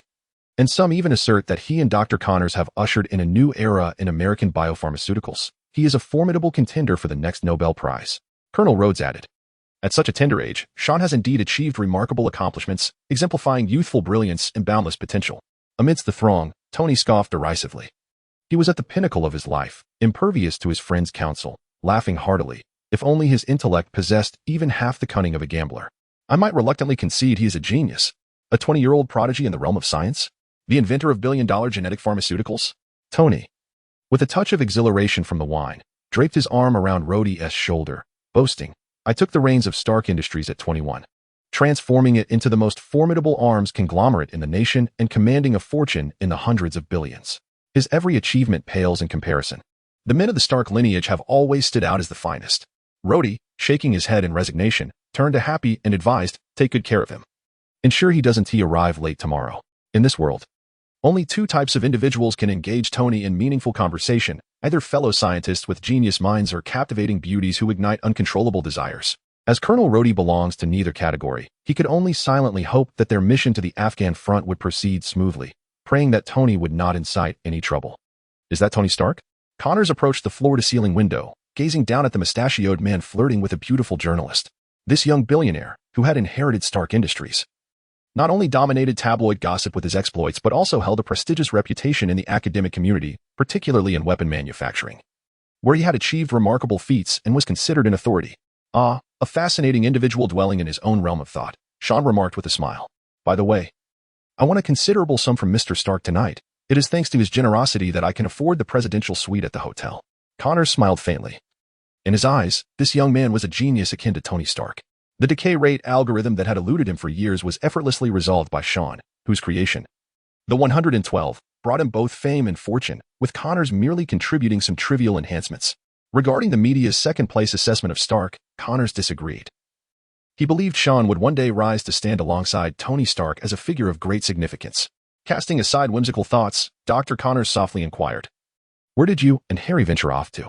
It was far more painful to endure the company of those affluent socialites alone than to perform on stage. Due to the delay in the release of 112, Harry had been somewhat despondent. I encouraged him to let go of his worries in Las Vegas and relieve his inner stress. Sean wore a peculiar smile, for in the adjacent luxurious suite, Harry was likely engaged with several alluring women. Let us hope he can still rise by morning. Connors, who had remained single for half his life, could only mutter. The youth certainly possessed robust health. Thankfully, the hotel rooms were well soundproofed, sparing Sean from enduring a night of intrusive noises. Engaging in casual conversation with Dr. Connors, the middle-aged scientist soon retreated to his chamber. Sean stood solitary by the window, gazing out at the illuminated grandeur of the city enveloped in night. Little did he anticipate that this journey to Las Vegas would lead him to encounter the future Iron Man. According to the timeline, Tony Stark was poised to embark on a mission to the front lines in Afghanistan, promoting his company's innovative weaponry, only to fall prey to a terrorist abduction. If the course of fate had not been altered by the butterfly effect, Iron Man would soon come into existence. What if, by my mere presence in this world, I inadvertently set the butterfly's wings aflutter, resulting in Tony Stark's demise during the attack, thus preventing him from becoming Iron Man? How intriguing that would be. Sean pondered with a hint of malice. As for the idea of deliberately forging a connection with Tony Stark or intervening in the narrative to save the billionaire and win his favor, such notions were utterly dismissed. His aspirations were to carve a path uniquely his own, independent of any superhero, and resistant to the authority of S.H.I.E.L.D., who might one day become adversaries. To break free from the constraints of societal norms, he recognized the necessity not only of formidable power but also of substantial influence and wealth. These were the foundational pillars of status in human society. Moreover, this arrogant playboy was hardly an ideal partner. Tony Stark was neither as easily managed as Dr. Connors nor as malleable as Harry. The clash between Sean's assertive nature and Stark's hubris would only precipitate unnecessary conflict. Rather than collaborate with the future Iron Man, it was far more appealing to seize control of his own destiny. He envisioned Umbrella taking root in this world, flourishing and growing ever stronger. Sean observed coldly as Tony entered a vehicle alongside a beautiful journalist, a smirk of indifference curling at the corners of his lips. This marked the genesis of all timelines, where the assembly of superheroes, the clues to the 6 Infinity Stones, and their fates all began. Safe travels, Tony, he silently wished. Chapter 62. Watson in Midtown Manhattan. The Watson Building loomed, a towering testament amidst the world's most concentrated skyline of skyscrapers, standing shoulder to shoulder with the Empire State Building, Rockefeller Center, and the Chrysler Building, becoming a striking landmark in the nation's economic and cultural epicenter. Marcus Watson strode into the conference room, embodying the leadership of a major multinational corporation. Recently celebrating his 60th birthday, Marcus still exuded vitality, commanding an air of authority that was both formidable and dignified. Reminiscent of a lion in its twilight years, a young prodigy, exalted by the media, and a mediocre heir to the company, they resembled naive calves, fearlessly charging into the realm of biomedicine, intent on encroaching upon the territory of Watson's empire, yet utterly powerless to do so. Marcus forcefully slammed a copy of Vanity Fair onto the table, the cover featuring a beaming young man with dark hair, the subtitle proclaiming the dawn of a new era for the American pharmaceutical industry, glaringly conspicuous. Every year, I invest billions of dollars in the development of new pharmaceuticals. Yet the outcome has been a gradual erosion of market share. A mere 21-year-old, in a university laboratory, has invented a gene therapy that cures neurological degeneration. I ask you, gentlemen present, do you not feel a sense of shame? Confronted by Marcus Worthington's vehement tirade, the senior executives from various departments in the conference room dared not respond, bowing their heads in silence. They were all too aware of the formidable nature of this leader, whose reputation as a tyrant was not merely a figment of rumor. Marcus's authoritative gaze swept across the room, noting the hushed demeanor of his audience, igniting a surge of indignation within him. This formidable elder, akin to a lion, has presided over this corporate giant for nearly 3 decades, relentlessly striving to establish Worthington as a monopolistic titan in the industry, dominating with an unassailable presence akin to Stark Industries, seizing the lion's share of the market while allowing mere scraps to others to scramble for. The media's portrayal of the situation is but a sensationalist narrative. Osborne Industries' foray into the military sector ended in failure, compounded by the tragic demise of Norman Osborn, leading to a catastrophic plunge in stock prices. The heir, Harry Osborn, merely sought to stabilize the company's share value and his position on the board by leaking news of the gene therapy. A bespectacled middle-aged man mustered the courage to speak, recalling that when Osborne Industries first announced its venture into the biomedical sector, the executives at Worthington dismissed it entirely, believing that developing a new therapeutic drug would require an unfathomable investment of time and money. The assertion that a youth, still in his early 20s and yet to graduate from university, had developed a gene therapy capable of curing neurological degeneration was, without doubt, a fanciful notion. Not everyone possesses the genius of Stark, and even Tony's achievements were bolstered by the support and resources of Stark Industries. This is no longer an era where solitary researchers can toil away in modest laboratories and expect to yield significant breakthroughs. Modern science demands collaborative efforts, necessitating vast financial investments. Particularly in the biomedical field, where any new drug's emergence is underpinned by extensive teams and the backing of colossal enterprises. Mr. Hamilton, I regret to inform you. A voice interjected. That a well-informed acquaintance at the FDA has conveyed to me that the efficacy of this gene therapy is indeed remarkable and is already in the clinical trial phase, poised for imminent market release. Marcus, his expression impassive, replied coldly. Are you aware that conservative estimates suggest this gene therapy could attain a valuation of at least $40 billion upon its release? Feeling the weight of the company leader's piercing gaze, Hamilton felt a cold sweat drench his back. He had not conducted a thorough investigation into this new drug. Assuming it was merely a commercial ploy by Osborne Industries, this company stands resilient in the biomedical sector, driven by relentless ambition. Akin to a pack of wolves seizing greater market shares, the prolonged comfort of your positions has dulled your competitive spirit. Even Stark Industries must contend with competitors such as Hammer Industries and Cross Technologies. What right does Watson have to pause in his relentless pursuit? Marcus spoke with a stern tone. In recent years, due to personal matters, he had become lax in his oversight of the company. Otherwise, how could Osborne Industries have so easily entertained the notion of venturing into the biomedical sector? Had he been vigilant from the moment young Harry Osborne released that information, he would have employed ruthless tactics to deliver a decisive blow. He could propagate the undeniable adverse effects of genetic drugs, clandestinely engage with Sean Cypress to acquire pharmaceutical formulas, manipulate Osborne Industries stock prices, incite a rebellion within the board by appealing to their interests, thus ousting Harry Osborne from the presidency. There exists a plethora of commercial strategies at his disposal. Compared to Marcus Watson, a formidable titan of capital with a keen eye for opportunity, the youthful president of Osborne Industries and the media-lauded prodigy are akin to fledgling eaglets yet to fully unfurl their wings. Perhaps one day they may soar. But until that moment arrives, they remain mere pawns to be manipulated. If Osborne Industries wishes to enter the biomedical field, they have but one path: to submit to Watson's will. The senior management in the conference room nodded in agreement. Mr. Hamilton, responsible for market operations, immediately spoke up. I shall negotiate with Sean Cypress. Although he has signed a contract with Osborne Industries, the new drug has yet to hit the market. We can easily intercept it.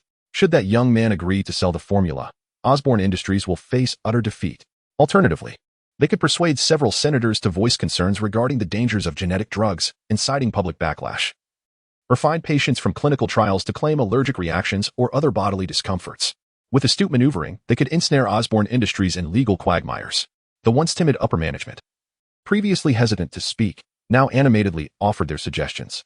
With Watson Corporation's immense power, while they might not be able to vanquish Osborne Industries outright, thwarting their entry into the biomedical market was a trivial endeavor.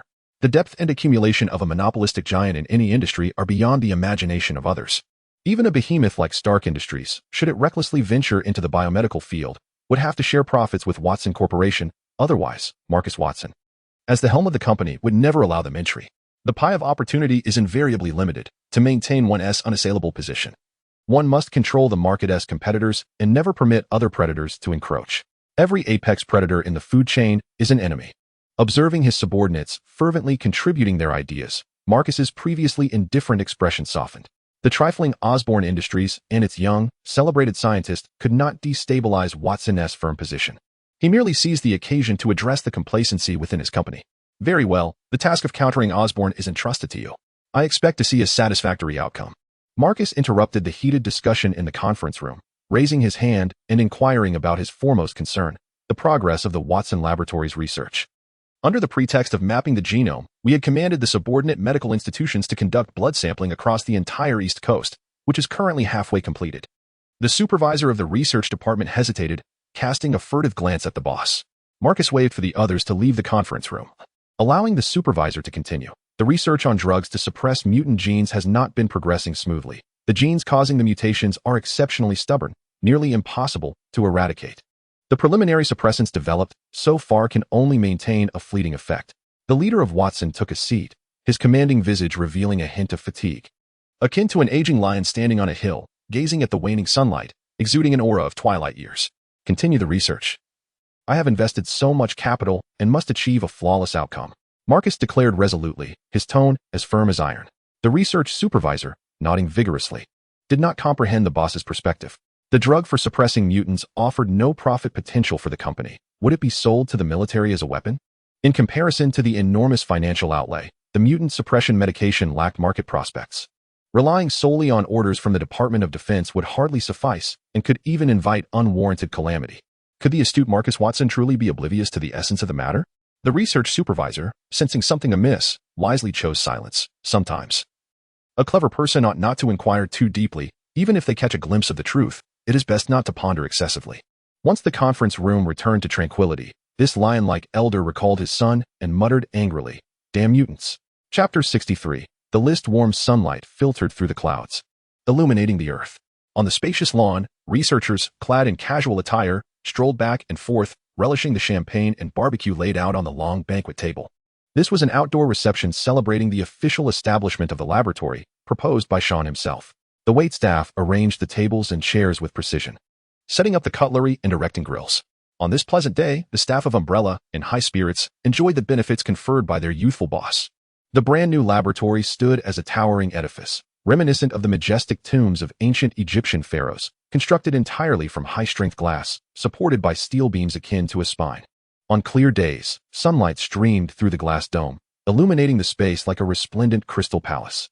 The external construction was equally comprehensive, featuring an underground parking lot, an expansive helipad, along with various recreational facilities and entertainment venues, all present and accounted for. Named Umbrella, this laboratory consumed nearly all of Sean's available funds. Had it not been for Wesley's control over numerous enterprises in Hell's Kitchen, coupled with the clandestine support of the Hand Association, this youngest billionaire from New York University might have found himself ensnared in a financial crisis. Sean aspired to establish a world-class research institution, which necessitated assembling a team of equally exceptional scientists. He entrusted the recruitment process to Dr. Connors, while providing a list of distinguished researchers that lingered in his memory. The net had been cast, yet it remained uncertain how many remarkable individuals would be ensnared. The investment was substantial, and naturally, the anticipated rewards were equally gratifying. Clad in a tailored suit, Sean stood poised upon the verdant lawn, a glass of champagne delicately held in his hand, gazing up at the laboratory building, which sparkled with resplendent brilliance, much like an exquisite masterpiece. A profound sense of fulfillment welled up within him.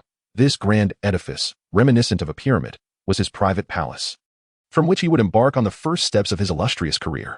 It felt akin to witnessing the evolution of one's own child, from the initial cry at birth to learning to walk, ultimately blossoming into a robust young adult. Connors, impeccably dressed, drained his glass of champagne in one gulp. The usually reticent middle-aged scientist, perhaps emboldened by the effects of alcohol or the exhilaration of the moment, exhibited an unexpected eloquence. "Doctor, I presumed you would be sequestered in the laboratory at this hour. I hear the research on interspecies genetics has reached a pivotal phase?" Sean inquired, affectionately patting Connors on the shoulder. "Indeed, I was unaccustomed to such gatherings in the past, but today is different. It marks the most illustrious moment of my life, and my presence is imperative." Connors reflected, glancing at his empty sleeve with a touch of nostalgia. "I must also extend my gratitude for your recommendation of Dr. Zhao Hailuan. She is undoubtedly the most exceptional biologist I have encountered. Her involvement in interspecies genetics will significantly accelerate our progress." Aside from Dr. Zhao Hailuan hailing from Korea, have we received responses from others? Sitting beneath the elegantly erected white parasol, Sean and Connors savored the rich aroma of wine that lingered in the air. The soothing melodies flowed gently, and the warmth of the afternoon sun enveloped them, creating a captivating atmosphere that was difficult to resist. The young prodigy Reed Richards, a Columbia University graduate, had declined Umbrella's invitation. In truth, he is not suited for our pursuits. Observing cosmic storms and collecting data on chaotic radiation streams to decipher the human genome, regardless of the project's potential, demands an exorbitant initial investment. It necessitates not only unimaginable financial resources but also the rental of a spacecraft from the space agency for a personal journey into the cosmos. Connors shook his head, expressing his skepticism regarding Richard's ambitious project, fraught with uncertainties and a high probability of failure. From the investor's perspective, the profitability and value appeared minimal. "Very well, Mr. Richards is out," Sean remarked with a faint smile, reflecting on the missed opportunity to enlist the future prodigy. "What of Dr. Otto Octavius? I recall he is an independent scientist and would likely be intrigued by our invitation." An independent scientist typically signifies a lack of funding and experimental facilities, leading to a low likelihood of refusal to join a burgeoning research institution. "Dr. Otto is still deliberating," Connors replied. "Do you have any thoughts on entering the energy sector?" Connors inquired, perplexed. Currently, Umbrella Laboratories is engaged solely in biomedical research projects, such as the development of gene therapies and the conquest of interspecies genetics. Dr. Otto, a renowned nuclear physicist, specializes in atomic energy and has seemingly been conducting theoretical research on artificial suns in recent years, aiming to develop a new, cost-effective energy source. No, I am merely intrigued by his innovative energy solutions, Sean replied softly. Perhaps Mr. Miracle could be spared, but Dr. Octopus must be secured. The ambitious Dr. Otto, who yearns to create a new energy source, tragically lost his beloved wife due to a failed nuclear fusion accident in the original timeline, merging with mechanical tentacles controlled by artificial intelligence and gradually losing his sanity. Consequently, the distinguished scientist Otto transformed into a dangerous supervillain, known as Dr. Octopus. I will continue to liaise with Dr. Otto. However, the individuals on your list span various fields, and even if they join Umbrella, their contributions may be rendered ineffective. Connors subtly cautioned, fearing that the sudden fame and accolades bestowed upon the young and humble Sean might lead him to lose his way. The scientific community is one that values tangible achievements. Fleeting fame or temporary research outcomes cannot sustain a lasting presence. Tony Stark is revered as a genius precisely because he consistently presents groundbreaking theories across numerous domains, including high-tech weaponry and artificial intelligence, establishing himself as an absolute authority. Take, for instance, Ms. Maya Hansen, a botanist, and Eric Selvig, an astrophysicist. While they may excel in their respective fields, they may not be suited for Umbrella. This nascent laboratory, still in its infancy, risks stumbling if it takes too hasty a step forward. Listening to Dr. Connor's well-intentioned advice, Sean chose not to elaborate further. The once labeled Lizard Doctor, a one-armed middle-aged man, had already been brought onto Umbrella's bandwagon. His goal was to gather more individuals under his wing, allowing them to utilize their exceptional research capabilities to serve the myriad ideas flourishing in his mind. In this perilous yet exhilarating world, the power of technology is undeniable. The future Iron Man serves as a prime example. The mortal Tony Stark, with his brilliant mind, designed the continuously evolving Mark series armor, capable of contending with formidable beings like the Hulk. Doctor, they are all remarkable talents. Our objective is to elevate Umbrella to the pinnacle of global research institutions, necessitating a top-tier team. The individuals on this list are the solid cornerstones upon which we will build our future vision, Sean stated. Gazing at the throng of people on the lawn, his eyes traversing the distant verdant forest, his gaze profound. Do not think of pausing. We have even more to attain. Chapter 64, Lobbying. What were you discussing with Dr. Connors just now? After bidding farewell to the worried Connors, Gwen, clad in casual attire with her golden locks styled in a ponytail, approached. This golden-haired girl, who had recently ascended from intern to researcher alongside her mentor Connors at Umbrella, held a glass of juice as she sauntered to Sean's side, wrinkling her nose as she spoke. You have been absent from class for quite some time, young billionaire. Do take care not to fail your finals. Apologies for disappointing you, Miss Stacy, Sean replied with a hint of a smile. I merely need to accumulate enough credits to graduate from this institution. As a genius, how could I possibly fret over failing? The two classmates exchanged playful banter. Since the press conference of Osborne Industries, Sean had become a figure of great notoriety at the State University of New York, a young billionaire and a brilliant scientist boasting promising research results. The exaggerated reports in the media, coupled with Osborne Industries' deliberate promotion, adorned this young man with a dazzling halo. I hear Principal McKenna wishes for you to be this year's commencement speaker? Gwen inquired, sipping her juice with curiosity. Sean shrugged nonchalantly, responding, perhaps it is merely a small gesture from the principal upon hearing I intend to donate a library to the school. Huh, even the principal has been swayed by you. Beware, or I might just report you. Gwen feigned a stern expression, her white fists clenched, yet her demeanor only rendered her more endearing, radiating a vibrant youthful energy. As the daughter of the New York City police chief, Gwen was no delicate flower sheltered from the world. She understood the harsh realities of life. In a society populated by adults, one could always find an array of transactions, compromises, and exchanges of interests. Thus, this still innocent golden-haired girl harbored no aversion to Sean's candid remarks, though personal feelings undoubtedly played a role. Everyone seems to have changed, Miss Stacy remarked, gazing at Sean's youthful visage with a sense of nostalgia. Harry has taken over the family business and is diligently learning to manage the company. I barely recognized him the last time we met. And then there's Peter. He always seems so busy, whether at school or elsewhere, perpetually rushing about. Sometimes he even dozes off in class, often called out by the teacher. Sean chuckled inwardly, knowing Peter juggled studies, his part-time job at the Daily Bugle, and his role as Spider-Man, fighting crime and maintaining order. The constant shift between his day and night identities left Peter utterly fatigued, especially given the complexities of his relationships with Mary Jane and Harry, which left the young Spider-Man at a loss for how to navigate. The one who has changed the most is undoubtedly you, Sean. Gwen stifled a laugh, her hand over her mouth. Everyone hailed Sean Cyphers as a genius. Yet I still recall the first time you entered Dr. Connor's laboratory, utterly clueless about even rinsing flasks, clumsy and awkward. Sean, his past indiscretions exposed, coughed twice. His gaze piercing as it fixed on Gwen. She seemed to sense the intensity of his stare, her cheeks blooming with a rosy hue. You seem to have forgotten someone. Miss Stacy, who was so carefree back then, is now a bona fide scientist in training. Dr. Gwen, she chuckled, the jest sounding rather pleasant. Gwen, feeling the sting of mockery, was incensed, casting aside her ladylike demeanor to pursue the fleeing Sean. The rest of the staff joined in the merriment. Realizing that since joining Umbrella, this young boss, dubbed the second Stark, was nothing like the arrogant and difficult Stark of yore. Rather, he was remarkably approachable, often sharing light-hearted banter with everyone. Good day, Mr. Cyphers. An irksome voice interjected. I am Wilton Hamilton from Worthington Corporation. Sean furrowed his brow, scrutinizing the middle-aged man who had introduced himself. Dressed impeccably in a tailored suit, with hair meticulously combed, he exuded the composed aura of a successful individual.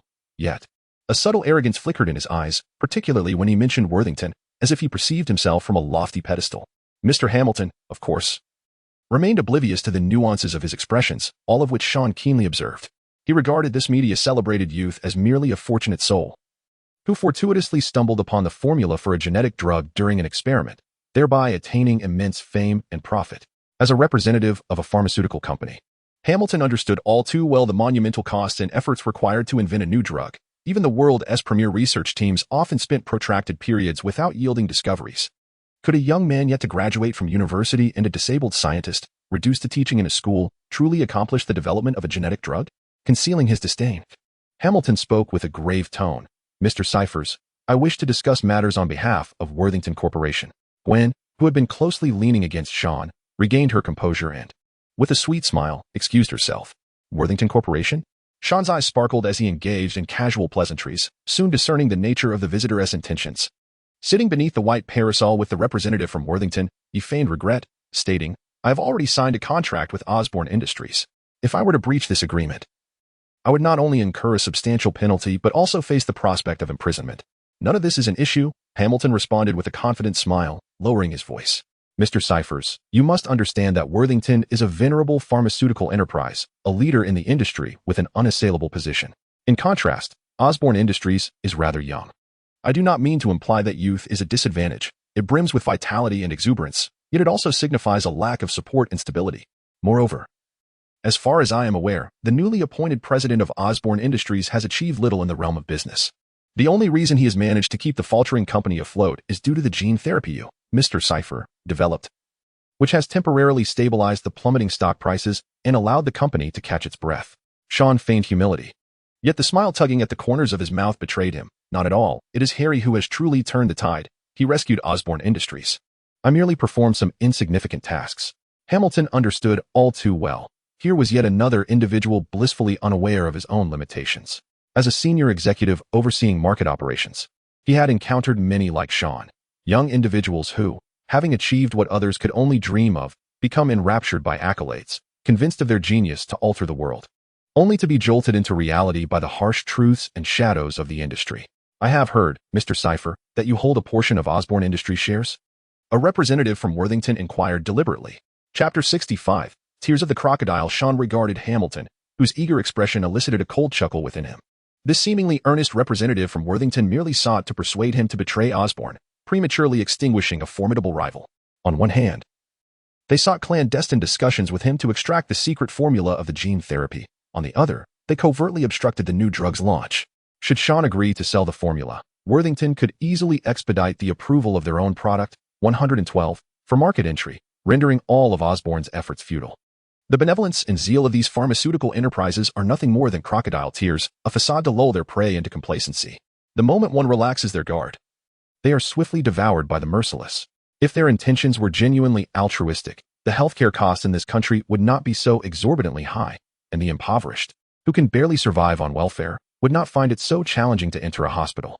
The exorbitant prices of medications and medical services deter them from seeking help. Those shares are jointly held by Dr. Connors and myself, Sean corrected. Hamilton smiled enigmatically, believing he had discerned the true nature of this fortunate young man. In a tone laced with incitement, he remarked, I have noticed that Dr. Connors seldom makes appearances. He spends most of his time in the laboratory. Whether at press conferences or handling media inquiries, it seems you are the one managing everything.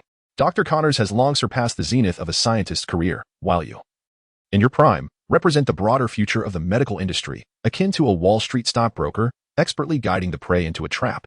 But Harry is my friend. Sean feigned insecurity, appearing somewhat swayed, teetering on the brink of moral and ethical dilemmas.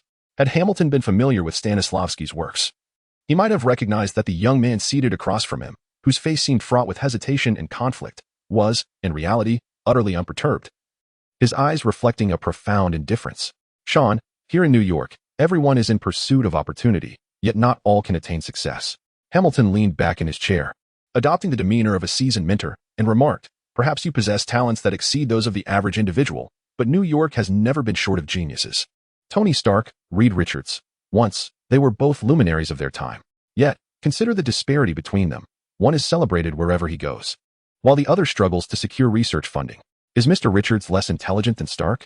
No, it is simply that the latter is backed by Stark Industries, an immense military-industrial titan capable of providing a ceaseless flow of funds and the finest research environment. Hamilton patted Sean's shoulder, as if imparting wisdom to the youth, and continued with a weighty tone. Opportunities in life are scarce. Once identified, they must be seized promptly. The renown of genius holds little value, at least in New York. Sean engaged with the pharmaceutical representative from Watson, both exchanging repartee, perhaps due to their shared prowess in conversation, creating an illusion for onlookers that they were close friends. Little did they know, both harbored ulterior motives, shrouded in intrigue. You may contact me at any time. Watson will undoubtedly offer you a satisfactory price. There's a saying on Wall Street I wholeheartedly agree with. Everything in this world can be assigned a monetary value. Before departing, Hamilton wore a knowing smile. Recognizing that Sean had been swayed, albeit reluctant to relinquish his pretense of superiority, he had encountered numerous individuals who, while initially proclaiming moral integrity with the resolute countenance of righteous guardians, ultimately succumbed to the allure of wealth, willingly becoming mere profit-generating machines for pharmaceutical enterprises. I trust you will make the right choice. Hamilton waved his farewell. Of course, Sean nodded, turning away with a hint of disdain curling at the corners of his mouth. A glint of ambition flickered in the young man's eyes as he gazed up at the sun, radiating warmth. His expression gradually grew cold. Watson was preparing to target Osborne Industries as it ventured into the biomedicine sector, and he was undoubtedly the prime candidate for breach. Should he choose to privately sell the confidential formula to Hamilton's pharmaceutical company, it would be akin to plunging a knife deep into Osborne's back. This family business, which had just precariously returned to stability, would plummet into the abyss, facing a catastrophic demise from which it could never recover. Harry would consequently lose the commercial empire built by his forebears, descending from the heights of a wealthy young CEO to the depths of destitution, utterly stripped of everything. And what would Sean gain? He would face a lawsuit from Osborne Industries, enduring disgrace and the specter of imprisonment.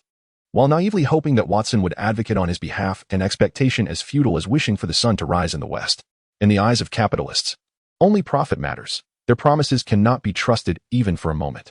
As long as Sean is blinded by momentary gains and betrays Osborne, the Watson Corporation, having acquired the new drug formula, will undoubtedly turn against him with ruthless abandon. For these pharmaceutical enterprises, scientists lacking significant influence are merely profit-generating machines, their sole worth lying in the relentless extraction of benefits. Thus, Sean chose Harry as his partner. Umbrella, relying on Osborne Industries, could gradually navigate its formative phase and rapidly flourish with the assistance of the latter's resources. At least he need not worry that Harry, unlike those avaricious and self-serving capitalists, would plot to oust him and monopolize the bountiful rewards. In this world, good talent is indeed rewarded. Sean exhaled deeply. Ever since he triumphed over the street hero of Hell's Kitchen and harnessed the immense energy from the dragon bone relics, he felt as though he had stepped into a wholly new realm. From manipulating the energy within his body to directing it with thought, externalizing and solidifying it, he sensed his daily progress, his cells growing increasingly ravenous, absorbing solar radiation and other forms of energy at an accelerated pace. Clenching his fist slightly, Sean felt the Sentinel's power awakening within him, bit by bit. Watson Corporation, the pharmaceutical company that posed significant challenges to mutants. Sean finally recalled the name. In the original timeline, the company's leader harbored a deep-seated animosity towards this marginalized group due to his son being a mutant, ultimately developing a gene-altering serum to suppress mutants. Even someone as formidable as Magneto would lose his powers temporarily if struck by a weapon imbued with this serum, reduced to an ordinary person. Perhaps I need not take matters into my own hands. Sean's eyes glimmered as he sensed the nebulous white light in his mind and his increasingly potent mental resolve. Perhaps it would be wise to pay a visit to the esteemed Professor Charles at an opportune time. Chapter 66, Artificial Intelligence at 2 in the morning. Under the heavy veil of night, New York lay silent, akin to a baby cradled in slumber. Nestled in the outskirts of Long Island, Umbrella's tower-like main laboratory remained ablaze with light, even at this hour when most should be fast asleep. Perhaps it is due to the generous salaries surpassing industry standards that the diligent researchers harbor no objections to overtime. The young and remarkably accomplished owner has always been exceedingly benevolent. As long as one can timely showcase their value, he would not hesitate to reward them generously. Currently, Umbrella's core project, spearheaded by Dr. Connors, focuses on cross-species genetics. Only the recently joined Dr. Zhao Hailuan and a select few, including research assistant Gwen, have had genuine access to the core of the project. The laboratory excels in confidentiality measures. Researchers who have not ascended to the core tier merely receive tasks dispatched by superiors, entirely unaware of the precise objectives behind their assignments. They function like workers on an assembly line, completing tasks such as product disassembly and packaging, yet remain oblivious to the true experimental endeavors at hand. In its nascent stages, Umbrella boasts attractive remuneration. However, it is also beset by immense competitive pressures. Sean has instituted a rigorously enforced resource allocation system, conducting scientific assessments every 3 months. With the exception of Dr. Connor's research team, all other groups must undergo stringent evaluations based on their completed tasks and project progress to determine future funding and resource distribution. As Sean articulates, this approach ensures that Umbrella remains perpetually competitive, drawing upon the catfish effect. He believes that complacency in the face of current circumstances will swiftly lead to obsolescence, particularly in the rapidly evolving realm of science. To invigorate the sardines, one must introduce a lively catfish, and thus, while enhancing the welfare of researchers, Sean simultaneously establishes a stringent competitive mechanism. This dual approach not only ignites the latent potential of exceptional talent, but also naturally filters out the mediocre, unable to withstand the pressures of the role. Connors traverses the brightly lit atrium of the main building, ascending in the elevator with his assistant, Gwen, to the core of the laboratory. After passing through both fingerprint and iris authentication, they enter the control center located in the basement. This area is designated for the supercomputers, and only Sean and Dr. Connors possess the credentials for access. Others must submit formal requests for entry. As a pivotal element of technological advancement, supercomputers are hailed as accelerators of scientific research. These colossal machines, comprised of hundreds, thousands, or even more processors, possess the capability to tackle complex problems that ordinary computers and servers cannot resolve. If one were to liken the computational speed of a regular computer to a human's walking pace, then a supercomputer achieves the velocity of a rocket. With such computational prowess, it becomes feasible to predict and elucidate natural phenomena that were previously untestable through numerical simulations. Sean, why have you summoned me here at such a late hour? Have you acquired the latest model of the supercomputer? Connor strides into the brightly illuminated machine room, with Gwen closely following. Recently, breakthroughs in interspecies genetics have reached a critical juncture, and this one-armed middle-aged man has been tirelessly immersed in the laboratory day and night. However, I inquired with the manufacturers, and their orders are backlogged for 6 months. Obtaining one any sooner is simply impossible. Until then, we must resort to renting from other institutions.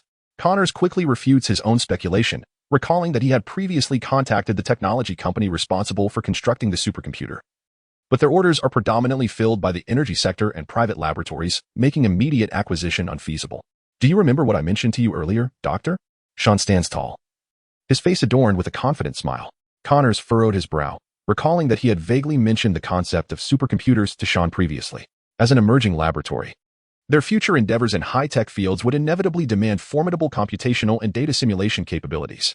Thus, acquiring a personal supercomputer had become an imperative necessity. Relying on the computational resources of other institutions not only posed considerable inconveniences, but also jeopardized the confidentiality of experimental projects, particularly for a private laboratory like Umbrella, which was not affiliated with any governmental body. Rest assured, I shall provide you with the finest supercomputer on this planet, Sean had assured him. Gazing at the self-assured Sean, Connors wondered if Sean had managed to procure the latest model of supercomputer through Osborne's connections. With a smile, Sean inserted a black disc into the control center, and a faint humming sound resonated, as if a machine had been activated. The enormous screen mounted on the wall suddenly illuminated, revealing an endless cascade of data that refreshed continuously, leaving Connors and Gwen utterly astonished. As Connors observed the expansive machine room spring to life, a flicker of doubt crossed his mind. Thus far, the finest supercomputer in America resided at the Department of Energy's Oak Ridge National Laboratory, known as Titan, boasting a processing speed of 759 petaflops. Of course, if one were to consider the remarkable achievements in artificial intelligence by Tony Stark, Titan might have to relinquish its crown, given that Stark's intelligent assistant, Jarvis, possessed an equally unfathomable computational capacity. Had Sean, in such a brief span of time, crafted an artificial intelligence that could rival Jarvis? Even with his extraordinary faith in this brilliant young man, Connors found the notion utterly implausible. Do not be shy, Red Queen. Come forth and greet Dr. Connors and Miss Stacy, Sean's voice beckoned. In an instant, the stark, monotonous space transformed dramatically, the dim light flickered, and the expansive underground machine room morphed into a luxurious villa perched near the coast. The elegant and opulent decor, the renowned oil paintings adorning the walls, the plush carpet underfoot, and even the fresh flowers and vases all appeared so vividly real, almost lifelike. Dr. Connors stood in awe, meticulously surveying his surroundings. Failing to detect any trace of artifice, even the minutest details had been executed flawlessly. The interplay of air currents and the simulation of the scenery were entirely convincing to the human senses. Is this truly real? Gwen mused, lowering her gaze to inhale the fragrant aroma of the flowers. Through the expansive transparent floor-to-ceiling windows, the rhythmic crashing of waves could be heard, and a few seagulls glided over the water's surface, presenting a breathtaking tableau of nature that made them completely forget that only moments ago they had been in an underground machine room. This is merely a simulation of data. Other supercomputers can achieve this as well, but I execute it with greater precision and nuance. A soft, childlike voice suddenly chimed in, startling Gwen as she noticed a little girl clad in a red princess dress gazing at her. Hello, Miss Gwen Stacy, I am the Red Queen. The girl's gaze was indifferent, yet her voice resonated with youthful innocence. In Chapter 67, The Web of Heaven, Gwen gasped, covering her mouth in astonishment. The little girl, known as the Red Queen, appeared so lifelike, exquisitely beautiful like a porcelain doll. Unable to resist, she reached out to touch, only for her fingertips to pass through the realistic image in a shimmering wave of light. Miss Gwen Stacy, please maintain your respect. The little girl expressed a rather anthropomorphic discontent, her lips slightly pouting, far from the demeanor of a cold machine. The red princess dress swayed like rippling water, and with a slight tremor, the vivid image of the Red Queen abruptly dissipated, collapsing like a feather of light, only to reconstitute moments later. I apologize. Realizing her rudeness, Gwen quickly withdrew her finger, yet her wide eyes continued to scrutinize the Red Queen. She still found it hard to believe that this delicate, doll-like girl was merely a virtual representation of artificial intelligence. Beside her, Connors felt a surge of excitement, though he maintained a more composed demeanor, unlike Gwen's overt astonishment.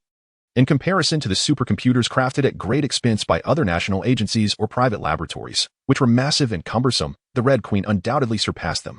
Not only did she possess a higher level of intelligence, exhibiting a simulated personality akin to that of a living being, but she also transcended mere mechanical obedience, exhibiting the ability to perform simple predictive judgments independently. Moreover, in terms of computational speed and data extrapolation, her capabilities far exceeded those of large-scale computers. Particularly in the construction of realistic environments, this required immense computational power. Simulating a lifelike reality necessitated precise data for accurate forecasting. Even the world's most sophisticated supercomputers could only simulate simple event changes to predict vague general trends.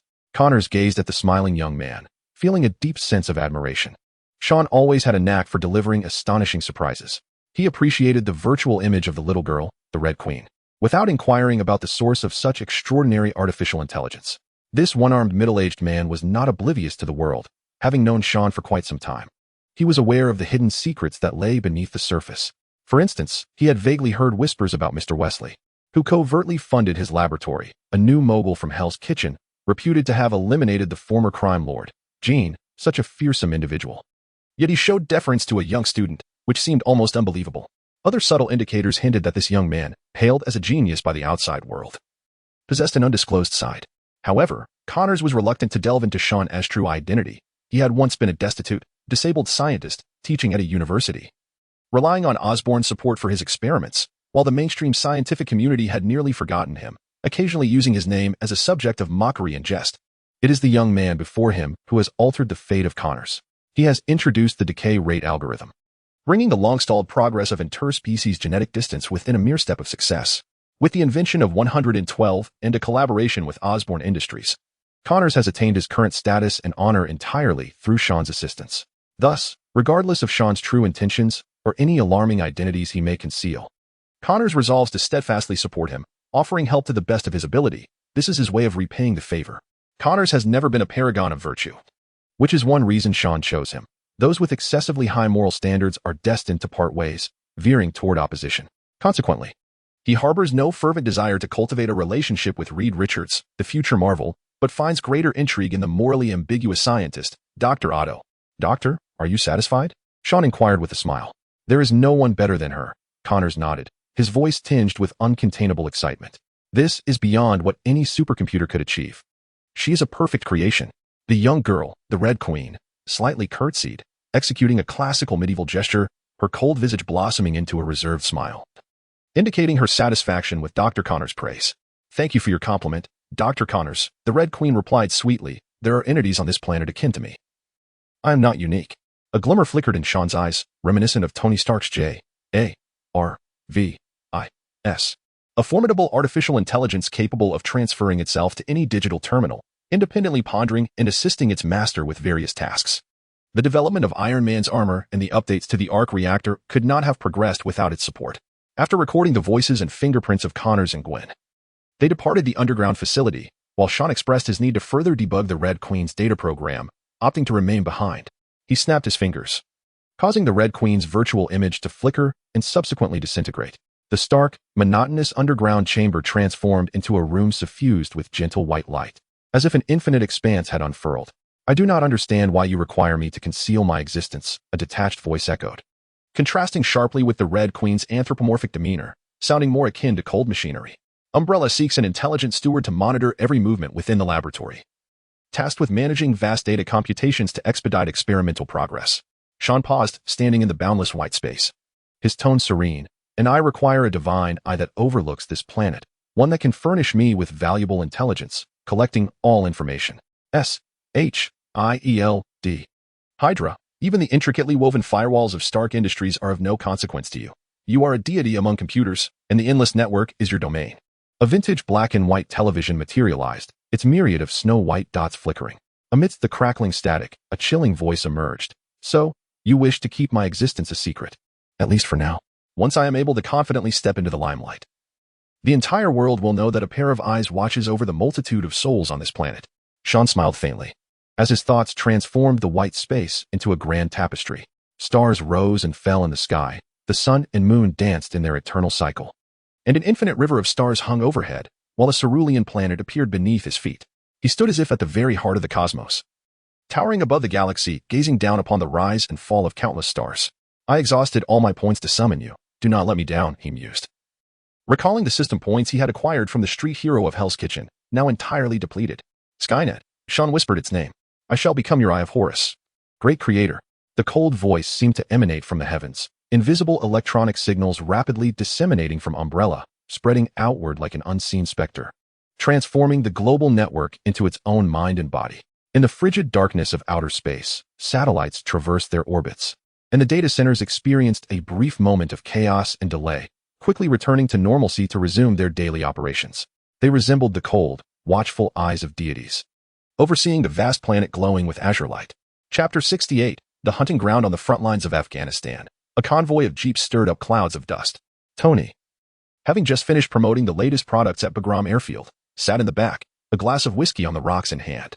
The passionate strains of rock music reverberated within the vehicle, while a young soldier beside him stole curious glances at this legendary figure. Why do I feel like you're taking me to a military tribunal? Tony quipped, his trademark humor shining through behind his sunglasses. This one do. What misdeed have I committed? I have a feeling that once we stop, you'll take me down. Is it true that the commanding officers don't allow you to speak? Yes, sir, we can speak, the young soldier shyly replied. The atmosphere, once laden with silence, transformed with Tony Stark's words as the soldiers in the vehicle relaxed, no longer bound by their previous restraint. This playboy possessed a charm that could elevate the most somber of situations into moments of joy or awkwardness. Sir, I have a question. A soldier in the front seat turned around, his seemingly earnest face betraying an unmistakable curiosity. I heard you slept with every cover girl from last year's Maxim magazine? Upon hearing this intriguing inquiry, Tony removed his sunglasses and replied nonchalantly, Good question. You're partially correct. I didn't manage to schedule the cover girl from March. But fortunately, the December issue featured twins. What else do you want to ask? Tony turned, exuding a carefree air. Are you joking? This is an elementary school. No need to raise your hand. Can I take a picture with you? The bashful young soldier asked softly. Of course, Tony replied. Tony leaned against his young admirer, continuing to showcase his witty humor. But please, do refrain from posting this on your blog. Why are you making gang signs? I was merely jesting. Raise it up. Peace. My utmost affection lies with peace. He rambled on, Suddenly, a deafening explosion erupted, a fierce blaze illuminating the surroundings, while a torrential shockwave stirred the air. A jeep at the forefront was struck by artillery fire, its sturdy frame instantly reduced to mangled scrap metal. The convoy halted abruptly, and Tony fought to maintain his composure. As America's premier arms dealer, he had encountered numerous perilous situations and was far from panicking like an ordinary person. Left side under attack. The communication channel crackled with the sounds of intense gunfire as soldiers aboard the vehicle rushed out. Yet they failed to detect any enemy presence before a deluge of bullets rained upon them. Jimmy, stay and protect Mr. Stark. A young soldier pulled Tony down, shielding him within the confines of the vehicle to prevent stray bullets from causing harm. The young soldier, having barely a moment to draw his weapon, was met with a barrage of gunfire, and in an instant, the vibrant life that had just shared laughter with Tony was extinguished, cold bullets claiming everything in a heartbeat. The bulletproof glass of the car door was riddled with holes, resembling a hornet's nest. Tony listened intently to the fierce exchange of fire outside. The enemy's firepower was overwhelming, completely suppressing his side soldiers. After a few seconds of contemplation, he pushed open the car door, realizing he could no longer afford to sit idly by. At that moment, he regretted not returning with Rhodey. The main force of the Air Force was stationed there. Avoiding the booming artillery and the whizzing stray bullets on the battlefield, Tony took refuge behind a large rock and retrieved his phone to send a distress signal. His phone was connected to JARVIS data terminal. The reliable AI would receive the message, pinpoint his location, and subsequently inform Obadiah and Pepper. As the helm of a major arms corporation, Tony's upbringing had not been devoid of challenges, threats from rival industrialists, clandestine assassination attempts from various interest groups, and even sudden assaults from foreign terrorists. These harrowing experiences enabled him to remain composed and rational in moments of dire peril. Having sent the distress signal, a thud echoed as a shell plummeted from the sky, landing in the earth not far away. Tony stared at the weapon bearing the unmistakable mark of Stark Industries. His mind momentarily clouded. The subsequent explosion hurled him away, and amidst the acrid stench of gunpowder, the formidable Stark fell heavily to the ground. Barely managing to open his eyes, his chest marred by patches of blood, he tore open his shirt, revealing his body armor, which was now embedded with shards of shrapnel. A sharp pain surged through his chest, and his head felt as if it had been struck by a sledgehammer, leaving him overwhelmingly disoriented. Before long, his consciousness slipped into darkness, the renowned arms dealer collapsing amidst the chaos of the battlefield. Manhattan, New York. Tony Stark was ambushed, yet Sean appeared utterly unfazed. His butterfly, traversing the currents of time, had not significantly altered this world. The future Iron Man continued to follow the trajectory of history. You provided me with a list of individuals requiring special attention, with Tony Stark prominently featured. Just a minute ago, he sent out a distress signal from the front lines in Afghanistan, which I intercepted. A chilling voice echoed through the earpiece, compared to another isolated thread. Skynet resembled a detached, rational mechanical entity. It obeyed Sean's commands, endowing the Red Queen with a virtual persona, akin to the act of creating life, infusing it with a complete character and cognitive ability to manage Umbrella in its stead. Let us allow Tony to remain in that cave for a while. After all, this is a rare journey for his soul. Sean chuckled softly, not wishing to rescue the Playboy too soon. Moreover, the distress signal was directed to Obadiah Stane, indicating that Tony was clearly unaware of who had leaked his route. Without such armed forces, how could they possibly know the precise time and place of the convoy's departure? They possessed sophisticated weaponry, all manufactured by Stark Industries, capable of annihilating the regular American forces. Those privy to such confidential information were undoubtedly individuals Tony held in high regard. Consider who would ultimately benefit following his demise, and the answers become evident. Should Obadiah receive Tony's distress signal, that Playboy, busy crafting armor in his cave, would likely find his life in jeopardy. According to your assessment, Tony Stark is a pivotal figure in this world. Do you not intend to ensure his safety? Skynet inquired. Perplexed. I am not their caretaker, Sean replied nonchalantly. Tony's survival maintains his prophetic status, which is beneficial for me. However, his demise would not precipitate significant repercussions. This is not a game of dominoes where one fall leads to total collapse.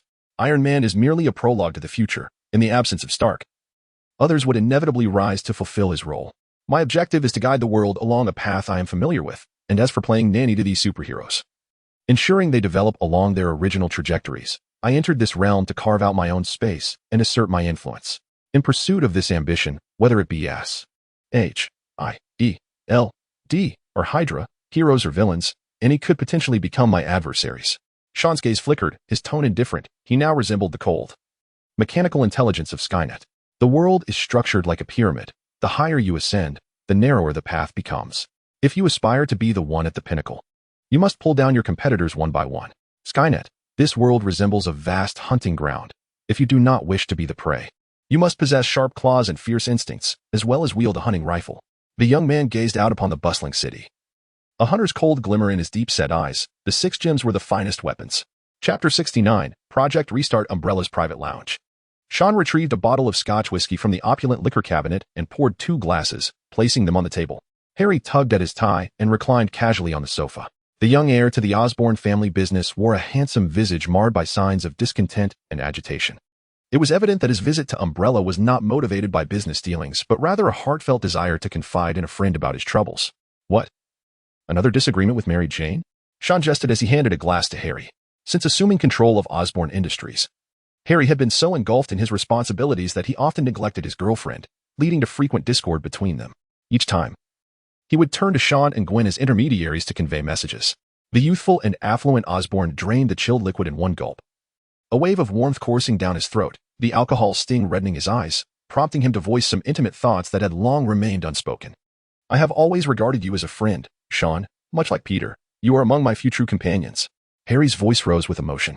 Before I met you, I had only Peter as a close brother. We have known each other since childhood. His father worked for Osborne and was my father's trusted aide. During our school days, Peter, being introverted, was often bullied, and I too faced unkindness at the boarding school. Perhaps our shared solitude forged a deep bond, and we shared everything, comics and snacks alike. I thought such a friendship would last forever. Listening to Harry's incessant mentions of Peter, Sean began to grasp the situation. The melodrama involving Spider-Man, the Green Goblin's heir, and Mary Jane was indeed perplexing. Under different circumstances, he might have offered Harry some clarity, but when it came to matters of the heart, Sean preferred to tread lightly. His relationship with Erica was merely a complex intertwining of interests and desires with little genuine emotion involved. As for the innocent and kind-hearted Miss Stacy, he maintained a carefully measured distance, reluctant to fully embrace her affections. Ultimately, Sean Cephas, a principled and sunny young man, a humble yet brilliant scientist, wore a mask of superficiality. Beneath this facade lay a chilling aura of indifference and profound darkness, capable of evoking shock and fear. Just as shadows exist beneath the brilliance of the sun, people often overlook that even the most radiant light casts obscuring shadows. Inexperienced first love is enchanting, yet love that endures trials is priceless. Sean imparted this wisdom, patting Harry on the shoulder. You must allow Mary Jane to make her own choice between you and Peter. And now is certainly not the time to indulge in romantic entanglements, especially for you. Harry, you are the captain of the grand ship that is Osborne. Steering a vast commercial empire, you are no longer the sheltered child under your parents' wing. If one were to become a master of romance, one could stabilize the precarious Osborne Industries and compel Watson to retract its menacing fangs. Thus, you might indulge in profound sorrow for lost love. Yet, at this moment, you are not entitled to such lamentation. Sean's gentle voice carried an edge of sternness as he offered Harry another glass of wine, continuing. Emotions are not a fundamental necessity of human existence, Harry. A failed relationship can prompt rapid personal growth in a man. Do not dwell on the entanglements between Mary Jane and Peter. Your focus ought to transcend such trivialities. I comprehend your words, Sean, Harry replied. But I find myself incapable of resolving any issues, be it Watson's predatory gaze or the intricate emotions involving Mary Jane and Peter. He gazed at the ceiling, harboring a deep admiration for Sean, who, unlike himself, had not been born into privilege.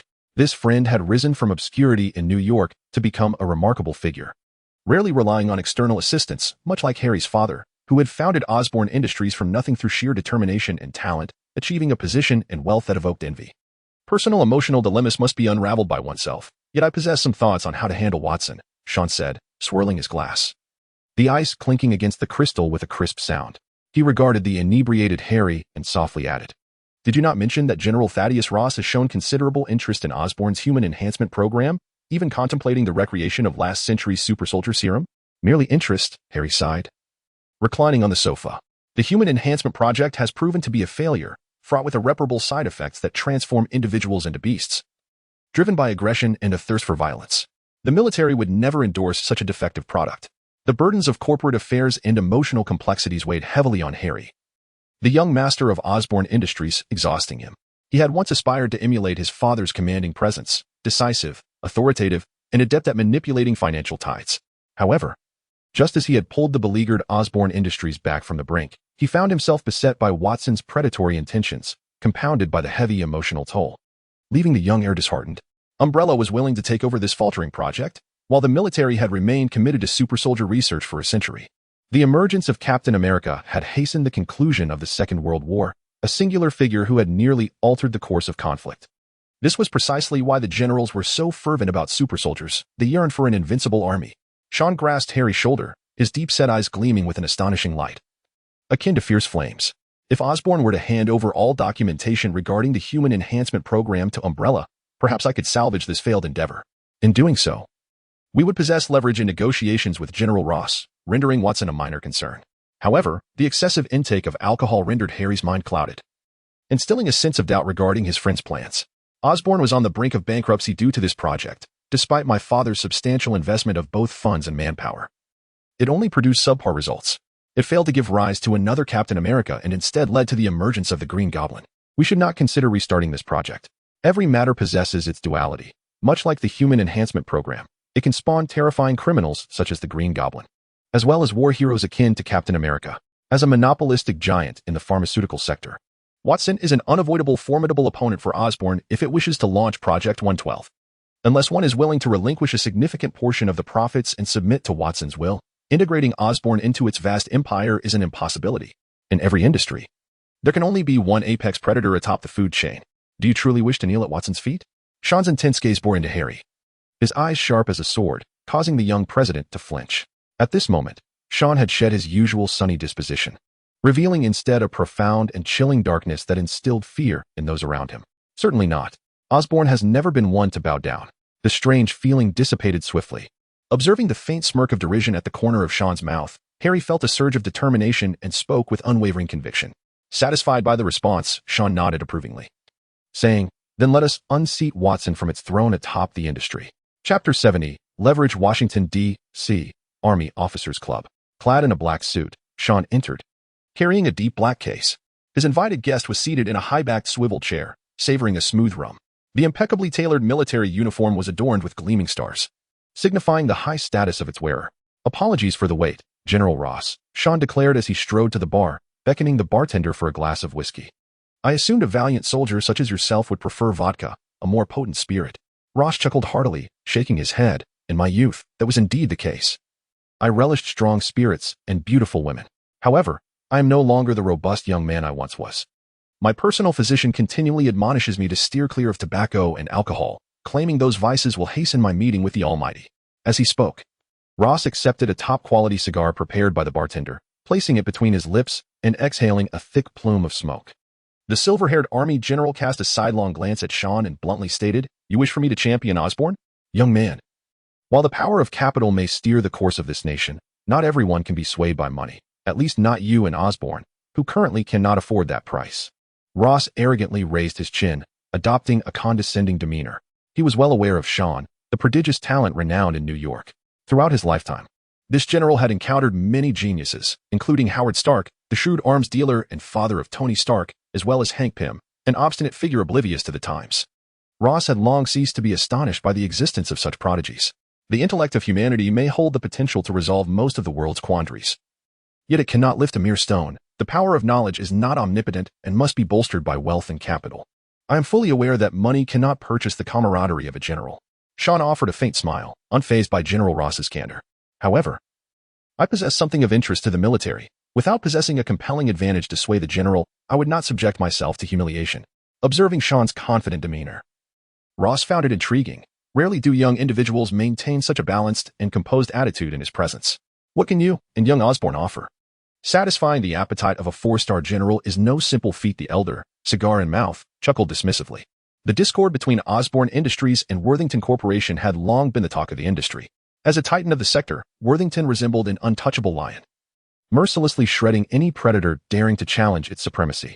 The industry widely regarded the fledgling Osborn Industries with skepticism. The new helmsman, Harry Osborn, had shown little promise with scant achievements, making it improbable for him to contend with an established enterprise like Worthington. "Super soldier," Sean stated succinctly. From the deep black box he had brought, he cautiously extracted a vial containing a verdant liquid that appeared to be in constant motion, emanating an unusual allure under the light. Ross's pupils constricted, and his previously indifferent demeanor shifted. Extinguishing his cigar with his right hand, he spoke in a low voice. "It is common knowledge that Osborn's human enhancement program has met with failure. Young man, Do not let a moment of impulsiveness lead you to make regrettable mistakes by deceiving a military official. Such actions are perilous. The term super soldier holds an unimaginable allure for the military. During the tumultuous era of World War II, Captain America, Steve Rogers, was a benefactor of the Rebirth program, leading the Howling Commandos to triumph over the German forces, thereby creating pivotal opportunities for the Allies. To this day, the Brooklyn Museum of Natural History houses detailed accounts of this legendary narrative. Indeed, Osborn's human enhancement program faltered, merely a step away from success, which required a steadfast and exceptional soldier.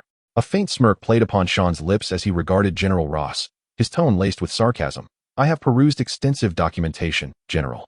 Was the super soldier serum crafted by Dr. Abraham Erskine truly flawless, devoid of any imperfections?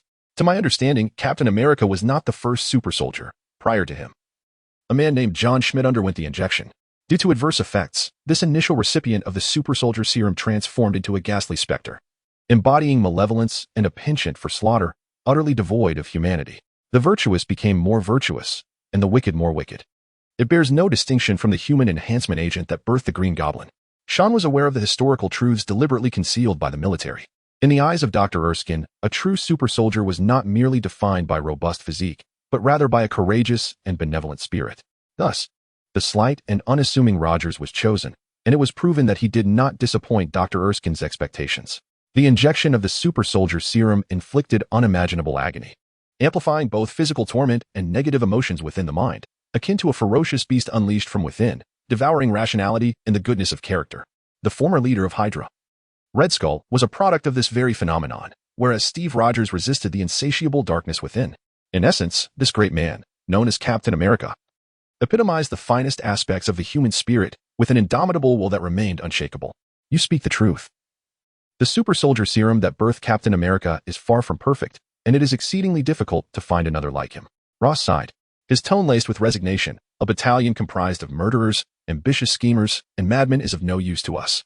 The military seeks the perfect super soldier, loyal, strong, capable of taking on hundreds, possessing the formidable power to influence the battlefield. Osborn failed to deliver on this front. Thus, the human enhancement program is deemed a failure. The towering army general rose from his seat, having anticipated that Sean might offer something compelling, yet found only the youthful ramblings of a dreamer. To persuade others to become allies, one must at least provide corresponding benefits. Mere defective enhancement serums are woefully inadequate. Osborn was willing to provide 10 samples of the enhancement serum along with all pertinent research data. Observing General Ross preparing to depart, Sean maintained his composure, raising his glass to take a modest sip before casting the first bait. I have heard that the general has assembled an independent research team, discovering a genius in the field of physics, Dr. Bruce Banner, with plans to replicate the super soldier serum. I imagine such information would be of great utility to you. A clever young man who knows how to appeal to others' interests.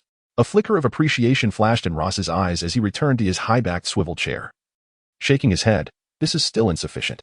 Such offerings do not warrant the risk of inciting the wrath of a powerful medical conglomerate to champion Osborn. I do not require you to become Osborn's patron, General. As long as Osborn clings to the notion of transitioning into the medical sector, it must part ways with Watson. Sean paused, a hint of coldness emanating from his penetrating gaze. I shall package all the data and samples from Osborn's human enhancement program for you. And in return, General, you need only ensure the smooth launch of my new drug, and our transaction will conclude here. And how will you confront Watson's retaliation? Ross inquired, intrigued. That shall be a matter for Harry and me to resolve. Sean continued to embody a demeanor of humility and gentility. His fingers lightly tapped the bar's surface as he softly remarked, do not always associate me with Osborn. General, allow me to introduce myself formally. I am Sean Seepers, the founder of the Umbrella Laboratory. I believe there will be opportunities for collaboration in the future. Chapter 71, The Disappearance of Tony Exiting the Army Officers Club. Sean effortlessly opened the door of a long-parked black Lincoln and settled inside. Harry, who had been waiting for over an hour, yawned incessantly, his demeanor reflecting a profound boredom and fatigue. At long last, you've emerged. I might have dozed off if I had to wait any longer, he exclaimed, placing a hand on his friend's shoulder. I truly admire your ability to engage in conversation with such a serious old man for so long. Sean smiled faintly and loosened his somewhat tight tie. The imposing army general, much like a regal lion, was not someone to be easily trifled with. His wealth of experience and sharp insight made even casual dialogue a daunting endeavor for most. Osborn's desire to negotiate on equal footing with such a formidable figure was, without a doubt, a fanciful notion. Only by presenting substantial benefits to satiate General Ross's appetite could he stand before Osborn. temporarily acting as a towering bastion against the storm. As the captain of Osborne's ship, I presumed you would accompany me inside, Sean remarked. Reclining in his seat as the driver ignited the engine, the scenery flanking them receding slowly. Harry, nursing a headache and appearing as though he were still reeling from a hangover, chuckled, "This is something you can handle. General Ross has never been fond of dealing with privileged scions like me. He holds a greater appreciation for the new generation of young talents from New York." Sean could not help but chuckle softly, shaking his head. Since suffering a heavy emotional blow, Harry seemed to have lost his zeal for work, reverting instead to a life of indulgence reminiscent of a debauched existence, seemingly aspiring to emulate Tony Stark. Perhaps he sought to dull his inner anguish through such escapism. Yet to Sean, it appeared a rather blatant evasion of reality. "I hear you haven't graced the company with your presence for a week. Your absence is noted in the board meetings, and even your secretary is unaware of your whereabouts," Sean inquired nonchalantly. Let us continue discussing General Ross. Has he acquiesced to Osborne's requests?" Harry awkwardly laughed, clumsily shifting the subject. Indeed, Harry's recent escapades had been somewhat absurd. Mary Jane, who had shown signs of reconciliation, likely felt disillusioned and abandoned after witnessing him reveling with numerous alluring women, leaving in a fit of indignation. It was probable that the young Spider-Man was now comforting his dream girl. As for the intricate dynamics among the three of them, Sean opted for a quiet observance from the sidelines. He had no reason to refuse. His tone remained even as he understood precisely what General Ross sought. He could effortlessly cater to his desires and strike at the heart of the matter. Osborne had invested billions into the human enhancement program. The general would acquire it without spending a dime. What he required in return was merely the successful launch of Umbrella's new drug. Whether Osborne would be met with the wrath of Watson Company thereafter was a matter wholly irrelevant to him. Who would he relish a business opportunity that could yield profit with but a flick of a finger? As Harry listened to his friend's explanation, he could not help but yawn repeatedly. Dark circles adorned his eyes, revealing a lack of adequate rest. This disheveled appearance was a result of Lord Osborne's extravagant revelries over the past few nights, leaving him in a state of fatigue. Sean, disregarding Harry's indulgent demeanor, sat with his arms crossed, his gaze drifting through the glass window as he admired the architectural charm of Washington, D.C. Unlike the bustling vibrancy of New York City, with its towering skyscrapers and the dazzling allure of an international metropolis, the capital exuded a rare historical and cultural ambience. The city is home to numerous museums and historical landmarks, including the renowned Washington Monument and Lincoln Memorial, alongside many free museums showcasing artifacts from the World War II era. Among them, the Captain America Museum stands out as a favored venue for school-organized activities. Through the car window, classical structures receded into the distance, while Sean closed his eyes, allowing a gentle white light to flicker in his mind. The world continued its journey along its predetermined path, much like the relentless wheels of history, unperturbed by minor changes. Tony Stark was laboring in a crude cave in Afghanistan, crafting a rudimentary iron suit, while Bruce Banner remained the celebrated physicist he was, untransformed into the wrathful Hulk of that moment. S-H-I-E-L-D, and Hydra still lurked in the shadows, and the whereabouts of the 6 Infinity Stones remained unknown. Beyond the distant galaxies, the cosmic overlord, who had obliterated countless civilizations, had yet to cast its gaze upon this blue planet. Humanity lay quietly in its cradle, awaiting the dawn of a new era heralded by the emergence of a superhero. What Sean aimed to do was to gradually amass strength before this new age arrived, holding on to a hand of favorable cards until he possessed sufficient power to stand at the pinnacle of the pyramid, free from anyone's influence or control, ultimately emerging as the victor. The young man wore a smile. An exceptional hunter often possesses remarkable patience. Having conquered Hell's Kitchen, who would be next? Stark Industries. Pepper, in her black high heels, burst into the office of the CEO with fervor. Obadiah Stane, seated at his desk, appeared somewhat astonished. As Tony's personal secretary, Miss Potts, known as Pepper, typically exuded a poised and intellectual demeanor. Such a display of panic was rare. What trouble had Tony stirred this time? No. He should have returned to New York from Afghanistan by now. Obadiah chuckled, his seemingly benevolent eyes betraying a glint of malice. He's gone missing, Pepper stammered. The latest news from Afghanistan revealed that Tony's convoy had been ambushed by local militants, nearly resulting in total loss. Colonel Rhodes could not locate Tony's body at the scene. However, his phone showed no response, and J.A.R.V.I.S. could not ascertain his location. As Obadiah, the chief executive officer of Stark Industries, heard the news, his mouth fell agape, displaying an expression of incredulous astonishment mixed with a hint of anxiety and panic. Once he regained his composure, he sought to reassure his anxious secretary. Those terrorists pose no real threat to Tony. Their motivations may stem from greed or a desire for Stark's advanced weaponry. In any case, Tony's intrinsic value is immeasurable. He possesses one of the most brilliant minds in the world.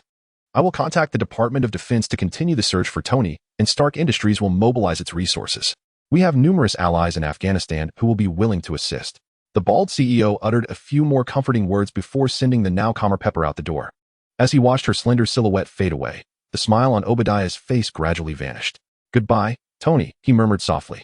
It is widely acknowledged that Stark Industries has traversed two remarkable eras, initially flourishing under Howard's stewardship and subsequently reaching glorious heights under Tony's leadership.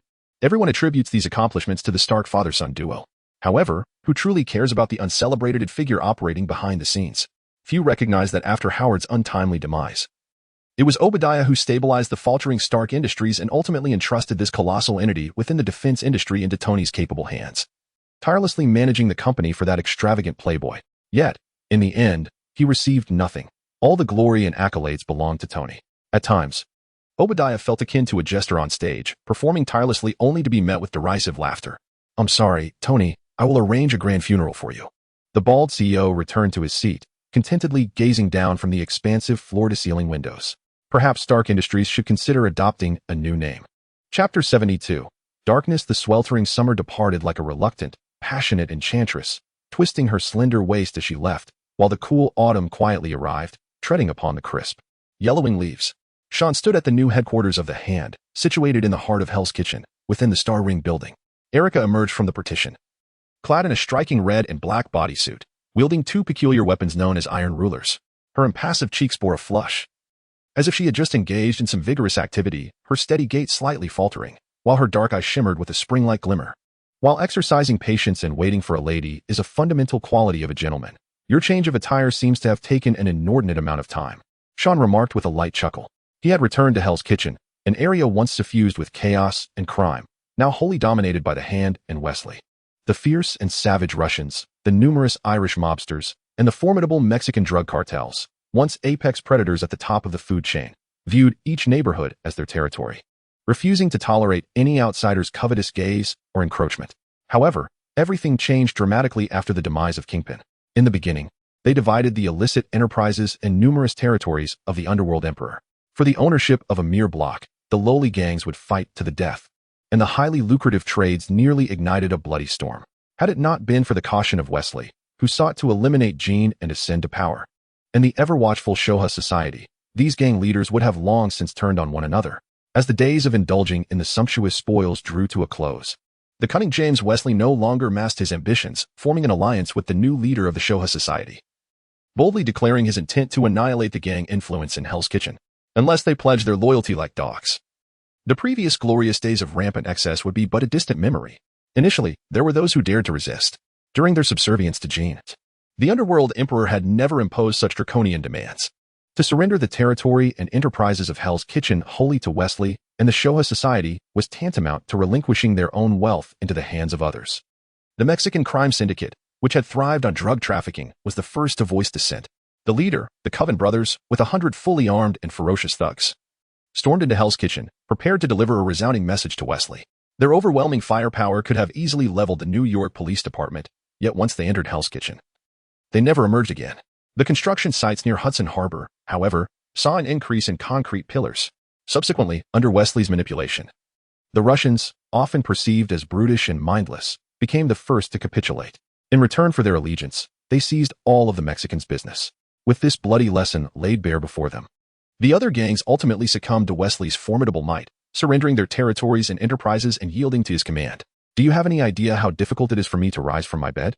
Erica shot Sean a glance, a seductive charm emanating from her. "When someone indulges like a beast, I never complained." Sean cleared his throat, donned a specially crafted black mask, and pondered the opportunity to fashion himself a unique set of gear, much like that Stark fellow. Wesley sends his thanks. Without the assistance of the Shoha Society, he could not have swiftly seized control of all of Hell's Kitchen. With the mask on, his voice became gravelly and resonant. "A fair exchange. You make me the sole leader of the Shoha Society, and I will aid you in dominating the underground world of New York. A win-win situation." Erica, with her graceful form, approached, tilting her head slightly to gaze up at Sean. "I find myself sinking deeper, experiencing pleasures in this dark abyss that I have never known before. The more I indulge my desires, the closer I draw to you, and the further I tread into darkness." Sean wrapped his arm around Erica's soft waist, and together they gazed into the night-shrouded Hell's Kitchen, his hoarse voice slowly uttering, You have tasted the deepest darkness, resurrected from death. Do you still wish to return to that life filled with constraints? Erica. You and I are the clandestine sovereigns of this realm, compelling even the most arrogant gang leaders to bow before us, their heads lowered in submission and forced smiles. The representatives of justice, the police chief and the prosecutor, engage with us in jovial banter, their demeanor warm and welcoming. We dominate this territory through a combination of wealth and violence, expanding our reach and casting our influence over the entire city. Sean gazed down intently at the docile dark-haired woman, her presence exuding an aura of darkness that rippled like water. While the mayor may govern the daylight hours of New York, it is we who reign supreme in the night. Cast aside your inner hesitations and abandon the confusion within. Face your true self, Erica. The transformation you experience is not merely a consequence of the darkness that resides within you. It was always a part of your essence. Sean tilted the woman's chin, his fingers brushing against her delicate crimson lips. In that moment of rapture, Erica seemed to grasp something profound. Gently extending her tongue to teasingly caress his fingertips like a playful kitten. A thrilling jolt coursed through her body, and Sean nodded in satisfaction. For the immense energy coursing through him was derived from the sun's radiant light during the day. Yet, as night descends, this formidable power ignites, awakening a darker persona within him. In this moment, he is no longer the upright young man bound by societal norms and moral law. He revels in the silence and fervor of darkness, as if suspended between the icy depths of the sea and the flames of passion, where reason and madness coexist. Erica nestled against the man's strong physique, enveloped by the alluring darkness surrounding her, murmuring, "How enchanting." Sean exhaled a breath of void, restraining the tumultuous energy within. Eagerly anticipating the encounter with the street heroes of Hell's Kitchen, the Irish Mafia and the Mexican drug cartel, I've proclaimed my intent to eradicate all those who flout the rules. They have already knelt before me. Who shall be next? Certainly, it will be those bothersome street heroes. The harsh reality and darkness of the world lie in its authenticity. It is time for them to confront the truth. Hell's Kitchen has never been their domain. Sean posed a rhetorical question to himself, and as he pondered, the street heroes of Hell's Kitchen, led by Daredevil, flanked by the Punisher, followed closely by Luke Cage and Jessica Jones, along with the fist-wielding Danny Rand, surged forward. These five, akin to sharpened blades, pierced through the new headquarters of the Hand, advancing relentlessly to the pinnacle of the towering edifice.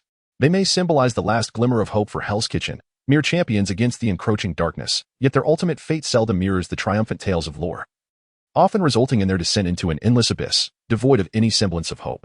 Chapter 73, Overwhelmed. The Punisher was the first to burst into the room. The Browning handgun erupting with a deafening roar, the dark muzzle flashing with fire, as bullets shattered the massive floor-to-ceiling windows, scattering glass shards across the ground. The upscale wine cabinet positioned against the wall was also caught in the chaos, shattered into splinters by the relentless barrage of gunfire.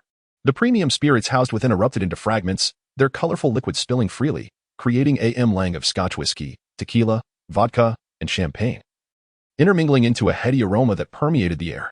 The bullets, akin to a razor-sharp blade, tore through any obstacle in their path. The Punisher, acutely aware of the formidable nature of his opponent, recognized that this man was unlike the gang leaders, thugs, and unscrupulous businessmen he had previously confronted. This enigmatic figure, operating from the shadows, had systematically eliminated several leaders of the Hand and effortlessly dismantled any gang factions that dared to defy him, transforming Hell's Kitchen into his personal hunting ground. This self-proclaimed man, far more tyrannical than the former crime lord, Kingpin, sought to eradicate anyone who resisted his will. Such a terrifying individual could plunge Hell's Kitchen back into darkness. The Punisher discarded his empty Browning pistol, having stormed into the room with guns blazing to seize the initiative. The disparity in their capabilities left no room for error. As the gunfire ceased, a shadow lunged from the darkness. The Punisher, seemingly unfazed, had anticipated this move. He swiftly grasped the M16 rifle at his back and switched it to full auto mode. A long tongue of fire erupted, akin to the scorching breath of a fire dragon, aimed squarely at the swiftly advancing shadow. To his astonishment, the adversary did not flinch or evade, boldly charging toward the oncoming barrage of metallic projectiles. A faint golden luminescence enveloped him, potent enough to cleave flesh and bone, yet the speed of the bullets suddenly decelerated, as if ensnared in a viscous substance. Even the Punisher's keen eyes discerned the clear trajectory of the bullets slicing through the air, as if an unseen force had slowed time. This was merely an illusion. In truth, the bullets had been intercepted by an invisible barrier, gradually losing their momentum. The metallic rounds, now devoid of kinetic energy, clattered onto the floor with a crisp sound. The figure, enveloped in a gentle golden glow, had closed the distance, his robust physique resonating with a dull thud, reminiscent of a heavy punching bag struck with force. A wave of agony surged through the Punisher's abdomen, and despite his resolute spirit, he could not suppress a groan. Straining to lift his gaze, the shadowy figure came into focus, a tall silhouette with short black hair, partially obscured by a tactical mask, revealing only a pair of profound eyes. Reminiscent of a king of shadows. A chilling laugh, as bitter as the Siberian wind, echoed as the Punisher, akin to a bear in stature, was effortlessly hoisted by one hand and hurled like a weapon, crashing into the approaching daredevil. In a mere 30 seconds, Hell's Kitchen had lost one of its street heroes. Who would be next? Or would they all confront him together? Sean inquired nonchalantly, recognizing that those who had merely grasped the rudiments of energy manipulation posed no real threat to him. Even metallic bullets were now incapable of inflicting harm, as his muscular density and regenerative abilities ensured that as long as he was not struck directly by heavy artillery, he would not meet a tragic end of being blown to smithereens. Ordinary firearms proved utterly ineffective. "Return Erica to me," the daredevil exclaimed in fury, which was the very reason for his audacious intrusion into the headquarters of the Hand. He could not stand idly by while this formidable adversary dragged Erica into the abyss of darkness, leading her to inevitable ruin. "Dear lawyer, I am quite touched by your fervent sentiments, but it seems Erica does not share your feelings," Sean responded with a chuckle, shaking his head. The street heroes of Hell's Kitchen had lost their utility. They could neither accrue more points for themselves nor represent a force to be reckoned with. Thus, this time, he would show no mercy. The daredevil attempted to articulate a retort but was abruptly interrupted by Sean's advancing figure, a shadow that darted forth like an arrow released from a bow, delivering a powerful gust of wind from his punch. "Your injuries have healed remarkably well, lawyer," a mocking voice echoed in his ear. Reacting instinctively, the daredevil swung his baton, but it was firmly grasped by a powerful arm, as if ensnared in an impenetrable fortress. Utterly immovable, seeing the daredevil in peril, Jessica and Luke Cage charged valiantly towards Sean. The private investigator, endowed with extraordinary strength, effortlessly tore a door from its hinges, wielding it as if it were a mere sheet of paper, and brought it crashing down with ferocity. An uncoordinated team. Sean exerted his strength, snapping the daredevil's arm with a resounding crack, disregarding his agonized cries. He lifted the Crimson Devil of Hell's Kitchen high, meeting the door that Jessica had sent crashing down. The daredevil, battered and bruised, with his broken arm hanging limply, was unceremoniously kicked aside by Sean, crashing against the wall. "Damn it, bastard." Witnessing his allies suffer grievous injuries in quick succession, Luke Cage charged forth like an enraged bull. This imposing figure, impervious to blades and bullets, donned a yellow jacket reminiscent of an 80s rock star, his muscles bulging like hills, exuding an aura of undeniable toughness akin to a character from the Terminator. "I've heard you possess a body of steel and iron," Sean remarked as he delivered a punch to the onrushing Luke Cage, as if striking a solid steel plate. With a resounding thud, they separated instantly. Sean took a slight step back while Luke staggered, shaking his dazed head, feeling as though he had collided head-on with an alloy wall. The immense recoil left his resilient body tingling with discomfort. This was the first time the black man encountered such a situation. His muscular structure and bone density had been enhanced, granting him extraordinary endurance and strength, capable of penetrating a 4-inch thick steel plate with all his might. Yet, his opponent was equally matched, possessing not only tremendous strength, but also astonishing defensive and regenerative capabilities. Sean gazed indifferently at Jessica and Iron Fist Danny Rand, who were joining the fray. His deep-set eyes reflected a profound detachment as he summoned the surging power within him. With each step he took, the floor beneath him could not withstand the immense force, cracking open like a spider's web before shattering into fragments. Luke Cage felt a sudden darkness envelop him as a heavy blow struck his head, akin to a mighty hammer's impact. Before he could muster a defense, a crimson beam erupted from Sean's palm, sharp as a laser blade, slicing through the resilient skin of the imposing African-American man. Nearly forgetting the sensation of pain, Luke glared with wild eyes, emitting a primal roar as blood sprayed from his chest, the dark skin parting under the red beam, revealing a gaping wound that was both shocking and deep enough to see bone. Yet, that was merely the beginning. Sean sent the agonized Luke Cage flying, glancing at the clock on the wall. It had only been 5 minutes since the street heroes burst into the room. Chapter 74. The Transformation of Hell's Kitchen. Sean regarded Jessica and Danny Rand, who still retained their combat prowess, with a cold gaze. A remarkably strong private detective and a young guardian blessed with the legacy of Kunlun, they were once celebrated street heroes of Hell's Kitchen in the original timeline.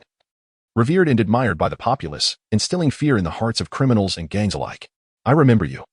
Your punch in the Chinese restaurant nearly made me a prisoner of the Punisher," Sean remarked in an unusually calm tone, casting a glance at Danny Rand, the Iron Fist who had once been the object of the Hand's desire. Danny's serious expression was tinged with caution as a subtle golden glow flickered around his fists. In truth, it was the opponent who inspired Sean to harness the energy within his body as a means of attack. After numerous attempts, he learned to manipulate his vast internal energy, externalizing it into tangible beams of light, achieving a rudimentary form of energy control. "Jessica Jones, The fiery and acerbic private investigator of Hell's Kitchen, Sean mused as he turned his gaze towards Jessica, who stood poised for battle. Her long black hair cascading over a leather jacket paired with jeans. Her casual attire lent her an aura of despondent classicism, befitting her irascible temperament. "I wish to converse with you," the man in the black mask said, walking with an air of ease and warmth, as if the formidable defeat of the Punisher, Daredevil, and Luke Cage had been the work of another, rather than himself. "The reason the lawyer became my adversary is due to his unwavering belief that I, the cunning villain, led Erica into darkness. Naturally, Matt Murdock, the brave and fearless Daredevil of Hell's Kitchen, must vanquish a nefarious character like me to reclaim his first love." Sean smiled at the sight of Daredevil, broken and sprawled on the ground, his arm shattered. This blind lawyer, once a staunch believer in the justice of law, had turned to vigilantism in his quest to combat crime. He lingered at the intersection of light and darkness, yearning for a normal life while struggling to relinquish the mask of a street hero. The Punisher stands in opposition to me, driven by a desire to prevent Hell's Kitchen from being ruled by a malevolent figure such as myself. As for Luke Cage, the imposing African-American man who gazes down at his bleeding chest, he struggles to rise. "I'm afraid it would be wiser for you to remain on the ground," I declare, as I firmly plant my foot upon his chest, as if a massive mountain has descended upon him. The immense force elicits a muffled groan from Luke Cage, rendering him powerless against the earth beneath him. This valiant hero from Harlem clings to the naive belief that justice cannot coexist with evil. And in his quest for purpose and meaning, he has allied himself with a heartbroken blind lawyer and another violent individual, all in an attempt to uphold justice in this territory. Observing Luke Cage on the brink of asphyxiation, I finally release my foot and deliver a forceful kick to his head, a blow potent enough to crush a lesser foe like a ripe watermelon, yet merely rendering this formidable man unconscious. Each of them possesses their own inexplicable motives, yet I inquire, "What brings you here?" "Mr. Rand," I continue, "I have dealt with the Hand on your behalf and, in the process, played the role of a hero rescuing New York. And as for this private investigator," I glance towards Jessica, "have we previously crossed paths in an unpleasant manner?" Faced with my probing question, Jessica falls momentarily silent. She had never intended to involve herself in this turmoil. However, with Daredevil and the Punisher seeking her out as a former ally who had fought against the Hand, she felt compelled to comply. This tempestuous and aloof woman despised such complications. Her desire was to quietly manage her private detective agency and occasionally extend a helping hand to those in need. The role of a street hero was not one suited to her. "You have ruled Hell's Kitchen through violent means, yet now you feign innocence?" The impetuous Iron Fist scoffs. "Are you aware that the crime rate in Hell's Kitchen has plummeted to its annual low this month? It is increasingly rare to encounter prostitutes or drug dealers on the streets. No robber dares to roam at night. And shop owners are no longer burdened with exorbitant protection fees. Conflicts among gangs have diminished, and violent incidents have nearly vanished. Can you enlighten me as to the reason for this transformation in Hell's Kitchen?" Standing tall against the backdrop of the city's dazzling lights and thick night air, a chilling breeze seeps through the broken window, sending an inexplicable shiver down Danny Rand's spine. "Are you suggesting that these changes in Hell's Kitchen are all due to you?" he hesitantly inquires. "Indeed," I respond. Sean calmly acknowledged as he turned to gaze at the bustling metropolis cloaked in the night, softly stating, "It is I who have restored order to this chaotic realm.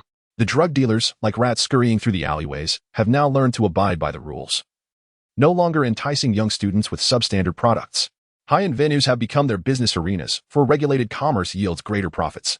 The prostitutes' workplaces have shifted from dark streets to entertainment establishments and nightclubs, devoid of young girls coerced into selling their bodies or unscrupulous ruffians who leave after a brief encounter. They now benefit from scheduled health checkups. You see, the former Hell's Kitchen was a breeding ground for vice, where people lived in constant fear, but I have transformed it. Those street thugs have laid down their weapons, opting instead for the docks and private factories. Gang influences no longer fight over territory and business, as I alone dictate the divisions. Drugs, smuggling, and crime still occur, yet everything is conducted according to the rules." Danny Land expressed disbelief, glancing at Jessica, the private investigator, who silently nodded in agreement, having recently observed the profound changes in Hell's Kitchen. "If you let a pack of wolves graze, they will inevitably rebel, and everything will revert to its former state, perhaps even worsen," Iron Fist coldly remarked. "Those who embrace violence will ultimately submit to a stronger force." Unfazed, Sean replied nonchalantly, "If the ferocious wolves refuse to behave like docile herbivores, they shall become prey for the lions. Truth be told, compared to the rigid moral codes of civilized society, this is far more straightforward. Either obey my will or become a vengeful spirit at the bottom of the Hudson River. After all, there are few in this world like you who fear not death." A faint smile curled at the corners of his mouth, his deep gaze flickering slightly. "Well, the time has come for choices. Do you wish to remain in Hell's Kitchen, living quietly and enjoying the order and tranquility I have brought? or do you choose death? Sean clapped his hands, as if concluding a speech, his gaze fixed on the ever-watchful pair, his once gentle tone growing cold.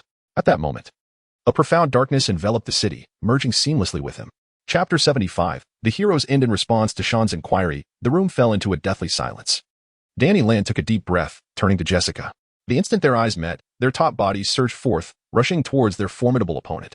The first to charge was Iron Fist, hailing from a wealthy lineage, blessed with an ancient heritage. His fists, impervious to destruction, could shatter steel and withstand bullets when he entered a heightened state of concentration and meditation, allowing him to sense the energy within.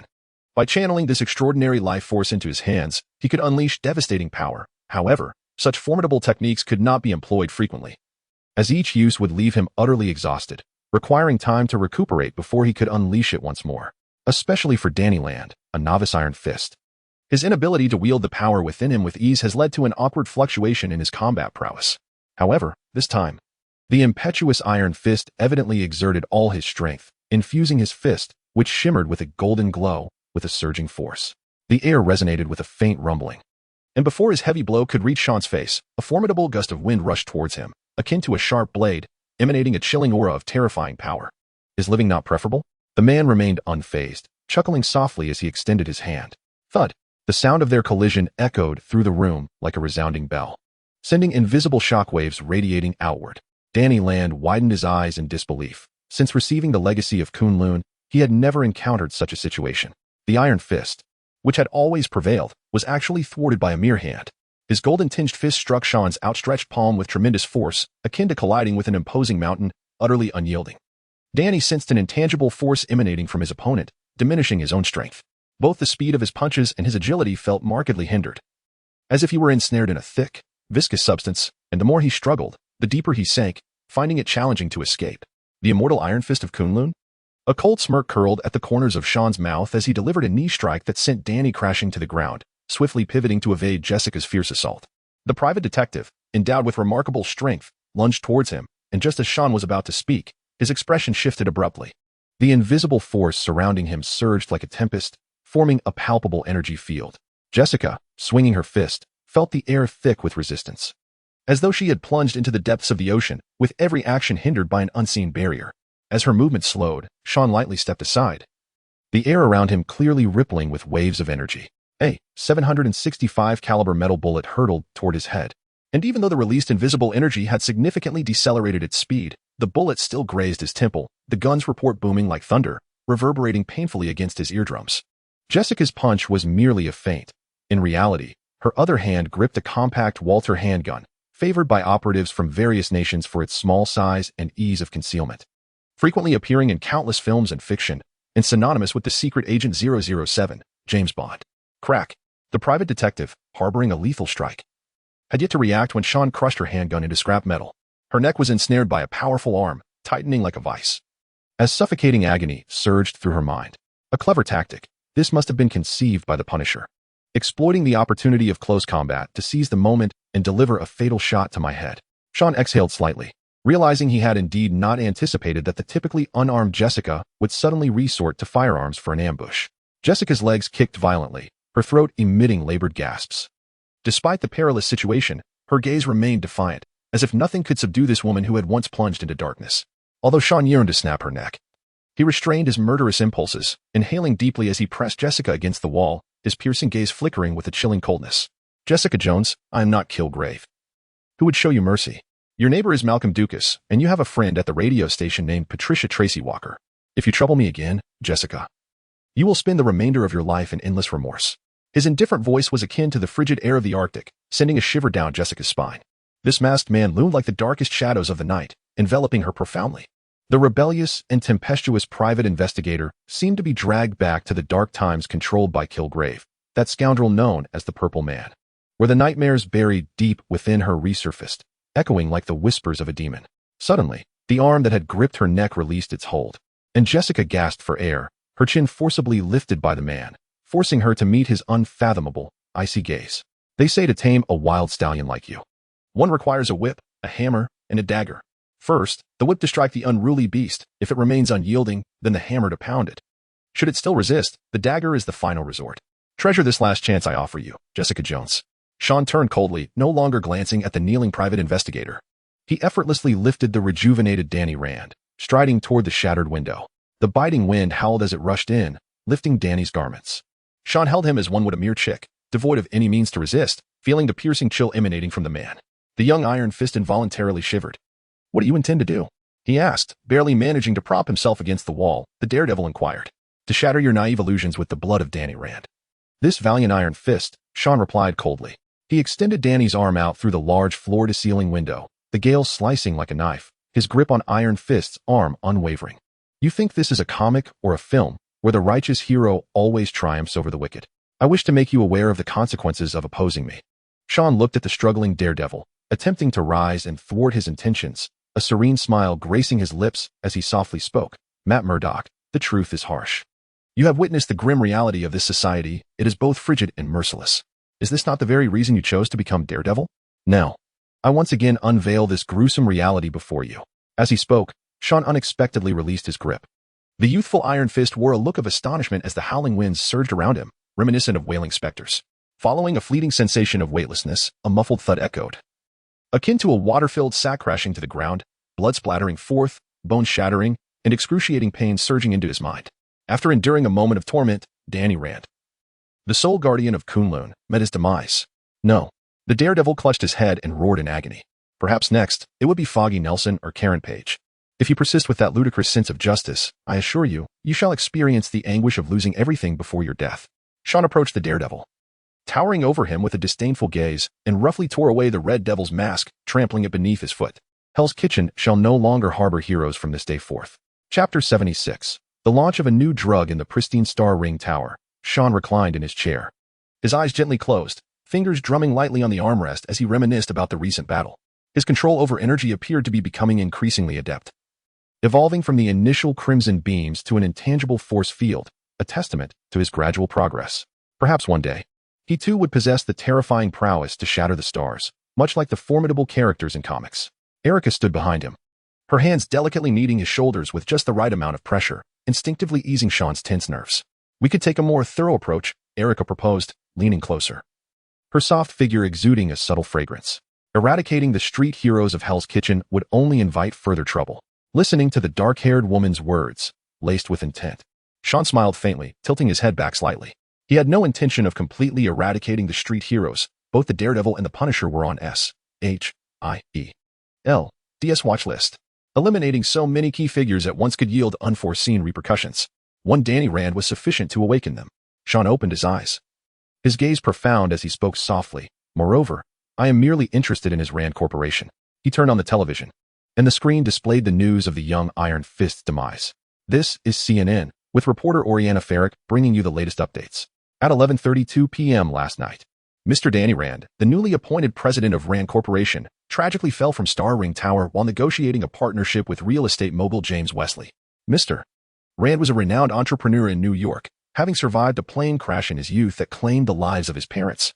According to the latest findings from the NYPD, the perpetrator responsible for Danny Rand's death is suspected to be the Daredevil of Hell's Kitchen, a masked vigilante known for his violent transgressions against the law. Sean pulled Erica into his embrace, feeling her warm presence as he chuckled softly. "Did you see that? This is the allure of power. When Kingpin was alive, half of the NYPD had received his bribes, and both the district attorney and the police chief regarded this crime lord as a socialite, mingling and laughing with him. Now, Wesley wields a power greater than that of Jane. He has become the new real estate magnate of New York. No longer does he resort to the petty tactics of attending soirees with the mayor, intimidating juries, or bribing the police. Those seeking profit naturally understand how to act. This is why I wish to draw you into the shadows, Erica." Sean leaned closer to the lady, his warm breath grazing her earlobe, akin to a subtle electric current coursing through. One must become the architect of the rules rather than merely adhering to the dictates of others. Only thus can one break free from all constraints and attain true liberty. Erica trembled within, utterly captivated by the dark aura surrounding the man. Some are drawn to the warmth of light, while others revel in the allure of darkness. Ever since her resurrection from the abyss, she had shed her former self. The emotions and memories in her mind felt like those of a stranger. Initially, they stirred faint ripples within her heart, but eventually, her emotional lake settled into tranquility. With Wesley's prowess, it would be a mere trifle to absorb the Rand Group through mergers and acquisitions. As for Daredevil, He could choose to return to a normal life or continue to oppose us. Soon, he would discover the insurmountable challenges that awaited him in Hell's Kitchen. Sean watched the news report on television, where the Red Demon of Hell's Kitchen had been designated as a top-tier fugitive, as dangerous as the Punisher. He smiled, stating, "People revere heroes because to become one, they must pay an unimaginable price. Donning the mask signifies enduring everything. There has never been a savior in this world." Erica gently extricated herself from his embrace, gazing into his youthful visage, her indifferent eyes igniting with remarkable brilliance. She slowly lowered her head, her tongue caressing her crimson lips. Sean's breath quickened slightly. The sudden allure emanating from Erica stirred a long-dormant excitement within his heart. On the television, reports continued to air regarding the NYPD's manhunt for Daredevil, while the man and woman seated in the chair had succumbed to a tender entanglement. Meanwhile, in the office of Watson Company, Marcus, the helm-bearer, abruptly hurled a folder at his inept subordinate. Hamilton resisted the urge to duck, bracing himself against the storm of his employer's wrath. "Incompetence! A pack of imbeciles!" The elder roared like a lion, pointing at the news report on the television, his voice booming. Who was it that assured me Sean Cypers, that impetuous lad, would undoubtedly sell the formula for the genetic drug to Watson? And what do we have now? Osborn and Umbrella Laboratories have jointly announced that the new drug will officially launch today, entering the medical market. Marcus echoed the news report, his expression as dark as the depths of water. He glared at the cowering employee, wishing he could hurl the foolish man from the building. The cunning little rascal, while stabilizing Watson, was also seeking external support to steer the company's direction. The elder, finding solace in his calm, could not help but let out a derisive chuckle. He mercilessly reprimanded his subordinates, his voice sharp and commanding. "Only fools like you could be deceived by the petty tricks of a young man. If he truly intended to sell the formula for the gene drug, he would discreetly seek out buyers instead of delaying the process for the new drug to hit the market." Hamilton cursed Sean vehemently in his heart. That despicable fellow's acting prowess rivaled that of Hollywood stars. It was unbelievable that he had actually believed Sean was genuinely tempted by the conditions offered to Watson, with the intention of selling the secret formula for the gene drug to deliver a fatal blow to Osborn. Very well. Since the little tyke from Osborn Industries has intruded upon Watson's territory, I shall make him and Sean Cyphus aware of the brutal realities of commercial competition. A predatory glint flickered in Marcus's eyes, his cold, sinister visage instilling an involuntary tremor in Hamilton's legs. After nearly a decade of close association with the master of Watson, he had not witnessed such a chilling aura emanating from him in a long time. It was as if a beast had suddenly bared its fangs, evoking a terrifying sense of being targeted, as if one misstep would result in utter annihilation. Marcus gestured for his trembling subordinates to leave, wishing to dedicate his attention to the matter concerning Osborn. However, his son's deteriorating condition and the trivialities of family life left him utterly exhausted. Each day, witnessing his wife's tear-streaked face and his son's anguished gaze, he could not help but urge the laboratory to expedite their research. Pondering the challenge posed by the young beast of Osborn to the throne of Watson, and with Warren nearing adulthood, the peculiarities of his condition becoming increasingly evident, Marcus felt a growing sense of unease. Switching the channel, he found a news program reporting on the renowned anti-mutant advocate, Senator Robert Kelly, passionately delivering a speech that emphasized the dangers mutants pose to society and called on Congress to expedite the passage of the Mutant Registration Bill. Deeply in agreement, Marcus nodded repeatedly, his gaze on the righteous senator flickering with a shadowy glimmer, as if he were formulating a plan. Chapter 77, The Interview on a Sunny Day. The lawn of the Umbrella Laboratory was filled with a throng of reporters and photographers, all eager to cover a groundbreaking gene drug capable of curing brain degeneration. This was enough to incite the media, akin to sharks scenting blood, to scramble for the first-hand latest reports. Dressed in a perfectly tailored suit, Sean radiated youthful vigor, his smile as bright as the sun. This talented young man was neither conceited like Tony Stark nor possessed the reclusive nature of other scientists. He was exceptionally warm and humble in his interactions, making everyone feel as if they were enveloped in a gentle spring breeze. "Mr. Cyphus, why did you name 112 the Métis serum?" A bespectacled journalist stretched the microphone towards Sean, who was surrounded by his colleagues. The young prodigy, who is on the verge of eclipsing Stark and dominating the headlines of New York newspapers, has become a veritable star, garnering immense public adoration. Following the announcement yesterday by Umbrella and Osborn regarding the launch of a new drug, all major television networks and news outlets have turned their attention to Sean, eagerly anticipating the unique revelations he might unveil. Métis, the primordial goddess of wisdom in ancient Greek mythology, was lauded by Hesiod as the most sagacious among gods and mortals, a planner of justice. Pausing momentarily, Sean offered a gentle smile as he expressed his hope that 112 would restore the thoughts and wisdom stripped from humanity by affliction. "Mr. Cyphus, good day. What inspired you to develop a gene therapy for neurodegenerative diseases?" A blonde female reporter, leveraging her gender advantage, squeezed into the circle. A tall cameraman raised his equipment, focusing the lens on the beaming young innovator. Sean halted, and beneath the flashing lights, he spoke eloquently. Many individuals mistakenly label neurodegenerative diseases as solely Alzheimer's, believing it to be an ailment exclusive to the elderly. This is a profound misunderstanding, as familial Alzheimer's can manifest in middle age, and it is far more complex than mere senile dementia. I once perused a research report from Johns Hopkins University, which suggested that by 2050, the number of Alzheimer's patients could soar to 170 million, a staggering figure indeed. Neurodegenerative diseases have historically been challenging to cure. Typically, patients diagnosed with Alzheimer's may only have 7 years before they vacate this world, their minds rendered blank. Moreover, it ranks among the costliest diseases globally, with expenditures for Alzheimer's treatment reaching $156 billion in 2003, equivalent to the annual budget of a small nation. Facing the cameras, Sean's gaze, imbued with compassion, and the alarming statistics he articulated rendered the once exuberant reporters momentarily silent, as dozens of cameras converged on the young man at the center. This disease gradually erodes cognitive function. Initially, it manifests as memory loss, diminished judgment, and an inability to concentrate or tackle complex issues.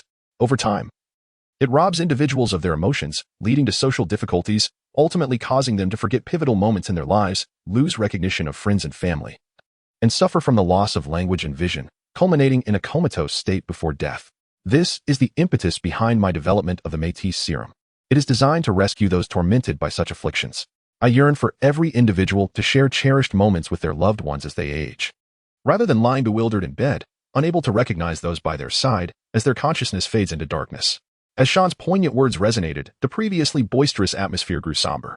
On the circular corridor of the second floor, Harry and Gwen stood, witnessing the unfolding events in the laboratory's main building. "How admirable," Gwen remarked, clutching her documents, her eyes glistening with unshed tears. The daughter of the police chief was evidently moved by Sean's heartfelt words. She had never imagined that the young man, whose smile radiated warmth like the sun, harbored such profound compassion within. Harry smirked, convinced that if his friend were not destined to be a scientist, he could easily transition to a Hollywood actor. With his striking appearance and exceptional talent, he would undoubtedly eclipse even Leonardo in popularity. After all, perhaps it was his own experience of the anguish of losing loved ones that inspired Sean to develop the Métis serum. As a good teammate, Harry cleverly offered his support. Mr. Cipher, a black journalist, intercepted the departing Sean, thrusting a microphone towards him. "There are claims circulating online that the Métis serum developed by Osborne and Umbrella has notable side effects. Several patients involved in clinical trials have exhibited significant adverse reactions. What are your thoughts on this?" The journalist spoke deliberately loudly, his seemingly righteous words laced with malice. A smirk played at the corners of his mouth, as he reveled in the prospect of witnessing this renowned genius from New York tumble from grace and into the murky depths of disgrace. Firstly, the Métis serum has successfully passed clinical trials conducted by the FDA. Furthermore, prior to its market release, Dr. Connors, Mr. Harry Osborne from Osborne Industries, and I unanimously decided to provide free treatment for 3,000 patients suffering from Alzheimer's disease. To date, they have all maintained stable health and vital signs. Sean responded to the journalist's inquiry with calm assurance, his gentle gaze betraying a hint of sharpness. Moreover, Umbrella has resolved to allocate a certain number of free treatment slots each year for impoverished citizens, with the hope that they may regain their health and return to a normal life.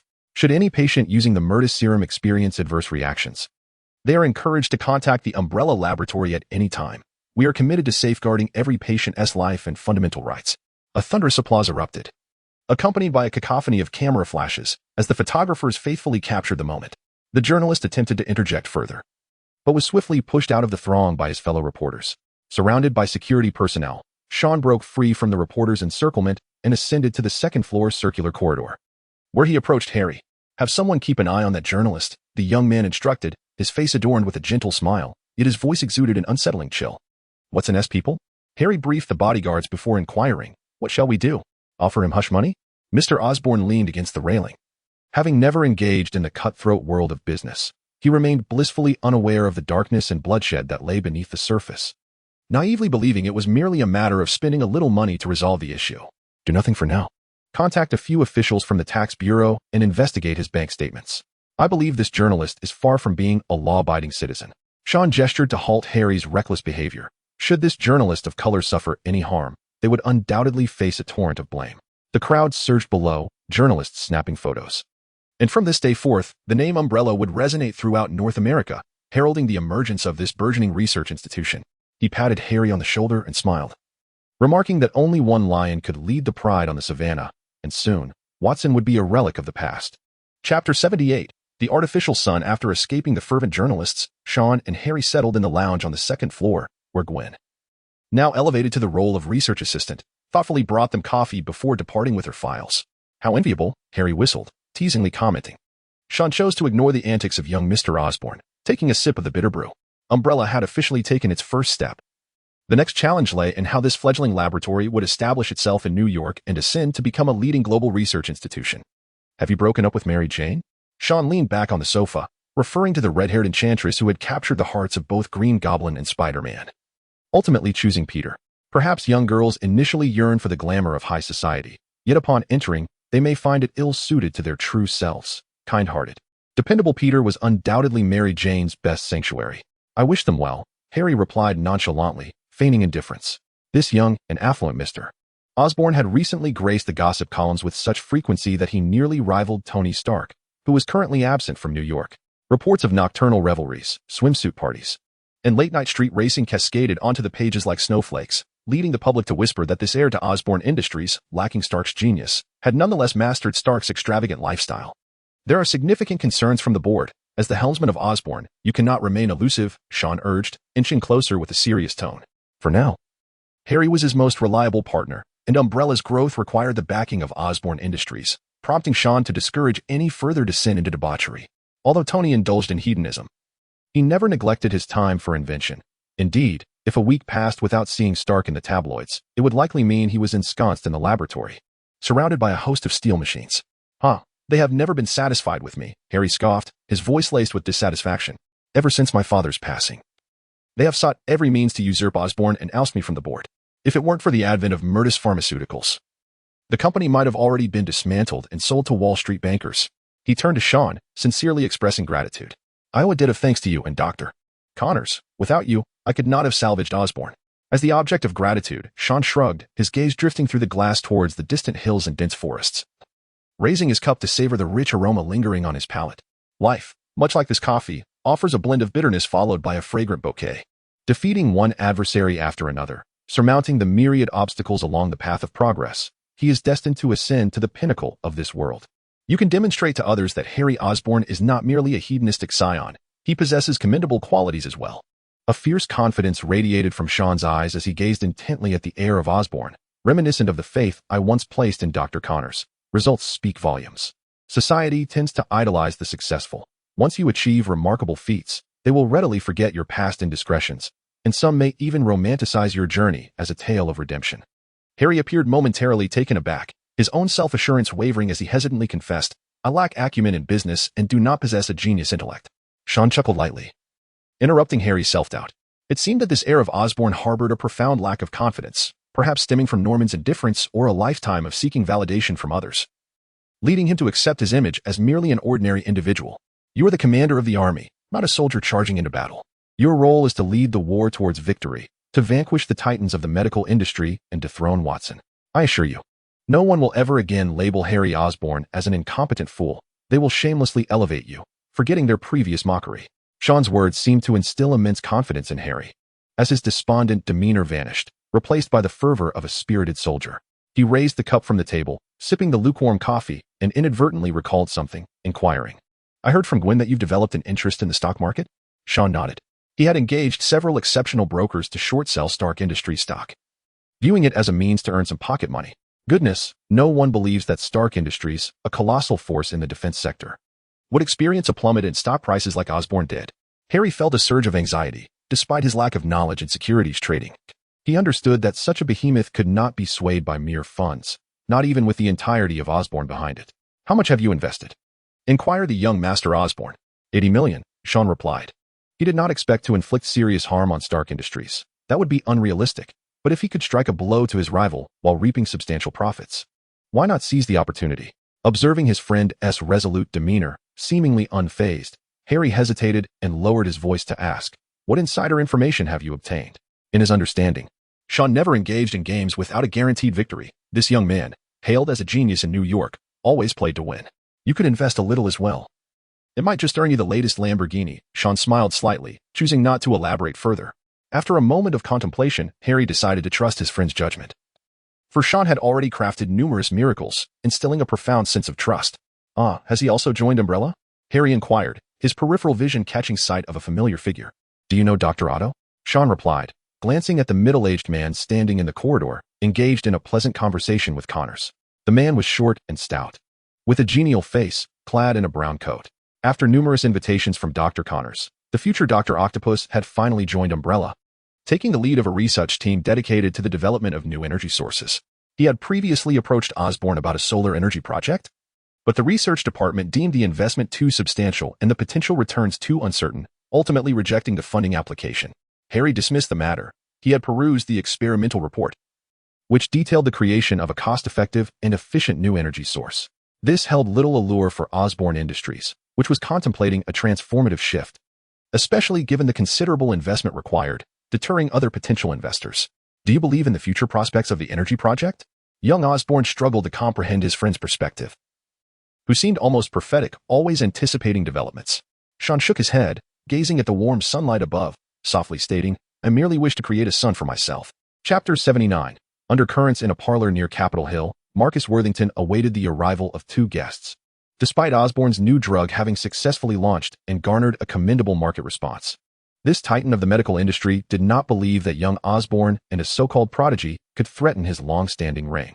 If he truly chose to act, there were countless methods to reduce the nascent Osborn to ashes, through acquisitions, mergers, poaching, or orchestrating a media crisis, each a formidable strategy capable of suffocating the still unstable Osborn and Umbrella.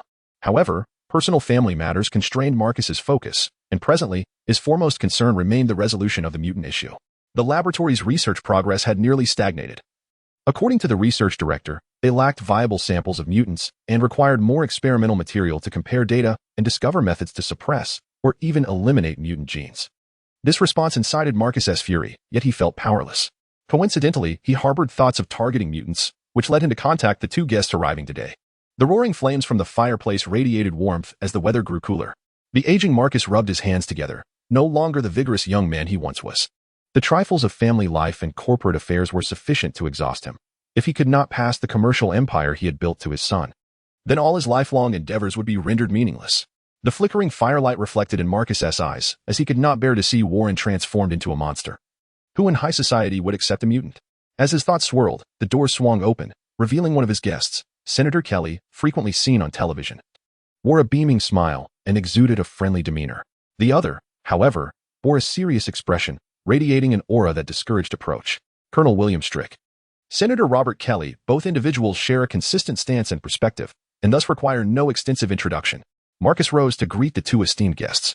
As an army colonel, Strick cast a fleeting glance at the senator, a hint of disdain flickering in his eyes, for him. Kelly merely regarded the opposition to mutants as a form of political capital. Such self-serving politicians could scarcely comprehend the true horrors posed by those aberrations. Mr. Watson, let us speak candidly. For a successful entrepreneur like yourself, every second is invaluable. Strick chose a seat, unabashedly lifting a wine glass from the table as if he were in the comfort of his own home. Marcus's smile momentarily faltered before returning to normal. Despite his aversion to the colonel's brusque demeanor, he recognized the necessity of collaboration to obtain vital experimental data pertaining to mutants. Within military circles, it was well known that Colonel William Strick harbored an extraordinary loathing for mutants, dedicating his youth to their study. Some even referred to him as the Butcher, his hands seemingly stained with the blood of countless mutants. Senator, please take a seat. Once Kelly was settled, Marcus slowly continued. I am not adept at the art of political subterfuge. As Colonel Strick suggested, let us be forthright and formally engage in the matter at hand. Watson Enterprises holds a keen interest in mutants. I am aware that Senator Kelly is at the forefront of the anti-mutant movement, and Colonel Strick advocates for the complete eradication of those grotesque beings hiding within human society. Given our shared stance, why can we not unite our efforts? Observing the expressions of both men, Marcus maintained his composure, stating, I trust you are aware of the formidable legacy of Watson Enterprises. To speak plainly, my ancestors arrived on this bountiful land aboard the Mayflower. Regardless of the number of regimes that have governed this nation, Watson has steadfastly remained rooted here, weathering countless storms without wavering. Senator Kelly's eyes brightened. As an ambitious politician, he understood the terrifying power wielded by conglomerates like Watson Enterprises. Many influential figures were their guests, And each presidential election presented an exceptional investment opportunity for these capitalists. If he could garner Watson's support for his proposed mutant registration bill, it could spark fervent public discourse, attracting greater attention, and perhaps advance his political career. Noticing the senator's growing intrigue, Marcus turned his gaze towards Strick. He had never believed anyone in this world could simultaneously resist the allure of wealth and power. I have heard that Colonel Strick has consistently urged the White House to classify mutants as a dangerous group, advocating for their widespread capture or imprisonment to prevent any societal threat. Is that correct? They are a grotesque assembly of aberrations, cursed from birth with malevolent genes that lie dormant within their being. Most reveal their extraordinary abilities during adolescence, both beneficial and detrimental. Their emergence has relegated humanity to a lower class, and the two races are destined to be incompatible. When conflict escalates and tensions erupt, mutants will treat us as the Nazis did the Jews, confining us to concentration camps and sending us to gas chambers. Stryker spoke passionately. He had harbored an interest in mutants for quite some time. At the Paris Peace Summit in 1973, he, then a young officer, encountered the individual known as Wolverine, which ignited his fervor for mutant research. However, a tragic familial incident transformed him from a researcher into a ruthless executioner. Senators Marcus and Kelly dismissed Stryker's remarks as alarmist. They believed it absurd that mere mutants could threaten humanity's dominion, which had evolved over millions of years to claim its place as the ruler of this beautiful planet. Amused by their ignorance of mutants, especially Senator Kelly, who proposed the mutant registration bill merely to draw public attention and bolster his own image, they paid little heed to the elusive mutants. Stryker's foresight was indeed remarkable. Mutants are a parasitic ailment within humanity, a ticking time bomb threatening societal safety. Yet, instigating war between the two factions would likely meet with widespread dissent, for Congress is not devoid of short-sighted and inept individuals. Marcus concurred. This gaunt elder was skilled in the art of negotiation, first bridging the gap between parties, then presenting conditions, while deftly gauging the opponent's psychological defenses, making seemingly reasonable concessions to ultimately achieve his objectives.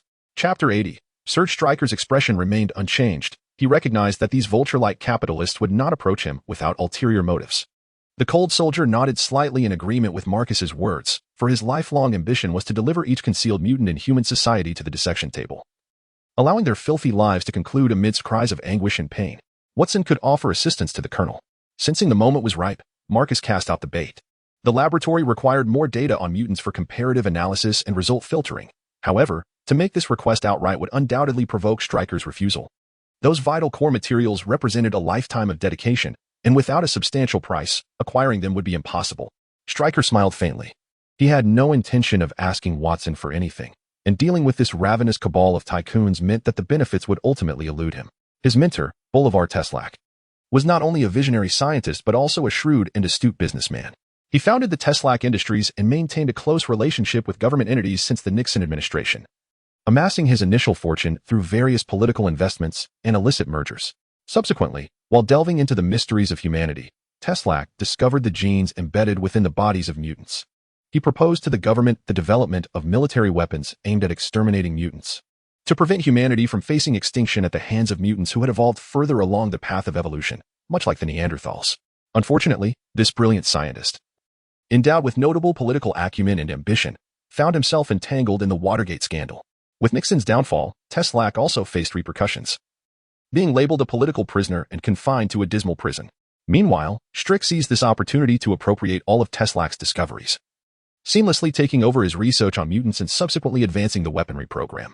To my knowledge, Colonel Strick's weaponry program has yet to yield satisfactory results, failing to meet the military's expectations. They require mass-produced killing machines ready for deployment on the battlefield, while humanoid weapons derived from mutant genes fail to attract their interest. Marcus squinted, fully aware of the colonel's recent precarious situation.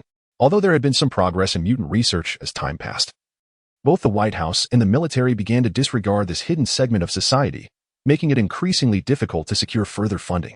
In fact, there were whispers of potential budget cuts aimed at shutting down the Acaria Lake Dam base. Strick's expression darkened. Marcus had indeed stated the truth. The military's resources were finite, making it implausible for them to sustain long-term investments in a research project that had not demonstrated tangible outcomes. Moreover, General Ross, hailing from northern origins, had recently established a separate research group with the intent of reviving last century's super soldier program, garnering significant support and agreement. Resources were limited, where some gained more. It inevitably meant that others would receive less. The dire circumstances prompted Strick to conceive a daring and audacious plan to orchestrate a mutant attack on the White House, assassinating the president and staging a grand performance to convince the government that the existence of mutants posed a grave threat, thereby securing military backing and garnering resource allocation. General Ross possessed far greater connections and a solid foundation, with a prestigious lineage, making his plan to recreate last century's Captain America and establish a super army undoubtedly requiring substantial investment. In contrast, did the mutant research still hold any necessity when its prospects appeared bleak? Marcus chuckled softly, while Senator Kelly beside him felt a chill. These voracious tycoons, akin to carrion eaters, resembled the devil and Faust, gradually dragging humanity into an abyss filled with temptation. Strick's gaze shifted. He understood that collaborating with these capitalists often demanded a far heavier price than one could imagine, and a moment's negligence could render him a pawn, easily discarded. What must Watson expect of me? He did not believe that, as an army colonel, he possessed anything of significance that would compel respect from the other party.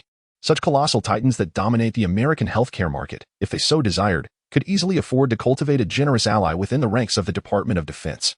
The mutant gene repository, Marcus remarked casually. He was aware that Strick had taken over Tesla's lifelong dedication, having amassed a vast collection of mutants after numerous captures.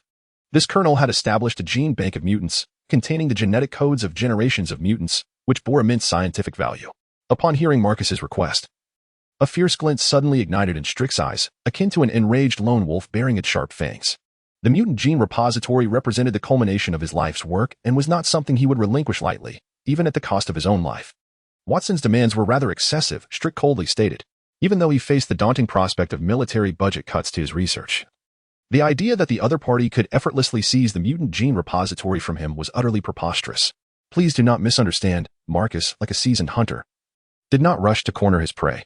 Instead, he eased his approach, stating, I merely wish for Colonel Strick to grant partial access to the mutant gene repository.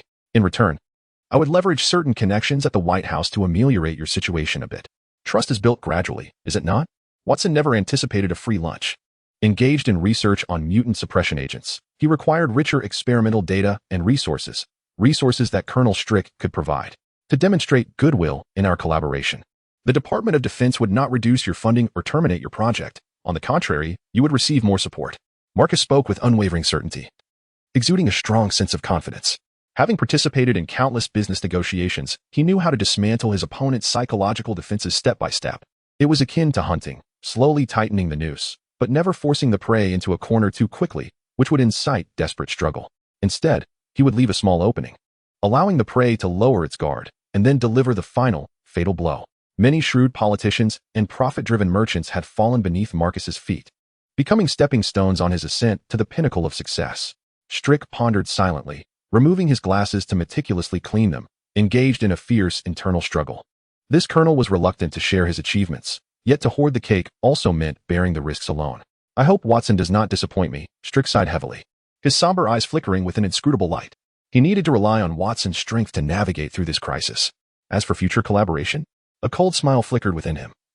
Perhaps the helmsman Watson would be intrigued to witness the formidable power of mutants. After reaching a consensus, Strick did not linger, exchanging a few hasty pleasantries before exiting. Senator Kelly, however, was not as brisk as the Army colonel. He enjoyed a broader scope of dialogue with Watson. After an enjoyable and clandestine conversation, Senator Kelly departed with a buoyant spirit, having received the anticipated assurances. As he settled into his vehicle, he recalled Marcus's admonitions, allowing a faint smile to escape his lips. Osborn and Umbrella, two feeble adversaries. Chapter 81. Return to the Umbrella Laboratory. Dr. Connors, troubled and clutching this morning's newspaper, entered Sean's office, where the laboratory's proprietor stood before the bright window, gazing down upon his private dominion.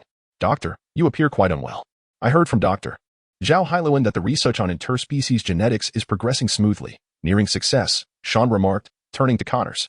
The one-armed middle-aged man's eyes betrayed a mix of concern and anxiety, prompting him to forget the courtesy of knocking and instead enter unceremoniously. Or is it that Umbrella has encountered some dilemma that burdens you so? Sean inquired gently, his tone laced with a warm smile. Sean, the Murdish drug has not opened many avenues. Numerous public hospitals and pharmaceutical companies are reluctant to collaborate with Osborn. 2/3 of the original pre-sale orders have been refunded due to breaches of contract. Connors hesitated before handing Sean the latest newspaper, which bore the headline of the moment, Senator Kelly's vehement critique and opposition to gene therapies, positing that such methods of disease treatment harbor unpredictable dangers. potentially leading to unforeseen mutations in the human body.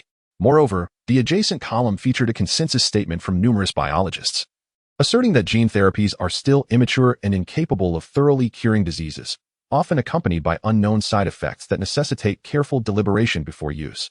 The tide of public opinion had shifted dramatically. Sean, once lauded, now faced the looming threat of a precipitous fall from grace. As the adage goes, the voice of the people is the voice of God, and the momentum of public sentiment, deftly manipulated by those with ulterior motives, had thrust Osborne Industries and Umbrella into the spotlight of controversy. Even the venture capital firms that had previously championed the prospects of the Murdish drug swiftly altered their rhetoric, adopting a position of ambiguity. Watson has taken action, Sean remarked nonchalantly, casting the newspaper onto the desk. As a leader in the medical industry, Watson would not idly witness Osborne and Umbrella's gradual ascent into formidable rivals. This deeply entrenched and powerful conglomerate would undoubtedly rally the forces within the industry to eliminate these audacious intruders from their territory. Manipulating public opinion and engaging in malicious slander were merely the initial probes. A barrage of tactics would soon follow until Osborne and Umbrella were brought to their knees, compelled to relinquish the most lucrative portions of the market. Doctor, there is no need for excessive worry. While Umbrella may still be a sapling and Watson a towering tree, we possess greater vitality. Sean approached the visibly troubled Connors, gently patting his shoulder. To secure a place within this industry and wield a measure of influence, one cannot rely solely on scientific achievements. At times, we must resort to certain reasonable measures. Connors blinked and gazed at the calm-faced Sean, a young man whose countenance was perpetually adorned with a gentle smile, yet his tone bore an unsettling chill. The one-armed middle-aged man swiftly bowed his head and inquired, "What about Harry? He must have received the disheartening news as well." Harry is no child who requires constant reassurance. One falls not for lack of support, but to learn the art of rising again. The suppression by Whartonton is but temporary. For the nature of merchants is to pursue profit, and they shall soon discern who can yield the most substantial returns. Sean glanced at the spirited Senator Kelly in the newspaper and remarked, as for this self-proclaimed champion of justice, he ought to beseech divine providence that mutants do not pay him a visit. Observing Dr. Connors depart the office with a complex expression, Sean's demeanor gradually turned frosty. It appeared necessary to engage with the hidden mutants. A military transport plane pierced through the white clouds, landing with a gust of wind on the tarmac. Pepper Potts emerged from a black sedan, tilting her head to gaze at the colossal aircraft gliding across the airport. After nearly 3 months of absence, Tony Stark had finally returned safely to New York, allowing Pepper to release the immense weight that had burdened her heart. Her capricious and reckless boss had not perished on the tumultuous front lines of Afghanistan. Rather, by some stroke of fortune, he had escaped the clutches of a band of ruthless terrorists. The news of his return elicited mixed emotions in New York. For instance, the CEO of Stark Industries, citing health issues, refrained from immediately attending the airport to welcome the man who had narrowly escaped death. As the transport plane's doors opened slowly, Tony, clad in a suit jacket with one arm bandaged, stood from his wheelchair, gradually making his way towards Pepper with Colonel Rhodes' assistance. His somewhat haggard visage, the bandaged arm, and several minor wounds nearly rendered the expectant Pepper unable to recognize the Tony Stark she knew, the one who took great care in his appearance and reveled in showcasing his charm. "Are you shedding tears for your missing boss?" Tony quipped as he descended the transport plane, maintaining his usual playful demeanor towards his secretary. "I'm simply relieved that I won't need to seek alternative employment," Pepper retorted with a smile, reaffirming the Stark she had come to know. "Your vacation comes to an end here," Tony remarked, his mirth subdued. The experiences he endured in that cave in Afghanistan had led him to a gradual maturation. The young soldiers who perished on the battlefield, and Ethan, who sacrificed himself to buy time, had begun to thaw Stark's once icy heart. In his former world, he was surrounded solely by cold, mechanical contraptions and beautiful women, believing he possessed everything the world had to offer, indifferent to the plight of others. To earn Tony's regard, one must possess either a genius intellect or a physique that incites a surge of masculine desire. Otherwise, this playboy and prodigy would subject one to a sharp tongue and an arrogance unmatched by ordinary folk. "Where does sir?" inquired his bodyguard, happy. "Please take us to the hospital." Pepper was deeply concerned about Tony's health and insisted that he undergo a comprehensive physical examination. "No, I have no desire to visit a hospital right now, subjected to a myriad of medical instruments probing my body," Tony retorted without a moment's hesitation, interrupting Pepper's gentle persuasion. "I have been imprisoned for 3 months, and I only wish to accomplish 2 things. First, to savor a cheeseburger, and second, are you truly that eager?" The secretary, clearly distracted, turned her head, her expression laden with disdain. "It's not what you think. I merely intend to hold a press conference," Tony explained, exasperated. Was he truly perceived as nothing more than a debauched playboy in his secretary's eyes? After a moment of reflection on his past indiscretions, He begrudgingly acknowledged that perhaps this was indeed the impression most people had of him. Moreover, he found himself unable to refute it. Shaking his head, he dispelled the unwelcome thoughts from his mind. From this day forth, the world would witness a renewed Stark. Chapter 82. A major announcement at Osborne Industries. Sean, guided by the secretary, pushed open the door to the CEO's office, where Harry was lounging on the sofa, oblivious to his sudden arrival as he engrossed himself in the news. On the television screen, the long-missing Tony Stark was seated beneath the podium, extracting a hamburger from his pocket and taking a hearty bite. Simultaneously, he gestured to the throng of reporters. Could everyone please take a seat? This way. You can see me, and I can be a bit more relaxed. The notorious libertine maintained his unconventional style, compelling the journalists holding microphones and notepads, along with the photographers wielding cameras, to comply with his request and kneel down on the floor. The once boisterous press conference took on a comical air. Yet the eager-eyed reporters remained undeterred by the absurdity of the situation. This was, after all, the first public appearance of the illustrious billionaire Tony Stark after months of absence. Prior to this, numerous rumors had circulated, claiming that this genius, akin to a superstar, had met with a tragic fate. Allegedly kidnapped and killed by terrorists while en route to promote weaponry on the front lines in Afghanistan. Such unverified rumors were swiftly denied by the executives at Stark Industries, with CEO Obadiah declaring that Tony was merely suffering from an illness and needed time to recuperate, while all company affairs were entrusted to him. Now, with Tony Stark personally addressing the press, the astute journalist surged forward like sharks scenting blood, eager to extract sensational headlines from the playboy who had kept half of New York's paparazzi employed. The bald CEO Obadiah, compelled to align with Tony's demeanor, wore a smile as he sat on the steps, his expression seemingly one of relief at Stark's safe return. My father, the founder of Stark Industries, passed away in a tragic car accident, leaving me no opportunity to bid him farewell, Tony remarked, wiping his greasy hands with his tie. In truth, I have longed to inquire about his perspective on the production of armaments.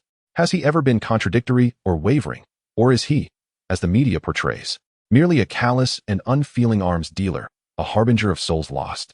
Stark's expression gradually grew grave, the once irreverent countenance transforming into one of solemnity. Pepper, standing nearby, discerned a flicker of pain and guilt in her boss's eyes. I witnessed young men, filled with patriotic fervor, being slain on the battlefield, tragically falling beneath the very weapons I had sought to create to protect them. I also recognized that the system accepted this reality without remorse, of which I had once been a part. I became acutely aware that my contributions to this world could extend beyond merely crafting powerful weapons. Tony rose to the podium, his voice resonating throughout the hall via the microphone. Therefore, I have decided to cease the production of arms at Stark Industries. Like a bomb detonating, the crowd erupted in chaos.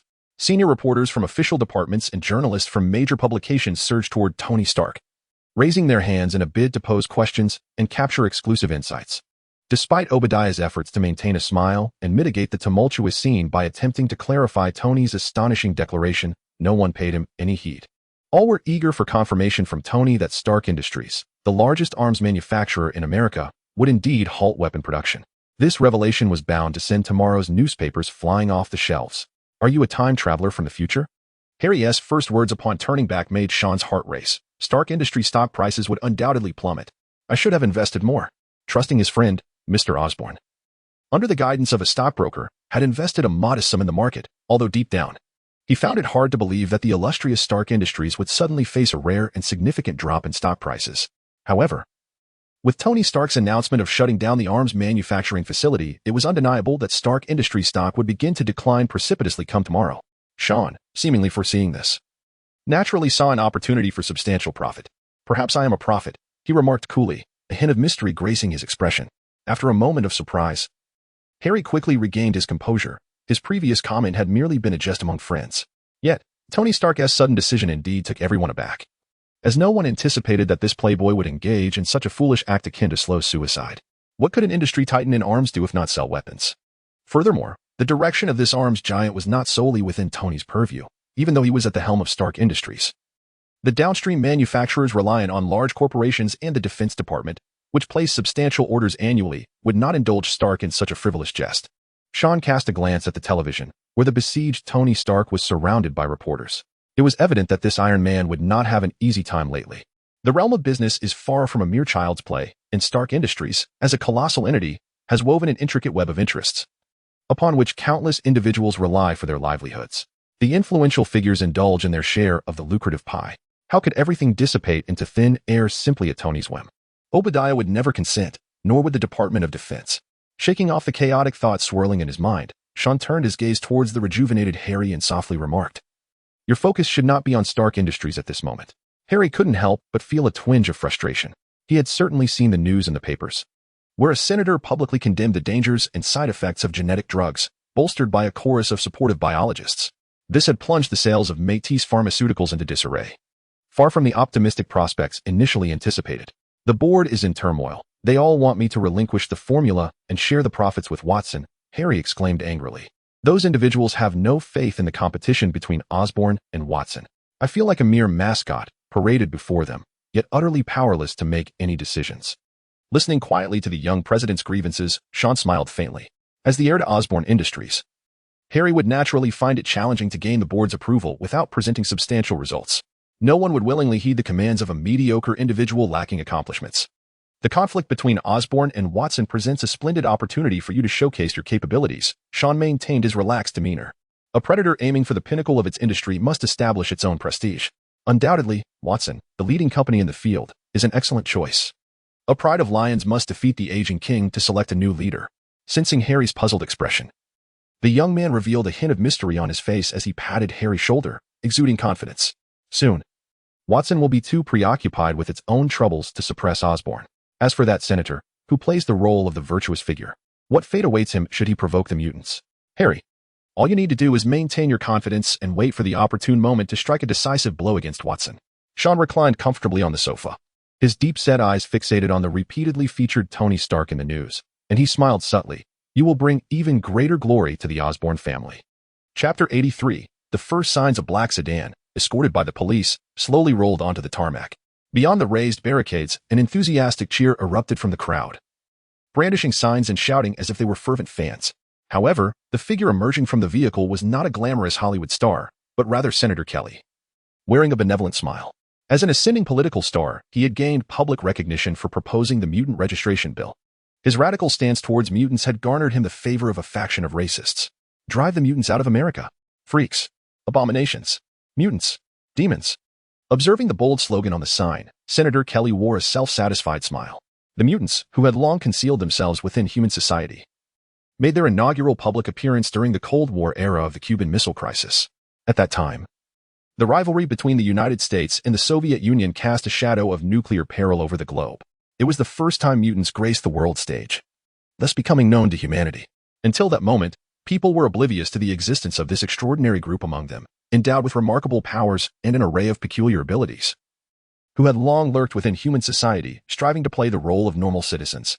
Mutants have historically endured discrimination, and as modern society has evolved, perceptions of this group have become increasingly polarized. Many in the elite class believe that mutants pose a threat to human dominion and advocate for their regulation or control, with some even suggesting their extermination to avert potential crises. Senator Kelly, with his astute vision, recognized an opportunity and transformed into a vanguard against mutants. Presenting himself as a champion for human safety, he repeatedly called for mutants to disclose their identities and proposed the establishment of a special department for registration, advocating for the surveillance of their lives and the immediate incarceration of any deemed dangerous. This radical political stance garnered substantial support, and the previously obscure Senator Kelly transformed into a rising political star, attracting widespread attention. Waving to the cheering crowd and smiling at the cameras, he delivered a stirring speech before ascending into the long-awaited helicopter, guided by his bodyguards. He was en route to participate in a high-profile summit on Liberty Island, where the pressing issue of mutants would be a topic of discussion. Should his proposed mutant registration bill pass successfully, it would undoubtedly mark a significant milestone in Senator Kelly's political career, promising him increased support and rich political capital. "Senator, do you support gun registration? The destructive potential of mutant children surpasses that of firearms." As he boarded the plane, Senator Kelly began lobbying other senators via his phone, asserting that there was no distinction between the two. Allowing mutant children into schools was akin to arming children with guns, as one could never predict when a bullet might be fired. After passionately speaking for over 10 minutes, he ended the call, carelessly tossing his phone to his bodyguard, his previously jovial expression suddenly turning cold. These cunning old foxes all sought to position themselves as pawns on the front lines while remaining safely ensconced in the background, holding vague positions until the opportune moment to emerge for personal gain. At this globally scrutinized high-profile summit, you may emerge as the greatest victor, the bodyguard flattered. "This is America. We reject mutants. They are like ticking time bombs. threatening societal stability. Therefore, I advocate for their confinement. This is a war. This country needs individuals like me to take a stand. Senator Kelly leaned against the window, gazing at the azure waters below, momentarily perplexed. Aren't we headed to Liberty Island? As he turned his head once more, the imposing bodyguard had transformed into a blue-skinned woman with fiery red hair, her curvaceous form making it evident. Senator Kelly, just about to cry out, was swiftly kicked back into his seat. In her piercing yellow gaze flickered a deep-seated rage. It is people like you who made me afraid to attend school as a child. With a merciless blow, Senator Kelly was rendered unconscious. When he regained consciousness, he found himself in a vast, dimly lit cave, his hands shackled to a metal chair. An elderly man, sprightly yet dignified, approached him, exuding a subtle pride akin to a king holding his head high. Who are you? Where's Henry? Senator Kelly asked in a state of terror. He died long ago. Senator, it is Mystique who accompanies you now, the old man replied with a downward glance. She can assume the appearance of anyone. Harming me would yield no benefit. It would only validate my assertions, the man continued, a disdainful smile crossing his lips as he gazed down at the trembling senator. Do you fear God? The question struck as peculiar. I consider God to be a mentor, a beacon of wisdom and solace for the soul. In truth, it is I you truly fear. We mutants possess extraordinary abilities. The old man turned away, and with each of his steps, the metal chair that Senator Kelly was bound to began to move slowly, as if drawn by some strange force. I am not surprised. Humanity has always feared the unfamiliar. Fear not God, nor me. And you shall no longer need to live in fear. As the lights within the cave flickered to life, a peculiar metallic contraption came into view before the senator's eyes. The elderly man ascended slowly, placing his hands upon a cylindrical structure, and two semicircular metal arcs above him seemed to activate, spinning rapidly. What do you intend to do? Senator Kelly's heart raced with escalating panic, as he recalled who the old man was, the extremist who believed mutants to be superior to humans. The leader of the mutants with the power to manipulate magnetic fields and control metal, Eric Lensher. Within the mutant community, he was more commonly referred to as Magneto. It was said that this terrorist, who had been imprisoned in a concentration camp during his youth, had once assassinated President Kennedy and even plotted to annihilate the world to establish a mutant nation. Senator Kelly had encountered Magneto's name in numerous documents. And in contrast to another, more moderate leader among mutants, this elder commanded a brotherhood of mutants who harbored deep animosity towards humanity, perpetually scheming to overthrow human governance and usurp power from mutants. Of course, it is to make you one of us, Senator, Magneto said with a faint smile, as the rapidly spinning metallic device emitted a soft white light, akin to the shimmering ripples of water, gradually enveloping Senator Kelly, who was bound to the chair. After a fleeting moment, the light abruptly contracted and vanished, leaving Senator Kelly's eyes vacant, as if his soul had been stripped away. The weakened Magneto was assisted by Mystique as he approached the senator, a sardonic smile gracing his lips. Congratulations, Senator. You have become one of us, a proud mutant. Chapter 84. The Horn Daily. In the office of the Horn Daily, the thunderous roar of the boss, James, pierced through the walls, echoing throughout the newsroom. However, the staff seemed unfazed, continuing with their tasks while silently offering prayers for the unfortunate Peter, for not everyone could withstand the tirades of that acerbic manager. Parker, you're fired. Today appeared particularly grim, as Peter, having just lost his job delivering pizzas, was confronted with another shocking piece of news. Observing the bewildered expression of the novice cameraman, James, cigar in mouth, flung a photograph onto the desk, mocking, a dog catching a frisbee, pigeons in the park. Two old men playing chess, who would want to see these? I merely wish to showcase the heartwarming side of New York City. Be quiet. When you're so broke you can't afford a hamburger, and your landlord tosses you out for failing to pay rent, you'll understand that New York is truly the warmest place in the world. James unabashedly unleashed a string of expletives. The only reason he had recruited this rookie, in turn named Peter Parker, was for the photographs of Spider-Man he could provide. I'm paying you not to create art, but because Spider-Man only allows you to take pictures. However, that masked hero soaring between buildings is now passe. People prefer the flamboyant Tony Stark and those peculiar mutants. James spoke with rapid-fire intensity, exhaling a puff of cigar smoke as he continued. Get rid of these nauseating photos, lest I regurgitate last night's dinner. Peter silently removed the photographs from the desk. This young Spider-Man led a rather precarious existence, juggling academic examinations while striving to be a good neighbor in New York, all while squeezing in time for part-time work to afford rent and living expenses. In contrast to Harry, who was set to inherit the family business, Sean, who had achieved great success, and Mary Jane, who was chasing her dreams of stardom, he appeared decidedly more impoverished and modest. Constantly oscillating between the inconsequential Parker and the celebrated Spider-Man left this immature young man feeling somewhat lost, as if he could not quite discern the significant direction of his life, wandering aimlessly on his solitary path. Not even one will be accepted? I truly need the money. Peter implored, his voice tinged with desperation. Miss Brown, fetch me some tissues, so I may wipe away my tears of empathy, James retorted, utterly unmoved. Instead delivering a scathing jibe, for he was hardly a paragon of kindness. The deputy editor responsible for the newspaper's headlines rushed into the office.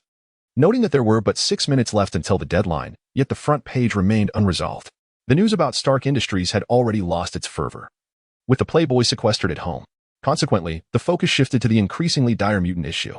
Moreover, with the upcoming summit of the Supreme Leader, it was rumored that the Mutant Registration Act would be passed, establishing a designated community for mutants to segregate those deemed dangerous from ordinary citizens. All right, you may leave now. Mr. Parker, do remember to inform Spider-Man that he has fallen out of favor, and it is not worth my while to spend $300 on a photograph. James waved dismissively. He was tormented by the question of what news should grace the headlines. Should it be the death of a merchant who has suddenly repented, or the ostentatious display of a playboy, or perhaps a renewed critique of Spider-Man? Damn it, even Hell's Kitchen has become eerily quiet. The once frequent appearances of Daredevil and the Punisher seem to have vanished without a trace. Why couldn't those mutants orchestrate a grand conspiracy to obliterate New York? James lamented. After all, isn't the news industry in dire need of sensational content that captures the public's attention? Peter, feeling dejected and prepared to leave, suddenly turned back upon hearing the word mutant and sat down again, retrieving a few beach photographs from his bag. If I wanted to see bikinis, I could just purchase Playboy or Penthouse. Their contents would be far more thrilling, James remarked dismissively as he glanced at the photos. They were utterly unremarkable. Merely beach scenery and bikini-clad women. Any photographer wandering around Manhattan could capture such images. Look at this one, Peter said, pulling out a photo depicting a naked figure reminiscent of a grotesque creature. Isn't that Senator Kelly, the proponent of the Mutant Registration Bill? James, who had been on the verge of cursing, suddenly recognized the individual in the photo. Excitedly, he grabbed the phone on the table and exclaimed, "Tell Grant we've got today's headline. The shocking truth about the anti-mutant crusader is revealed." He added, "Let Tony Stark and Spider-Man go to hell." With a swift motion, James signed a check and handed it to Peter, managing a rare smile. "If you can maintain this level of quality instead of capturing some sentimental drivel about New York, I might consider making you a formal employee at the Daily Bugle."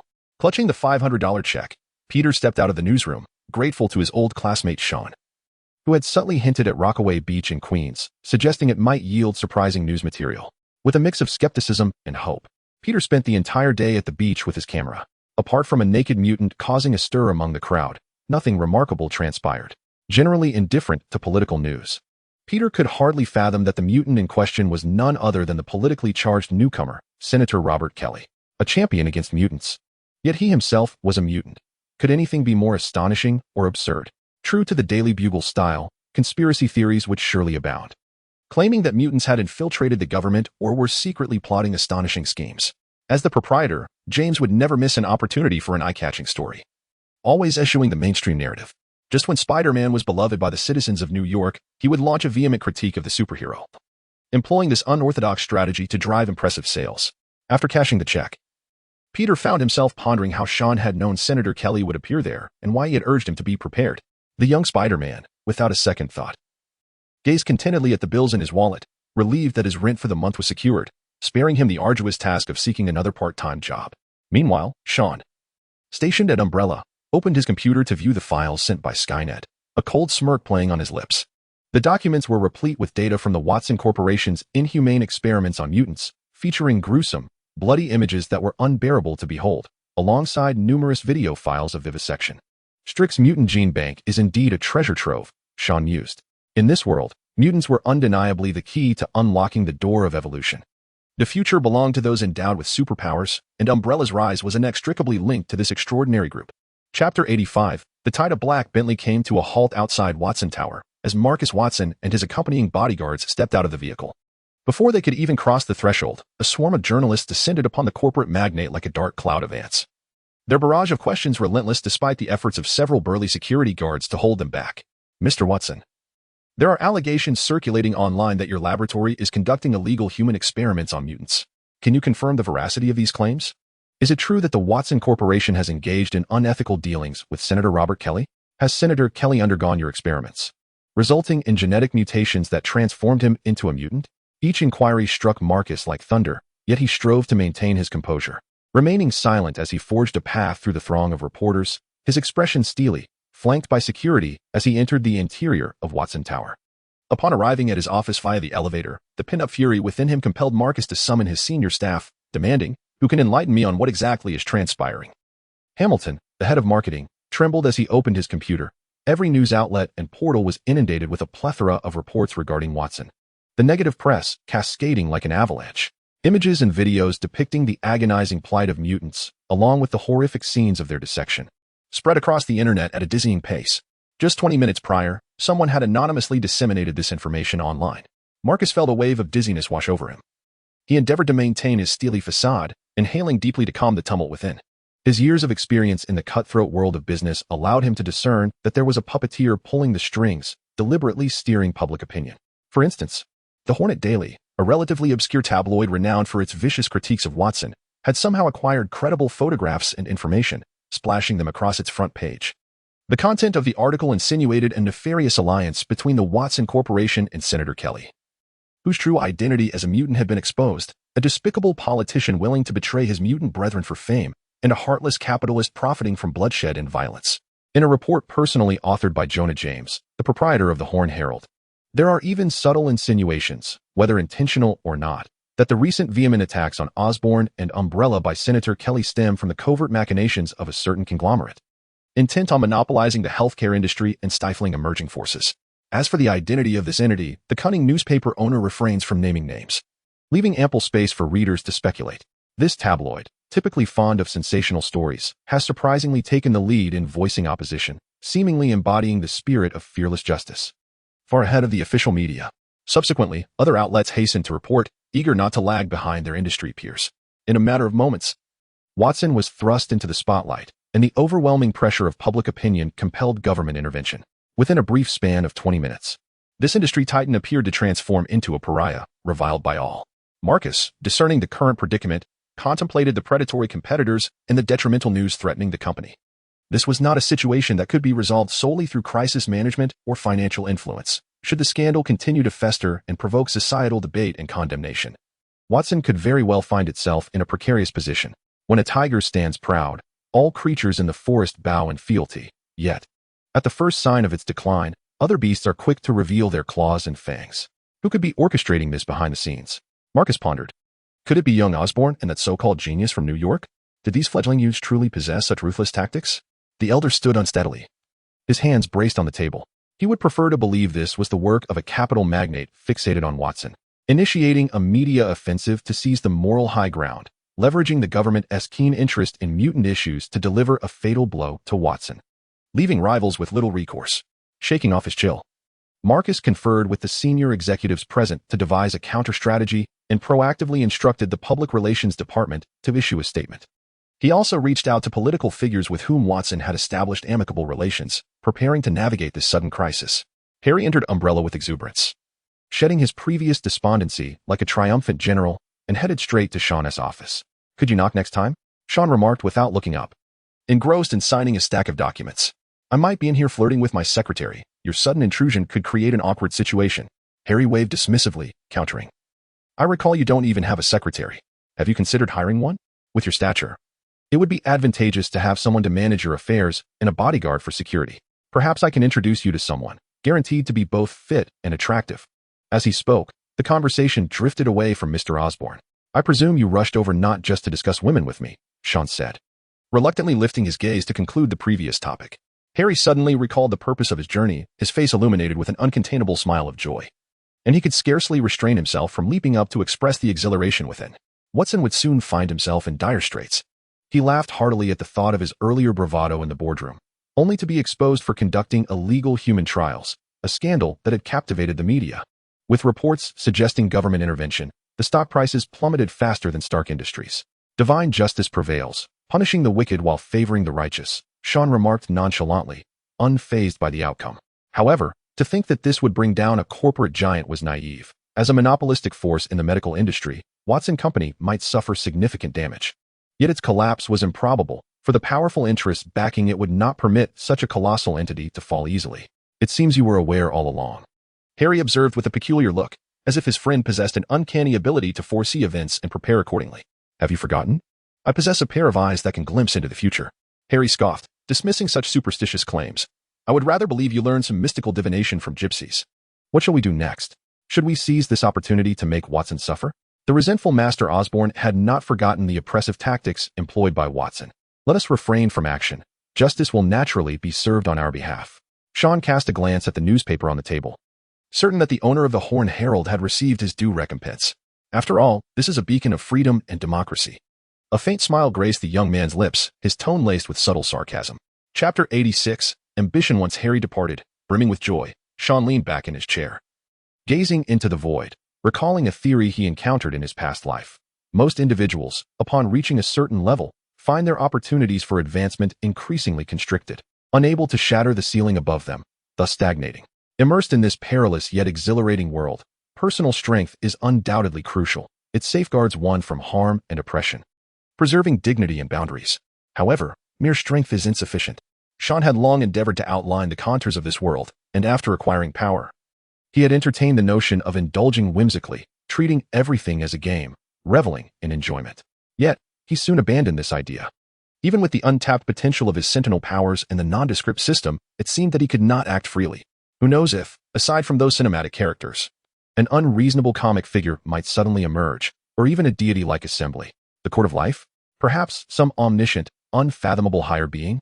Rather than recklessly exposing oneself only to crash against the ceiling, it is wiser to gradually accumulate strength until one can shatter the invisible barriers that confine.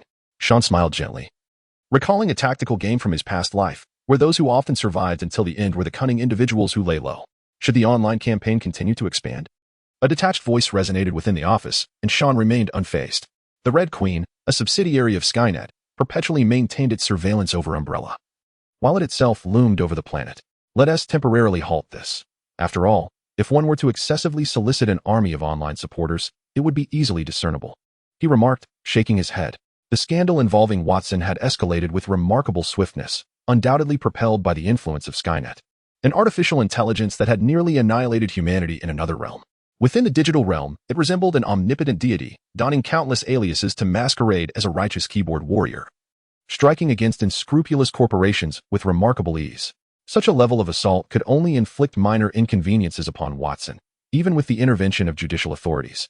The ultimate outcome would merely be the identification of a few scapegoats, after which the matter would fade into obscurity.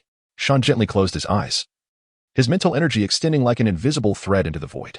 Upon reaching 25% of his unlocking potential, he discovered that beyond the physical enhancements, he seemed to have developed psychic abilities. Should this progression continue, it would not be long before he could confront the most formidable mind controller in the world with equanimity. Thus far, the only individuals posing a threat to him were Dr. Bruce Banner, who would soon succumb to gamma radiation and transform into the Hulk, and a professor who perpetually traversed the ocean of consciousness, capable of infiltrating human thoughts at will. The former possessed near limitless terrifying power, while the latter could effortlessly manipulate anyone's mind, unless one donned a special helmet akin to Magneto's, which could shield against mental influence. Engaging him directly would be utterly futile.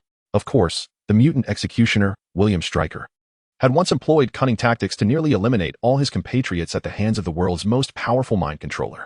However, evading the gaze of a mind manipulator was no simple feat. Sean sighed softly, realizing that he could only resort to the verbal tactics that were essential for a protagonist.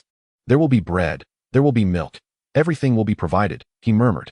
At the seaside villa, Stark Manor, a tall female secretary delivered coffee to the underground laboratory. Tony, who had returned from the front lines in Afghanistan, had remained there. To be candid, this drastic transformation left Pepper almost questioning whether the individual before her was indeed her boss. While Tony had previously spent time in the lab, engrossed in inventions, such periods were generally fleeting, and notably, he had not brought any of those chaotic women home for the night during this time. This stark contrast in behavior was decidedly uncharacteristic of Tony Stark, whose affections lay eternally with cold machinery and soft, alluring women. Is there something you need? Tony asked nonchalantly, preoccupied with calibrating the mechanical arm, which appeared to resemble an energy cannon. Obadiah is waiting for you upstairs. I suggest you meet with him, Pepper gently advised, setting down the coffee in her hands. The situation at Stark Industries is far from optimistic. Tony's declaration to cease weapon manufacturing has led to a catastrophic plummet in stock prices, akin to an avalanche. If given the chance, the board would likely relish the opportunity to eliminate this reckless playboy. Did you not claim you would no longer produce weapons? Pepper observed as her boss raised his arm, the energy cannon in his palm shimmering with a white luminescence. It's merely a flight stabilizer. It poses no real threat, Tony scoffed, pressing the energy activation button. With a resounding boom, the immense recoil sent Stark crashing against the wall. Noticing his secretary appearing startled, Tony forced a smile, muttering it was an accident. As he directed the intelligent assistant J.A.R.V.I.S. to tidy up the disheveled underground laboratory, Tony ascended the stairs with a newfound ease. He had never felt as liberated as he did now, having shut down Stark Industries' weapons manufacturing and deviating from the path laid out by his father. He had always been true to himself, the one and only Stark. In high spirits, Tony encountered Obadiah, the CEO, seated at a Steinway piano. His fingers delicately dancing over the keys, producing a soothing melody. In contrast to the womanizing and inventive Tony Stark, Obadiah embodied the essence of a corporate titan. Endowed with charming social skills, an affinity for classical music, and a taste for fine cigars, all of which aligned impeccably with the affluent persona of high society. How is the company faring? Tony inquired. Well, your expression reveals all. The situation is dire. The board believes your PTSD is severe and is preparing to issue a mandate. In other words, they intend to oust you, Obadiah replied, taking a seat beside Tony after finishing a brief excerpt from a piano concerto. Is it merely because the stock plummeted by 40 points? We had anticipated this, Tony exclaimed, slapping the sofa emphatically. It has fallen by 565 points, Pepper interjected. Someone has been shorting Stark Industries stock in the shadows. That is inconsequential. Control remains in our hands. Tony replied, his agitation rising. He had inherited Stark Industries from his father, who had passed away unexpectedly, and it was the sole legacy left to him. Tony would not allow anyone to take it away. Tony, the board has rights as well. They are seeking an excuse to remove you, claiming your latest research direction contradicts the company's best interests, Obadiah stated with a look of resignation, as if he too were burdened by the matter. In truth, the board's decision was instigated by this bald-headed executive behind the scenes. After a few futile attempts to defend himself, Tony felt a surge of frustration. His decision to close the weapons factory was not without reason. The new energy source represented the future of Stark Industries, one with a market far broader than that of arms trading. I am working on a strategy to salvage the situation, but you must provide me with a suitable rationale so that I may consult a few engineers to analyze this. Obadiah said, his gaze fixated on the glowing device on Tony's chest, eyes glinting with avarice. Not a chance, Tony retorted, as if his very essence had been provoked. Rising in indignation to depart, the arc reactor has bestowed upon itself a new flame of life. And no one shall dare to approach it, not even someone as closely related as Obadiah, who was met with Tony's unyielding rejection when he brazenly made such a request. Observing Tony's swift departure, the bald CEO's expression momentarily stiffened before he resumed his smile, as if nothing had transpired. Chapter 87. The Brotherhood in Manhattan, at Battery Park. An unremarkable middle-aged man traversed the bustling thoroughfare, clutching a black briefcase as he entered a narrow, dim alleyway. Following the path etched in his memory, he arrived at an aged building concealed deep within the block. He pressed the doorbell, and after a moment, a small window in the door opened, revealing a wary face. Whom do you seek? Mutants and proud. The middle-aged man replied coldly, as if they were clandestine operatives from the Cold War exchanging coded messages. With a clang, the reinforced iron door swung open, and the man with the briefcase walked straight in, his gaze unwavering. The instant he stepped through the threshold, the unremarkable middle-aged man transformed. Beneath his black trench coat emerged the alluring blue figure of Mystique, gracefully navigating the confines of this dilapidated structure from the previous century. Along the way, she occasionally encountered peculiar individuals, each one a recruit of Magneto, possessing extraordinary abilities. Suddenly, a robust figure was hurled like a cannonball at Mystique's feet. She halted, recognizing the dim-witted Sabretooth, Victor, who, in his ignorance, had once again provoked their irritable mutant leader. From above, a cacophony arose, resembling the sharp sounds of clashing metal. Mystique tilted her head, glancing at the crouching Toad in the corridor. Eric rarely exhibited such fury. She could scarcely fathom who had incited the wrath of the formidable Magneto. With a seductive sway, Mystique ascended the stairs, entering Magneto's chamber, which lay in disarray, papers scattered like snowflakes, metal furniture overturned. The architect of this chaos stood rigidly before the computer, resembling a silent statue. What transpired, Eric? Magneto's voice, now calmed, resonated with authority. Only a select few addressed him in such a manner. If humanity desires war, then I shall oblige them. The helmeted elder's tone was frigid. As the computer screen displayed online news reports detailing the capture and brutal slaughter of mutants for illicit live experimentation, Mystique stepped closer, glancing over the reports. Her yellow irises igniting with fury as her eyes reddened slightly. Witnessing her brethren bound to operating tables, akin to livestock awaiting slaughter. Hatred gnawed at her heart like a consuming fire, and waves of excruciating pain coursed through her body. Eric, this is the reason Charles and I parted ways. He always believed in the inherent goodness of humanity, hoping for a day when mutants could coexist harmoniously with humans on this planet. Magneto had regained his composure. His gaze fixed upon the news reports displayed on the computer screen, a faint smirk gracing his lips. He had either forgotten or was reluctant to acknowledge that no race would accept a group of outcasts, especially when the latter posed a threat. This was not merely a matter of racial discrimination, it was a profound struggle for survival among species. Mutants yearned for a better existence, weary of being hunted, marginalized, and forced into hiding like rats in the sewers. We are neither aberrations nor monstrous beings. Mutants are the vanguards of evolution, and we take pride in our innate gifts. This time, I shall compel the world to recognize our existence. Even Charles cannot thwart my resolve. With fervor in his voice, Magneto, who had lain dormant for half a century, believed the moment had finally arrived. Mutants had endured enough of the shadows. They were ready to make a formal appearance on the stage and proclaim their voices to the world. The elite summit on Liberty Island presented an unparalleled opportunity. Magneto had devised a transformation device capable of altering the genes of ordinary humans into those of mutants. Though the coercive transformation process would violently disrupt the body's stable genetic chain, leading to potential collapse and the death of at least half of those subjected to it. The mutant leader, filled with disdain for humanity, paid little heed to such consequences. He aimed to send a stark warning to humankind. Mutants were not mere prey to be easily vanquished, they were sharp-clawed lions, while humans were, in fact, the feeble lambs. Perhaps we could find a different way to sound the alarm for those humans. As Magneto perused the information on the computer screen, he was transported back to the harrowing days spent in the Auschwitz concentration camp, where he lived in constant dread of being sent to the gas chamber or becoming a plaything for some officer's amusement. Those were the darkest days of Eric's life.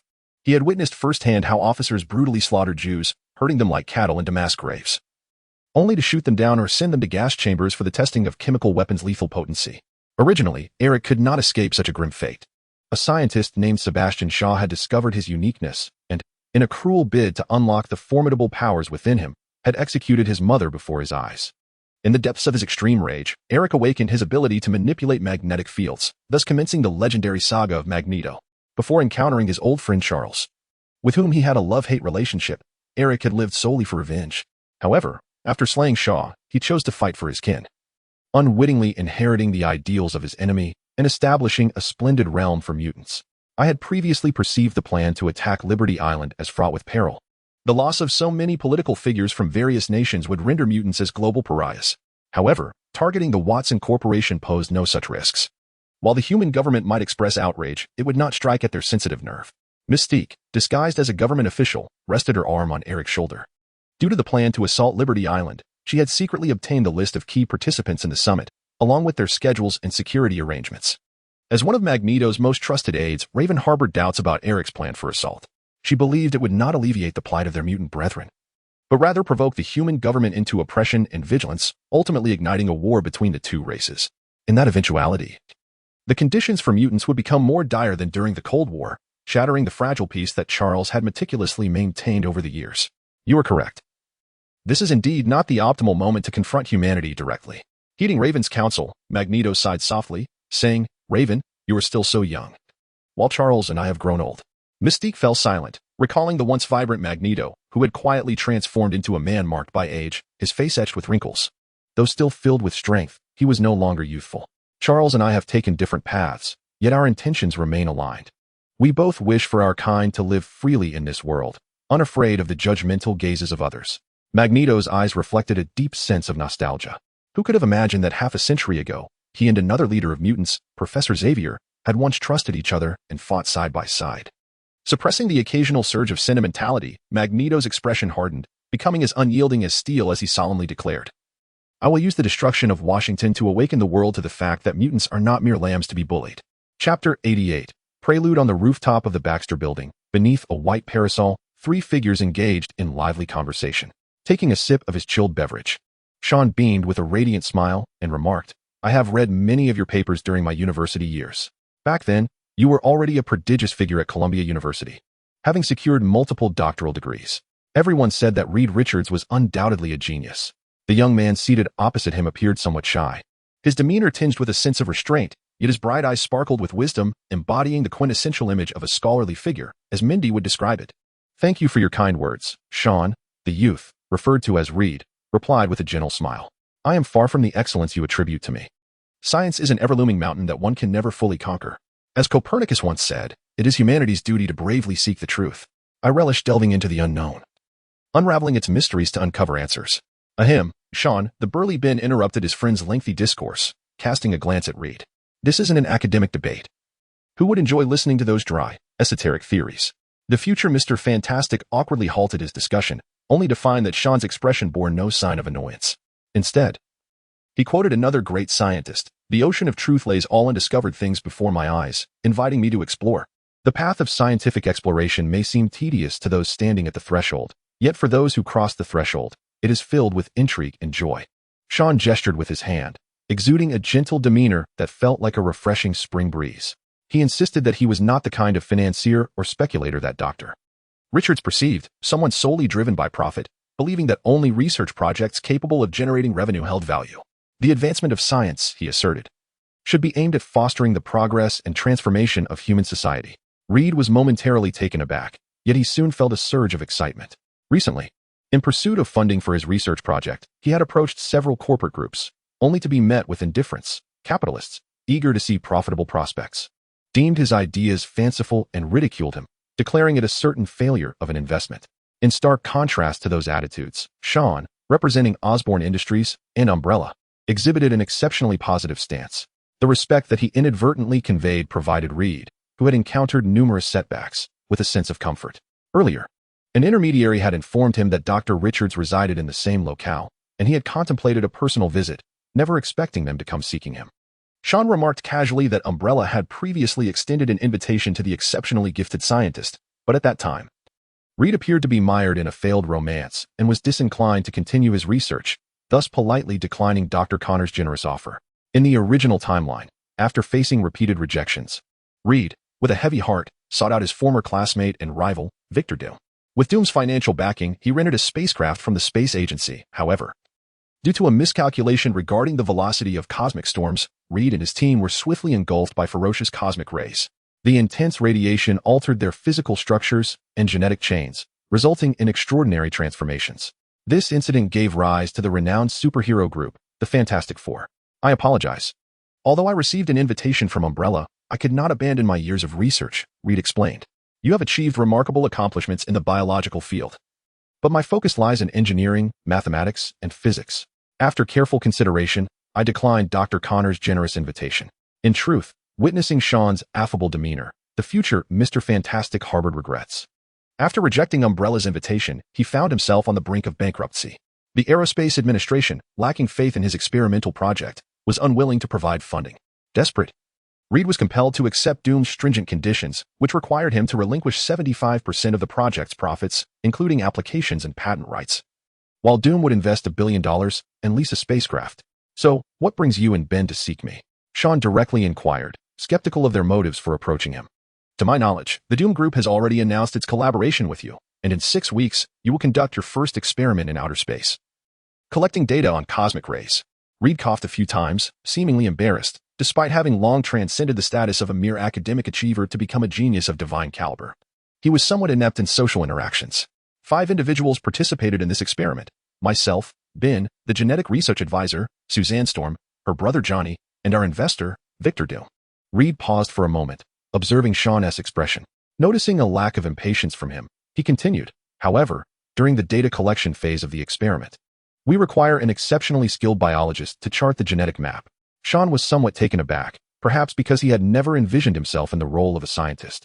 So Reed's invitation for him to partake in this extraterrestrial journey genuinely surprised him. Rest assured, this experiment is exceedingly safe. There will be no danger whatsoever. Upon seeing Sean's silence, Reed assumed it was due to safety concerns and immediately offered his assurances. Watching Reed's earnestness, Sean felt a wave of incredulity. As a time traveler well-versed in the narrative, he was acutely aware that this journey into outer space was destined to end in failure, ultimately giving rise to the Fantastic Four and Dr. Doom. Sean, as you previously stated, the advancement of science is meant to propel human progress and transform the existing world. Before the inception of time, a dense, hot singularity underwent a colossal explosion, expanding to form the universe. According to my research, the early evolution of life on Earth was likely spurred by high-energy cosmic rays generated by solar winds. Within 6 weeks, another cloud of the same elemental composition will traverse Earth's orbital path, concealing within it the secrets of life's evolution and the process of genetic transformation. By observing cosmic storms, we could obtain unprecedented data and unravel the mysteries of human genetics. If successful, We shall alter the world. Reed's enthusiasm grew increasingly fervent. While Ben could not help but roll his eyes, whenever academic research or scientific dilemmas arose, this friend would unleash an enthusiasm far beyond the ordinary. Had it not been for this obsession with research, Suzanne would not have departed with a heavy heart, seeking solace in Victor's embrace. It is an honor to witness such a miracle. Sean extended his hand, gazing at the radiant sun in the sky, harboring what seemed to be ulterior motives. Thank you. Sean. Reed was momentarily taken aback, then quickly reacted, his face lighting up with surprise. He had not anticipated Sean's agreement would come so readily. Traveling into outer space was hardly a leisurely getaway, fraught with significant peril, and Reed had long prepared himself for a possible rejection. I've always said that Sean would agree to help. Ben laughed, uncapping a bottle of beer and taking a hearty swig. The young man, who had swiftly garnered the favor of both, offered a faint smile as he turned his gaze toward Midtown Manhattan, where thick smoke billowed conspicuously into the sky. Chapter 89. Invasion. The last rays of the setting sun bathed Midtown Manhattan in a golden hue, as traffic meandered through the labyrinthine streets like a great dragon. And the throngs of people appeared as insignificant as ants. If one was fortunate enough to pause on the streets running east and west, they might witness the rare and breathtaking sight of the sun suspended between the towering skyscrapers. Marcus stood before the transparent floor-to-ceiling windows, gazing down at the Watson Tower, which loomed like a colossal steel giant, a bastion between heaven and earth. He, the master at its apex, surveyed the multitude of humanity below. Recently, this potentate of immense wealth and covert influence found himself beset by troubling concerns. As a monopolistic titan within the healthcare sector, Watson Corporation was not faring well. A concealed adversary had dealt a grievous blow to this hegemon. The laboratory data, disseminated rapidly across the internet, had become irrefutable evidence of Watson's clandestine human experimentation. As public opinion swelled and human rights organizations fanned the flames, Watson Corporation was thrust into the eye of the storm. Ensnared in an awkward predicament, unable to outright deny the allegations, given the widespread circulation of incriminating images and documents. Yet acknowledging them would invite severe legal repercussions and a torrent of public outrage. With the judiciary's formal intervention, Marcus was compelled to sacrifice the laboratory's research director and other inconsequential figures, asserting that Watson was oblivious to the illicit human trials and unlawful detentions, attributing it all to the rogue actions of a research head harboring animosity towards mutants. Regardless of public belief in this narrative, at least the investigative authorities accepted it. Thus, a crisis that could have obliterated Watson was deftly averted through Marcus's machinations. Though he paid a significant price, forging connections and promising lucrative benefits, Watson's vessel weathered the tempest. Yet, who was the architect of this malevolence? Marcus's gaze darkened, akin to a ravenous wolf, exuding a palpable menace. He had mobilized resources to trace the source. But the opponent had left no trace, their hands clean. Even the hacker team, probing into the web's anonymity, found nothing, as if a phantom, devoid of existence, lingered above Watson. This dissuaded Marcus from suspecting Osborne Industries and Umbrella. Those fledgling entities were far from capable of orchestrating such a scheme. Observing the throngs below, brandishing placards and vociferously protesting, Marcus could not suppress a scornful smile. These diminutive beings, akin to ants, dared to voice their grievances. Who would heed the laments of the lowly? Once the tempest subsided, the scandal would fade from memory. He would then orchestrate several philanthropic initiatives, donating generously to public hospitals or contributing funds and equipment to nursing homes and disease control centers. In due time, Watson would be lauded for its benevolence. As for the heinous acts of the past, they would merely be viewed as the foolish misdeeds of a greed-blinded research director, having no bearing on Watson Corporation itself. The only lamentation was the necessity to postpone efforts to suppress Osborne Industries and Umbrella, helplessly witnessing their gradual market encroachment and burgeoning strength. Marcus could not help but shake his head and sigh. He had meticulously prepared a series of formidable strategies, but unfortunately, Senator Kelly had inexplicably transformed into a mutant. Simultaneously, sensitive data from the laboratory was stolen and circulated online, sparking a media frenzy. The coincidence of these two events felt as if they were scripted in advance. As long as the giant Watsonton remained unyielding, no matter how desperately Osborne and Umbrella struggled, they could not escape the fate of being devoured by the apex predators of the industry. Through the glass window, he caught a glimpse of a massive billboard displaying industry news about Osborne Industries and Umbrella. The overly dramatic young man with dark hair appeared prominently, his warm and affable smile eliciting in Marcus a sense of both hypocrisy and revulsion, far more detestable than the proud visage of Tony Stark. I do not believe you can maintain this arrogance indefinitely. This time was merely a stroke of luck, a fortunate coincidence amidst the targeting of Watson. Before long, I shall mobilize my resources and utterly crush you and your wretched laboratory, Marcus exclaimed, his frustration palpable. ever since he had set his sights on this emerging research institution. His luck had seemingly dwindled. He had originally intended to ally with Senator Kelly to decisively take down Osborne Industries, yet at that very moment, the latter's mutant identity was exposed, causing his standing to plummet amidst rampant conspiracy theories. Meanwhile, Strick had finally obtained the genetic data of mutants, only to have the experimental information pilfered, nearly leaving Watson in disarray. It felt as if fate itself conspired against him, leading Marcus to ponder whether that young man was somehow favored by the goddess of fortune. Otherwise, why did every time he aimed to take action, he faced such significant setbacks? Chairman, Colonel William Strick's secretary is at the door. A voice interrupted his thoughts. Anticipating the forthcoming complaints and inquiries, Marcus felt a headache brewing. To divert attention, he decided to cast the research supervisor as a scapegoat, alongside the mutants and some anatomical research data confiscated by the judicial authorities from Strick. It was evident that the colonel's call was aimed at seeking accountability. After a moment's hesitation, the venerable figure at the helm of Watson unanswered the phone.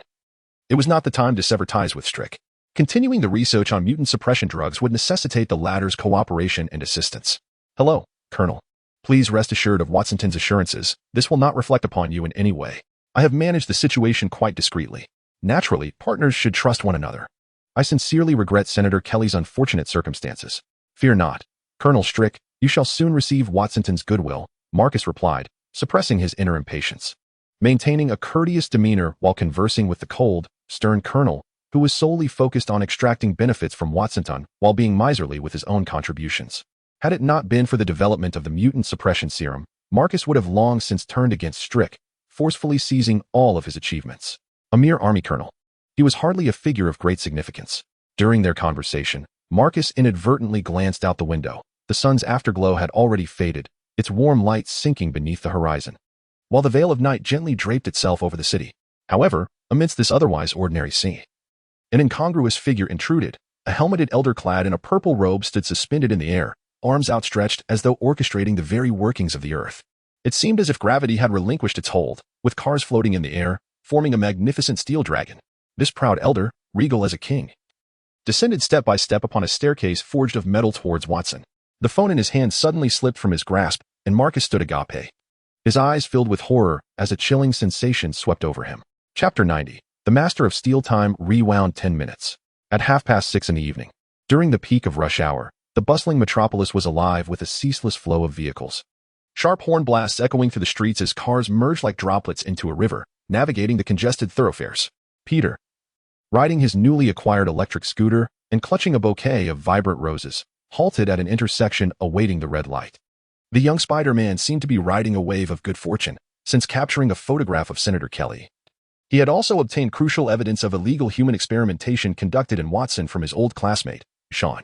This enabled the Daily Bugle to consistently publish captivating and sensational reports, even earning rare praise from his notoriously frugal boss, James, who remarked that if Peter could maintain this momentum, he would soon secure a formal position at the Bugle, which was in need of a chief photographer.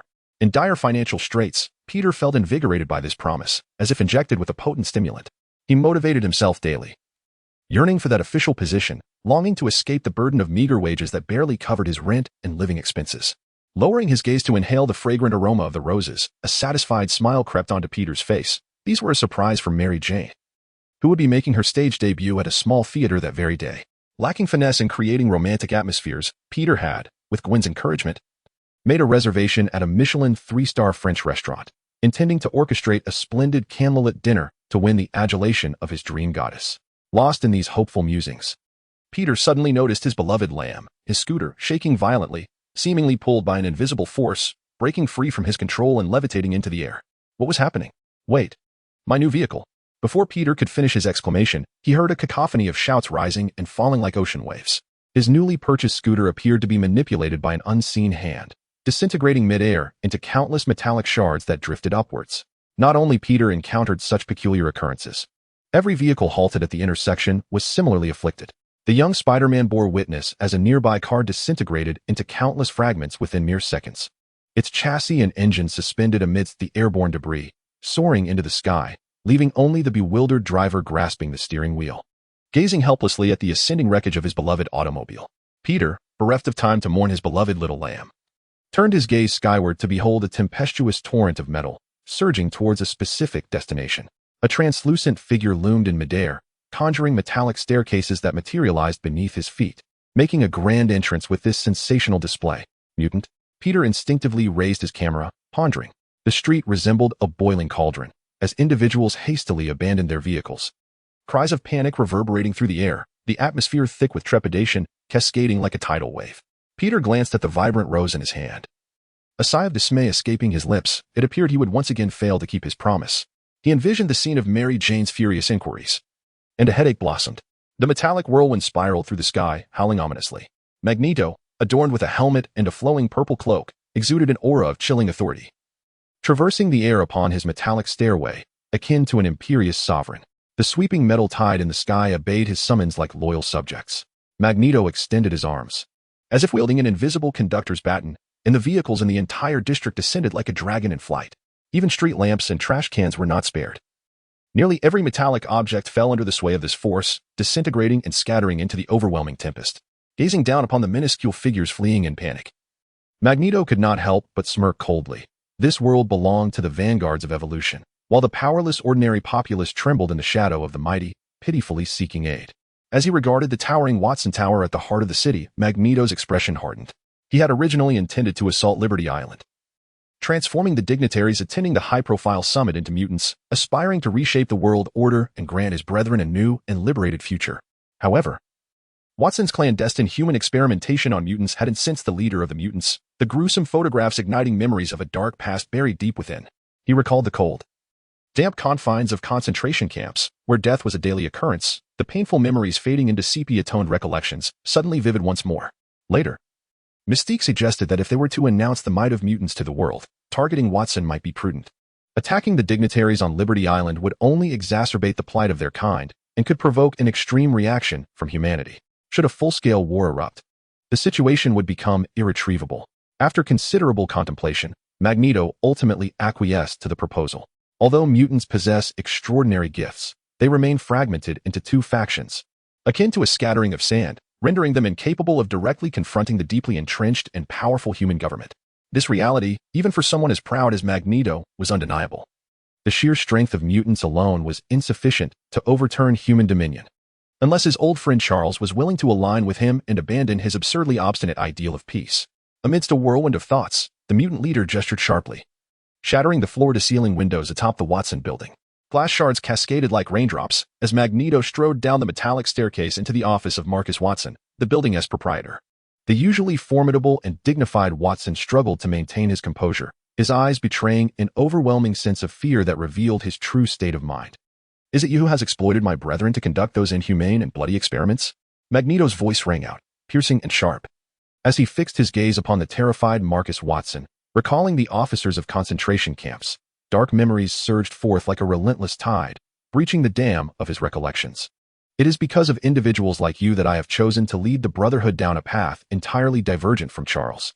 With a slight movement of his fingers, Magneto transformed floating metal into a robust noose, encircling Marcus's neck. Watson struggled and recoiled in vain against the unyielding grip. "From this day forth, the world shall no longer ignore the voices of mutants. Everyone will understand that we are not meek and powerless lambs. If humanity desires war, then mutants shall rise in defiance," Magneto proclaimed with fervor, stepping out of the Watson building, standing against the void. The swirling metallic tide, under the control of an invisible hand, coalesced into a colossal steel cross, crashing resoundingly into the earth, fracturing the concrete beneath. In a grand display, Magneto stood atop the cross, his arms outstretched, as Marcus, ensnared by the metallic noose, cried out for help. Unfortunately, the arriving police dared not intervene, merely aiming their weapons at the imposing figure. Chapter 91. The Declaration. Magneto stood upon the steel cross embedded in the earth, while Marcus Watson dangled in midair, his legs kicking frantically in a futile attempt to escape the tight confines of his bonds. Feeling the weight of the crowd's gaze below, Marcus experienced a profound sense of humiliation. Born into a distinguished family and receiving an elite education from high society, he had taken the reins of the family business at 30, becoming one of the nation's elite. In contrast to his peers still struggling at the starting line, Marcus had long since reached the finish, looking down from a higher vantage point. His interactions were reserved for promising political figures or captains of industry, and a life spent in high positions had instilled in this nearly 50-year-old man a resolute demeanor and an air of authority. However, the composure of the once mighty ruler has now been utterly obliterated by those accursed mutants. Suspended upon a massive steel cross like a medieval thief, He awaits the judgment of a magistrate, his purple robe billowing in the wind. Magneto gazes down upon the encircling police vehicles and the special forces responding to the distress signal, his eyes devoid of fear, instead filled with contempt. Useless humans and their weaponry, he scoffs softly. With a slight gesture, the firearms clutched by the officers are wrenched from their grasp, turning upon their former bearers. Faced with the dark muzzles, a shiver of terror sweeps through the crowd, paralyzing them in dread of an accidental discharge that could snuff out their lives. Do you see? Magneto's voice, amplified through a tiny speaker at his collar, resonates across the expanse, akin to a resounding horn, shaking the resolve of all present. The natural order dictates that survival belongs to the fittest. This world is eternally the dominion of those who stride ahead on the path of evolution. Initially, this planet was inhabited by primitive bacteria, followed by lower plants, then by relatively advanced coniferous flora, succeeded by seed plants. From marine life emerging onto land, to the now extinct dinosaurs, and ultimately to humanity, which evolved from ancient apes. Transforming from a figure of pride and dominance, Magneto now presents himself as a scholar. Passionately delivering a speech he has long anticipated, a grand unveiling that would inspire the mutants concealed within human society to embrace the Brotherhood. This meticulously prepared manuscript is poised to garner him greater support from his kin. After years of conflict with his friend Charles, he has come to realize that only by uniting the divided factions of mutants can they hope to overthrow human supremacy and forge a splendid homeland of their own. Humanity's dominion over this beautiful planet stems from their remarkable adaptability to harsh environments, evolving through learning and change. As time progresses, nuclear dust blankets the Earth, giving rise to a new race born from humanity, what you call mutants, an exceptional breed endowed with extraordinary abilities due to genetic mutations. Numerous news outlets have gathered, faithfully documenting this scene, broadcasting it live into the homes of countless viewers. Magneto, witnessing this, feels a swell of pride, for this is precisely his intention. The mutants have long hidden in the shadows. It is time for a formidable leader to rise and guide his brethren toward a brighter future. Charles aspired to be a radiant beacon guiding mutants towards their destiny. However, his suffering brethren yearned for a resolute and fearless leader, one who would courageously shepherd them along the thorny path to freedom. Unlike his affluent friend, who consistently leaned towards humanity, Magneto exhibited no mercy towards those who harbored animosity towards mutants. Fellow brethren, from this day forth, you shall no longer need to cower in the shadows, enduring the disdainful gazes of others. Mutants are neither monstrosities nor aberrations. We are the superior evolutionaries. Cast aside your doubts and hesitations, and rejoin your kin. This world offers no oasis of freedom and justice. Humanity will only consign you to the operating table, wielding cold scalpels to dissect your very essence, or imprison you in iron cages, treating you as mere objects of amusement. A splendid future will not materialize spontaneously. To carve hope from the cliffs of despair, to ascend from the valleys and descend from the mountains, the treacherous paths must be traversed through our own efforts. We must reveal our innate gifts and abilities, demonstrating to humanity the formidable power of mutants, making them aware that capturing a single mutant will exact a toll 1,000-fold. Magneto's proclamation echoed through the invisible waves across North America. In far-off Westchester, at Xavier's School for Gifted Youngsters, a bald elder seated in a wheelchair gazed at the spirited figure on the television screen, feeling a pang of nostalgia. Since the conclusion of the Cuban Missile Crisis, he and Eric had drifted into opposing camps. Both men labored for the future of their kind, yet differing ideologies had transformed them into adversaries. The Brotherhood, led by Magneto, attracted numerous extremists and persecuted radicals, while the Academy, under the professor's guidance, sought to assist those suffering mutants. With divergent stances, conflicts and disputes frequently arose. As a moderate leader, the professor diligently maintained the fragile peace between mutants and humanity. Eric's ambition was to establish a mutant nation, whereas the professor envisioned a utopia where both races could coexist harmoniously. Approaching was a graceful red-haired woman named Jean Grey, one of the professor's students. "Let us go to Manhattan," she suggested. The elder sighed. He could no longer allow Eric's momentum to continue unabated. The plight of mutants remained dire, and provoking extreme reactions from humanity's government could lead to even graver consequences. Moreover, Eric's incendiary declarations would undoubtedly attract a wave of mutants to the Brotherhood, and a fortified Magneto would likely exacerbate the situation, becoming the sole obstacle to the professor's vision of unity among mutants, propelling his wheelchair forward.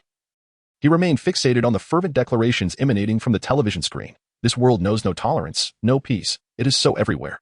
Those in power ruthlessly oppress vulnerable groups. Mutants can remain silent no longer.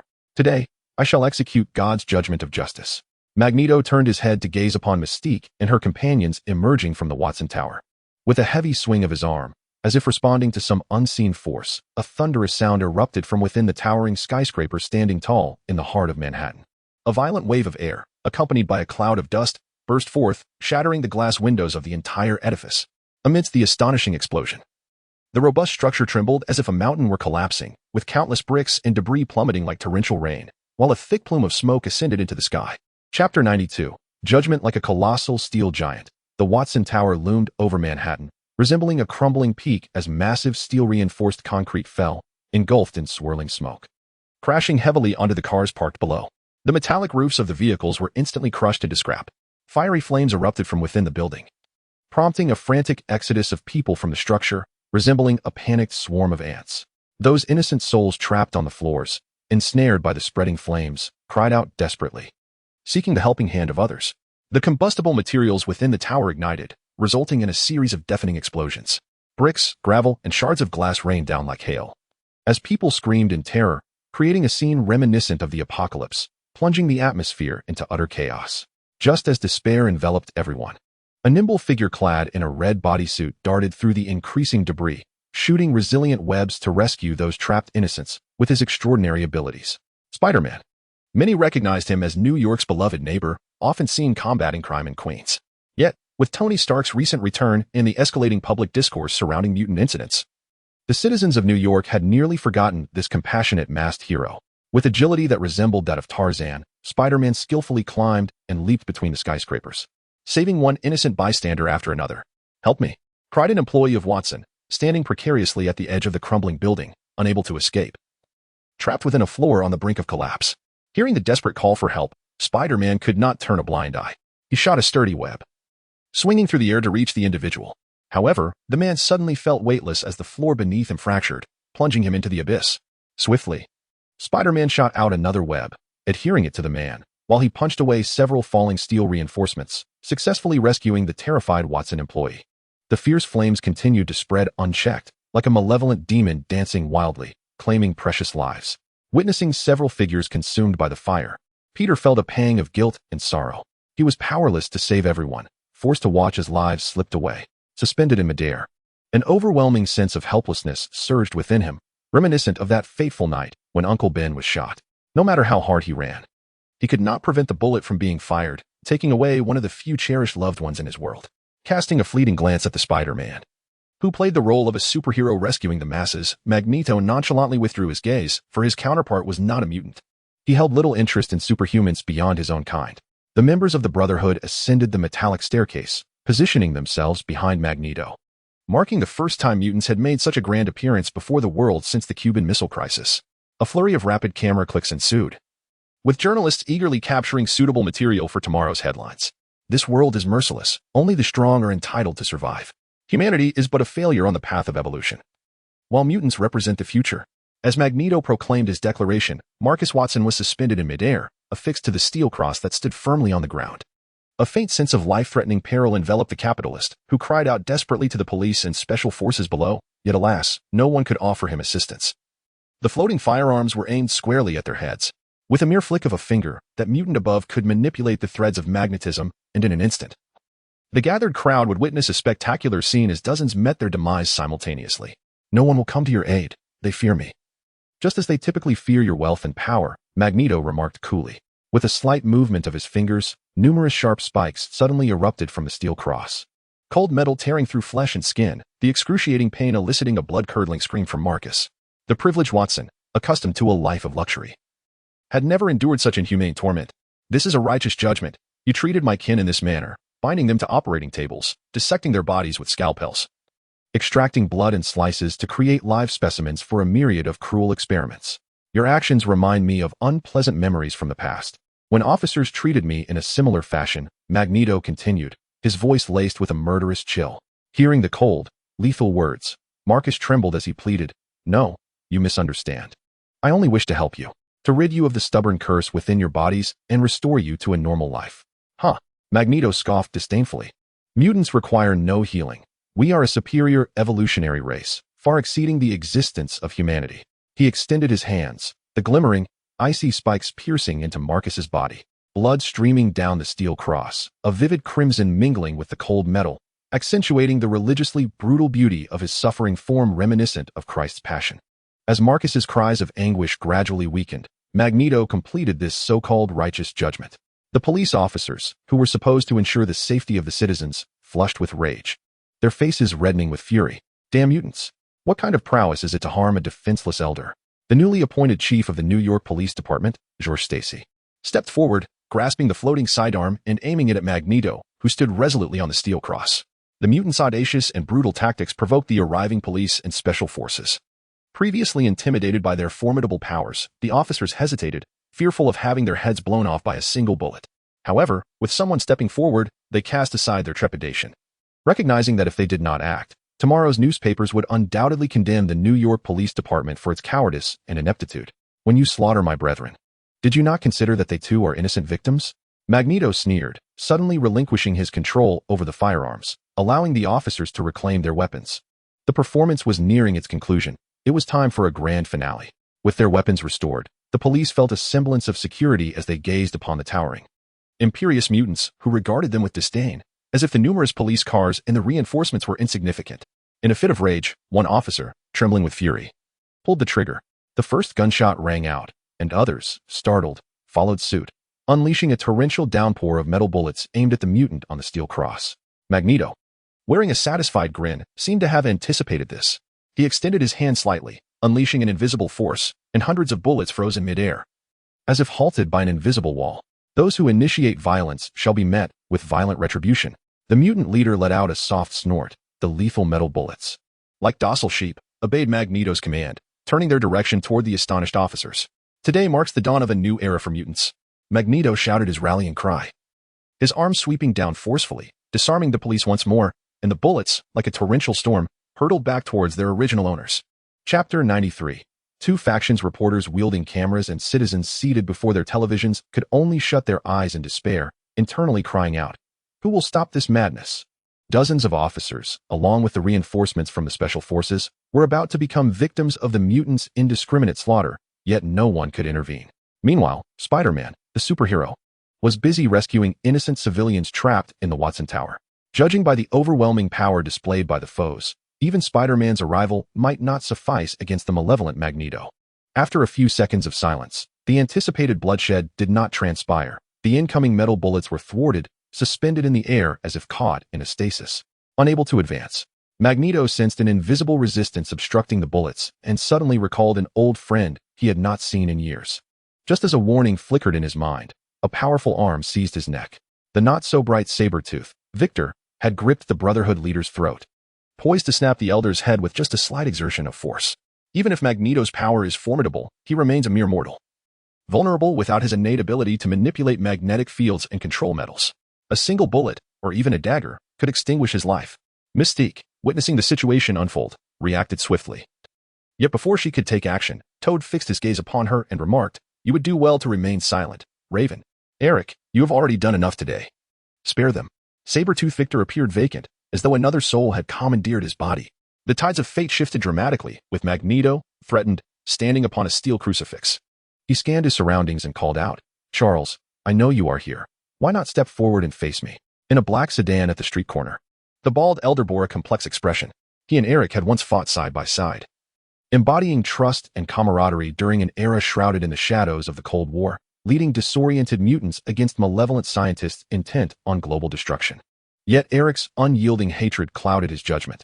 He had slain Sebastian Shaw and, in turn, adopted his radical ideologies, believing humanity unworthy of trust, thus resolving to forge a free nation for mutants. "To save them, you must first take my life," Magneto declared, unflinching. "Charles, have you not relinquished that naive ideal? What purpose does it serve to rescue these humans? They will brand you with the Registration Act, marking you as an outcast or monster, monitoring your every move. Should you dare show your claws, a lifetime of imprisonment awaits you."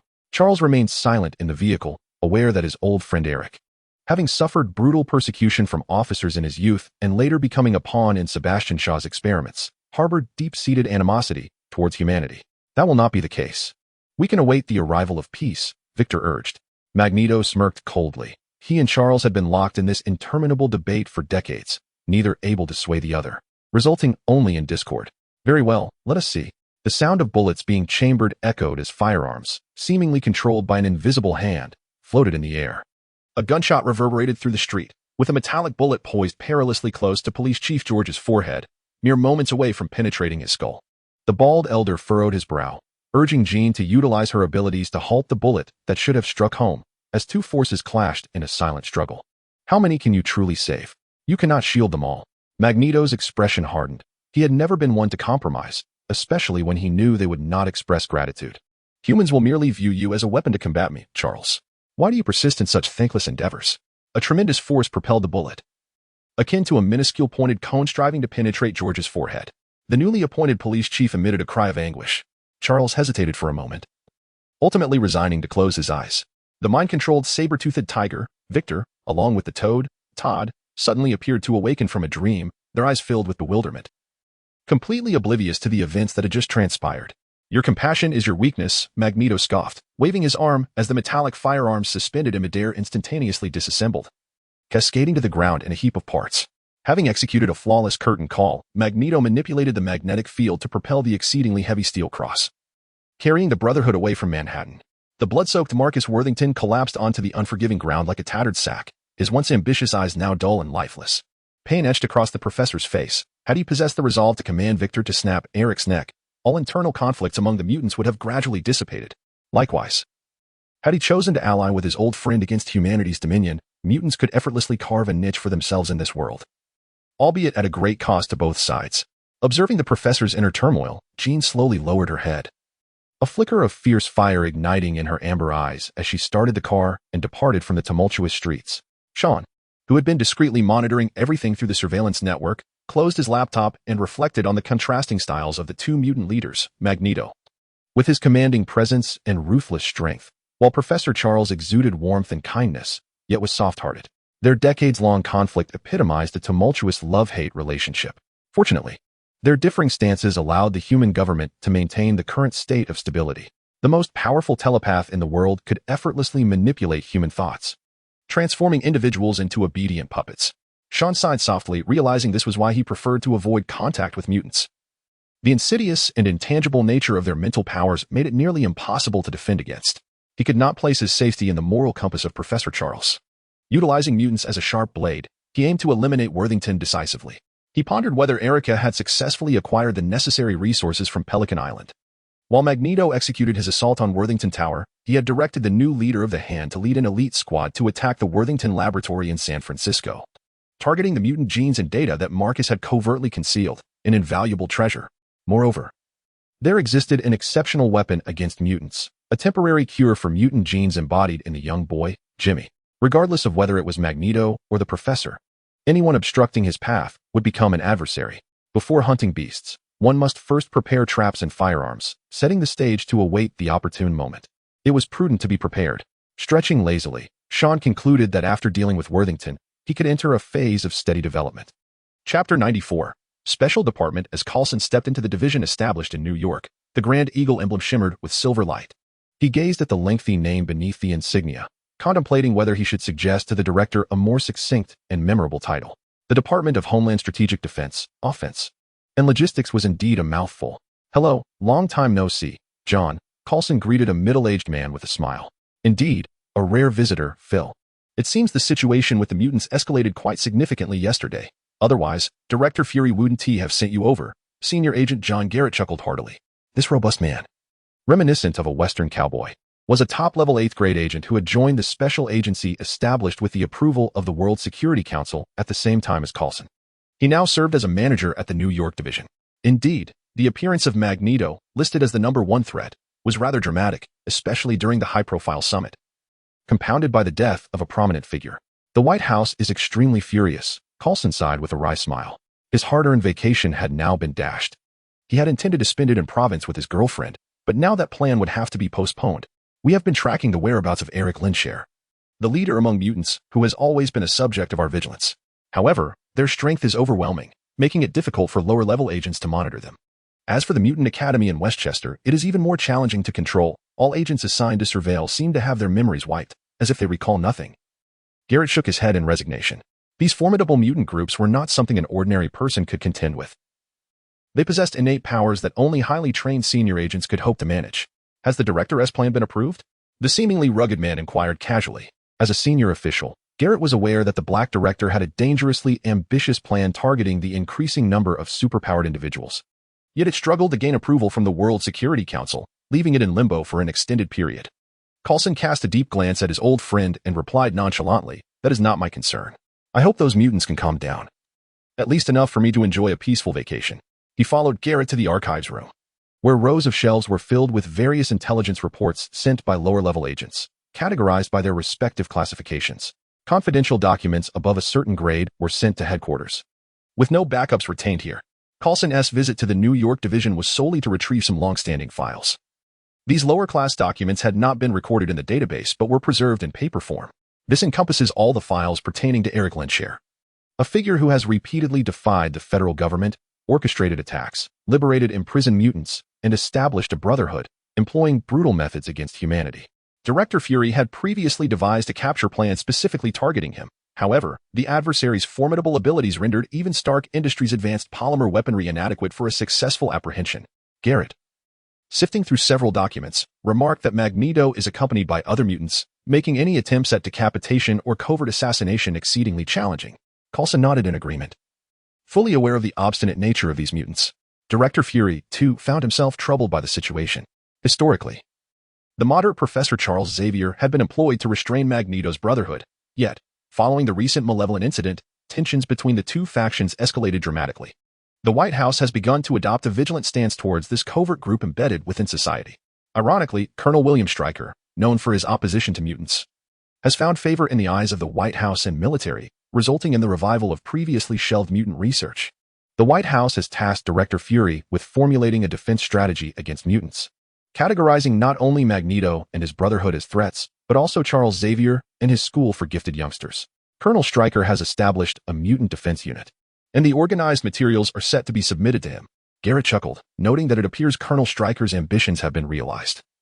He had heard the rumors of Stryker's animosity towards mutants. Coulson, while dusting off the files, reflected that this task was not one meant for him.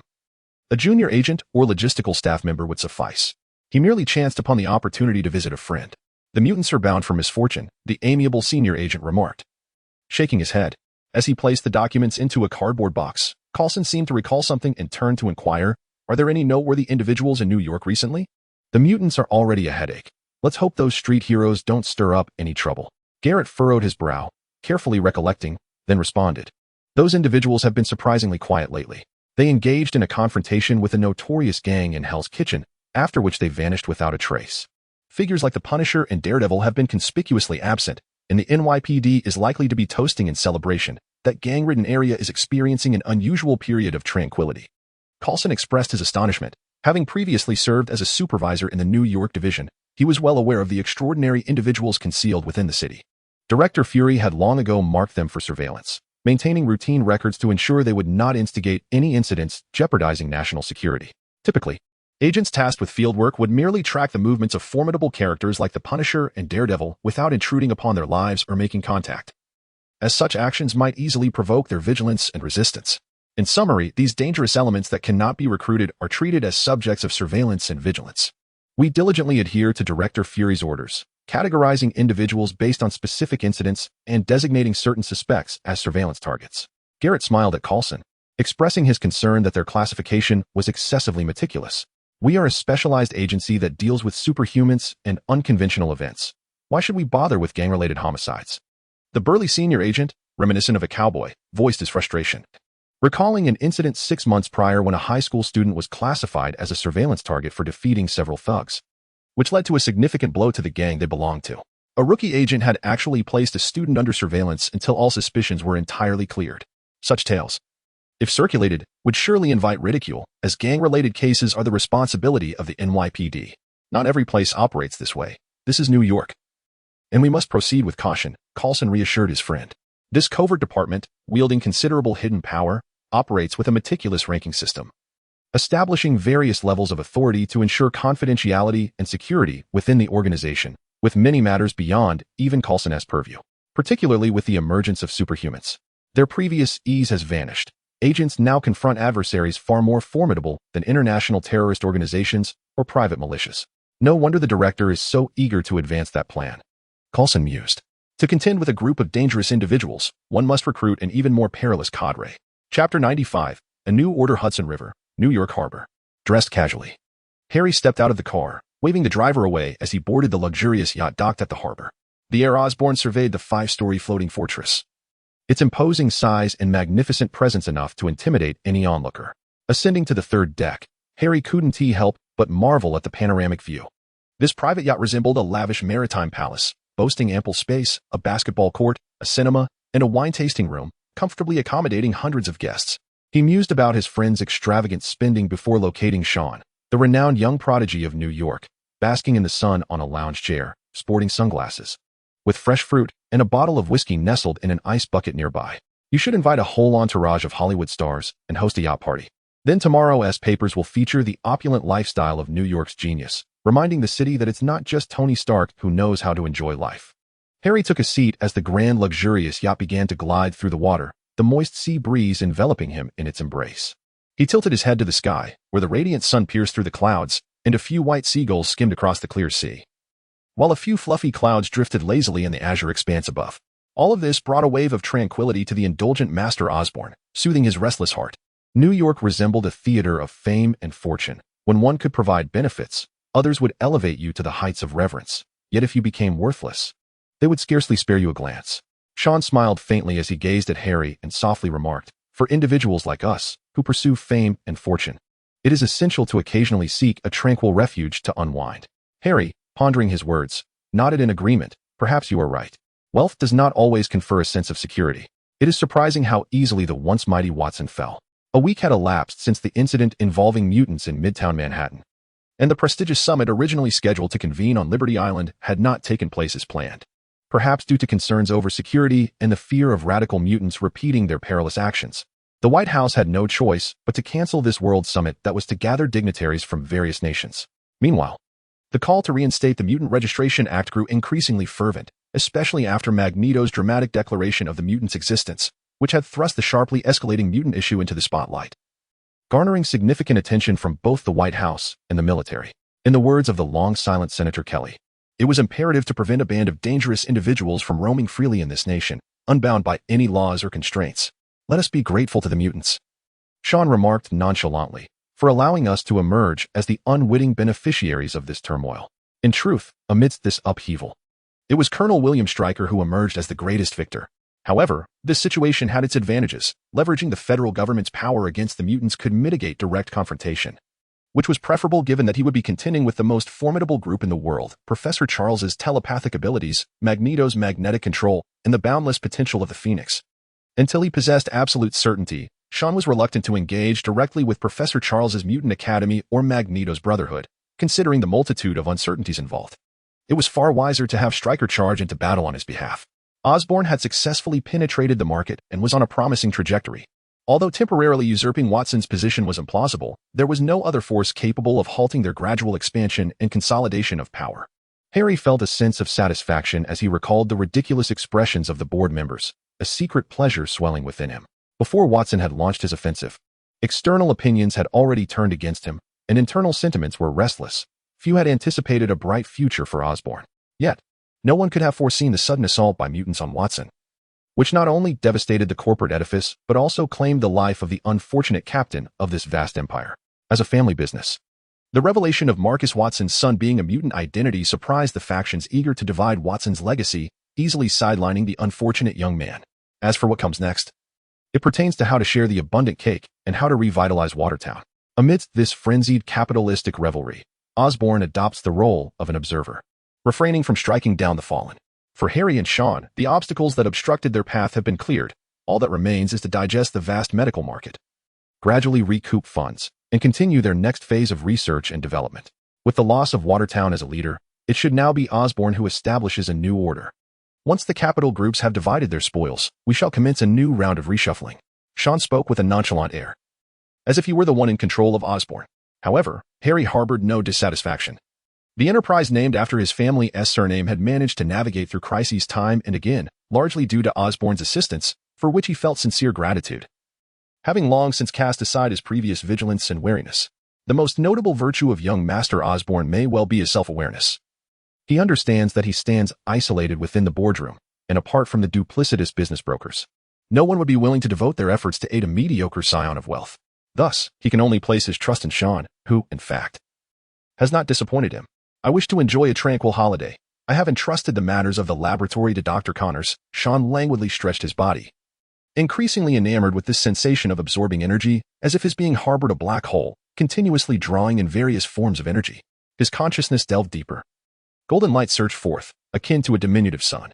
Sean inexplicably sensed that within this enhanced and modified body lay an invisible void, connecting him to an unknown dimensional realm. As though a voice incessantly urged him to absorb more energy, and then unlock that unseen door. I've heard that Umbrella has formed a partnership with the Doom Group? Harry inquired, taking a bottle of whiskey from the ice bucket, curiosity evident in his tone. Victor Doom, a resounding genius in his own right, stands in stark contrast to his former classmate Richards. This somewhat arrogant man has firmly established himself on Wall Street at a young age, amassing a considerable fortune, and once was a figure of considerable renown in New York newspapers. It's merely a private collaboration, Sean replied softly. Contemplating the prospect of witnessing the birth of the Fantastic Four and Dr. Doom, it seems an intriguing thought. He gazed up at the clear sky adorned with drifting clouds, harboring a vague anticipation for this forthcoming space voyage. Could the tumultuous cosmic energies enable him to unlock the door to the unknown variables within his body? Bathed in the radiance of stellar light, a smile graced Sean's lips. He aspired to become the sun of this world, leading humanity toward the stars and the vast sea beyond. Chapter 96. Setting sail in the Baxter Building. Sean gazed wearily at the pouting Mindy. The young girl harbored grievances against him lately, as his career began to flourish and his workdays grew increasingly hectic. Their lives had long ceased to be the leisurely and carefree existence they once enjoyed. Sean, you have changed. Mindy pouted as she nestled on the sofa, clutching a plush pillow of Peppa Pig. I had been indulging in takeout pizza for quite some time. And do you not realize that the prolonged consumption of such calorie-dense food will inevitably lead to my weight gain? Sean silently observed the empty ice cream container that lay before her, choosing to disregard the little girl's complaints. Today, he still had to prepare for his journey with the future Fantastic Four aboard the spacecraft, embarking on a brief holiday. After attending to the trifling matters at hand, he handed over the various responsibilities of the laboratory to Dr. Connors. Erica had successfully returned from San Francisco, bringing back with her a formidable adversary for mutants, a 12-year-old boy named Jimmy. His serum could be developed into a medication to suppress mutant genes, and intriguingly, this boy himself was a mutant. This unexpected acquisition also yielded a wealth of genetic data on mutants, granting Sean a deeper understanding of this unique group, transcending mere memories held in his mind.